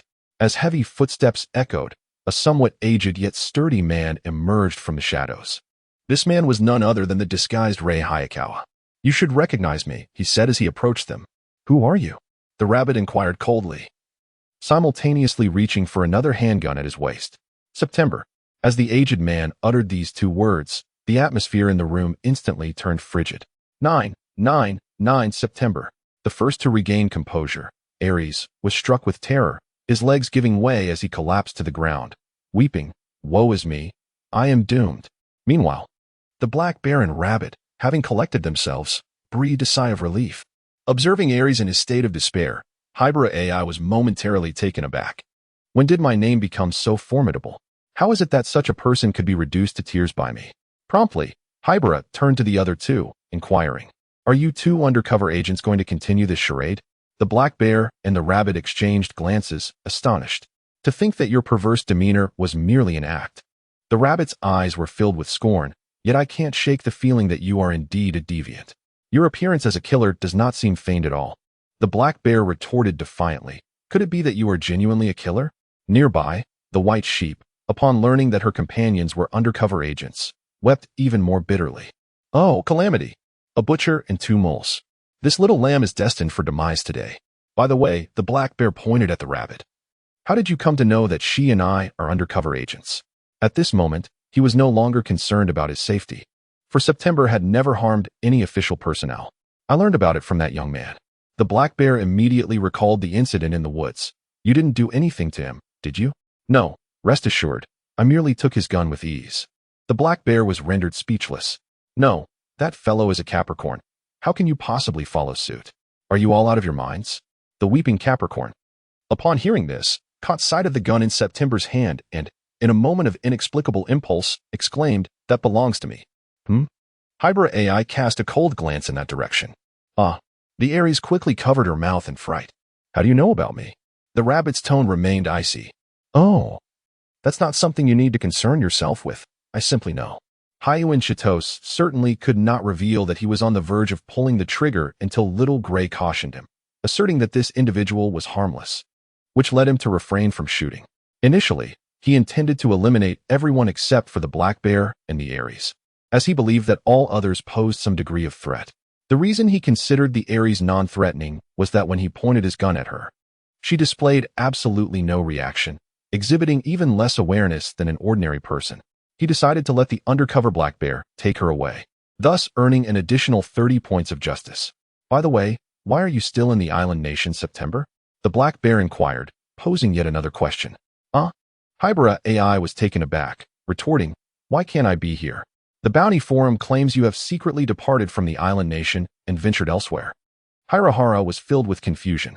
Had he become the subject of slander? You, the diligent worker, have not taken on a task for more than half a month. The rabbit, equally perplexed, spoke up. I was merely taking a break for a while. The lie slipped from Hirahara's lips. Had it not been for encountering this incident while out, he would still be resting in bed. But this is rather brutal, the black bear remarked, glancing at the nearby corpses, all of which had met their end by a single shot. It is truly merciless. Yet, they were all a group of vile individuals, so it mattered little. Hirahara felt no sympathy for their lives. At most, he lamented the loss of a portion of justice due to the carnage. At least one remains alive, the rabbit observed, looking at the white sheep, who sat on the ground, covering her mouth in shock.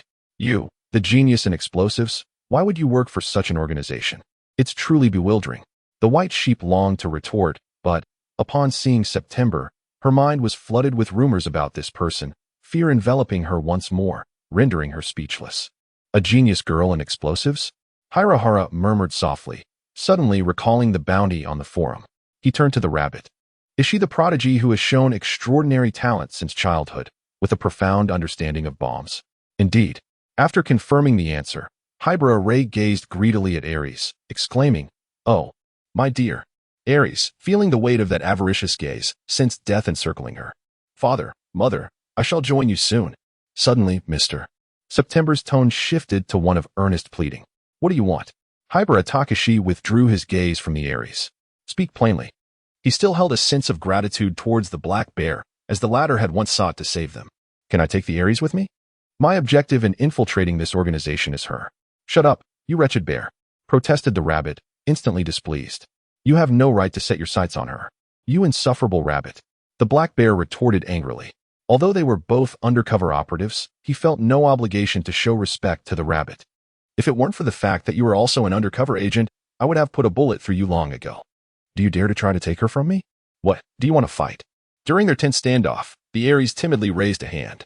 You both can." Silence. The black bear and the rabbit simultaneously turned to roar at the white sheep. The Ares wept as she covered her mouth. "There is no human rights. The captives lack human rights. Had I known earlier, I would have heeded the serpent's advice and remained hidden within the organization." "Silence for a moment," said Haibara Ai, his words proving quite effective. The two individuals, upon hearing this, each let out a cold huff and took a step back. The witnessing Ares felt increasingly despondent. It seemed my voice carried no weight. Following this, Haibara Ai inquired, "What organizations do you belong to?" "The CIA," replied the black bear. "M16, answered the rabbit. So they were affiliated with the Central Intelligence Agency and MI6. "Would you like to join us?" The black bear extended an invitation directly. "You should come with us. With your abilities, I am certain the higher-ups will hold you in great esteem." The rabbit echoed the invitation. Haibara Ai shook his head. "No, I do not appreciate being bound by regulations." After saying this, he turned to the Ares. "You lot can decide among yourselves. As for this matter, do not disclose any information that links me to it." Both the black bear and the rabbit nodded in acknowledgement, indicating their compliance, though it was merely a matter of not publicly claiming any association. Subsequently, Haibara Ai tossed the gun in his hand to the black bear. "Please take care of this for me." "Oh no, my first gun." The rabbit, who had been observing, felt an overwhelming sorrow. That was her beloved firearm. "Hee, very well." The black bear's eyes sparkled with excitement as he took the gun. Haibara could easily discern his thoughts and promptly dissuaded him, saying, "I've wiped off all the fingerprints on it." "Oh." The black bear's expression inevitably turned to disappointment. Indeed, September would not make such a rudimentary mistake. Just like his aged visage, the black bear and the rabbit hardly needed to ponder before concluding that this was merely a disguise. After all, this was a divine being who remains active to this day, with an indeterminate gender. To readily accept this appearance and proceed with an investigation would be a futile endeavor. As Huiyuan Che vanished into the woods, the white sheep, having just exhaled in relief for surviving, was promptly bound by the black bear with ropes and hoisted onto his shoulder. "What are you doing? This is excessive." The black bear disregarded the white sheep's protests, removing the mask to reveal a dark-skinned visage with sharp features. "Listen, rabbit, negotiations cannot take place here." "Indeed," replied the rabbit, likewise removing the mask, revealing a stunning visage that was marred by an utterly expressionless countenance, as if it were incapable of smiling by nature. It first resolved to report the incident to the authorities nearby before determining the location for negotiation.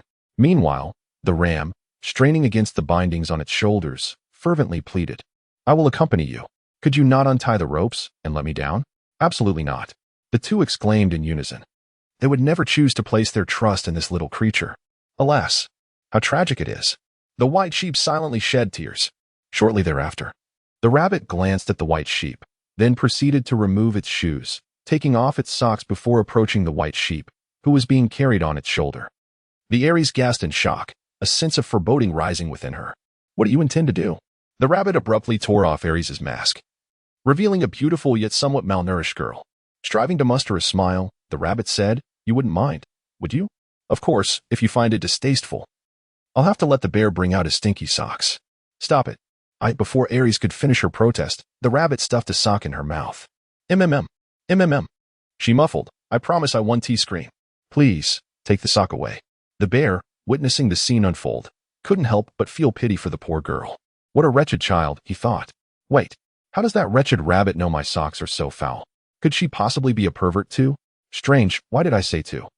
Meanwhile, on the other side, Gray tore off his mask and discarded it into a pre-dug pit, liberating his physical capabilities as he dashed back along the path he had come. He hoped Takizawa was still there. After some time, panting heavily, Gray returned to find Takizawa Akira lying on the grass, concealed beneath a school uniform. Thank goodness, he was still there. Gray immediately sat down to catch his breath.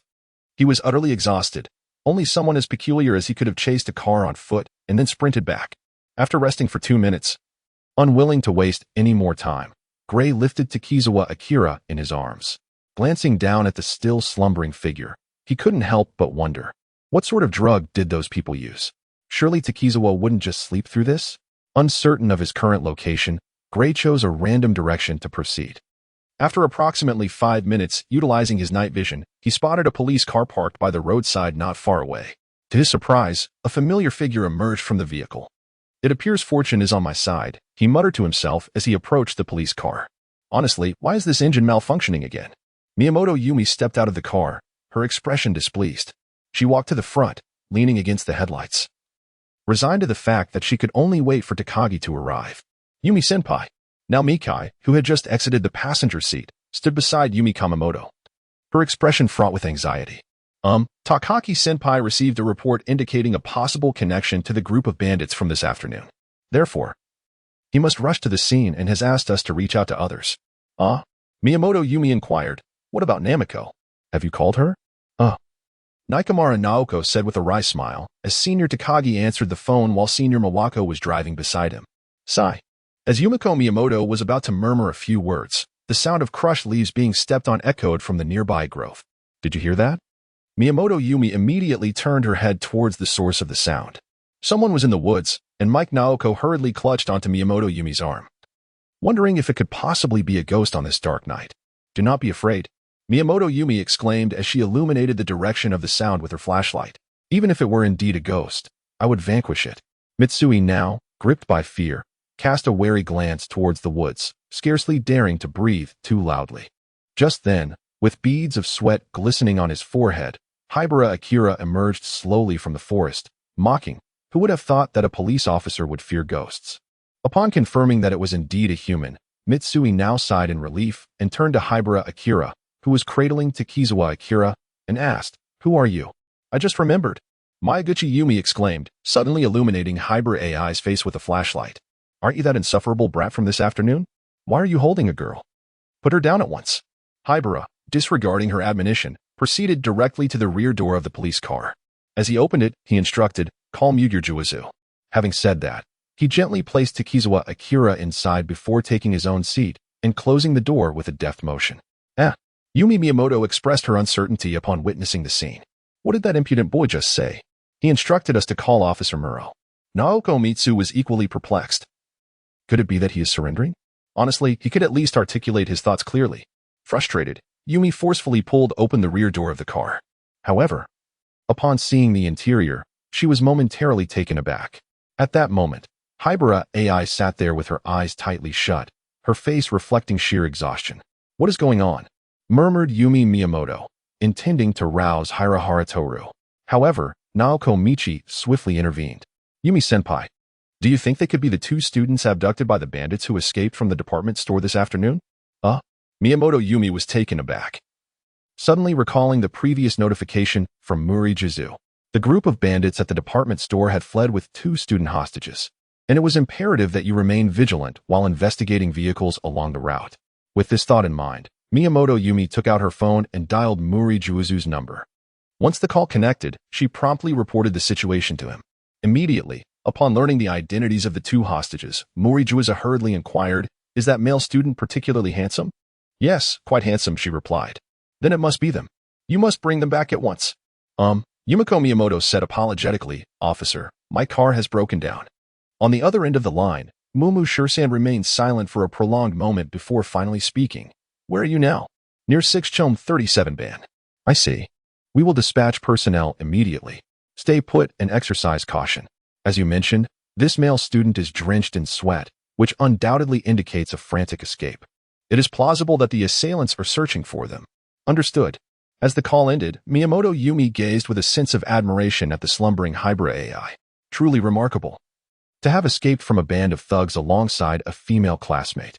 Well, I shall not hold this afternoon's events against you, you little rascal. Sleep soundly. For your sister is here to protect you.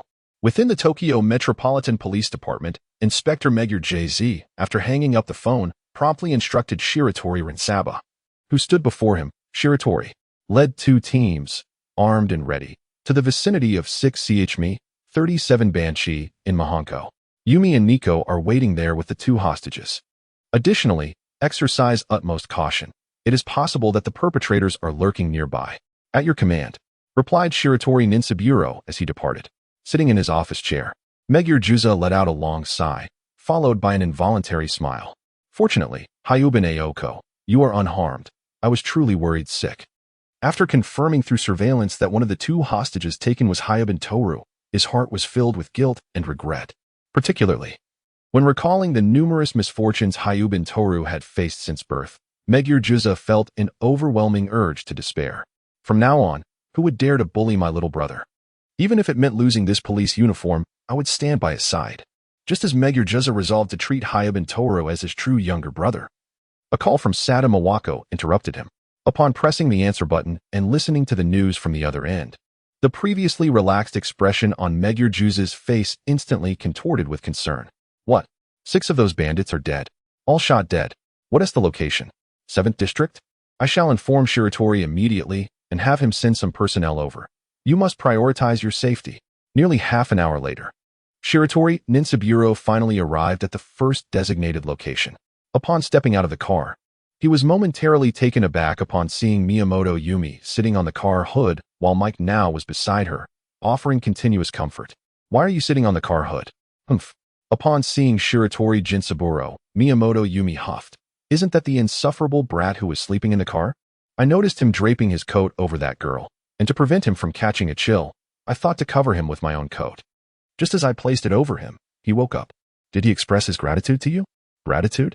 What gratitude?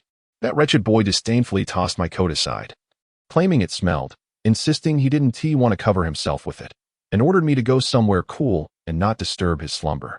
It infuriates me to no end. Yumi-senpai, please don't be angry. Miyoshi Naoko attempted to console her. I suspect he was merely concerned for your well-being, which is why he declined your offer. Ahem. Shiratori Ninsaburo stifled a laugh, wondering if they truly had no significant issues at hand. Humph. Miyamoto Yumi let out a cold snort, unwilling to engage in conversation. Seeing this, Miyoshi Naoko quickly adopted a gentle tone, saying, I have examined that female classmate.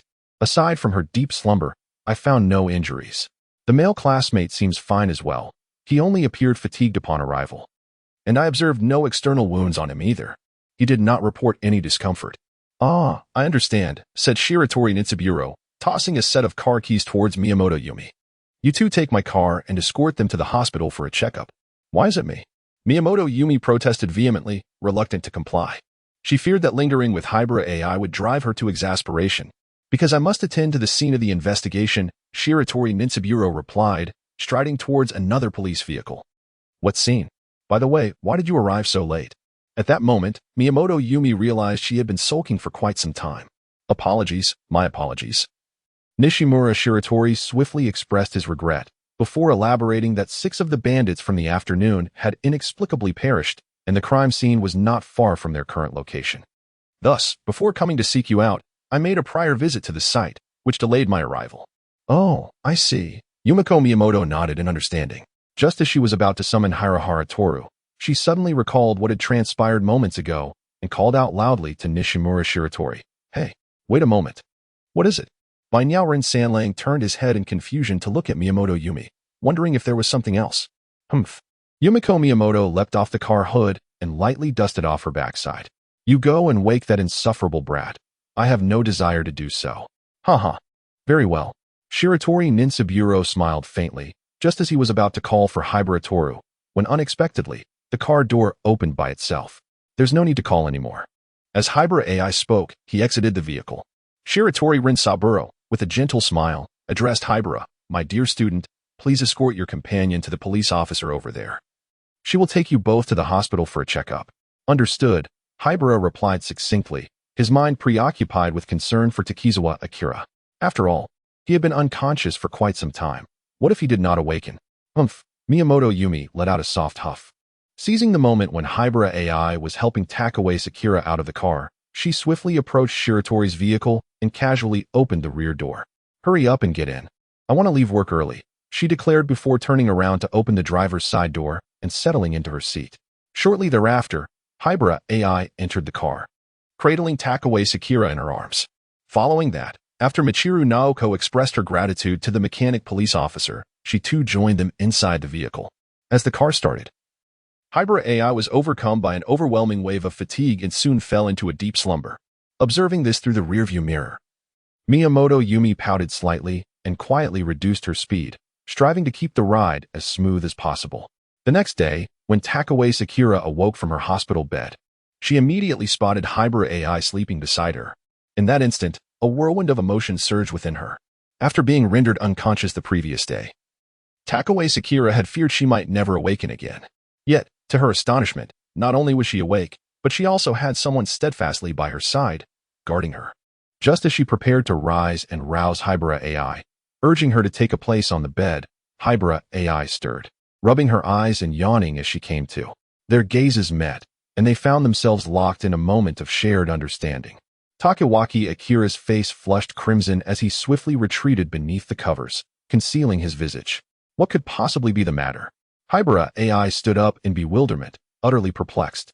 Meanwhile, Morijuizu, alerted by the commotion within the room, entered through the door. Upon witnessing the awakened Haibara Ai, he chuckled softly and inquired, would this classmate care to join me for breakfast? I still have a few questions regarding yesterday's events.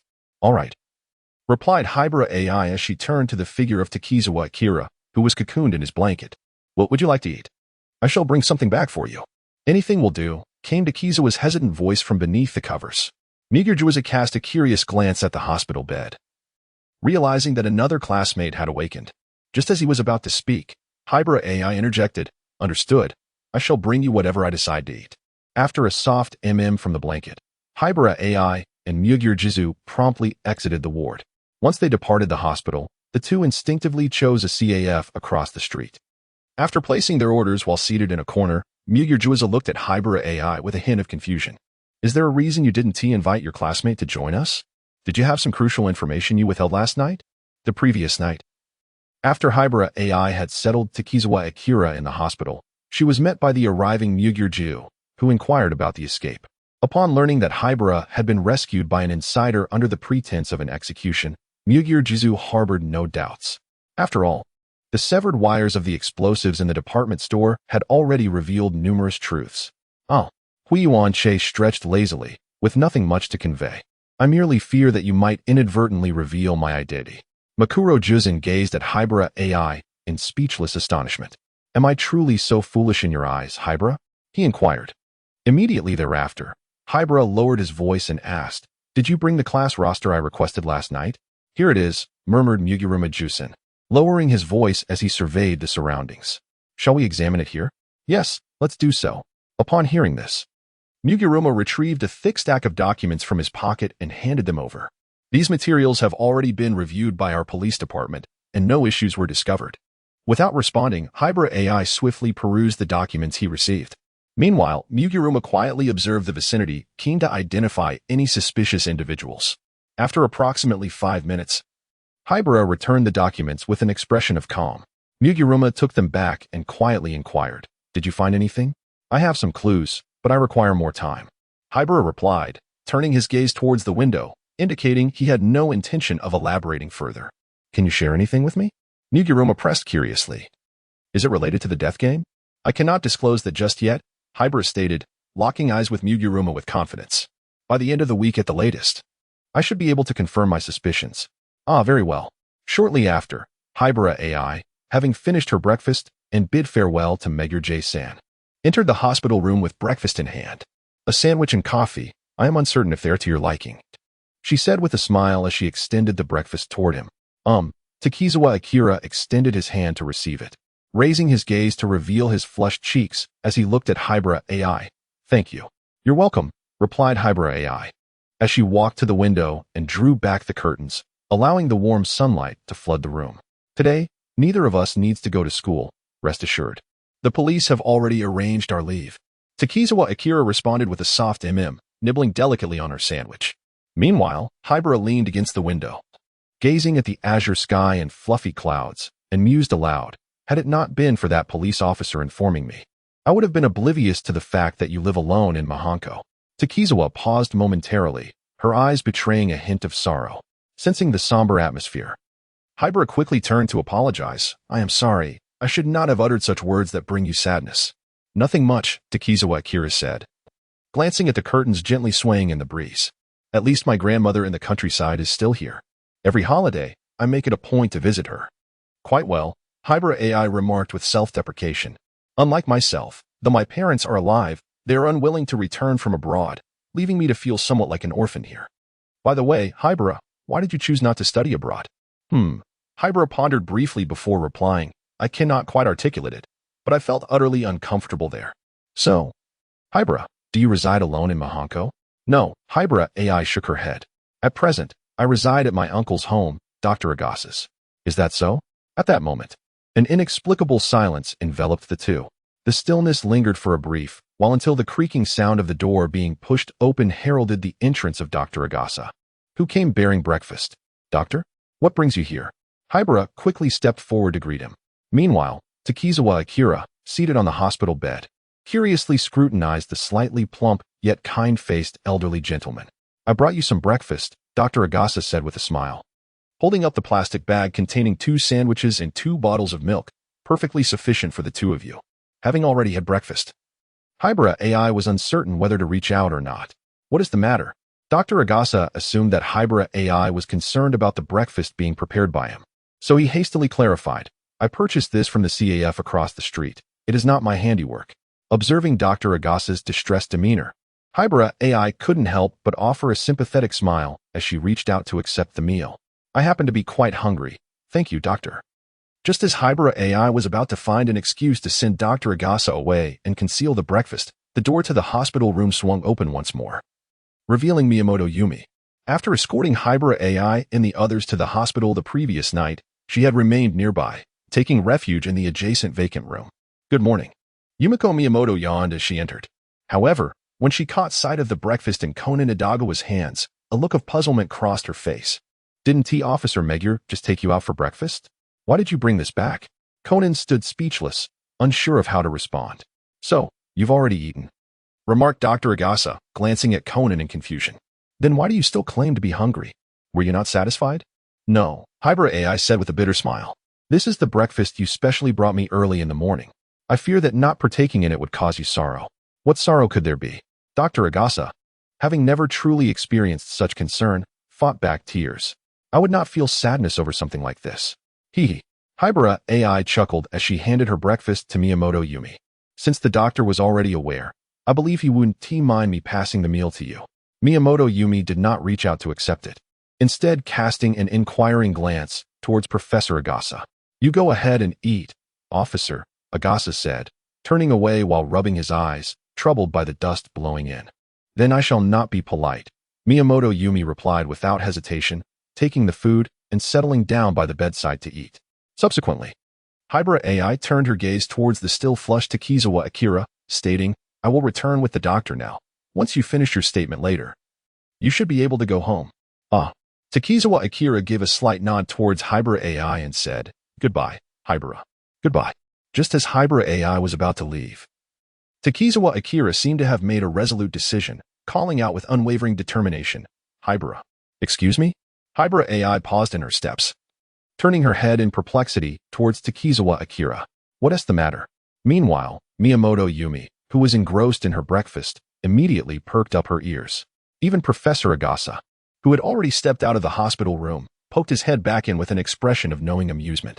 As the two speculated, Takizawa Akira, with her head bowed, softly murmured, "Thank you. You're welcome." Haibara Ai replied gently, then waved goodbye, saying, "See you tomorrow." After finishing his words, he took the disappointed Professor Agasa by the hand and headed toward the hospital exit. "Your classmate must have developed feelings for you," Professor Agasa gossiped as they walked. "Don't you have any thoughts on this, little AI?" Unaware of the specifics, Agasa continued, "Don't you know, Doctor?" Haibara Ai replied calmly, "Moreover, my assistance to her is partly motivated by my own interests. I can't see through it," Dr. Agasa said with a mischievous grin. "What ulterior motives do you have? Do share with me." "Not now. Then go back and tell me later." "That won't do either. It's a secret." "Xiaoche, you have changed." "Doctor, please respect others' privacy. Isn't this just curiosity?" "Well, indulge your curiosity at your own pace." Indeed, as he found no further inquiries to make, Dr. Agasa chose to feign indifference, for it is quite normal for the youth to harbor a few secrets. In the hospital room, Miyamoto Yumi gazed at the slightly steaming Takizawa Akira, shaking her head in regret. "You weren't actually intending to express your gratitude just now, were you?" "Oh." Takizawa Akira still kept her head down, reluctant to respond. Miyamoto Yumi moved closer to her, speaking as she ate. "I can tell you have feelings for him. It's understandable. Someone like him is simply too charming. If I were a bit younger, I would pursue him myself." Takizawa Akira softly replied with showing no intention of lifting her gaze. Observing this, Miyamoto Yumi sighed. "What a shy child you are. If you continue like this, that insufferable boy will surely be snatched away by someone else." However, considering their ages, Miyamoto Yumi refrained from saying more and prepared to leave. Just then, Takizawa Akira looked up and asked, "Could you please tell me about what happened last night?" "Very well." Miyamoto Yumi's movement paused, "as I had completely forgotten that you were unconscious at that time." Immediately, she began recounting the version publicly declared by the Metropolitan Police Department to Takizawa Akira, omitting the detail of the undercover. The police had revised the narrative to suggest that the fatalities arose from an internal conflict among the criminals, triggered by disputes over the division of loot. Furthermore, during this morning's press conference, the police highlighted the commendable actions of the hostage A, who, despite being in a perilous situation, maintained hope. Seizing an opportunity amidst the chaos of the gang's infighting, he successfully escaped to safety with hostage B. This unwavering spirit of perseverance is indeed worthy of emulation. 10 minutes later, having finished her tale, Miyamoto Yumi stood and waved her hand, saying, "All right, you should rest for now. A police officer will come to speak with you shortly. Once you finish your statement, you will be free to return home." "Thank you," Takizawa Akira replied, offering Miyamoto Yumi a sweet smile. "It's all right." As the door closed, Takizawa Akira rose from the bed and approached the window, gazing out at the bustling traffic. Her eyes filled with affection. "I never imagined you would go to such lengths for me. How I long to possess you." The warm sunlight not only heralded the conclusion of the department store incident, but also signified the commencement of negotiations concerning the affiliation with Ares. At that moment, two individuals donned in masks and baseball caps stood at the entrance of a standalone villa located at 5 to 17 Mihanacho. Despite their disguises, they seemed to recognize each other, their gazes flitting back and forth. After a brief moment, the taller woman spoke first. "I never would have expected that the currently popular actress Hoshino Tsuru is actually a member of M16. The shorter woman scoffed in response. "Humph. I too was surprised to learn that the renowned television presenter Minazuki Rina is a member of the CIA. Minazuki surveyed the surroundings briefly before unlocking the villa door with her key and gesturing towards the interior. "Let's go inside." "Indeed, that is the intention," Hoshino Tsuru remarked, promptly following with his words. In the living room of the villa, the towering figure of Black Bear, Shimizu Ayama, was perspiring profusely as he performed push-ups. Not far from him, at the dining table, Rabbit, Kobayashi Fuyuki, wore an expressionless face while consuming her breakfast. Beside her sat Ares, Sakura Kyo, whose feet were shackled in chains. Sakura displayed no interest in the food on her plate. Instead, she languidly rested her head on the table, repeatedly shaking her shackles, producing a metallic clinking sound. "Oh, dear sister, might you remove these shackles? I assure you, I shall not attempt to escape." "No," Kobayashi Fuyuki replied with an indifferent tone. "Who was it that feigned the need to use the restroom in an attempt to sneak away last night?" Sigh. Sakura Chingwei let out a heavy sigh, muttering softly. "Why must it be so harsh? Can't we just let it go?" As if sensing something, Shaolin Fengye cast a sidelong glance at Sakura Chingwei. Feeling the chill of her gaze, Sakura Chingwei instantly straightened her posture, exclaiming, "Oh dear, Shaolin, please don't look at me like that. It frightens me." Humph. Shaolin Fengye let out a cold snort. "Are you afraid of us? Indeed, are you afraid?" After finishing their daily training, Qing Chanqi Shan sauntered to the dining table, casually pulling out a chair and sitting down, gazing intently at Sakura Chingwei. "You are quite astute, aware of our reliance on you, and certain that we shall not impose any undue actions upon you. However, I am curious, why were you so compliant before September last night?" "Hey, what are you saying? That was September, after all. Do you not understand that guy?" Sakura Chingwei responded, involuntarily recalling an instance when someone had fortuitously captured images of September executing a mission on the Bounty Forum, causing her to shudder instinctively. The icy indifference in his gaze was akin to that of a vengeful spirit escaped from the depths of hell. Merely locking eyes instilled an overwhelming sense of dread. How could one not understand? Qing Shui Qishan wiped the sweat from his brow, remarking, "Though September is a merciless killer, you must recognize that he has never harmed any official personnel or innocent civilians." "Indeed." Shaolin Fengye lifted his coffee cup and took a sip, his tone remaining unperturbed. He frequently accepted commissions from official organizations, assisting in the dismantling of numerous criminal dens. "You see, with a person who is as ruthless and avenging as he, what is there to fear?" Sakura Chingwei beamed with pride, exclaiming, "What is there to fear?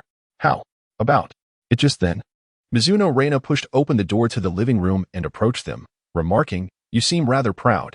As Sakura Chingwei stared at Mizuno Reina in confusion, Hoshino Tsubasa, who entered a moment later, chuckled softly, "You ought to be thankful that you weren't dealt with by that madman last night." Upon hearing the familiar voice, Sakura Chingwei turned her head toward Mizuno Reina's back. When she beheld that familiar visage, her mouth fell agape in astonishment. You are Hoshino Tsubasa, the lead actress in the currently popular drama My Story, with her playing the role of Huaxi Ai. "I am your fan." "My fans?" Hoshino Tsuruko smiled sweetly. "How about this? You directly join the organization behind me." She had no choice in the matter. Mizuno Reina interrupted without hesitation, then turned to Shimizu Ayama, insisting that she be locked away first. "Very well." With little distance separating them, Kayamizu Ponshan effortlessly lifted Sakura Kagyu into his arms. Without a moment's thought for her idol, Sakura Kagyu struck forcefully at Kiyosu Ichiyama's chest, exclaiming, "You smelly bear. Let me down at once. This is disgusting." Kiyosu Ichiyama remained unperturbed by her onslaught, as her petite frame rendered her attempts akin to mere tickling. Upon reaching the basement, Kiyosu Isanza kindly secured her to a chair with iron chains. Initially, Sakura Kagyu contemplated shouting in defiance, but her expression shifted to one of sheer terror upon witnessing Kiyosu Ichiyama removing his shoes. "Don't, bear brother. Please stop. I promise to remain silent." Kiyosu Ichiyama placed the discarded socks before her, intending to instill a sense of dread, even from a distance. The foul stench emanating from the sock caused Sakura Kiyotsuki to uncontrollably retch. With tears glistening in her eyes, she gazed imploringly at Kyoshimizu, who was in the process of removing the other sock. "Oh, Kyoshimizu, I beseech you, please take the sock away." When Kyoshimizu beheld Sakura's distressed expression, he was momentarily taken aback. Could my sock possess such formidable power? How could it frighten her to this extent? He then regarded her with a mischievous grin. Before he could finish his sentence, Sakura interjected, "I promise I won't struggle. I won't scream." "Indeed." Shimizu nodded in satisfaction, then slipped on his socks and made his way upstairs to the living room. The evening breeze swept by, the sky gradually darkening as nightfall quietly approached. Inside Professor Agasa's home, the blindfolded Haibara Ai allowed Conan to lead her by the hand. "Conan, what kind of surprise do you and the professor have in store for me?" Just a minute ago, upon returning home from grocery shopping, Haibara had discovered an unexpected guest in the form of Conan. The moment Conan laid eyes on Haibara, he eagerly stepped forward to announce that he and the professor had prepared a surprise for her. With a curious heart, Haibara set down her groceries, donned the blindfold, and anticipated the revelation of this surprise. "Hiki," Conan teased, for revealing the surprise would diminish its delight. "A bit eager," he remarked. Shortly thereafter, Conan escorted Haibara Ai to the subterranean laboratory. Upon spotting Dr. Agasa, who was concealed behind the experiment table and signaled with an OK gesture, he promptly turned to Haibara, saying, "You may remove your blindfold now." At his words, Haibara took off the blindfold, surveyed the walls around her, and chuckled softly. As expected, it is a basement. Conan wore a knowing expression. Subsequently, upon noticing the watch and the monocle upon the experiment table, Haibara directly inquired, "Are those two the surprises?" "Indeed," Conan remarked, snapping his fingers. "Doctor, it is your turn to make an entrance." A sudden sound of music resonated unexpectedly, causing Haibara Ai to pause momentarily. Shortly thereafter, Dr. Agasa emerged from behind the laboratory table, brandishing a glowing stick with a sense of flair. "Is this your idea?" Haibara Ai inquired. Her brow slightly furrowed as she glanced at Conan. Cough, cough. Conan cleared his throat twice, reached into his pocket, and pressed a button, causing the music to cease. This was the doctor's idea. Quite intriguing, indeed. Conan was rendered speechless. "Wait, as soon as I mention that it was the professor's doing, you start to praise him? Must you be so hypocritical?" He chuckled, knowing well that Ai Haibara would be fond of it. Dr. Agasa, with a smile, continued. "Allow me to introduce this remarkable device before us. It is not merely an ordinary watch, but rather a watch-type tranquilizer gun." Is it a watch capable of firing tranquilizer darts?" Ai Haibara inferred its purpose upon hearing its name. Moreover, Dr. Agasa raised a finger and gestured side to side. "This watch can also tell the time." The conversation left both Conan and Haibara in a state of confusion. "Isn't that watch supposed to tell the time?" Noticing the atmosphere growing tense, Dr. Agasa scratched his head, feeling a bit embarrassed. All right, I won't tease you any longer." His expression shifted as he continued his explanation.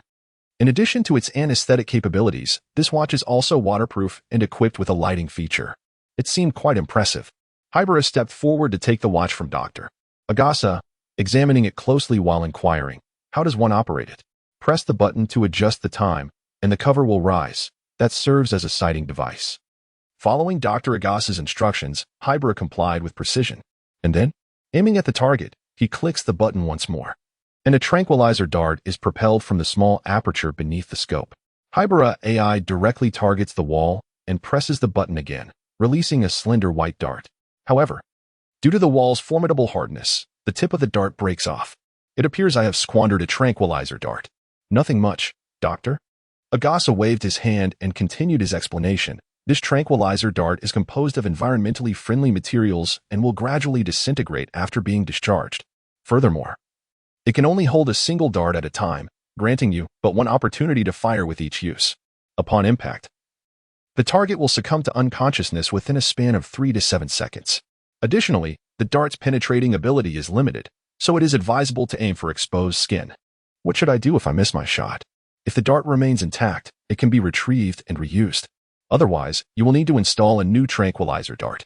"How many darts have you prepared for me, Doctor? How many would you like?" Dr. Agasa inquired with curiosity. Haibara thoughtfully remarked, "Not too many. A mere 1,800 will suffice." Dr. Agasa wore a look of exasperation. "Is this not enough? Do you think anesthetic needles are as common as weeds by the roadside?" "There are not so many." "How much is there?" Haibara Ai quickly inquired. In unexpected situations of life, it is certainly inconvenient to use a firearm. Thus, this alternative proves to be rather effective. Suddenly, he recalled the sensation of being abruptly targeted at the wedding, and everything became clear. "I had thought it was merely an illusion at the time. However, it seems that this little brat Conan must have experienced it as well. Yet, why did he wish to sedate me back then?" "Here you go," Dr. Agasa said, retrieving a moderately sized black box from a nearby drawer and handing it over. Inside were 50 anesthetic needles, and he added, "Once you run out, just come to me for more." Conan, standing beside them, couldn't help but salivate at the sight. He too desired such an item. But given his current identity as an elementary school student, carrying it with him would undoubtedly raise suspicions. After accepting the black box, Haibara Ai inquired, "How do we illuminate it?" "Simply close the lid, then rotate the button counterclockwise 2.5 turns, and the dial will emit light for illumination." Following his instructions, Haibara discovered that while it was not as bright as a flashlight, it sufficed quite well. "Here, this is a specialized battery I developed." Dr. Agasa then produced a yellow box from the drawer containing 50 batteries, which would last a considerable time. "Thank you, Doctor." Conan, standing nearby, was not envious of this, for the doctor had also provided him with a battery, which he merely discarded at home. Subsequently, after thoroughly familiarizing herself with the watch-shaped tranquilizer gun, Haibara Ai rolled up her sleeves, removed her original watch, and excitedly donned the new one. This device certainly compensates for my current inability to carry a firearm. With this thought in mind, Haibara Ai felt an overwhelming curiosity towards the monocle. If this watch is so remarkable, the glasses must be equally impressive. I wonder, did the doctor truly invent this?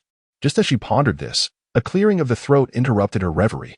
Dr. Agasa lifted the monocle and said, "Ai, stop dawdling and come here." Indeed, Haibara Ai immediately stepped forward to take the glasses, scrutinizing them. This cannot merely be an ordinary pair of monocles, can it? This monocle possesses both tracking and bulletproof capabilities. I understand the bulletproof aspect. Observing the thickness of the lenses, Haibara surmised the purpose of the glasses. But how is the tracking feature utilized? Tracking requires a transmitter, Dr. Agasa explained, retrieving a box roughly the size of a half palm from his drawer. Inside lay 10 sticker-sized transmitters.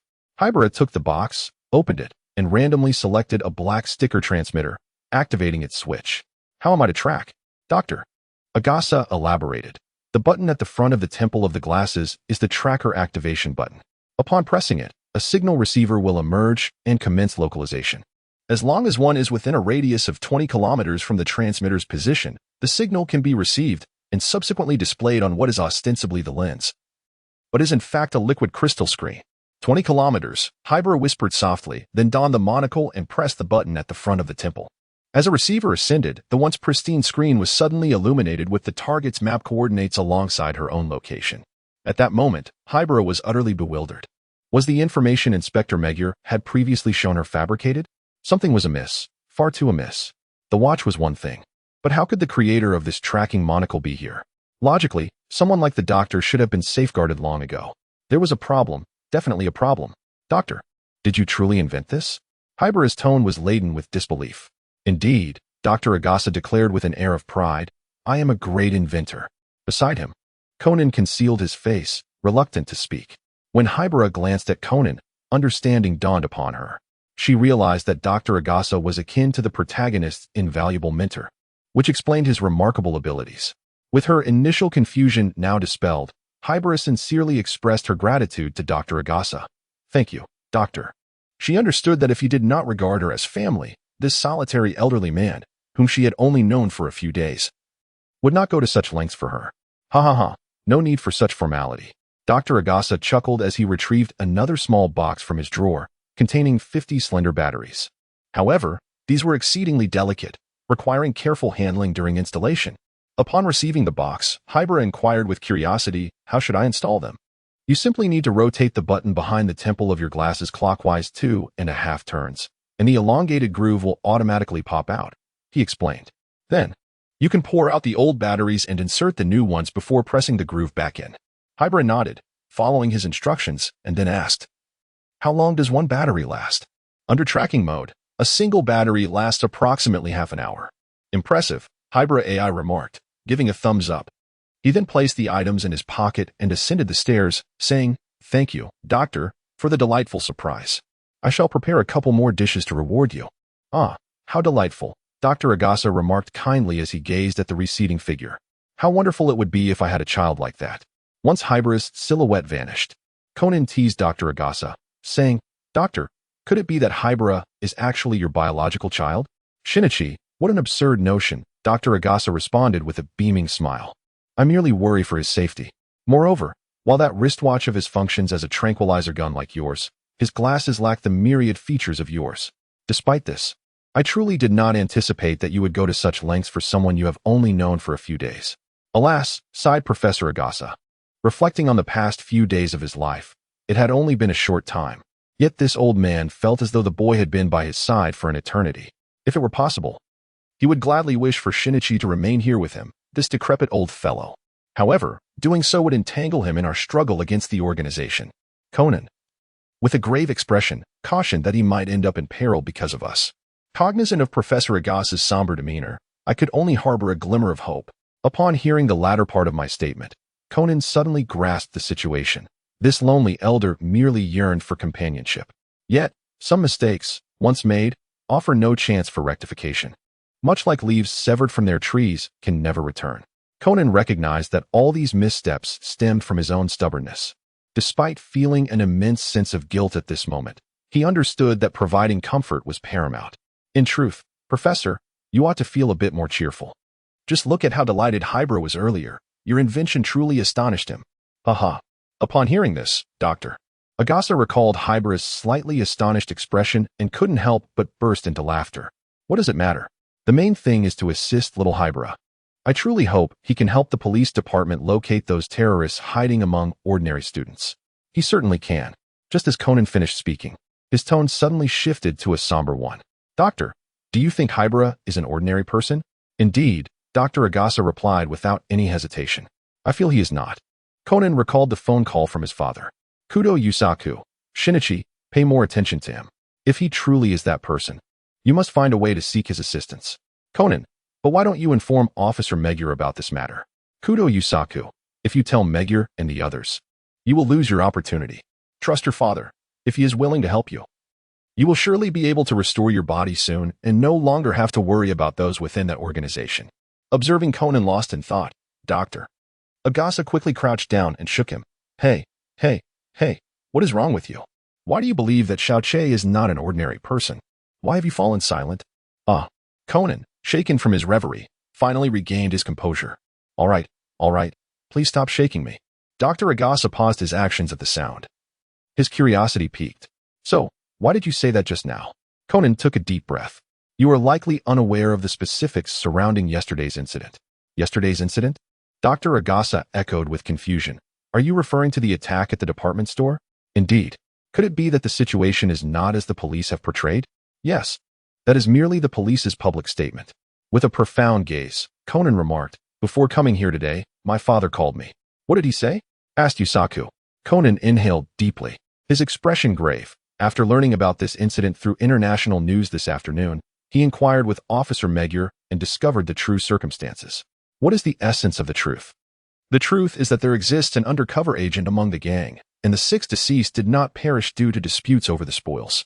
Could it be that the undercover agent took action and killed them? Dr. Agasa immediately envisioned a scene from a television drama where an undercover agent retaliates after being exposed. Not at all, Conan replied, shaking his head. From the evidence at the scene, it was evident that a solitary individual, concealed in the shadows, had executed a one-sided massacre. One person? A massacre? Who could it possibly be? Suddenly, Dr. Agasa recalled Conan's earlier words, his eyes widening in realization. Could it be that you are suggesting it is Kaido? Indeed, Conan responded, lifting his gaze to meet Dr. Agasa's eyes. Could it possibly be that Koichi is an undercover agent? Dr. Agasa's face was filled with astonishment. Yes, that possibility cannot be dismissed. Conan assumed his classic contemplative pose, revealing. In fact, my father mentioned that the only person capable of such skill and marksmanship is currently just one individual. Who? September. Dr. Agasa was taken aback. Who is September? The top-ranked bounty hunter, September. The foremost hunter. Although Dr. Agasa was unfamiliar with September, he certainly knew of bounty hunters. This was a group of individuals willing to take on any task for money. The fact that September had ascended to the pinnacle of the hunter rankings speaks volumes of his exceptional capabilities. Are you suggesting that little Hero is actually the concealed identity of September? It is difficult to ascertain. According to his father's conjecture, if Hero is not September, then he must be one of the 3 individuals who are still alive. I find it hard to believe it could be Hero. Dr. Agasa harbored 100 doubts. For in his eyes, Hero was an exceptionally kind, gentle, and well-mannered child.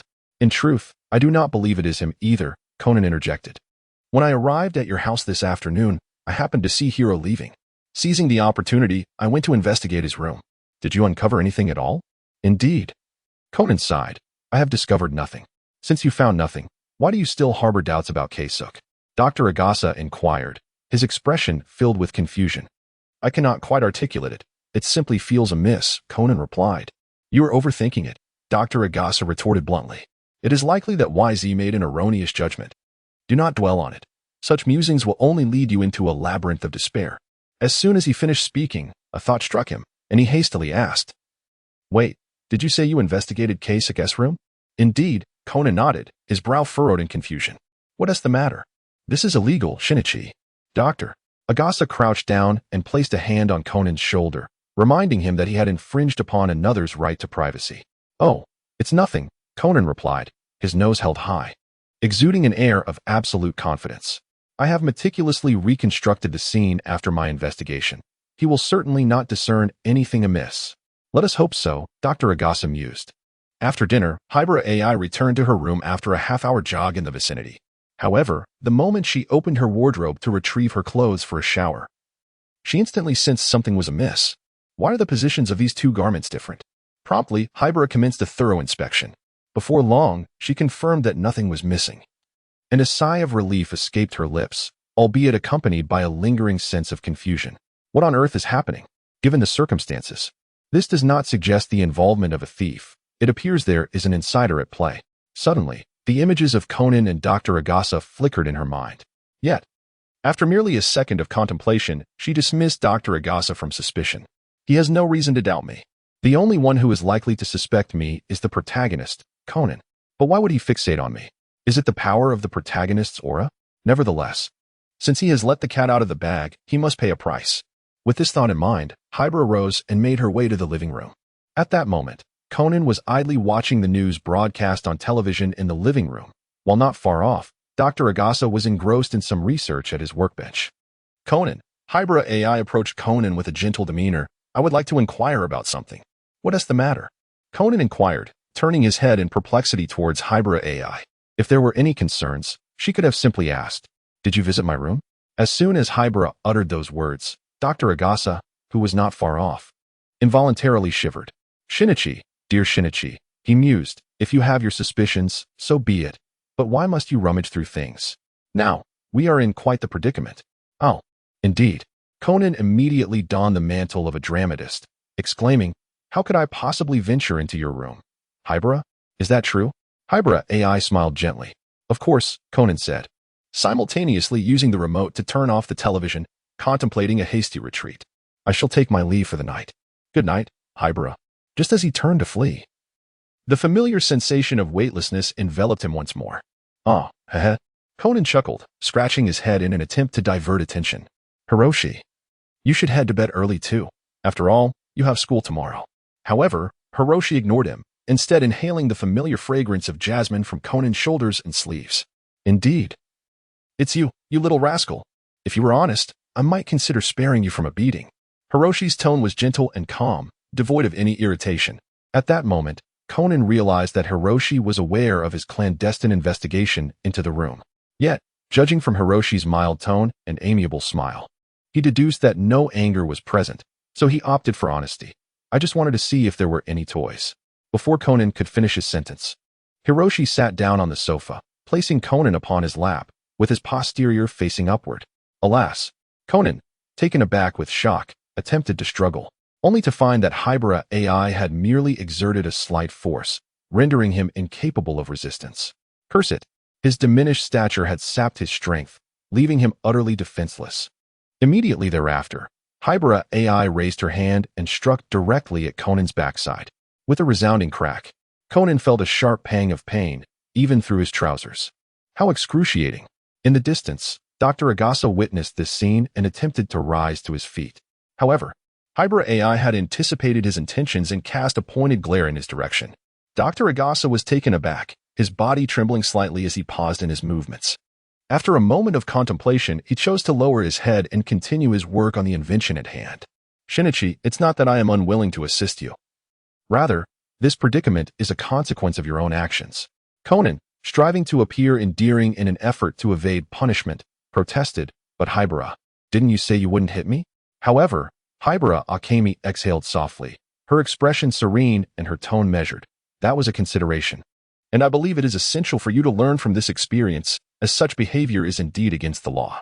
Ignoring Conan's pleas for mercy, Haibara Ai's hand descended repeatedly upon him.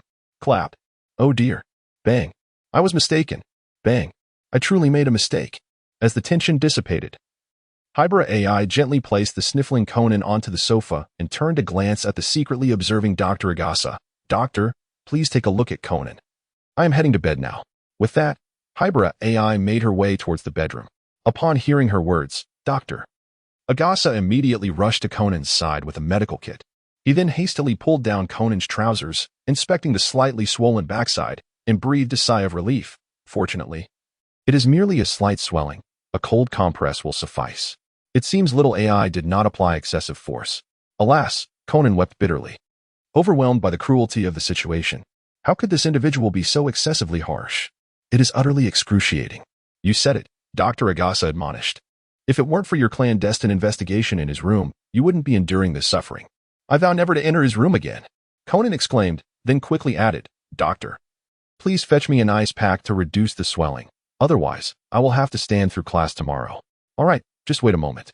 Meanwhile, in his bedroom, Haibara Ai wore a look of relief. After this lesson, he should think twice before coming to my room again. However, his expression soon shifted to one of concern. One must never underestimate Conan. He has likely deduced something from yesterday's events. Fortunately, my belongings are either stored in the system space or in the apartment that has yet to be vacated. It seems imperative to resolve this matter swiftly and return. Otherwise, if my identity is inadvertently exposed in front of the protagonist, I would be left vulnerable. With this thought, Haibara approached the windowsill, feeling the cool breeze, and chuckled softly. Last night's surveillance at the hospital, were they watching me or you? Time, 9:17. Location, a luxurious apartment in Forchome, Mahanaku. Sitting on the sofa, Hoshino Tsurugi held Sakura Kazuki's hand and said cheerfully, from now on, we shall be colleagues. Sakura Kiyuki wore a discontented expression, feeling as though she were a mere commodity, caught in the tug-of-war between two factions. Although she ultimately chose to join M16, this decision equally signified the loss of her freedom. As if perceiving the girl's thoughts, Hoshino Tsuru gently pinched Sakura's cheek, saying, Come now, cheer up. While you may have lost your freedom, your future life will be secured. At least you need not worry about that lunatic, Kyujetsu, anymore. Furthermore, we are not entirely confining you. Perhaps there will still be opportunities for travel in the future. The comforting words restored a semblance of color to Sakura's countenance. She then exhaled softly, True, at least when I encounter that executioner again, I won't have to worry about my safety. So please, don't be unhappy. Hoshino Tsuru urged with enthusiasm, playfully nuzzling Sakura's face. You really ought to eat more. Just look at your face, it's so gaunt. Even the usual fullness is missing. What is it? Sakura Chinwa protested. I can still undergo a second growth spurt. I believe you. Immediately after, for reasons unknown, Sakura Chinwa suddenly declared, Actually, I quite like September. How so? Hoshino Tsurugi jested. You've merely met once, and you find yourself enamored? Is there an allure in September? Yet, I observe that Kobayashi shows no sign of interest. I too hold an affection for September. Kobayashi Fuyuki, engrossed in his reading, looked up. I am curious about his skills and marksmanship. Is that truly affection? What you feel is mere fascination with his prowess and technique. Indeed, Kobayashi Funya admitted without hesitation. Listening to your words, it seems I do not actually harbor affection for September. Chinua spoke earnestly. It must be admiration intertwined with fear. The fear I comprehend. Hoshino Tsurugi responded with confusion. What is there to admire about this madman? I admire his actions. He is a righteous avenger who punishes evil. As for the fear, it stems from my awareness that he is truly capable of ending my life, and I fear death. Who is not afraid of death? Hoshino Tsuru advised in a calm tone, suggesting that one ought not to admire such individuals. By the way, do you harbor a dislike for September, Hoshino-san? Sakura Kayazuki inquired with curiosity. Has he wronged you in the past? Not at all, Hoshino Tsuru replied with a composed expression. I simply disapprove of his self-righteous notion of justice. To me, he is merely a criminal who kills criminals. With this statement, an air of silence enveloped the room. However, this atmosphere lasted merely 2 minutes before Hoshino Tsuru sighed, breaking the stillness. Kobayashi, how much do you know about those 2 hostages? The ones that the Black Bear secretly released? Do you believe his words? Believe only half. Kobayashi Funya closed the book, his gaze indifferent. He was surely concealing some information. I concur, Hoshino Tsuru remarked, turning to glance at the pensive Sakura Kagetsu. When your handgun went missing, did you truly feel no sense of loss at all? No. Sakura Chingwe replied, shaking her head with unwavering conviction, completely devoid of any emotion. That individual certainly lacks such capabilities. Xiaolan Funya spoke in a detached tone, having observed him. He does not possess such skills. Hoshino Tsuruki's gaze was sharp. Either he is feigning it, or he knows something and is deliberately concealing it from us. Xiaolan Funya responded with a nonchalant maintaining his usual demeanor. Moreover, he claimed to have handed over the handgun immediately after awakening the hostage, which truly insults our intelligence. There are too many inconsistencies. After uttering this, Hoshino Tsuruki pulled Sakura Chingwei towards the bedroom while instructing, Sakura Chingwei, and I will retire for the night. Tomorrow, you should investigate those 2 hostages you brought away. Understood. In the standalone villa located at 5 Chome, Mihanacho, Minazuki Reina gazed intently at Shimizu Izanami across from her. Are you saying that person not only discerned your undercover identity but also threatened you? Indeed, Chin-Cha-Chi-shan expressed a hint of trepidation. Recalling the moment when he believed his life was in peril, not only did the sedative and rope prove ineffective, but he also managed to stealthily procure a handgun from another individual. Shui Woolley and I pondered aloud. When did such a person emerge within the ranks of the police? I am uncertain. All I know is that he possesses remarkable skills. Could it possibly be September? Shui Woolley and I ventured a bold hypothesis. Impossible, Shimizu Ayama exclaimed in astonishment. I can ascertain that he was not wearing a disguise at that moment. He appeared, at most, to be in his early 20s. Could September truly be so youthful? Indeed. It seemed rather improbable. Mizuno Rina recalled the profile crafted by the organization S Profiler a few years prior. The subject was male, aged between 28 and 32. With no fixed occupation. Based on the scene and the surviving criminals, it was evident that he had likely undergone lethal training from a young age. He exhibited certain psychological disorders, including emotional detachment. Furthermore, he viewed those criminals as less than human. After pondering for some time, and still failing to recall any leads, Mizuno Rina rose to leave, stating, "It's too late. I must return. Additionally, find an opportunity to investigate him. Although the likelihood of him being September is quite slim, his reasoning and skills warrant an invitation. At your command." The following morning, when Hirahara Toru entered the classroom, he immediately captivated the attention of his classmates. As soon as he took his seat, Aoki Taro and Takahashi Masaru approached him. "Hirahara, may I ask you something?" Aoki Taro inquired cheerfully. "You inquire." Haibara did not lift his head, engrossed in arranging the books. "Regarding the incident at the department store the day before yesterday, were the 2 hostages who managed to escape you and Takizawa?" Aoki Taro's voice, neither too loud nor too soft, was perfectly pitched for the attention of the classmates nearby. Haibara cast a glance at the expressions of his peers and instantly comprehended the situation. Hadn't the police headquarters disclosed information regarding me and Takizawa Akira? How did they come to know? Observing Haibara's silence, Aoki Taro chuckled and patted his shoulder. "Are you pondering how we came to know about this matter?" "No." Haibara shook his head, his tone devoid of emotion, for those 2 individuals were neither he nor Takizawa. "Oh, spare me the pretense. Takahashi witnessed you pulling Takizawa into the department store the day before yesterday." "Takahashi must have been mistaken," Haibara firmly refuted. "I returned home quite early that day." "Impossible," exclaimed Takahashi Masaru, standing beside Aoki Taro, his tone resolute. "Those 2 are undoubtedly you and Takizawa." Just as Haibara SH was about to offer a rebuttal, a male classmate rose from his seat, addressing Haibara. "What is the matter?" Haibara Ai inquired with a perplexed gaze. A male classmate hesitated, stuttering for quite some time. Ultimately, under the scrutiny of their peers, he took a deep breath and slowly approached Haibara, producing a photograph from his pocket and placing it before him. In the bottom right corner of this picture, there were you and Takizawa. Haibara remained silent, instead choosing to examine the photograph.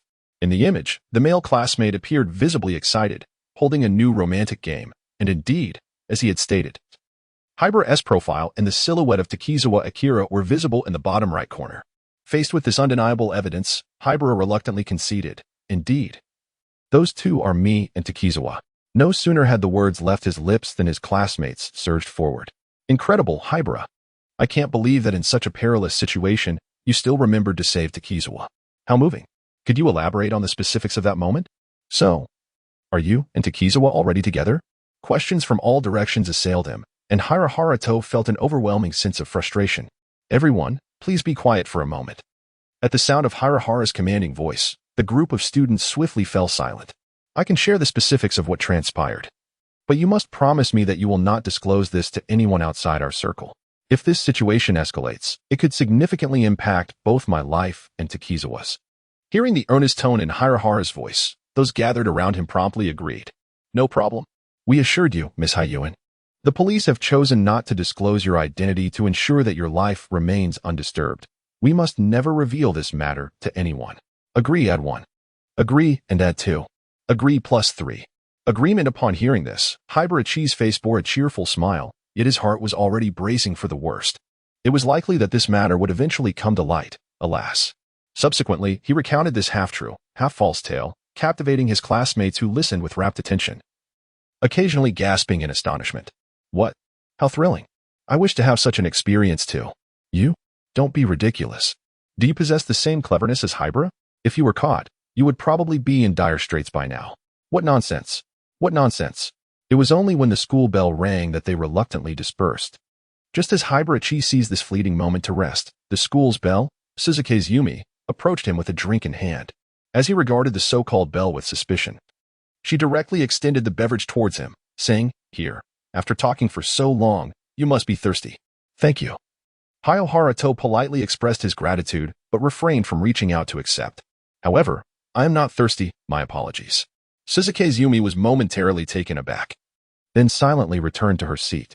The male classmates, who had been glaring at the scene, were overjoyed upon witnessing Haibara's rejection and Suzuki's overture. It seemed evident that Haibara had a fondness for Takizawa, especially considering their shared experiences of life and death. No one is vying for my Suzuki's now. You should abandon your dreams.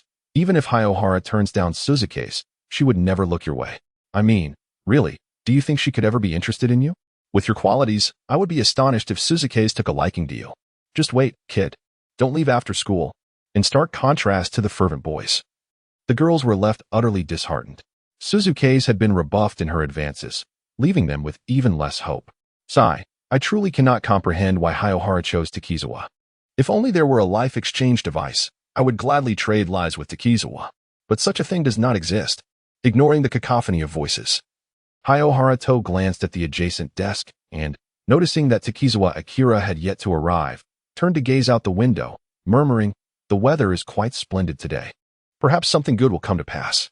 Without realizing it, time slipped into the afternoon. During physical education class, Haibara looked at Aoki Taro, perplexed. "You wish to challenge me to a basketball match?" "Indeed," Taro Aoki nodded. "If I win, you must promise to join us in exploring the abandoned building in Yondamaki the day after tomorrow after school. You wouldn't be hoping for my assistance in inviting a female classmate, would you?" Haibara immediately discerned his intentions. Indeed, Taro Aoki unabashedly declared his intentions. "All you need to do is find a way to persuade Suzuki's to join us. On the girls' side, Takahashi and I have already invited Akagi, Sasaki, and Harumi. As for the boys, we have you, me, Takahashi, Saito, and Tachibana. Even if I successfully bring Suzuki's to the team, how shall we balance the teams with 5 boys and 4 girls?" Haibara harbored serious doubts that Aoki would, upon securing Suzuki's participation, promptly abandon him and oust him from the group. "Of course, we'll draw lots to form teams, excluding you," Aoki replied with a mischievous grin. Heiji Hattori silently cursed. I have never encountered such a brazen individual. Sensing the displeasure on Heiji's face, Taro Aoki burst into laughter, exclaiming, "Ha ha ha, all right, I won't tease you any further. In fact, Takizawa is also here. Persuading her to come nearly exhausted me." "Huh, Takizawa is here too?" "Of course," Aoki Taro asserted unhesitatingly. "Since she is here, I shall grant your request without reservation," Haibara replied with a smile. "I shall invite Suzuki-san right away." Observing Haibara's evident distress, Aoki Taro expressed surprise. "I was under the impression that your fondness for Takizawa was merely a jest among classmates." After a polite smile, Haibara made his way towards the distant figure of Suzuki's Ayumi. Perhaps this is an opportunity. Before long, Haibara found Suzuki's Ayumi, who was engaged in a spirited game of tennis. At that moment, she was completely oblivious to Haibara's arrival, focused intently on her match against Makino Akida. The crisp and melodious sounds of the game resonated throughout the court. After a considerable time, these 2 vibrant young ladies concluded their friendly match, glistening with sweat. Just as Suzuki's Ayumi prepared to take a refreshing sip of water, an unexpected figure was smiling and waving at her. "What brings Haibara-san here? It seems she is looking for me." Curiosity piqued, Suzuki's Ayumi jogged over to Haibara and, with an air of confidence, inquired, "Haibara-san, is there something you need?" Haibara replied with a polite smile, "I would like to ask if you're free after school the day after tomorrow?" "Indeed," Suzuki Kazumi replied without a moment's hesitation. "Whenever you invite me, I am available." Upon hearing Suzuki's prompt acceptance, Haibara Toru swallowed the carefully crafted words he had prepared. I had thought that after declining you this morning, you would refuse me again. At his words, Suzuki Kazumi smiled slightly, revealing two charming dimples. Utterly adorable. I'm not that petty. Just as Haibara Toru was about to engage in some light conversation, he suddenly felt a chilling gaze directed at him from behind. He swiftly turned his eyes and casually remarked, "Well then, I shall take my leave for now. I will inform you of the precise details regarding the time and place in the next couple of days." Without waiting for Suzuki Kazumi's response, he pivoted and jogged towards Aoki Taro. In less than 2 minutes, Haibara Toru found himself standing a short distance behind Aoki Taro, who was engrossed in conversation with his circle of friends, completely oblivious to Haibara's presence. Fortunately, Takahashi must have noticed Haibara Toru and brought it to Aoki Taro's attention. Only then did Aoki Taro turn to glance behind him. Upon recognizing Haibara, he murmured a few words to his companions and, with a glimmer of anticipation in his eyes, approached Haibara Toru, inquiring, "So, did Suzuki agree?" "I agree." Haibara Ai maintained a polite smile, her acceptance swift and decisive. "As for the specifics of time and place, you may discuss that with him later." "Haha, I knew you could do it." Aoki Taro laughed heartily as he draped his arm around Haibara's shoulders. "Come, let me introduce you to Saito and the others." Haibara nodded and followed Aoki Taro into the small group. Soon, a dark-haired young man, one eye obscured by his bangs and exuding a somewhat chilling aura, spoke first. "Hello, Haibara-san. I am Saito Tsukasa." "Hello, Saito-san," Haibara replied with a courteous nod, then turned her gaze to another classmate who possessed a notably charming appearance, reminiscent of a sunny youth. Sensing the attention, the student stepped forward and politely said, "Tachibana Kohei. Nice to meet you." "Hello." After a few acquaintances exchanged greetings, Taro Aoki laughed heartily and declared, "From now on, Haibara, you shall be a member of our Chasing Wind group." Upon hearing these words, Haibara's expression subtly twitched, leaving him momentarily speechless. As the physical education class concluded, the students gradually changed back into their uniforms and returned to the classroom. As Haibara passed by Akira Takizawa's desk, he felt the familiar tug at his sleeve. "What is it, Takizawa?" Haibara inquired directly. Instead of responding verbally, Akira placed a crumpled note on the desk. Haibara casually picked up the note and, upon returning to his seat, unfolded it. "Can you walk me home after school?" After reading the message, Haibara scribbled "OK" on the back of the note, then crumpled it once more and tossed it lightly. The paper ball soared gracefully through the air, landing precisely in front of Akira. Surprised at first, she then unfolded the note to read it quickly before tucking it away. Once Haibara confirmed that Akira had seen the contents, he yawned and rested his head on the desk. The onlookers around them wore sly smiles, reveling in the moment. As the final bell rang, students began to rise from their seats and make their way home. Ignoring the curious glances directed at him, Haibara picked up his backpack and walked straight to Akira's side. "Let us go, Takizawa." Akira nodded in agreement, standing up to follow him out. Behind them, whispers of astonishment echoed, confirming the speculation they were indeed together. Alas, how enviable. Others may admire how Haibara bravely captured Takizawa's heart despite the risks, but what is it that you truly envy? My envy lies with Takizawa. Hey, enough with the nonsense. Step aside. As the two exited the school gates, Haibara turned to Takizawa and inquired, "Where's your home?" "3 12 ban, came the reply. "Then it's this direction," Haibara said, gently taking Takizawa's hand with a warm smile. "Come, let me escort you home." Takizawa, unresisting, gazed affectionately at Haibara and nodded earnestly, Thus, after a leisurely stroll of nearly 20 minutes, Haibara halted before a house adorned with the name Takizawa. Releasing her hand, he asked, "Is this the place, Takizawa?" Upon feeling her hand slip away, Takizawa's expression dimmed slightly as she nodded and stepped forward to retrieve a key from a nearby potted plant. "I tend to be a little forgetful, so I keep my keys here," she explained. Haibara chuckled lightly in response, "There's no need to share such details with me. You know, aren't you afraid I might sneak into your house?" With a sweet smile, Takizawa replied, "Not at all." After opening the door, she turned to Haibara and asked, "Would you like to come in and sit for a while, Haibara-kun?" "No," Haibara Ai replied, raising her arm to glance at her watch. "I must return. It is getting late, and the doctor will worry." "Very well." Takizawa Akira's expression clearly showed greater disappointment. Just before leaving, Haibara Ai suddenly inquired, "By the way, Takizawa, did Aoki invite you to explore the abandoned building on 4th Avenue the day after tomorrow?" "Indeed." Takizawa Akira's face flushed slightly as he remarked that it was you who invited him, to which he readily agreed. Haibara Toru was taken aback upon hearing this. So, this fellow extended an invitation to Takizawa in my name? Could it be that those female classmates were also invited under my name? Noticing the furrow in Haibara Toru's brow, Takizawa Akira hastily inquired, "Is something wrong? Was this not your intention?" As Haibara Toru snapped back to reality upon hearing his voice, he smiled at Takizawa Akira and replied, "How could it be? It was indeed I who invited you." He then turned and waved, saying, "I'm heading back now, goodbye. Farewell." Takizawa Akira's face radiated a sweet smile. As she watched the silhouette of her beloved fade into the distance, she turned and re-entered the house. The moment she locked the door, her sweet smile vanished, replaced by a flush of embarrassment and regret. Just a fraction more, just a fraction more. And she could have had him. She should have simply pulled him inside. Creak, creak. The sound of footsteps echoing on the floorboards suddenly emerged from the staircase. Humph.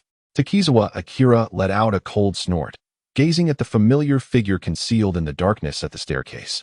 With a tone that was neither warm nor cold, he inquired, "What brings you here? Are you not afraid of being discovered by the police?" The person standing in the dimness at the staircase replied indifferently, "In comparison to me, your chances of being exposed are far greater." Humph. Takizawa Akira nonchalantly settled onto the sofa. "So what brings you here?" "I advise you not to take action before the game commences." Ha ha ha. Takizawa Akira suddenly burst into wild laughter. "What if I insist on taking action?" The figure lurking in the shadows sighed and replied, "You would be killed." "Oh?" Takizawa Akira was momentarily taken aback, then self-deprecatingly remarked, "If death is to come, so be it, it matters not. Rather than living according to their desires, it would be far better to embrace reincarnation sooner. Are you truly willing to relinquish everything at the final hurdle?" The figure in the shadows implored earnestly. "We have assumed the identities of others for 6 long years. And now we stand at the brink of completion. Do you genuinely wish to forfeit?" 6 years, 6 years, Takizawa Akira murmured, reminiscing about the past. After a prolonged silence, her face contorted with rage as she hurled the glass from the coffee table to the ground. "Is this your answer?" The shadowy figure replied with an air of calmness, as if anticipating her reaction all along. Indeed, Takizawa Akira spoke with unwavering determination. "I have had enough of them. It is truly madness for me to consider joining this organization. All I desire now is to be with Haibara." A sigh escaped the lips of the figure cloaked in shadows, who, upon hearing those words, deeply exhaled. "I chose to disregard the earlier statement. I shall return to inquire once more the day before the game commences, hoping that by then, you will have altered your stance." As the surroundings gradually descended into silence, Takizawa Akira, who had been silent for an extended period, murmured to himself, "There is still time." The overcast sky and the cawing crows circling the trees seemed to herald the onset of misfortune. Only a day remained until the commencement of the death game. During this interval, have you discerned anything of significance? Responding calmly to the inquiry from the other end of the line, Muro JZ. Haibara Ai replied, "I will strive to confirm my suspicions before the game begins the day after tomorrow." "Very well. Should you require any assistance, feel free to contact me on this private line." "Understood. I have other matters to attend to, so I shall terminate this call for now." With that, Haibara Ai concluded the conversation and hastened his pace.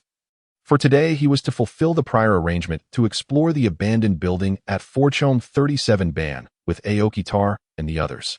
Shortly thereafter, upon arriving at the destination, Haibara Ai noticed that, aside from Takizawa Akira, the rest had been awaiting his arrival for quite some time. "It seems I have arrived a tad late," Haibara Ai remarked with a smile as he approached them. "It is not too late." Taro Aoki placed his hand reassuringly on Toru Haibara's shoulder, eagerly awaiting the arrival of Akira Takizawa. Haibara responded with a soft engaging in light conversation with the others. However, as the agreed-upon 20 minutes passed and Akira Takizawa still had not arrived, a sense of concern began to envelop the group. Yumi Suzuki was the first to voice her worry. "Is something wrong with Takizawa?" She recalled noticing a pallor on her face during school that day, pondering if she might be unwell.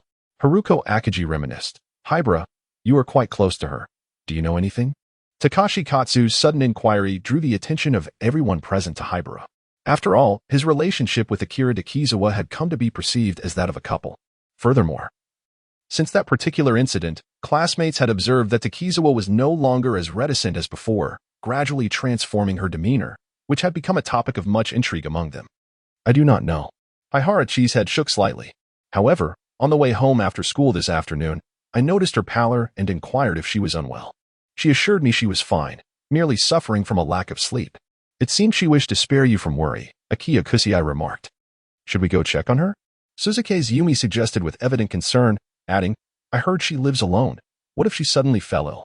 The already anxious group lost all interest in exploring the abandoned building upon hearing this. I know where she lives. Let's go take a look, Haibara Ai declared. Rising to head towards Takizawa Akira's home, with the others following closely behind. At 3 to 12 Chome, before the tightly locked door, Haibara Ai rang the doorbell several times, yet received no response. Should we call the police? Suzuki's Yumi proposed. I think we ought to notify the authorities as well, Sasaki Eri concurred. Let's enter and check, Haibara Ai said. And to the bewilderment of the others, she retrieved a key from a flower pot, inserted it into the lock, and turned it, causing the door to swing open. What? You two are already in such a relationship? Aoki Taro was left utterly speechless. Impressive, Takahashi Katsu praised directly. As expected of my brother, Haibara. From this moment on, you shall be my elder brother. Enough of that. Let us first enter and see what has transpired. Haibara Ai gathered the keys and led the group inside. Upon entering the room, they were greeted by a foul odor reminiscent of rotten eggs. What is that smell? It is quite unbearable, Suzuki's Yumi remarked, pinching her nose and frowning. Gas leak, said Haibara Ai, her expression calm. Following the pungent odor, she proceeded to the kitchen to turn off the gas. The others swiftly opened the windows to ventilate the area. Soon after, everyone gathered in the living room. With the windows wide open, it became apparent that Takizawa was not found on the first floor. Aoki Taro, who had just searched the rooms, remarked, he is likely on the second floor. Haibara Ai then turned to Suzuki's Yumi, suggesting, let us ascend to the second floor together while the others wait for us downstairs. Very well. Everyone expressed no dissent. Subsequently, Huiyuan Che and Suifeng Yumi ascended the stairs. Before reaching the second floor, the two caught sight of Takizawa Akira lying in the hallway, propped up by the steps. Takizawa! Suzuki's Yumi cried out in alarm, prompting those below to rush up immediately. Aoki Taro exclaimed, what happened? Takahashi Masaru inquired, what is going on? Upon seeing Takizawa Akira lying motionless on the ground, their expression shifted to one of immediate concern. Call for an ambulance. Akiji Haruko was the first to speak. I'm going now. Eri Sasaki hurried downstairs. Tora Haibara remained silent, swiftly moving forward to place his hand under Akira Takizawa's nose, confirming that she was still breathing. He then turned and exclaimed, she is alive, merely unconscious. A collective sigh of relief escaped the crowd. Meanwhile, Eri Sasaki, who was downstairs preparing to dial emergency services, timidly inquired, is it still necessary to make the call? After relaying the information from the steps, Tora Haibara shook his head, stating it is not needed. Upon hearing this, Taro Aoki addressed Eri Sasaki below, saying, there is no need for that. Haibara then lifted Akira Takizawa, suggesting, let her rest for a while. Chiya Harazumi, perplexed, questioned, are you just going to hold her like that? Shouldn't you take her to her bedroom? I do not know which room is hers, he replied. With her wide eyes, Chiya Harusui directly confronted the situation. However, knowing the location of her house keys, how could she possibly be unaware of her bedroom? Chiya Harusui harbored grave suspicions that Hirahara Toru was not being truthful. Today marked my first visit to her home. Hirahara Toru spoke with an unruffled demeanor, showing no signs of deceit. Upon hearing this, everyone present fell into a state of astonishment. So, you have not yet reached that stage? Aoki Taro exclaimed, astonished. What on earth are you thinking? Hirahara Toru retorted bluntly before continuing, I believe the gas downstairs has dissipated by now. So I shall place Takizawa on the sofa to rest. There were no objections from the others. As time trickled away, apart from Suzuki's Yumi and Hirahara Toru, the rest gradually departed. Uncertain of how long she had been engrossed in her book, Hirahara Toru glanced at the clock in the living room and gently reminded, Suzuki's. It is now 8 o'clock. Are you not returning home? Is it so late?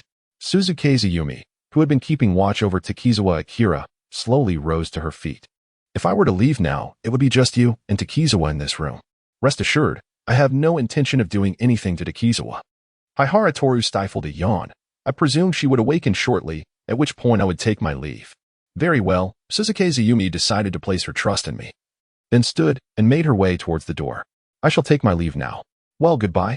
After Rinkaze Yumi had left the house for quite some time, Huiyuan Che curled the corners of his mouth, closed the book, and walked over to the couch where Takizawa Akira was dozing. Just as Huiyuan Che was about to test whether she was merely pretending to be asleep, Takizawa Akira suddenly opened her eyes and grabbed his outstretched hand, pulling him closer. Hee, come be with me, Huiyuan. However, Huiyuan Che did not comply. He swiftly freed himself from Takizawa Akira's grasp and maintained a distance of 3 meters. I say, Takizawa. What are you doing? Hee, when did you realize I was awake? Takizawa Akira chuckled as she sat up from the couch, entirely devoid of her usual shy demeanor. Huh, what are you talking about? I just wanted to see you, Huiyuan Che replied, puzzled. Oh dear, let me ask you another question. Takizawa Akira said excitedly as she stood up and looked at Huiyuan Che. You're not an ordinary high school student, are you? What on earth are you saying? You must be from the Metropolitan Police Department. At this revelation, the atmosphere in the room immediately turned cold. Stop joking around. Although Huiyuan Che denied it verbally, he had already confirmed in his heart that the identity of the cheater had been exposed. Then, Takizawa Akira stated firmly, I'm not joking. Looking into her resolute eyes, Huiyuan Che sighed. When did you figure it out? With her hands behind her back, Takizawa Akira replied gently. That day in the department store when you pulled me to run. How did you figure it out? At that moment, when you heard the sound, you hesitated not at all and immediately pulled me along to flee. That reaction and that look are not what an ordinary high school student would possess. Is that so? Haibara Ai nodded thoughtfully. It appears that I am indeed inadequate in playing the role of a high school student. Following this, Takizawa Akira spoke with an air of anticipation. I haven't told anyone that you are with the police, you know. Haibara teased, what? Do you wish to be a good person? Of course, he would not take those words to heart. After all, this individual before him was a member of the death game organization. Trusting them would be tantamount to surrendering one's life, which was not in Haibara's nature. Giggle. Takizawa Akira approached Haibara Ai with a smile, saying, I wish to be with you. Do you truly believe I would? Haibara Ai chuckled softly, stepping back. Noticing this retreat, Takizawa halted, puzzled, and inquired, if you have treated me in such a manner, why do you still refuse to be with me? Nothing has transpired between us, has it? Moreover, since you are already aware of my identity, why would you assume my proximity signifies affection? Hearing these words, Takizawa froze momentarily, trembling as she lowered her gaze and murmured to herself, indeed, just as I thought, you have stood up for me, never abandoning me in perilous moments, accompanying and caring for me. Is this not love? Observing her peculiar demeanor, Haibara furrowed his brow. Though numerous questions lingered in his mind, given her current state, he resolved to sedate her first. Just as he was about to act, a faint gunshot abruptly rang out. Haibara gasped, furrowing his brow as he crouched, clutching his left shoulder where he had been shot, blood seeping through his fingers. Damn, I was too careless. I never anticipated someone lurking on the second floor. As Takizawa regained her senses, her expression turning anxious as she sought to check Haibara's injury, another shot rang out from the shadows, aimed at her. Takizawa, turn back now. It is not too late. A soothing voice echoed with an air of persuasion. The sound. In that instant, Haibara Ai discerned the identity of the source. Suzuki's. Did you not leave? What brings you here? Takizawa Akira, reluctant to act recklessly, shouted towards the staircase. I merely wished to see how you would respond. Wearing night vision goggles, Suzuki's Ayumi slowly descended the stairs, halting not far behind Haibara Ai. I initially thought you would resort to drugging and fleeing with classmate Haibara. Yet I never anticipated you were concealing such a significant secret. Scoundrel. Takizawa Akira gritted his teeth, furiously glaring at Suzuki's Ayumi. You wretch. Humph. Suzuki's Ayumi let out a cold snort, drawing a dagger from her waist and casting it forth. Takizawa, considering our 6 years of collaboration, I shall grant you one final opportunity. If you personally eliminate this cheater, I shall refrain from uttering those previous remarks. Takizawa Akira cast a frosty glance at the dagger lying on the ground, making no move to retrieve it. Half a minute elapsed in silence. Observing Takizawa's inaction, Suzuki's Ayumi sighed. Are you truly willing to forsake 6 years of effort for someone you have known for but a few days? At her words, Takizawa Akira's lips curled into a slight smile, as if he had resigned himself to the embrace of death. What do you know about love? You are merely a dog to that group, a mere plaything for their amusement. You continue to be so indiscreet, Suzuki's Ayumi remarked, seemingly unfazed. Humph. Takizawa Akira let out a soft snort, gazing affectionately at Haibara Ai. I am truly sorry, but I can no longer save you. Remaining silent, Ashihara Tetsu surreptitiously engaged in subtle maneuvers. It appears your paramour is disinclined to acknowledge you, remarked Suzuki's Ayumi, glancing at Ashihara Tetsu, oblivious to his clandestine actions. Since you remain obstinate, You must bear the consequences of my ruthlessness. As the final word echoed, a gunshot reverberated, and a crimson bloom unfurled upon Takizawa Akira's chest, causing him to collapse to the ground, his mouth filled with blood, consumed by resentment. Very well, it is your turn, Ashihara-kun, Suzuki's Yumi stated. Her gaze fixed upon Ashihara Tetsu, who was kneeling, clutching his shoulder. She added with a sardonic smile, "Were you not affiliated with the Metropolitan Police Department? I might have contrived to have Takizawa possess you once the game commenced. In such a scenario, at least the two of you might have survived." With these words, she subtly adjusted the muzzle of her firearm, aiming it at Ashihara Tetsu's cranium. "Do you have any final words?" Heh, Haibara Tetsu grinned, foolish. No sooner had he spoken than he unleashed a speed akin to that of a cheetah, propelled by his extraordinary physical prowess, dashing towards the rear. In the blink of an eye, the firearm in Suzuki's Yumi's grasp was sent flying. As she stood in stunned disbelief, preparing to retaliate, Haibara Tetsu, with his right hand holding a watch, pressed a button with singular finesse. The watch's cover sprang open, and without hesitation, he aimed and fired in one fluid motion. Before you could finish her sentence, Suzuki's Yumi felt a prick on her neck, and within seconds, her eyes fluttered shut, and she lost consciousness. Gasping for air, Haibara Toru clutched his shoulder. The wound, which had initially stopped bleeding thanks to his physical resilience, now gushed anew due to the recent exertion. Knowing this was not the time to tend to his injury, Haibara swiftly grabbed Suzuki's Yumi's dropped firearm and bound her tightly with rope he found in the room, preventing any unforeseen complications. Subsequently, he retrieved his phone and dialed Inspector Megure Juzo's private number. Upon answering, Megure Juzo inquired, "Hello, Haibara, my friend, what's the matter? I've encountered a situation at 3 Chome 12 Banshee. Please bring a medic with you immediately," Haibara Toru stated tersely, instantly recognizing the gravity of the situation. Megure Juzo promptly responded, "Understood. I'm on my way." After ending the call, he swiftly contacted Shiratori Ninja Bureau. "Shiratori, we have an urgent assignment. I need you to drive over here at once." While Megure Juzo frantically assembled a team, Haibara Toru, awaiting their arrival, performed rudimentary first aid on his wound before approaching Takizawa Akira's lifeless body. With a sigh, he lamented, "The last thing I can do for you is to personally see you laid to rest." Suddenly, he noticed something within Takizawa Akira's pocket and proceeded to investigate. The discovery of a crumpled piece of paper reminded Haibara Toru of their initial encounter. He carefully unfolded the paper, examining its contents. "Haibara, by the time you read this, I will likely be dead, for I intend to personally obliterate Death Game's base of operations in Japan. Before making this decision, I contemplated drugging you and escaping together. However, I realized that while I might possess your body, I could never truly capture the heart of someone as righteous as you. Therefore, I've decided to dedicate my life to ensuring you remember me forever. I wonder if you'll join the chorus of those who label me mentally unstable, questioning my sanity. But even if you do, I won't be around to hear it.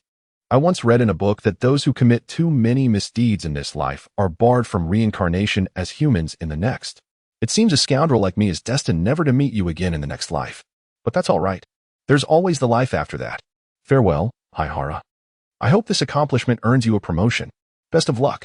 After reading this message, Haibara Toru, betraying no sorrow, calmly muttered to himself, "What a madman. So obsessed with me." He then flipped the paper over, having noticed earlier that there was writing on both sides. On the reverse side, the names Suzuki's Yumi, Watanabe Dakichi, and Minamoto-ken were inscribed.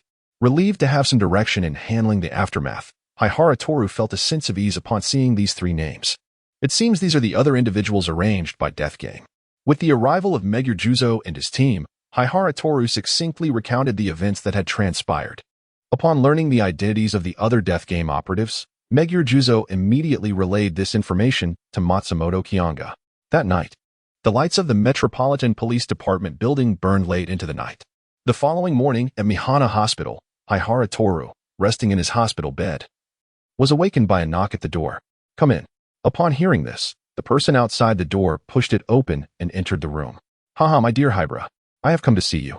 With a somewhat fatigued expression, Muri Kagoro approached Haibara's bedside and placed the fruit basket he held on the adjacent table. "I brought you some fruit." "Thank you." Haibara Ai expressed her gratitude before inquiring, "Has everything been taken care of?" "Essentially complete." Moro nodded at 13 o'clock and inquired, "How's your injury?" "That's all right." "Well, that is reassuring." Just as the last word was uttered, Muguruma Jusen's tone suddenly shifted, What is the story behind your skills and that tranquilizer watch? After interrogating Suzuki's Ayumi, Matsumoto Kayanaga and Mugiruma Jusen discovered a grave issue.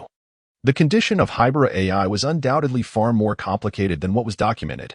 Anticipating this development, Haibara Ai recited a prearranged response.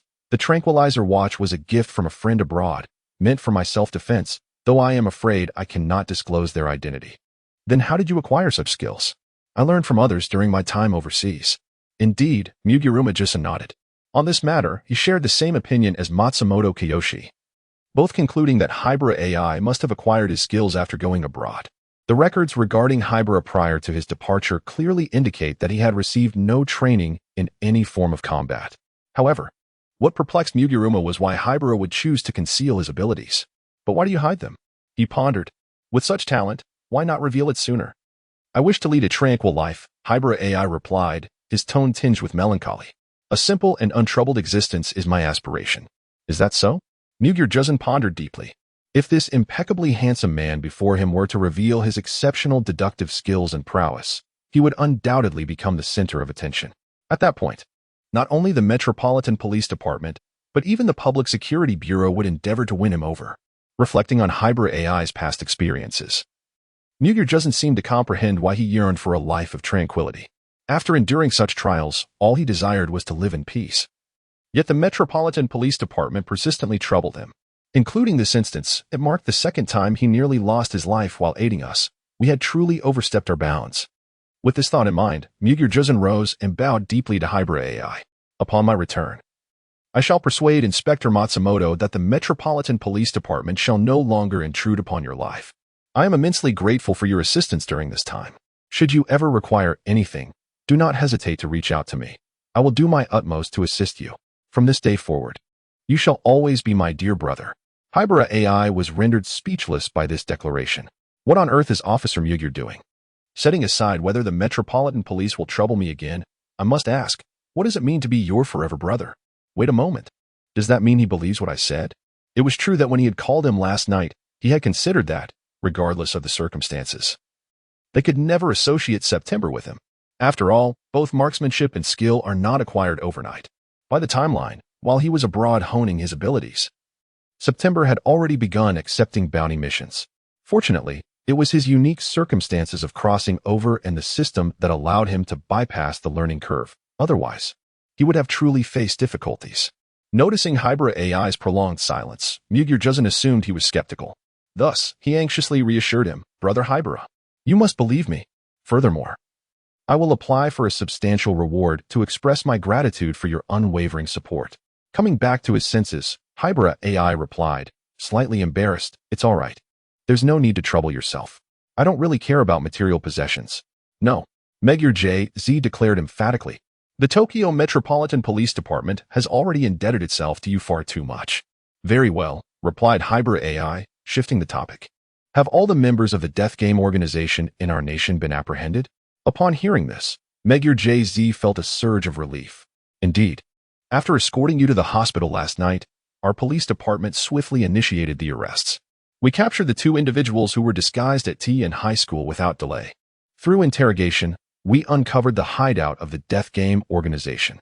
Police Superintendent Matsumoto made a decisive call, and after obtaining authorization from higher authorities, we executed a comprehensive crackdown. Has it all been gathered in one pot? Haibara Ai expressed mild surprise. It seems that the Metropolitan Police Department possesses some capability after all. Indeed, Mugir Jusen nodded, his tone brimming with excitement. We apprehended a total of 19 individuals and eliminated 8. Furthermore, we seized a substantial cache of explosives from their base. These explosives were presumably prepared for impending acts of terrorism. Remarkable. The Metropolitan Police Department truly deserves commendation. After offering his generous praise, Haibara Ai inquired about the casualties among the police force. Upon hearing her question, Mugir Jusen's voice turned somber as he replied, Alas, we mourn the loss of 3 brave souls and 5 others sustained serious injuries. They are all heroes. Haibara Ai consoled him, adding, I believe that if given the choice again, they would still arrive at the same decision. Indeed, Mugir Jusen, with a countenance full of righteousness, expressed that not only they, but everyone in our Metropolitan Police Department would feel the same. Subsequently, with Mugyur-Juzin's departure, the hospital room was left with only the solitary presence of Haibara Ai. Reflecting on the events of the previous night, Haibara Ai, barefoot, stepped down from the bed and made her way to the window, gazing at the bustling traffic below. Murmuring to herself, "It is not just those police officers." Just as Haibara Ai finished her contemplation, a creaking sound resonated as the door was pushed open. "Who is it?" said Haibara Ai as she turned around. Before her stood the members of the Junior Detective League, along with Kagoro Muri, Ran Muri, the esteemed Sonoko Suzuki, and Professor Agasa. "Brother Haibara," Yoshida Ayumi exclaimed, her bright eyes sparkling as she hurried to Haibara's side, extending the flower in her hand, wishing for your swift recovery. "Thank you, Bume." Haibara smiled as he gently patted the little head. Standing at the doorway, Oshi Magenta inquired with curiosity, "Aren't you cold, Haibara Ai? You're barefoot." "Indeed. Aren't you cold?" Morofushi Hikaru echoed the question. "It's not too cold," Haibara Ai chuckled lightly. Immediately, Kagoro Muri stepped forward, unceremoniously pulling Haibara toward the hospital bed. "You young man, if you're injured, you should lie down and rest properly." Hey, I can walk." Thus, barely having left the bed, Haibara found himself lying down again. "How are you feeling, Haibara? Is there any discomfort? Should I call the family doctor?" Upon hearing the concerned words from Ran Muri and Sonoko Suzuki, Haibara replied gently, "It's nothing serious, just a bullet wound to my shoulder." He then smiled and asked, "So, you already know?" "Of course, Megure Juzo called me to say the operation was cancelled. I only learned the details after pressing him," Kagoro Mori said, patting Haibara's head with approval. "You're quite impressive, young man. Haibara is truly remarkable," Conan remarked admiringly. This time, he was genuinely impressed, as Haibara had single-handedly thwarted the death game before it even began, demonstrating unparalleled prowess. Haibara smiled, then turned his gaze to Dr. Agasa, who had been silent but whose eyes were slightly red. "Doctor, are you all right?" "I'm fine," Dr. Agasa said, turning away to remove his glasses and rubbing his eyes. "It is merely that my eyes feel uncomfortable." "Is that so?" Of course, Dr. Agasa's words were abruptly interrupted by Conan. In truth, after receiving Officer Megure's message the previous night, the doctor had been quite anxious. He was so preoccupied with concern that he set aside his inventions and rushed to the hospital to see you. However, upon our arrival, we discovered that access to your floor was completely restricted, and as we were unable to reach Officer Megure by phone at that time, we had no choice but to return. After hearing Conan's account, Haibara expressed her heartfelt gratitude to Dr. Agasa. "Thank you for your concern. Furthermore, I appreciate your care during this period.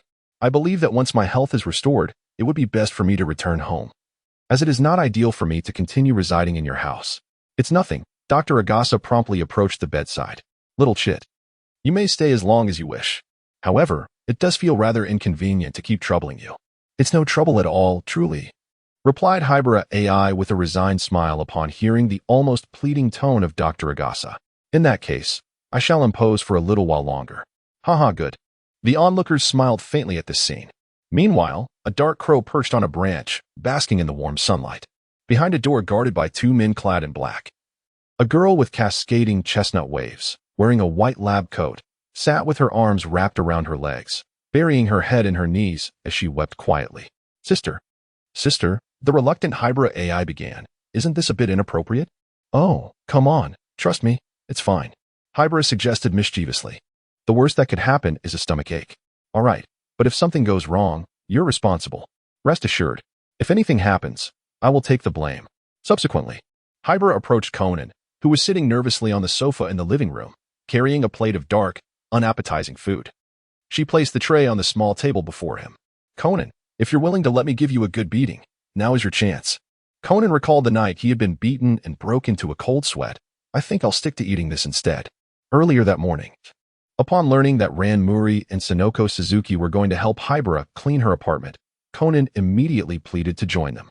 Initially, the two girls were reluctant to let him tag along, fearing he would cause trouble, but they eventually relented due to his incessant insistence. Upon arriving at the apartment, Haibara, who was dusting, warned Conan sternly when he entered. At that time, Conan had patted his chest, assuring them he wouldn't meddle. However, the moment he found an opportunity, he sneaked into Haibara's bedroom and began rummaging through her belongings recklessly. Not long after, he was caught by Haibara. To avoid punishment, Conan quickly apologized, saying, "As long as you don't hit me, you can ask me to do anything." Thus, the current scenario unfolded. Haibara decided to let Conan sample her dark cuisine. Noticing that Conan had yet to touch his chopsticks, she gently encouraged him. Go on, eat up. I specially prepared this for you. At this, Conan, still hopeful, cast a pleading glance towards Sister Ran. Alas, sighed Ran Muri, turning her head to the side. I'm sorry, Conan. It was your reckless intrusion into someone else's bedroom that led to this predicament. Moreover, as Brother Haibara has informed me, this is not the first instance of such behavior. I do this in hopes that you will not stray down a misguided path in the future. I hope you do not hold it against me. Seeing that his beloved Sister Ran could offer no assistance, Conan averted his gaze and focused on the food before him, swallowing hard. No matter. Brother Haibara wouldn't poison me to death, would he? Resolutely, Conan lifted the plate and hastily shoveled several bites into his mouth. However, after swallowing, his expression darkened, and he trembled as if turned to stone. Noticing his distress, Ran rushed forward. Conan, are you all right? The sound of shattering echoed as the plate clattered to the ground. Toilet, Conan exclaimed as he leaped off the sofa, clutching his stomach and dashing towards the restroom. Haibara Ai observed the small figure with a smirk, thinking how he never learns from his mischief of rummaging through others' rooms. As night descended, a mirror-like moon hung gracefully in the sky.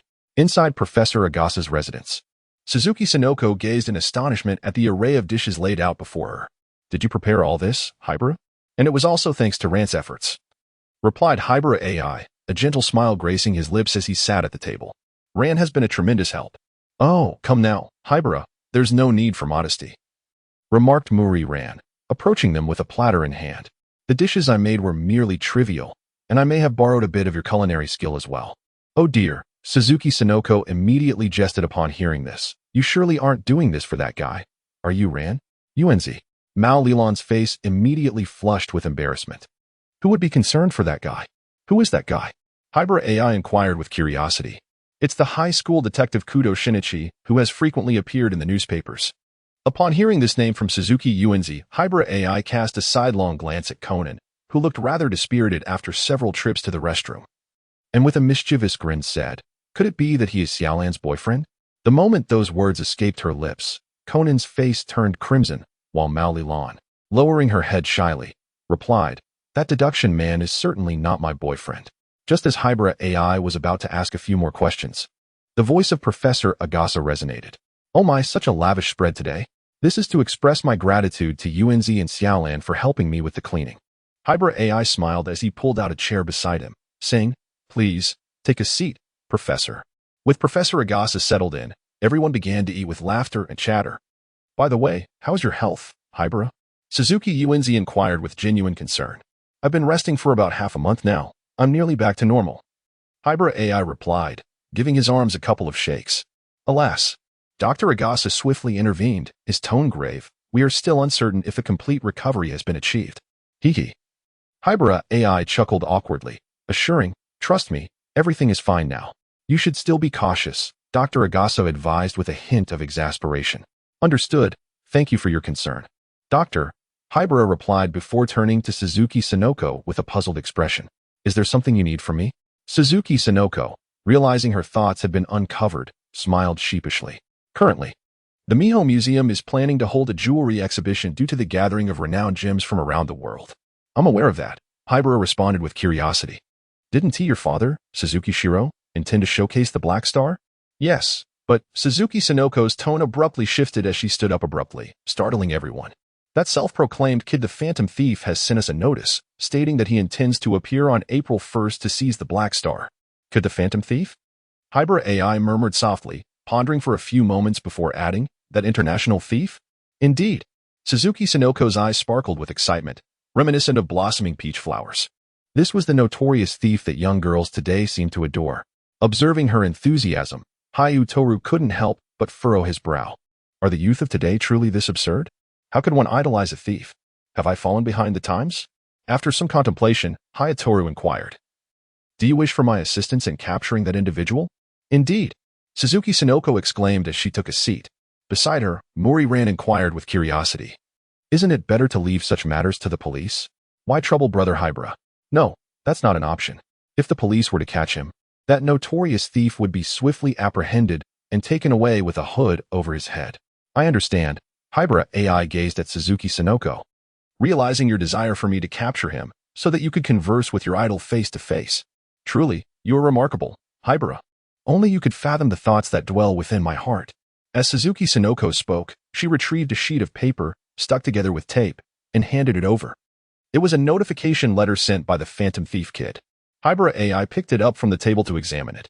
April Fools. When the moon separates the two of us, I shall heed the call of the waves to reclaim the renowned name of the Night Star Thief. What about the rest? Haibara pointed to the torn corner of the letter, inquiring. When my father received this letter, he was so furious that he tore it up. I couldn't find that piece. The day after tomorrow is April Fool's Day, leaving only tomorrow for us. After contemplating, Haibara Ai returned the letter, stating, Given the kindness you have shown me during this time, I shall grant your request. Wonderful! Suzuki Sonoko exclaimed, nearly leaping with excitement. Sonoko, come down. The following day at noon, after lunch, Haibara Ai, Muriran, and Conan convened at Dr. Agasa's residence, as per their agreement from the previous night, and set off towards the Mifune Museum. Upon their arrival at the museum, they found themselves surrounded by a multitude of police officers, with a helicopter hovering in the sky above. It is truly magnificent, remarked Haibara Ai with a calm demeanor. This must be the entirety of Tokyo's police force. Muriran exclaimed, acknowledging the grandeur. Meanwhile, Conan, holding the invitation, was indifferent to the spectacle. His sole interest lay in deciphering the cryptic message inscribed upon it. After a brief moment of waiting, Suzuki Sonoko emerged from the museum, jogging towards them. Ran. Brother Haibara. She called out, her eyes immediately spotting the trio. Upon hearing her familiar voice, Haibara and Muri turned to look. Today, Sonoko's attire was a stark departure from her usual style. She donned a stunning black off-shoulder dress complemented by striking red high heels, presenting herself as anything but a typical high school student. You look exceptionally lovely today. Haibara praised generously as Sonoko approached, resembling a princess. Indeed, your ensemble is incredibly eye-catching. Muriran echoed in agreement. However, Conan, after a fleeting glance at Sonoko, resumed his impassive scrutiny of the invitation. Ahem, Suzuki Sonoko felt her cheeks flush with embarrassment from the compliments. She was merely hoping to leave a favorable impression when she encountered the esteemed kid. After speaking, she turned slightly and invited, All right, let us proceed. My father was quite thrilled upon learning that you, Haibara-san, would be visiting. After all, he is well acquainted with all your affairs. Huh? I'm somewhat taken aback. Although Haibara Ai outwardly responded with humility, an inexplicable sense of foreboding brewed within him. Subsequently, under Suzuki Sonoko's guidance, the group entered the museum. Inside the elevator, Sonoko animatedly recounted tales of the Phantom Thief Kid to Muriran. Haibara Ai glanced sideways at the scene, shaking his head in quiet disapproval. This princess is rather eccentric. After forming this opinion, he looked down at Conan, who was resting his troubled brow against his leg, and spoke in a casual tone. Still haven't he cracked it? Upon hearing his voice, Conan lifted his gaze to Haibara Ai and replied, somewhat irritably, I can't seem to come up with any leads at all. Allow me to offer you a hint. Haibara Ai crouched down, fixing his gaze on Conan's slightly bloodshot eyes, and calmly stated, a satellite in the sun. Upon hearing this, Conan, with a sudden realization, gazed at the invitation letter. Within moments, a smile crept onto his lips as he murmured to himself, I understand. Once he confirmed that the little fellow grasped the answer, Haibara Ai quietly cautioned him, do not disclose this to the police. Once the location is confirmed, let us wait for the rabbit under the tree together tonight. Excellent. Conan's eyes sparkled with excitement. After perusing his father's criminal files yesterday, he became utterly fascinated by the enigmatic Phantom Thief Kid. Shortly thereafter, the elevator came to a halt, and several individuals stepped out in succession. Just a few paces away, a middle-aged man, bespectacled and portly, approached, adorned in a suit of considerable value. You must be Mr. Haibara, correct?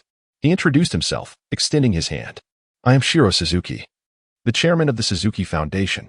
Greetings, Chairman Suzuki, Haibara replied, reciprocating the handshake with polite decorum.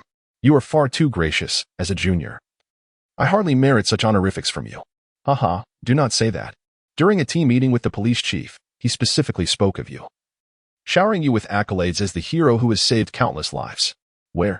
Haibara Ai modestly responded, attributing the success primarily to the efforts of the Metropolitan Police, with little connection to himself. Observing the young man's humility, Suzuki Shiro was immensely pleased. Not only was he handsome, but he also possessed intelligence and wit. Treating others with utmost courtesy, and remained unpretentious despite his accomplishments. Coupled with his pristine background, he seemed to be the ideal son-in-law for the Suzuki family. With this thought in mind, Suzuki Shiro glanced at his daughter, Suzuki Sonoko, who stood beside Haibara Ai, his gaze filled with hope. My daughter, you must strive to secure a man as admirable and upright as Haibara Ai. You two represent the future of the Suzuki conglomerate.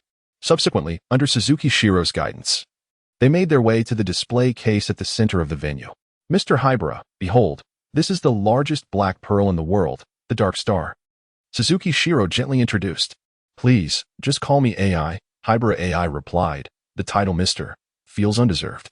He found it rather odd to be addressed so formally by someone who appeared to be in his 50s. In response, Suzuki Shiro laughed heartily. Aha, very well. I shall shamelessly call you Ai. And do not refer to me as chairman. It feels too distant. Then I shall call you Uncle Shiro. Haibara Ai replied with a chuckle. Ah, splendid. I'm delighted by this title. Suzuki Shiro beamed with happiness. Meanwhile, Conan observed the two, perplexed by their mutual flattery. What on earth are these two doing? Why are they being so overly polite? Soon after, Suzuki Shiro began to elaborate on the Dark Star. Since my grandfather acquired this pearl for our collection, the fortunes of the Suzuki family have soared. In other words, it is our family's guardian spirit. Haibara Ai examined the brilliant Dark Star for a moment before suddenly asking, this cannot be genuine, can it? His words left everyone momentarily stunned. Brother Haibara, what do you mean? Ran Mori inquired, her brow furrowed in confusion, while Conan, nestled in her arms, mirrored her perplexity. Suzuki Shiro glanced at Suzuki Sonoko, who shook her head, indicating that she was not involved. After confirming his thoughts, Suzuki Shiro praised, I am astonished by your keen perception. You identified its authenticity at a glance. I thought my daughter had secretly informed you. Brother Haibara, how did you discern this? Conan's question echoed the curiosity of everyone present. Haibara Ai smiled as he explained. Uncle Shiro mentioned that this Dark Star was acquired by his grandfather's generation, which implies it has been in existence for at least 50 years. Moreover, pearls typically have a luster that lasts only a few decades. Therefore, this brilliantly shining Dark Star must be a counterfeit. Bravo! Suzuki Shiro applauded. Truly deserving of the praise from the police chief. A remarkable young man indeed. Those words, Haibara Ai said with a modest smile.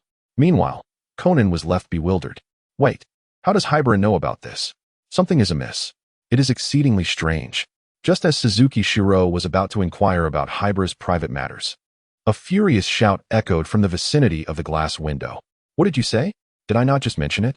We must remain vigilant by the river. We need to allocate some police forces to the riverside. Remember, the Phantom Thief could intend to invade through the Tijin River, which flows beside this museum. Do you understand? Upon hearing this, Suzuki Shiro immediately approached the middle-aged man, Officer Chaki. Has that code been deciphered? Indeed, Tashiro Shintaro nodded. The message conveyed in the notification indicated an invitation carried by the waves, signifying a journey along the Tainazuki River. In this vicinity, the sole place where waves could be found was the Tainazuki River. Haibara Ai could not contain herself and burst into laughter, originally suppressing his amusement. Conan also found himself unable to hold back his laughter after witnessing Haibara's mirth. Upon hearing the laughter, Taimu Shintaro cast a displeased glance toward its source. However, when he discerned the young man's features, his expression shifted dramatically, and he hastily approached, inquiring, Excuse me, sir, are you named Toru Haihara? Haibara Ai retracted her smile and nodded. I am Haibara Ai. Is there something amiss? Do you know me? Indeed, it is you, exclaimed Chamu Shintaro as he turned sharply to the perplexed officers nearby and commanded, Salute him. The officers, though bewildered, complied with the directive, bowing respectfully to Heiji Heiwen.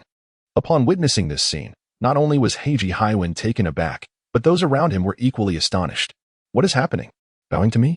Surely, there has been a mistake. Have I traversed into another realm once more?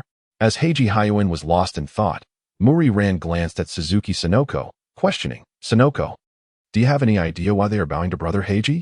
I have no clue, Suzuki Sonoko replied, raising her hands in confusion. Suddenly, Conan interjected. It is likely due to Brother Heiji's prior assistance to the police department, resulting in an order from the higher-ups that mandates respect upon encountering him. At this moment, having grasped the situation, Heiji Heiwen quickly waved his hands, protesting, What are you doing? There is no need for this. Chama Shintaro did not respond immediately, but instead took a step back and bowed deeply to Heiji Heiwen, stating, This is the directive of the police commissioner. It is required that we show you respect upon meeting.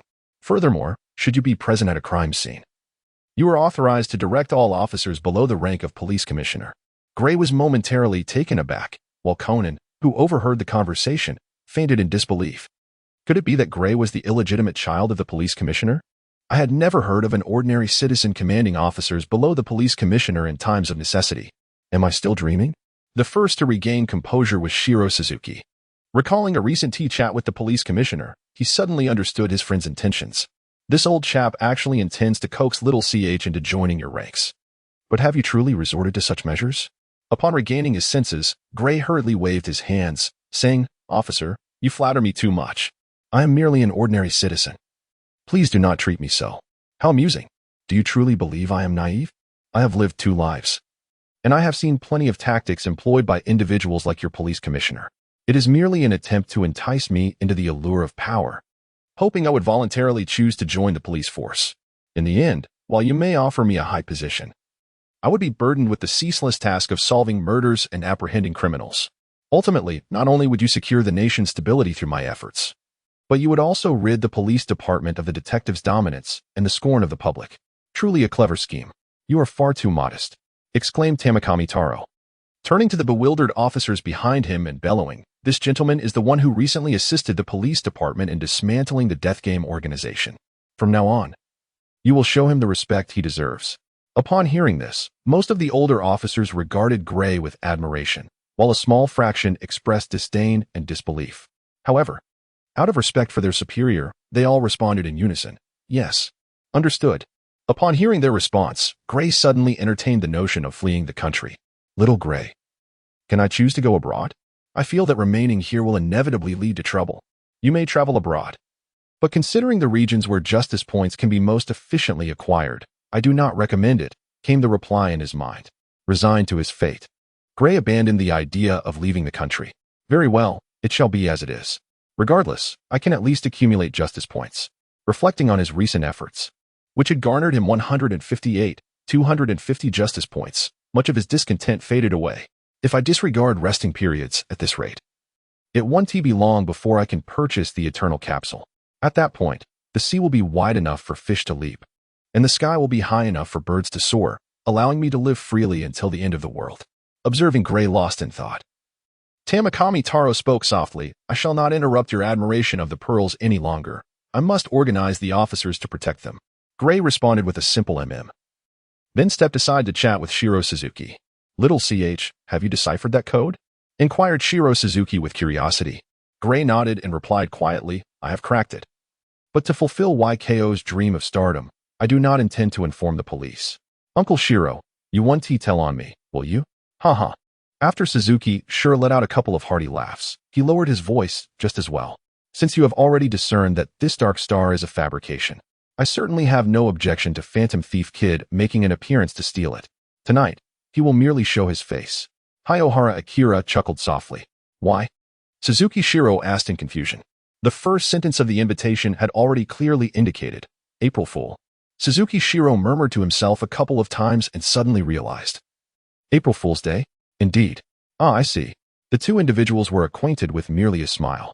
Suzuki Sonoko, who was chatting with Maori Ran nearby, expressed her confusion upon witnessing her father and Haibara Ai in such a manner. It's evident that this is their first meeting.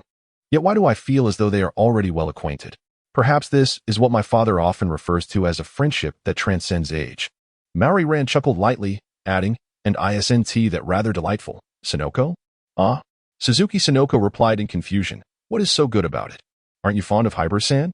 With such a situation, you need not worry about any potential issues arising between your parents and Haibara-san in the future. Shaolon. Suzuki Sonoko blushed. "What are you saying?" "I hold only deep respect for Brother Haiyuan." "Is that so?" Maori Ran said with a mischievous smile. "But I recall you mentioning your intention to pursue him before. Didn't you?" "Oh, you mean that matter," Suzuki Sonoko sighed. "It was only after spending time with Brother Haibara that I realized my feelings were not romantic at all. He feels more like a brother to me, so warm and radiant." "Do you have a brother?" Maori Ran pondered.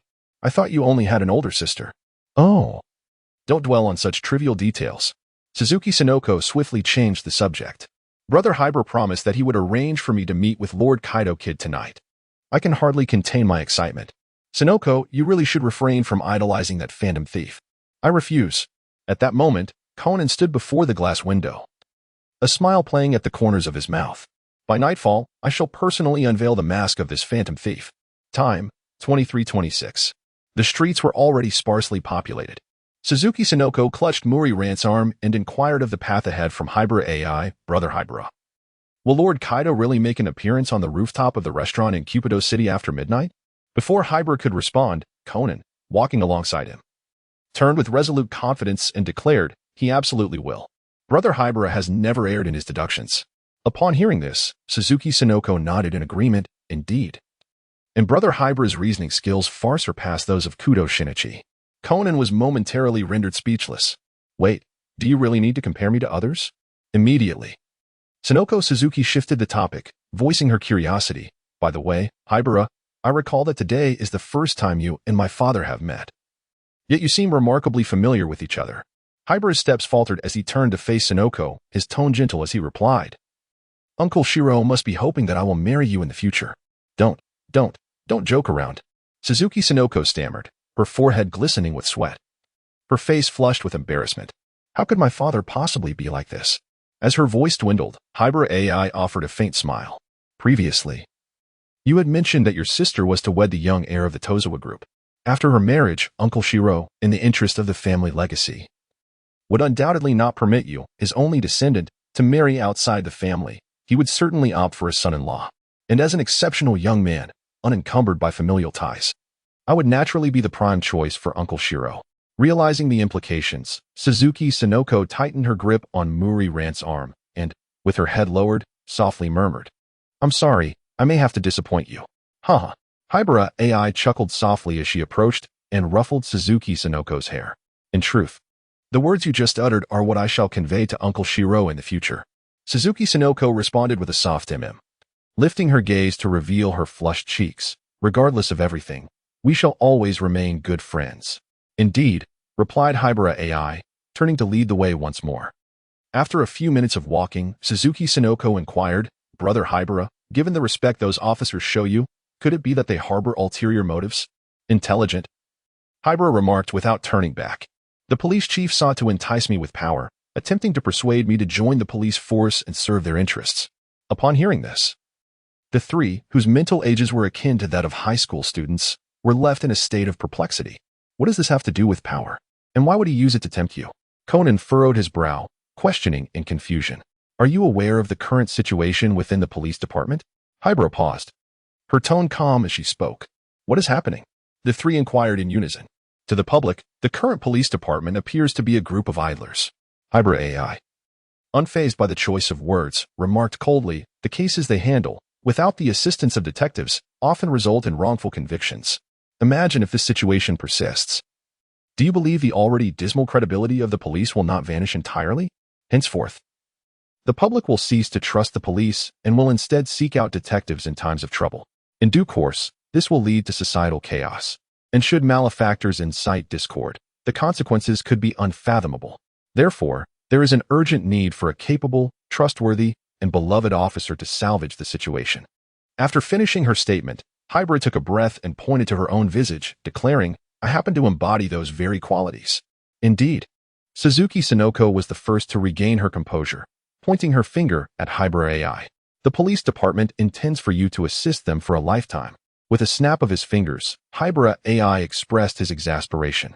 Not only would I have to adhere to a myriad of troublesome regulations, but I would also be compelled to ceaselessly assist them in unraveling cases and apprehending criminals. Although the prospect of attaining a significant position is enticing, I am genuinely averse to being shackled by rules and standing in the limelight. I still do not comprehend. Ran Muri shook her head in confusion and inquired, do they respect you solely to have you experience power? Haibara gazed at the naive girl, and with a tone of resignation, elucidated. You are still young and unaware of the terrifying nature of power. It is akin to a peculiar poison. Once one has touched it, they inevitably become ensnared. Should an individual engage with it for an extended period, they will strive to ascend for the sake of greater authority. For instance, if I were to inadvertently encounter a homicide and begin directing the officers at the scene and solving the case, I would gradually become lost in the quagmire known as power. Once ensnared, to elevate my status, I would resort to all means possible.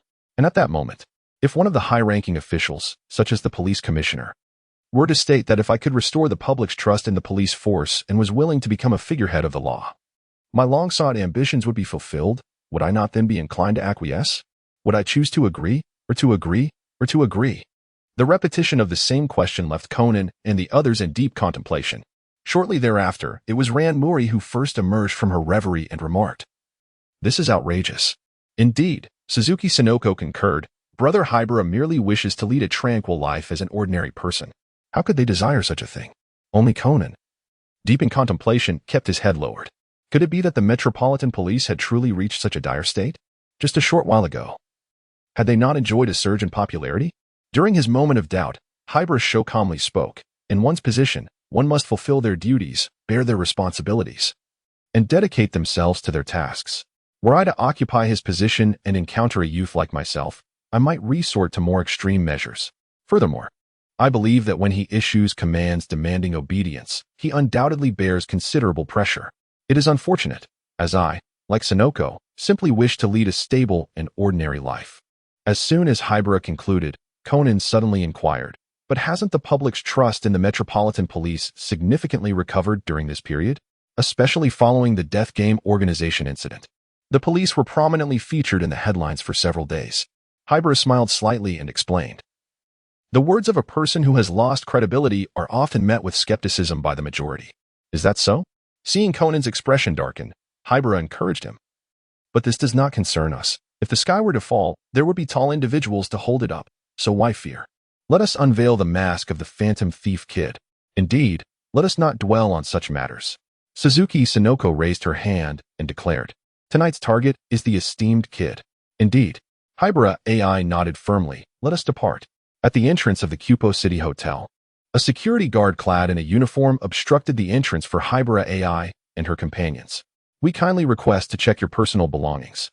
Haibara Ai turned her head to glance at the bustling lobby filled with numerous patrons before nodding in agreement. Shortly thereafter, the group, having undergone the search, finally entered the hotel. At this hour, why are there still so many people? Suzuki Sonoko inquired, puzzled as she observed those idly wandering in the lobby. "They are all police officers," Haibara Ai remarked with a hint of admiration. "It seems there are indeed clever individuals within the Metropolitan Police Department. They must have deciphered the code in the notification. Does that mean I will not get to see Kaido Kid?" Suzuki Sonoko's expression revealed a trace of disappointment. "No, it won't." Haibara Ai shook her head. Based on their observation of the restaurant's patrons, they were unaware that Kaido Kid would descend upon the rooftop. Upon hearing this, Suzuki Sonoko's disappointment evaporated. She then glanced at her watch. It was 23:49, leaving them with a mere 11 minutes until midnight. "We must hurry up." Without hesitation, they took the elevator to the top floor. However, their steps faltered when they encountered a banner blocking the path to the rooftop, inscribed with the words "No unauthorized personnel allowed." "Is it really appropriate for us to go up like this?" Malilan hesitated. Haibara Ai remained silent, stepping forward to tear down the banner. As she proceeded toward the rooftop, she remarked, "Having come this far, we cannot allow such trivial obstacles to impede our progress." "Exactly. Lilan," Suzuki Sonoko exclaimed, her expression brimming with excitement. "Don't you wish to meet the great Kaido Kid?" "I do not wish to," Mori Ran replied without the slightest hesitation. Suzuki Sonoko was rendered speechless, unsure of how to respond. However, Conan, standing nearby, spoke up. "All right, Ran, let us hasten to join Haibara." After glancing at his watch, he noted that only 3 minutes remained until midnight. With that, the trio ascended the staircase. After a few steps, they spotted Haibara Ai, who was braving the chilly wind atop the roof. Subsequently, Sonoko, taking in the surrounding atmosphere, uttered words brimming with imagination. A princess encounters her prince on the rooftop, embarking on a beautiful fairy tale. After enduring numerous trials, they ultimately unite and lead a blissful life together. Haibara, overhearing her remark, shook his head. "I must say, Sonoko, it's rather premature to be so excited when they have yet to meet." "Ah, how delightful." Suzuki Sonoko playfully stuck out her tongue, choosing not to elaborate further. As the clock struck midnight, a mysterious breeze began to stir in the tranquil night sky. Almost immediately, a figure clad in a cloak, adorned with a white top hat, and dressed in an immaculate white suit complemented by a blue lining and a red tie, emerged under the moonlight, Kaido Kuroba, the elusive phantom thief kid. Like a bird alighting upon the rooftop, he descended gracefully. "Were you all waiting for me?" he quipped, his words laced with playful mockery. Upon catching sight of her idol, Suzuki Sinoko's eyes sparkled with excitement as she dashed forward eagerly. "Master Kid." Upon seeing him, the charming phantom thief kid smiled gently and remarked, "Are you my fan?"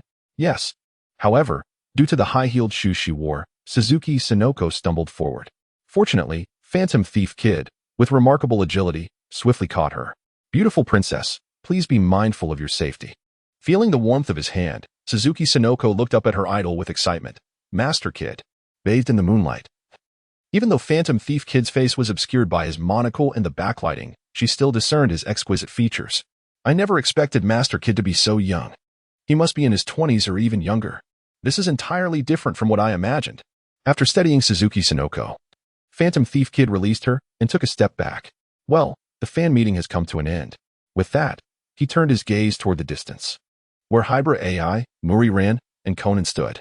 "I presume you are not my fans, are you?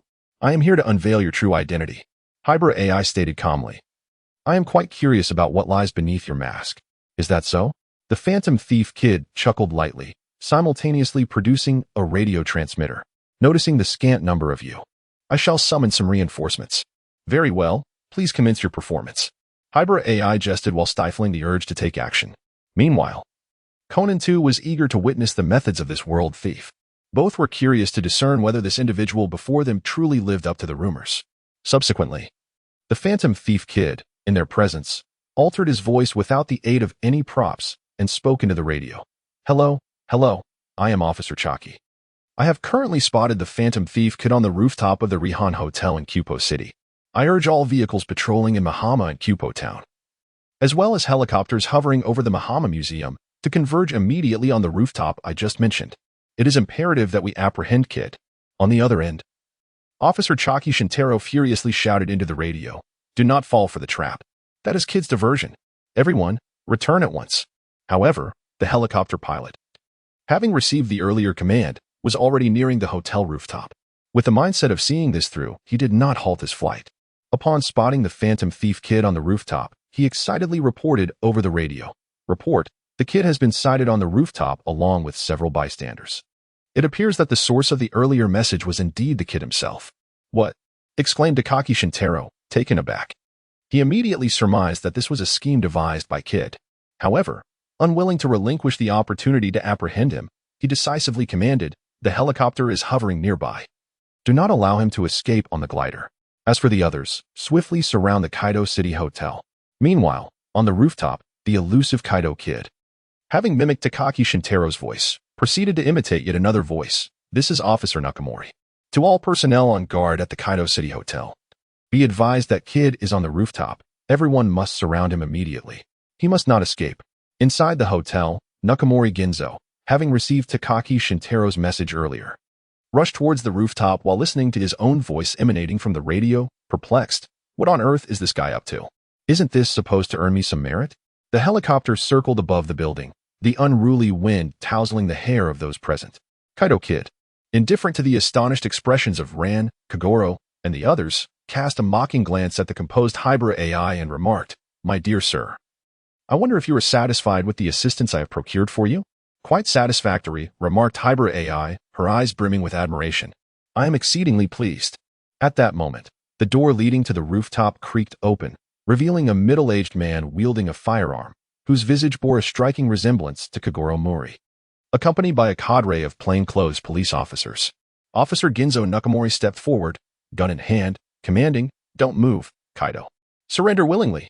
"Ah, it is Officer Nakamori, indeed." The elusive Kid glanced sideways at the man and greeted him, "Good day." "Spare me the pleasantries," Nakamori interjected. However, as he spoke, his gaze fell upon Haibara Ai and the others, and a sense of familiarity washed over him. Isn't that the daughter of the Suzuki family? What is she doing here? He pondered, his attention shifting to the young man beside her, whose face struck a chord of recognition. Where have I seen him before? He looks so familiar. Why are you stuttering now? Kid teased Nakamori. Is it that you find yourself at a loss for words in my presence? You scoundrel. Upon hearing this scornful remark, Nakamori Ginzo's attention shifted back to the elusive phantom thief kid. How do you intend to escape now, thief? The restaurant is teeming with our people. You shall not abscond with the Dark Star. Oh dear, I had no intention of stealing that black pearl today. After all, April 1st is April Fool's Day, replied Phantom Thief Kid. With that, he suddenly produced a launcher from his pocket and promptly pressed the button. In an instant, a glider materialized behind him, transforming his white cloak into the fabric of the glider. What? Nakamori Ginzo exclaimed, taken aback, his words of protest stifled. From the cuff of the elusive Kaido Kid, a round flash bomb slipped forth and, with a nonchalant demeanor, he addressed Haibara Ai. What you discussed with that fortune teller is entirely different. It appears there is no threat to my abilities. In an instant, a blinding white light erupted, and Kaido Kid vanished, leaving only a foreboding letter behind. Once he regained his composure, Nakamori Ginzo bellowed in frustration. Damn it. He escaped again, just as he was about to retrieve the letter from the ground. Haibara Ai commanded loudly, everyone, freeze. Nakamori Ginzo, already perturbed by Kaido Kid's disappearance, found his expression darkening further at her shout. He disregarded the letter and glared furiously at Haibara Ai. What gives you the right to order us around, you brat? With a cold snort.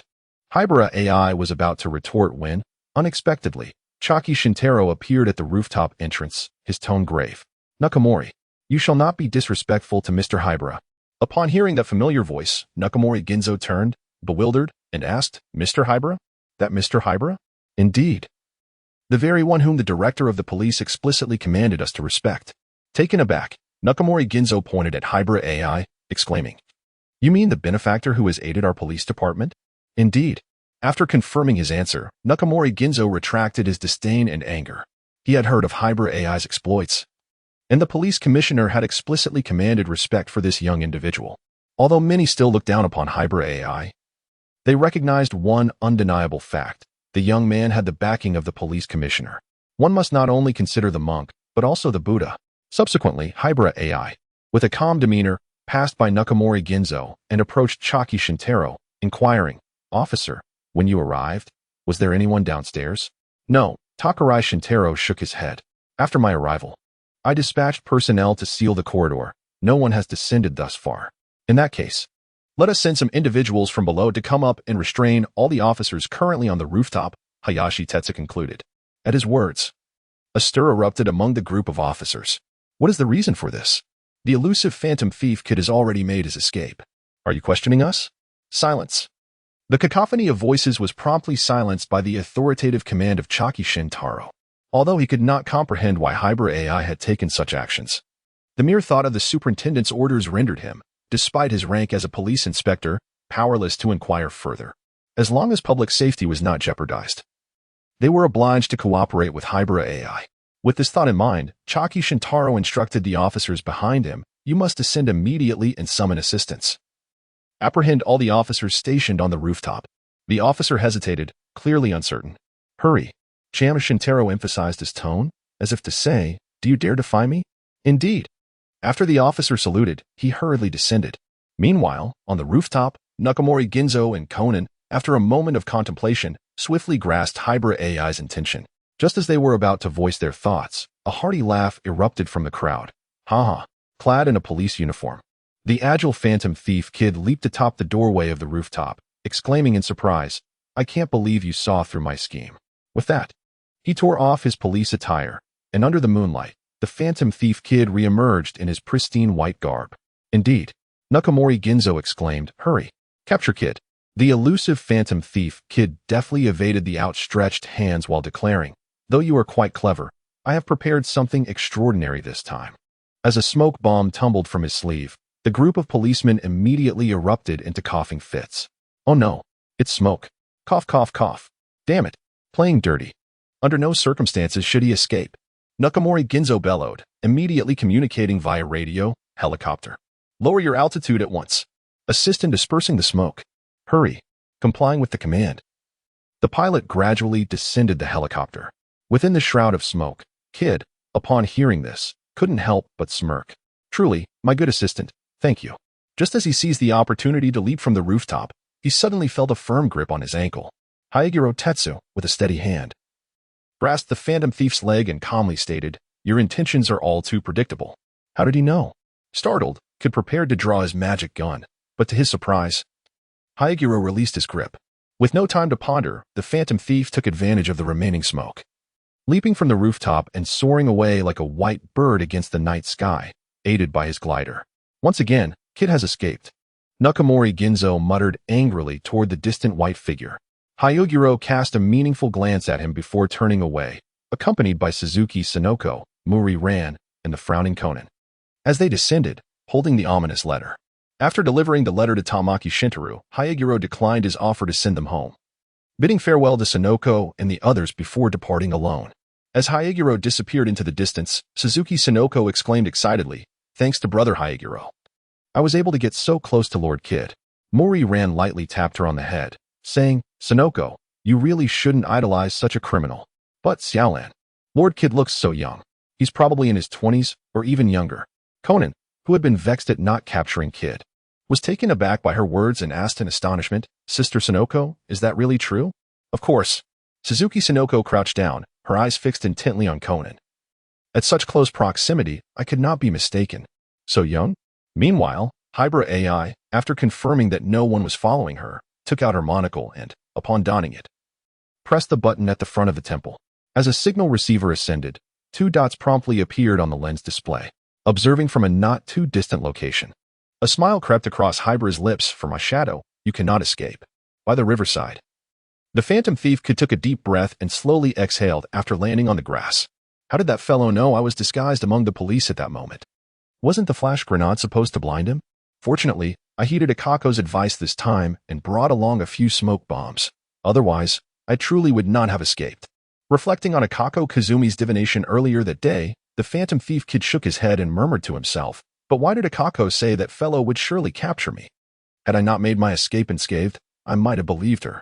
Just as he turned around, an unexpected figure appeared before him. "It has been a while. How I have missed you, Mr. Phantom Thief." Haibara Ai, with her monocle perched gracefully upon her nose, smiled warmly at the phantom thief Kid. "It's you," exclaimed Kid the phantom thief, suddenly realizing the situation. He swiftly examined his ankle, only to discover an unexpected black sticker affixed to it. To his astonishment, "You had stealthily placed it there."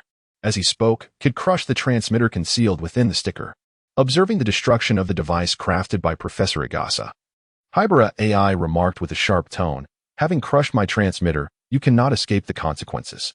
With that, she removed her monocle and charged directly at Kid the phantom thief. Caught off guard, he felt a gust of wind as a fist flew toward him. Relying on his reflexes, he managed to evade the blow, only to be met with a sweeping kick that followed swiftly behind. Oh dear. Caught off guard, the phantom thief fell to the ground. Just as he was about to rise, Haibara Ai mounted him and swiftly pulled off his monocle. Gazing at the youthful visage of the boy, she shook her head in disbelief. How cautious, to even wear a facial mask. Without further ado, Haibara Ai seized Kid's face. "Ouch, that hurts." The phantom thief grimaced in pain as he struggled free from Haibara's grasp. It was at this moment that Haibara, realizing the sensation was not that of a mask, paused in surprise and inquired, "Is this your real face?" "You rascal." The phantom thief Kid, with one hand covering his face, drew his magical pistol and fired at Haibara Ai. Several playing cards spun through the air towards her. Haibara Ai deftly caught the first card with her fingers and skillfully used it to strike down the subsequent cards. Kaido Kuroba, the phantom thief, stood in a daze, gazing at the unfolding scene. Suddenly, he recalled the words of Keizuki Ko, who had warned him to behave after being captured, lest he face dire consequences. Just as he prepared to make a swift escape, Haibara Ai, having finished with the playing cards, swiftly apprehended him with a smile and said, "I suggest you abandon any thoughts of fleeing. I have already seen your face." The captured phantom thief found himself utterly powerless to resist, realizing that Haibara possessed an astonishing strength. Reluctantly, he chose to cease his struggles and turned, insisting, "I must inform you that even if you take me to the police headquarters, the officers will never believe that such a young man could be the infamous thief of legend. Who said I was taking you to the police headquarters?" "Ah?" Haibara Ai's words caused Kid the phantom thief to frown. "Then why have you captured me? For amusement? First, I shall give you a good thrashing." No sooner had the words left his lips than Haibara Ai delivered a punch directly towards Kid's eye. Bang! Kid's left eye was directly struck like a bear's eye. "You rascal!" Kid the phantom thief intended to retaliate, but after a moment of contemplation, he reluctantly lowered his hands. there was no other choice. He could not hope to win, and resistance would likely lead to an even more dire situation. How perceptive of you, observed Haibara Ai. Regarding the seemingly obedient Kid the Phantom Thief, she nodded and inquired, "What is your name?" With a flicker in his eyes, Kid cleared his throat and introduced himself. "In truth, my name is Shinichi Kudo, once a renowned high school detective. However, finding the resolution of cases rather mundane, I have opted to embark on a life of thievery." Remarkable. Upon hearing the gentle tone, just as Kid the Phantom Thief thought he could escape unnoticed, Haibara Ai delivered a sharp blow to his head. "So you are Kudo Shinichi?" she inquired, punctuating her question with another swift strike. "Now confess the truth." After enduring the 2 blows and recalling Koizumi's advice, Kid the Phantom Thief obediently revealed his true identity. "I am Kaido Kuroba." Upon hearing this name, Haibara raised her hand, ready to strike again for confirmation. Seeing this, Kid the Phantom Thief hastily shielded himself, exclaiming, "That is my genuine name. My true name." Observing his demeanor, Haibara nodded and, gazing at his youthful face, calmly remarked, "A high school student?" "Indeed."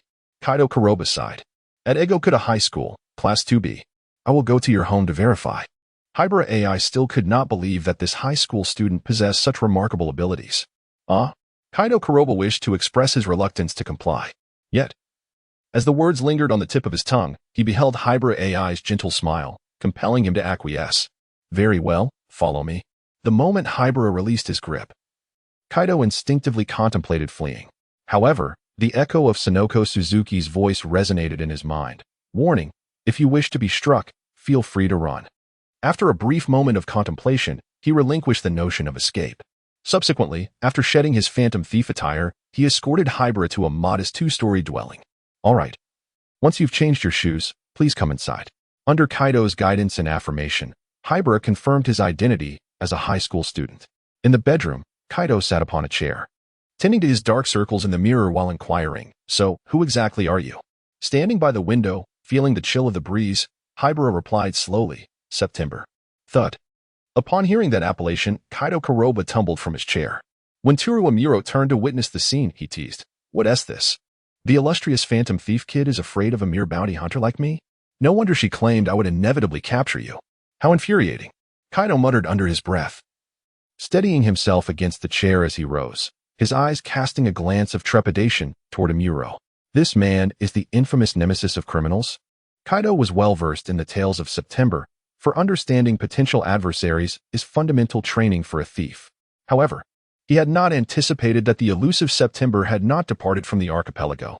Those characters on the forum were nothing but deceivers. After mentally cursing, Kaido feigned composure and inquired, "So, what exactly do you require of me?" Tsuruo Muro turned his gaze toward Kaido, speaking calmly. "I need you to assume my identity for a few days." Kaido was taken aback, and after a pause, he ventured to ask, "Are you referring to September?" "If it were September," Amuro replied half-jokingly, "then you might as well escort me to the Metropolitan Police." Kaido spread his hands wide. "I lack your skills, you know." "Just a joke," Haibara Ai remarked, her smile fading as she spoke. "I intend for you to assume my current identity for a few days, probably 2 or 3. "That is acceptable," Kaido Kuroba replied without objection, for he dared not voice any dissent. He then inquired, "How shall you repay me once I have assisted you?" Furthermore, he added, "Should you require aid in the future, feel free to reach out to me. Additionally, when you engage in your larcenous endeavors, I shall remain uninvolved." "This is feasible." Kaido Kuroba verbally consented while secretly contemplating, If I am unable to handle that organization responsible for my father's demise, I can simply trouble September. Wouldn't it be a piece of cake for her to obliterate them?" Soon after, Haibara Ai's voice pulled Kaido Kuroba back from his reverie. "Let's commence our action shortly." "Are you in such a hurry?" Kaido Kuroba expressed his surprise. "I have yet to familiarize myself with your way of life. This makes it all too easy to reveal flaws." "It's nothing." Haibara Ai retrieved a small notebook from her pocket and tossed it over, which contained a record of some of my daily habits. "Additionally, considering your culinary limitations, I informed the doctor yesterday that my arm was not feeling well, so he should not trouble you with cooking in the coming days." Kaido Kuroba, while perusing the notebook, replied, "I will call Grandpa Terai shortly to notify him and request a leave of absence." "Well, once you finish packing your things, let's depart together." With that, Haibara Ai strode towards the door, preparing to wait outside. Moments later, Kaido Kuroba emerged, equipped with disguised tools and a change of clothes. Let us depart. Before Heiji Hattori could utter the words, a soft and questioning voice interrupted him. Kaido, where are you heading at this hour? Upon hearing the call, Kaido Kuroba turned to see Ayoko Nakamori, draped in a light coat, revealing her thighs. Ayoko, why are you still awake at this hour? Ayoko, appearing as if she had just awoken, spoke in a delicate whisper. I noticed your room's light suddenly turned on, out of curiosity. I took a glance and saw you packing. Are you planning to leave this place? Not at all. Kaido Kuroba quickly stepped forward to explain. This person is my relative. There's been a situation at his home, and I must go assist him. Upon hearing this, Akako Nakamori glanced at the figure of Hiroshi Haibara standing not far away and whispered, Is he truly your relative? Please ensure you are not being deceived. He truly is. Kaido Kuroba nodded several times, indicating that there are matters I cannot conveniently disclose, yet you should inherently comprehend. Nakamoriko momentarily stood stunned, then, as if compelled by an unseen force, nodded affirmatively and comforted, acknowledging that some matters must ultimately be confronted. Kaido Kuroba replied in confusion. Facing what? Beside them. Haibara Ai, glancing at the time, was unwilling to wait any longer. He stepped forward, apologizing as he took Kaido Kuroba away before Nakamori Ayoko could explain, I apologize. But if it's not something urgent, I shall take him away. Nakamori Ayoko nodded with pursed lips. Following this, Haibara Ai led the still curious Kaido Kuroba, who wished to inquire further, directly towards Tuchome, 22 Banshee in Baika Town. Nakamori Ayoko watched Kaido Kuroba, who struggled in the grasp of a man she did not know yet dared not resist excessively, and sighed. I never imagined you had a long-lost brother. In the pitch-black night, two identical Haibara Ais concealed themselves in the shadows, conversing with one another. When you knock and enter, remember to greet Professor Agasa first. After passing through the entrance, head to the right. Walk approximately 30 steps, and you will stop in front of a room. That room is my bedroom. Then, using the key I previously gave you, you can unlock the door and enter, the genuine Haibara Ai reminded.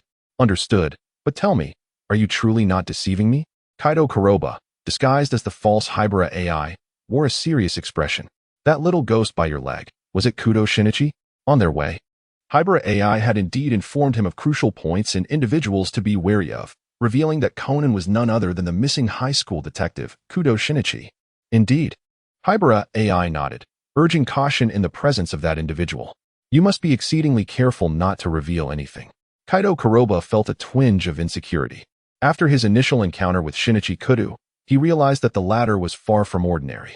Now, being unexpectedly thrust into the role of an unfamiliar person, while also having to be on guard against a young detective, was proving to be quite challenging, lacking the ability to see in the dark. Haibara Ai remained oblivious to the subtle shifts in Kaido's expression and continued to advise him, remember to keep your disguised tools well hidden. And do not allow that fellow into the bedroom. Otherwise, with his keen powers of observation, he is bound to uncover something. I shall do my utmost. Kaido Kuroba inhaled deeply, shouldering his backpack as he approached Professor Agasa's residence. As the doorbell chimed, the drowsy professor emerged, yawning profusely. Upon catching sight of Haibara Ai outside, his fatigue swiftly dissipated, prompting him to hastily unlock the door while inquiring, Ai, why have you returned so late? Did something go awry while pursuing that phantom thief? Disguised as Haibara Ai, Kaido Kuroba replied with a gentle smile, I was unable to apprehend him, and on my way back, I made a detour to the apartment to retrieve a few items. Professor Agasa glanced at the backpack that Haibara Ai was carrying and nodded. Next time, if you need to collect something, it would be prudent to do so earlier. Venturing out at this hour can lead to unforeseen incidents. Understood, Professor. Kaido Kuroba replied as he followed the professor into the house. Based on the location and method previously mentioned by Haibara Ai, he stifled a yawn and made his way to the right, saying, I shall retire now, Professor. Good night. Good night, Dr. Agasa said, returning to his own bedroom, utterly unaware that the earlier little chit was merely an impersonation. Subsequently, Kaido Kuroba, having correctly located his room and securely locked the door, removed his mask and took out his phone to dial the number of Haibara Ai. The phone rang twice before being answered. On the other end, Haibara Ai spoke directly. He hasn't noticed, has he? No, Kaido Kuroba said, lying on the bed and gazing at the ceiling. For now, everything is going smoothly. You can focus on your tasks without worry. If you need me to leave at any moment, just give me a call. Very well. As the call ended, Kaido Kuroba washed up and succumbed to a deep slumber. Meanwhile, on the other side, a figure clad in black and donning a disguise emerged slowly from the dim alleyway. He gazed at the map displayed before him, pinpointing the target through a tracking device, a smirk playing at the corners of his mouth. Tonight was destined to be a sleepless night. Time, 2:57 a.m. Location, inside the warehouse at 9-67, Bihua Town, Tokyo, by a flickering campfire. Several menacing figures engaged in hushed conversation. A man with a scar on his forehead broke into a grin, stating, "Ever since that troublesome September left the islands, the police have truly become a bunch of inept fools." "Haha," chuckled the disheveled man. "Indeed, they can't even capture criminals now. Moreover, what difference would it make if that September fellow were present? I surmise he was merely a product of others' exaggeration." I concurred with Tuwa Gang's sentiments. The tall man added in agreement, "I truly don't understand why the elder sister has been urging us to behave ourselves during this period. It seems we are only growing more timid with each passing day." "Humph," the scar-faced man scoffed. "Her character is such that she is unworthy of being the leader of the group.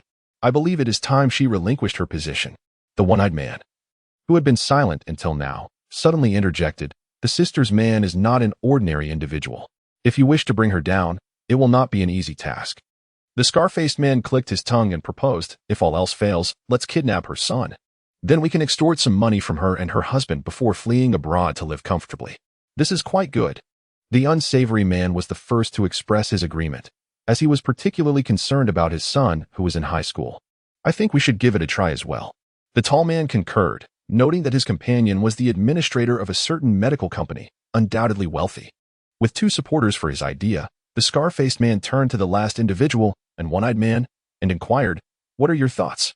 After a prolonged moment of contemplation, the one-eyed man nodded in assent. "We may proceed, but we must remain vigilant of the individuals clad in black within that company. They do not appear to be genuine researchers." "Agreed. It is settled then," declared the scar-faced man, rising to rally the group. Just then, the heavy sound of footsteps echoed throughout the warehouse. "Who?" The group immediately rose to their feet, directing their gazes toward the source of the voice. I had anticipated the presence of a single individual, yet to my surprise, there were four. How delightful. Cloaked in black garments. The enigmatic figure of Akira Hayakawa emerged from the shadows, his youthful visage concealed behind a mask. Upon recognizing the stranger, the scarred man turned to the lecherous individual. The latter quickly grasped the situation, concealing one hand behind him as he approached with a smirk. "My friend, how did you manage to enter? Moreover, eavesdropping is quite impolite. You know." Upon hearing these words, Akira Hayakawa surged forward with the swiftness of lightning. Before the lecherous man could react, he collapsed to the ground, rendered unconscious. I am pressed for time. With this cold remark, Haibara Ai moved like the wind, swiftly subduing all three bewildered individuals. After tightly binding the four unconscious figures with ropes, Haibara Ai used their phones to call the police, informing them of the location and providing his name before quietly departing. Just as the police arrived at the warehouse to apprehend these individuals, their phones rang once more. The same words echoed, the location, the number of people.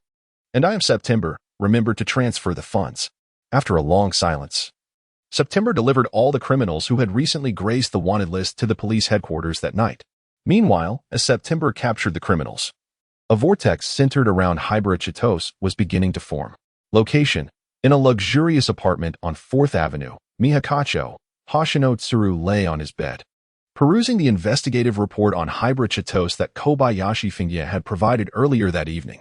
He was surprised to discover that this individual was the mysterious figure who had assisted the police in dismantling the death game not long ago. Indeed, quite impressive, Hoshino Tsuru remarked, tossing the report aside, resting his chin on his hand with a light chuckle. "If there's a chance later, I must engage with this intriguing character.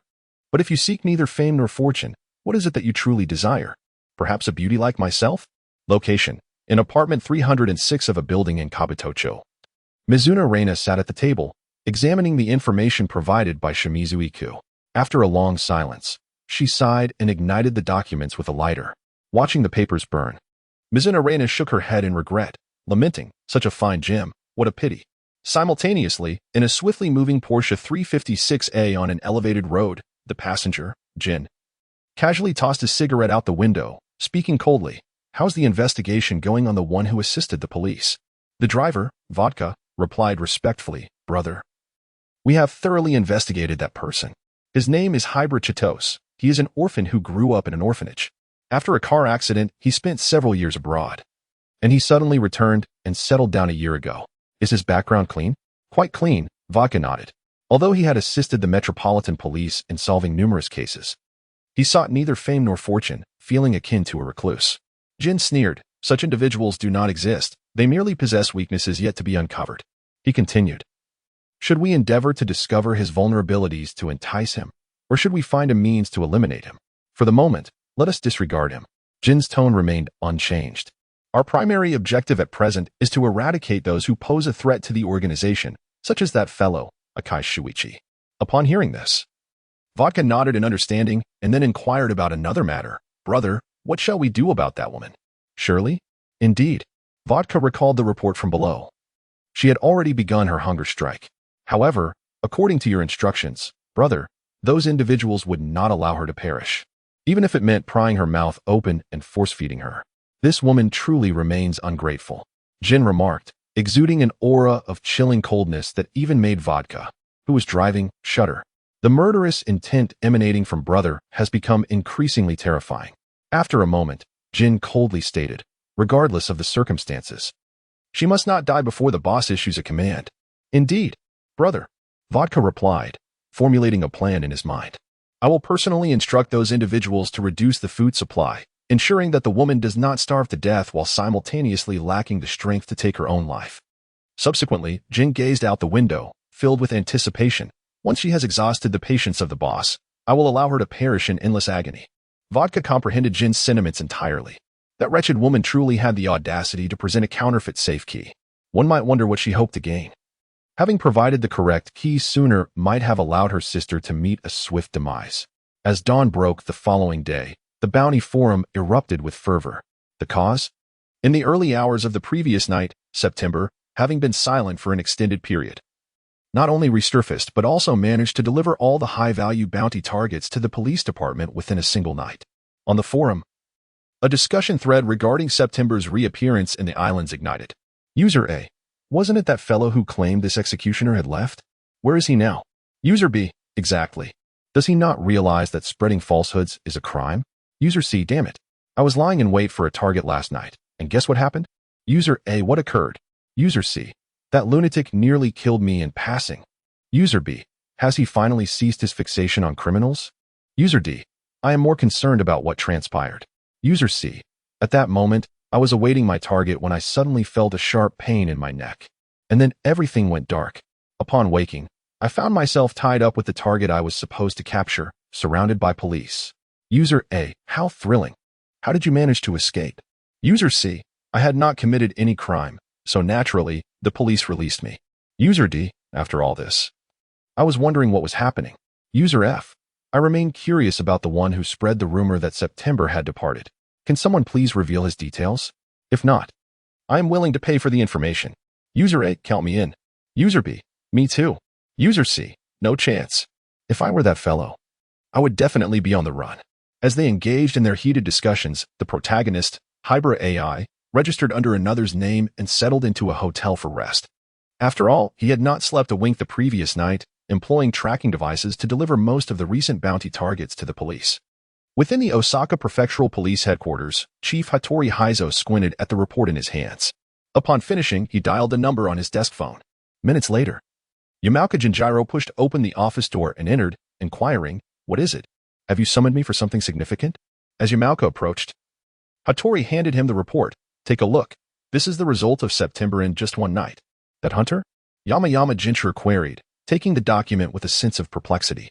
However, I distinctly recall that not long ago, the Bounty Forum claimed he had departed from the archipelago. Merely a rumor, it seems. Indeed, it is as such. After articulating his thoughts, Yamayama Jinchura lowered his gaze to scrutinize the report in his hands. The more he read, the more astonished his expression became.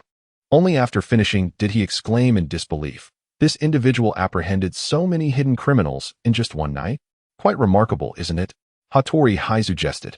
Do you suppose he might not be human? I believe you have been watching too many films lately. Such a notion seems utterly implausible, he retorted. Indeed. Hattori Heizo nodded and continued, pondering whether to send him a private commission. We have been searching for Gu Yamauchi for several days. Yet we have uncovered not a single clue. Yamauka Jinjiro did not respond immediately. Instead, he stroked his chin in contemplation before speaking. Will the higher-ups allocate funds for us to discreetly pursue September? Moreover, the responsibility of issuing the bounty has always rested with the Tokyo Metropolitan Police Department due to the necessity of extending an invitation. We must make an attempt. Hattori Heizo remarked, rising from his seat and moving to the window, his tone remaining steady. Currently, there exists a young individual in Tokyo who is even more suitable for an invitation to join the police department than September. You speak of him, said Inishi Yamayuki as he approached Heizo Hattori, his voice measured. He is the one for whom the police commissioner has issued a special directive, regardless of rank. Anyone who encounters him must afford him due respect. From this alone, one could infer that if this young man were to join the Metropolitan Police, the value he would bring might surpass even that of September. Heizo Hattori, upon hearing this, opened his eyes. If he can resist the allure of power and remain true to his original intentions, then the commissioner is likely to select him as his successor. In the future, he could very well become one of the leading figures. With a sigh, Toyama Jinchiro lamented the unfairness of life, observing that this little fellow was indeed fortunate. Enough of the complaints. I shall first contact the director. I am convinced he will overwhelmingly agree to our request for September to lend a hand this time. Upon hearing this, Toyama Jinchiro waved and made his way outside. Then I shall instruct my team to prepare in advance. As soon as you secure the agreement on your end, I will send a private commission to September. I wonder, though, whether he will accept.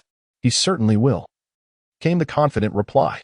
In the languid afternoon, sunlight streamed through the curtains into the hotel room. Haibara Ai stretched and rose from the bed, calculating the justice points he had accrued since midnight as he refreshed himself. Indeed, after a period of absence, substantial rewards had surfaced. He had earned a remarkable 700 justice points in just one night. Subsequently, Haibara Ai retrieved the system computer from the system space, booted it up, and logged into the bounty forum. No sooner had he logged in than a message from an unfamiliar account appeared, presenting him with a bounty task. Target: capture the armed fugitive Numikawa Kiichiro, wanted for murder in Osaka. Reward: 5 million yen. Gazing at the comprehensive profile of the perpetrator, Haibara Ai murmured to himself. This justice point is a gift that must not be squandered. After lunch, I shall activate the tracking card. In the mountainous region of Chimien, Haibara Ai, disguised with a mask, cautiously navigated the transparent map displayed by the tracking card. It was no wonder the Osaka Prefectural Police had difficulty locating this criminal. He was exceptionally adept at concealment, hiding in the deep woods after committing murder, a true genius of evasion. After finishing his meal, Haibara Ai replied to an email and promptly activated the tracking card, confirming the target's location. He hailed a taxi and directed the driver towards the indicated point on the map. Eventually, the vehicle halted at the foot of Chimien Mountain, where Haibara Ai paid the exorbitant fare and proceeded on foot towards the target situated within the forest. Even under the sunlight, the woods exuded an eerie atmosphere. After walking for approximately half an hour, Haibara Ai halted, fixated on a wooden cabin not far ahead. The target was right there. Just as he prepared to activate his night vision ability, a sudden sound of crunching leaves behind him interrupted his thoughts. Who? Hayabura Toru exclaimed as he swiftly turned and drew the handgun he had confiscated from an unfortunate soul the previous night, aiming it in the direction of the sound. A young man, carrying a bento and possessing an innocent, earnest demeanor, emerged from the woods, his glasses perched upon his nose. Hayabura furrowed his brow. Who could this be? An accomplice of a murderer? The young man, upon seeing Hayabura with the gun aimed at him, gasped, "Who are you? What are you doing here?" "That question should be posed by me," Hayabura retorted coldly. "I see the bulge at your waist must be a firearm. Drop it on the ground and raise your hands, or I shall be compelled to pull the trigger." Faced with the threat to his life, the young man reluctantly produced his handgun and tossed it aside. It was an M60 revolver. Hayabura glanced at the weapon discarded on the ground, his curiosity piqued. "Are you with the police?"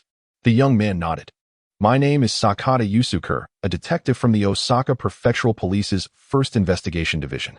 Connecting the dots between the fugitive murderer Numikubo Michihiro, hiding in a nearby cabin, and the bento in the hands of the individual before him, Hayabura's voice turned icy. "So, it appears to be a collusion between the police and criminals." Sakata Yusuke was about to offer an explanation, but Hayabura swiftly fired several shots, deliberately avoiding vital areas, rendering him incapable of resistance or escape. Sakata Yusuke collapsed onto the ground, howling in agony, Assaulting a police officer is indeed a grave offense. TCH. You should be more aware than I of the numerous misdeeds you've committed while donning that police uniform. Before pulling the trigger. Haibara Akira had not heard the alert from the system, Little Gray. At this moment, even Sakata Yusuke, no matter how foolish, comprehended precisely who this individual was. Such a frenzied approach to action, coupled with that impeccable marksmanship, could only belong to one person. Are you September? You guessed correctly. As Haibara Ai spoke. She advanced to bind Sakata Yusuke, simultaneously staunching the several bleeding wounds. You cannot die. If you do, I shall incur a great loss. Bound by the ropes and lying on the ground, Sakata Yusuke lamented, I never anticipated they would invite you to apprehend Numazu Kichiichiro. Cheer up, Haibara Ai jested lightly. At least you won't have to engage in such perilous work anymore. You can comfortably pursue your passion for sewing. It seems my quest for vengeance will remain unfulfilled. Sakata Yusuke, realizing he can no longer aid his father in seeking retribution, felt tears involuntarily welling in the corners of his eyes, having only taken the lives of two. Silence, said Haibara Ai, sealing his mouth with duct tape. I have no interest in avenging you. Once I capture Numakubo Ichiro in the cabin, I will send you both to the police station. With that, he briskly made his way towards the cabin. For safety's sake, Haibara chose not to enter the cabin directly. Instead, he circled the vicinity for some time. Upon noticing that the point corresponding to Numakubo Ichiro on the transparent map had not shifted at all, he felt a surge of curiosity and pushed the door open to step inside. The dust-covered furniture and the air thick with the scent of decay indicated that the cabin bore no signs of habitation. It was likely that someone was hiding in the basement or hidden room. Haibara contemplated as he began to search the premises. Within 2 minutes, he deduced from the dirt on the window that there was an attic above. After a brief exploration, he unlatched the wooden board leading to the attic. Next, he retrieved a small spherical device from his pocket, pressed a button on its surface, and swiftly tossed it into the attic before covering the board once more. Inside the attic, Numakubo Ichiro, still bewildered and handcuffed, was engulfed in a burst of white gas from the sphere. After a 30-second wait, Haibara reopened the wooden board. By then, the gas had dissipated. He peered inside, utilizing his night vision to spot his unconscious target, Numakubo Ichiro, who was bound to a pillar. Subsequently, Haibara secured the unconscious Numakubo and dragged him out of the cabin, depositing him beside the pallid Sakata Yusuke. He then discreetly retrieved a phone from Sakata's belongings, dialed the emergency number, and slipped away unnoticed. Minutes later, police sirens echoed as a patrol car arrived at the scene. The first to disembark, Toyama Jinjiro, hurried over to Sakata Yusuke, regarding his subordinate, whom September had accused of colluding with criminals, with a stern expression. Otaki. First, get Sakata to the hospital. Even if he truly is Numakubo Ichiro's accomplice, he cannot die here. At your command. Meanwhile, Haibara Kaido, who was heading back to Tokyo, dialed Kaido Kuroba's number. In no time, the call was connected, and Kaido Kuroba's voice resonated. What is it? Have you completed your tasks? Quite so, said Haibara Ai nonchalantly. I've mostly caught the big fish. The small ones hold little interest for me. Shall I take my leave now? Kaido Kuroba, lounging on the bed, yawned. After lunch. I've been feigning illness and lying in my room. You should seize the opportunity to slip away. I estimate I will return in about 2 hours. All right. Do call if anything arises. Indeed. Do. Kaido Kuroba gazed at the disconnected phone, inhaling deeply as he pondered. What on earth has he done? How could he complete the task in less than 24 hours? Once I return, I must check the forum. As the sky gradually darkened, the entire world seemed to be shrouded in a veil of gray, losing its former brilliance. In a room filled with various chemical substances, a hand was shackled to a pipe, and a girl with flowing chestnut waves, clad in a white lab coat, sat forlornly on the ground. Her expression, one of profound sorrow. With a creak, the iron door of the room swung open, and Jin, with a cigarette in his mouth, entered alongside Vodka. Surely. The boss has sent me to inquire one last time, Jin said, his gaze icy as he fixed it upon the woman. If you are willing to continue your research on APTX 4869, the boss has decreed that your recent actions, including your attempt to flee last night, will be overlooked. Go ahead and kill me, exclaimed Shirley, raising her head to glare furiously at Jin. From the moment I learned that you murdered my sister, I vowed never to work for you again. What a stubborn woman, Jin remarked, casually exhaling the smoke from his cigarette as he turned to leave. In that case, may you slowly perish in the gas chamber. Farewell, remarked Vodka, trailing behind Jin, as he thoughtfully pulled the iron door shut. Immediately thereafter, The vents surrounding the room began cough, cough, cough. The instinct for survival compelled her to escape. Yet the tightly locked handcuffs were beyond the strength of a frail woman to break free from. Before long, as various discomforting symptoms began to manifest in her body, Shirley's breath quickened, and the rate at which she coughed up blood intensified. Feeling her vision darkening, Shirley, with her unbound left hand, trembled as she retrieved a capsule from the cuff of her right sleeve. This was APTX 4869, a poison she had ingeniously concocted and secretly concealed. Rather than succumbing to the poison, she resolved to end her life with her own creation. With this thought, Shirley swallowed the capsule. Almost immediately, she felt her body temperature rise dramatically, accompanied by excruciating pain radiating throughout her entire being. "Ah!" Sherry exclaimed, collapsing to the ground, embracing the arrival of death with a smile. However, as warmth radiated from her entire being, she realized that her clothes seemed to be expanding. 2 minutes later, regaining a semblance of consciousness, Sherry coughed and pushed herself off the ground, only to discover that it was not her clothing that had grown larger, but rather, she had inexplicably shrunk. The handcuffs that had once bound her right wrist had also come undone due to her diminished size. Am I alive? In the wake of her astonishment, Sherry felt a flicker of hope for survival. Despite the pain coursing through her body, she dragged herself, clad in the ill-fitting lab coat, towards the nearby refuse pipe. Just a little further, just a little further. With a thud, she tumbled directly from the refuse pipe into the dumpster below, fortunately cushioned by numerous garbage bags that softened her fall. After a brief moment of recovery, Shirley exerted herself to escape the filthy confines of the bin. Suddenly, a warm hand enveloped her, lifting her out, accompanied by a voice filled with bewilderment. What on earth? A girl just fell from that garbage pipe? Could this possibly be related to human trafficking? As Haibara Ai made this remark, he scrutinized the girl in his arms, who was gasping for breath. "Let me down." Shirley attempted to protest, yet her frail state, exacerbated by the after-effects of APTX 4869 and the noxious gas, rendered her words weak. "I genuinely fear that if I set you down, you might perish shortly thereafter," Haibara replied with a hint of exasperation, brushing aside the hair that obscured her face. In that fleeting moment of recognition, an inexplicable sense of familiarity washed over him. Have I encountered this girl before? Yet, she does not exist in my memories. Contemplating this perplexity, he glanced up at the building, committed its name to memory, and then looked back at the girl, who was clutching his clothing tightly and breathing heavily. After a moment's thought, he made his way toward Kaido Kuroba's residence. Goodness, in less than a day, that fellow has managed to capture so many people, quite impressive. Kaido mused as he returned home, perusing the Bounty forum and observing the discussion thread concerning September with a smirk.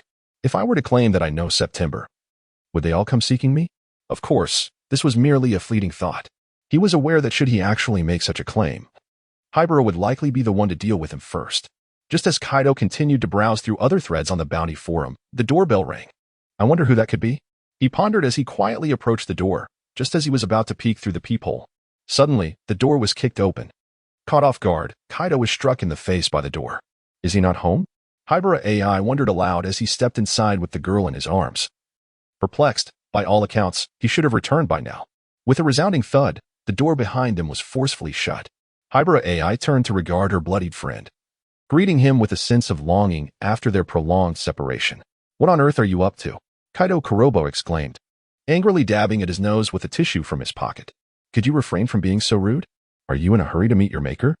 I'm not in a rush. She is, Haibara replied, revealing the little girl cradled in her arms. Kaido approached, bewildered, and gasped. Wait. Did you just rescue a dying girl from the hospital? It was not surprising he would think that, for the girl draped in an oversized white coat appeared to be on the brink of death, apart from a hospital. Kaido could scarcely fathom where Haibara might have found such a child. I encountered her while changing outfits in an alley. She suddenly fell from the adjacent garbage pipe. And I brought her along, Haibara explained in a calm tone. Kaido, perplexed, retorted, shouldn't you have contacted the police regarding this? Why bring her to my home? Suddenly, a realization struck him, and he stepped back, his voice tinged with anxiety. You can't possibly. This is illegal. Haibara immediately grasped the implications of his words, her tone turning stern. Don't push me to resort to violence. Hiki. Kaido Kuroba sighed with relief and scratched his head. So, why did you bring her to my house? I'm worried that if I take her back, the doctor and the others will make wild guesses. Besides, this girl gives me a rather strange feeling. Hey, what exactly do you want to say? Kaido pressed, rubbing his nose. Shinichi Hakuba gazed at the girl in his arms, his tone gentle as he replied. I cannot quite articulate it. It is as if we have met before. A sense of familiarity envelopes me. Upon hearing this, Kaido pondered for a few seconds and asked, could it be that you encountered her during a previous mission? I do not know, Haibara Ai replied, shaking her head, unwilling to delve deeper into the topic. She then commanded, bring me your medical kit, and also procure some antidotes for poisoning. Is she poisoned? Kaido Kuroba immediately approached Haibara Ai. Gazing at the girl in her arms, her lips tinged with purple and her breath rapid. Is this due to poisoning resulting in oxygen deprivation? Haibara Ai nodded slightly, however. Her poisoning does not seem severe. This is a minor issue. Does she have a more significant problem? She is burning with fever. Haibara Ai gestured for Kaido Kuroba to touch the girl's forehead. The moment Kaido's hand made contact with her skin, he withdrew it immediately. Is she really that hot? Not only that, her entire body radiated heat. Even through her clothing, I could sense the warmth. Should we take her to the hospital? Kaido suggested. No. Haibara Ai shook her head. Given her descent from the refuse pipe, it was evident that she was a child who had likely been abducted. In light of the uncertainty surrounding the forces behind her kidnapping, hastily transporting her to a hospital could lead to unforeseen consequences. In such a scenario, I would be left with no choice but to leave this place after taking the lives of many.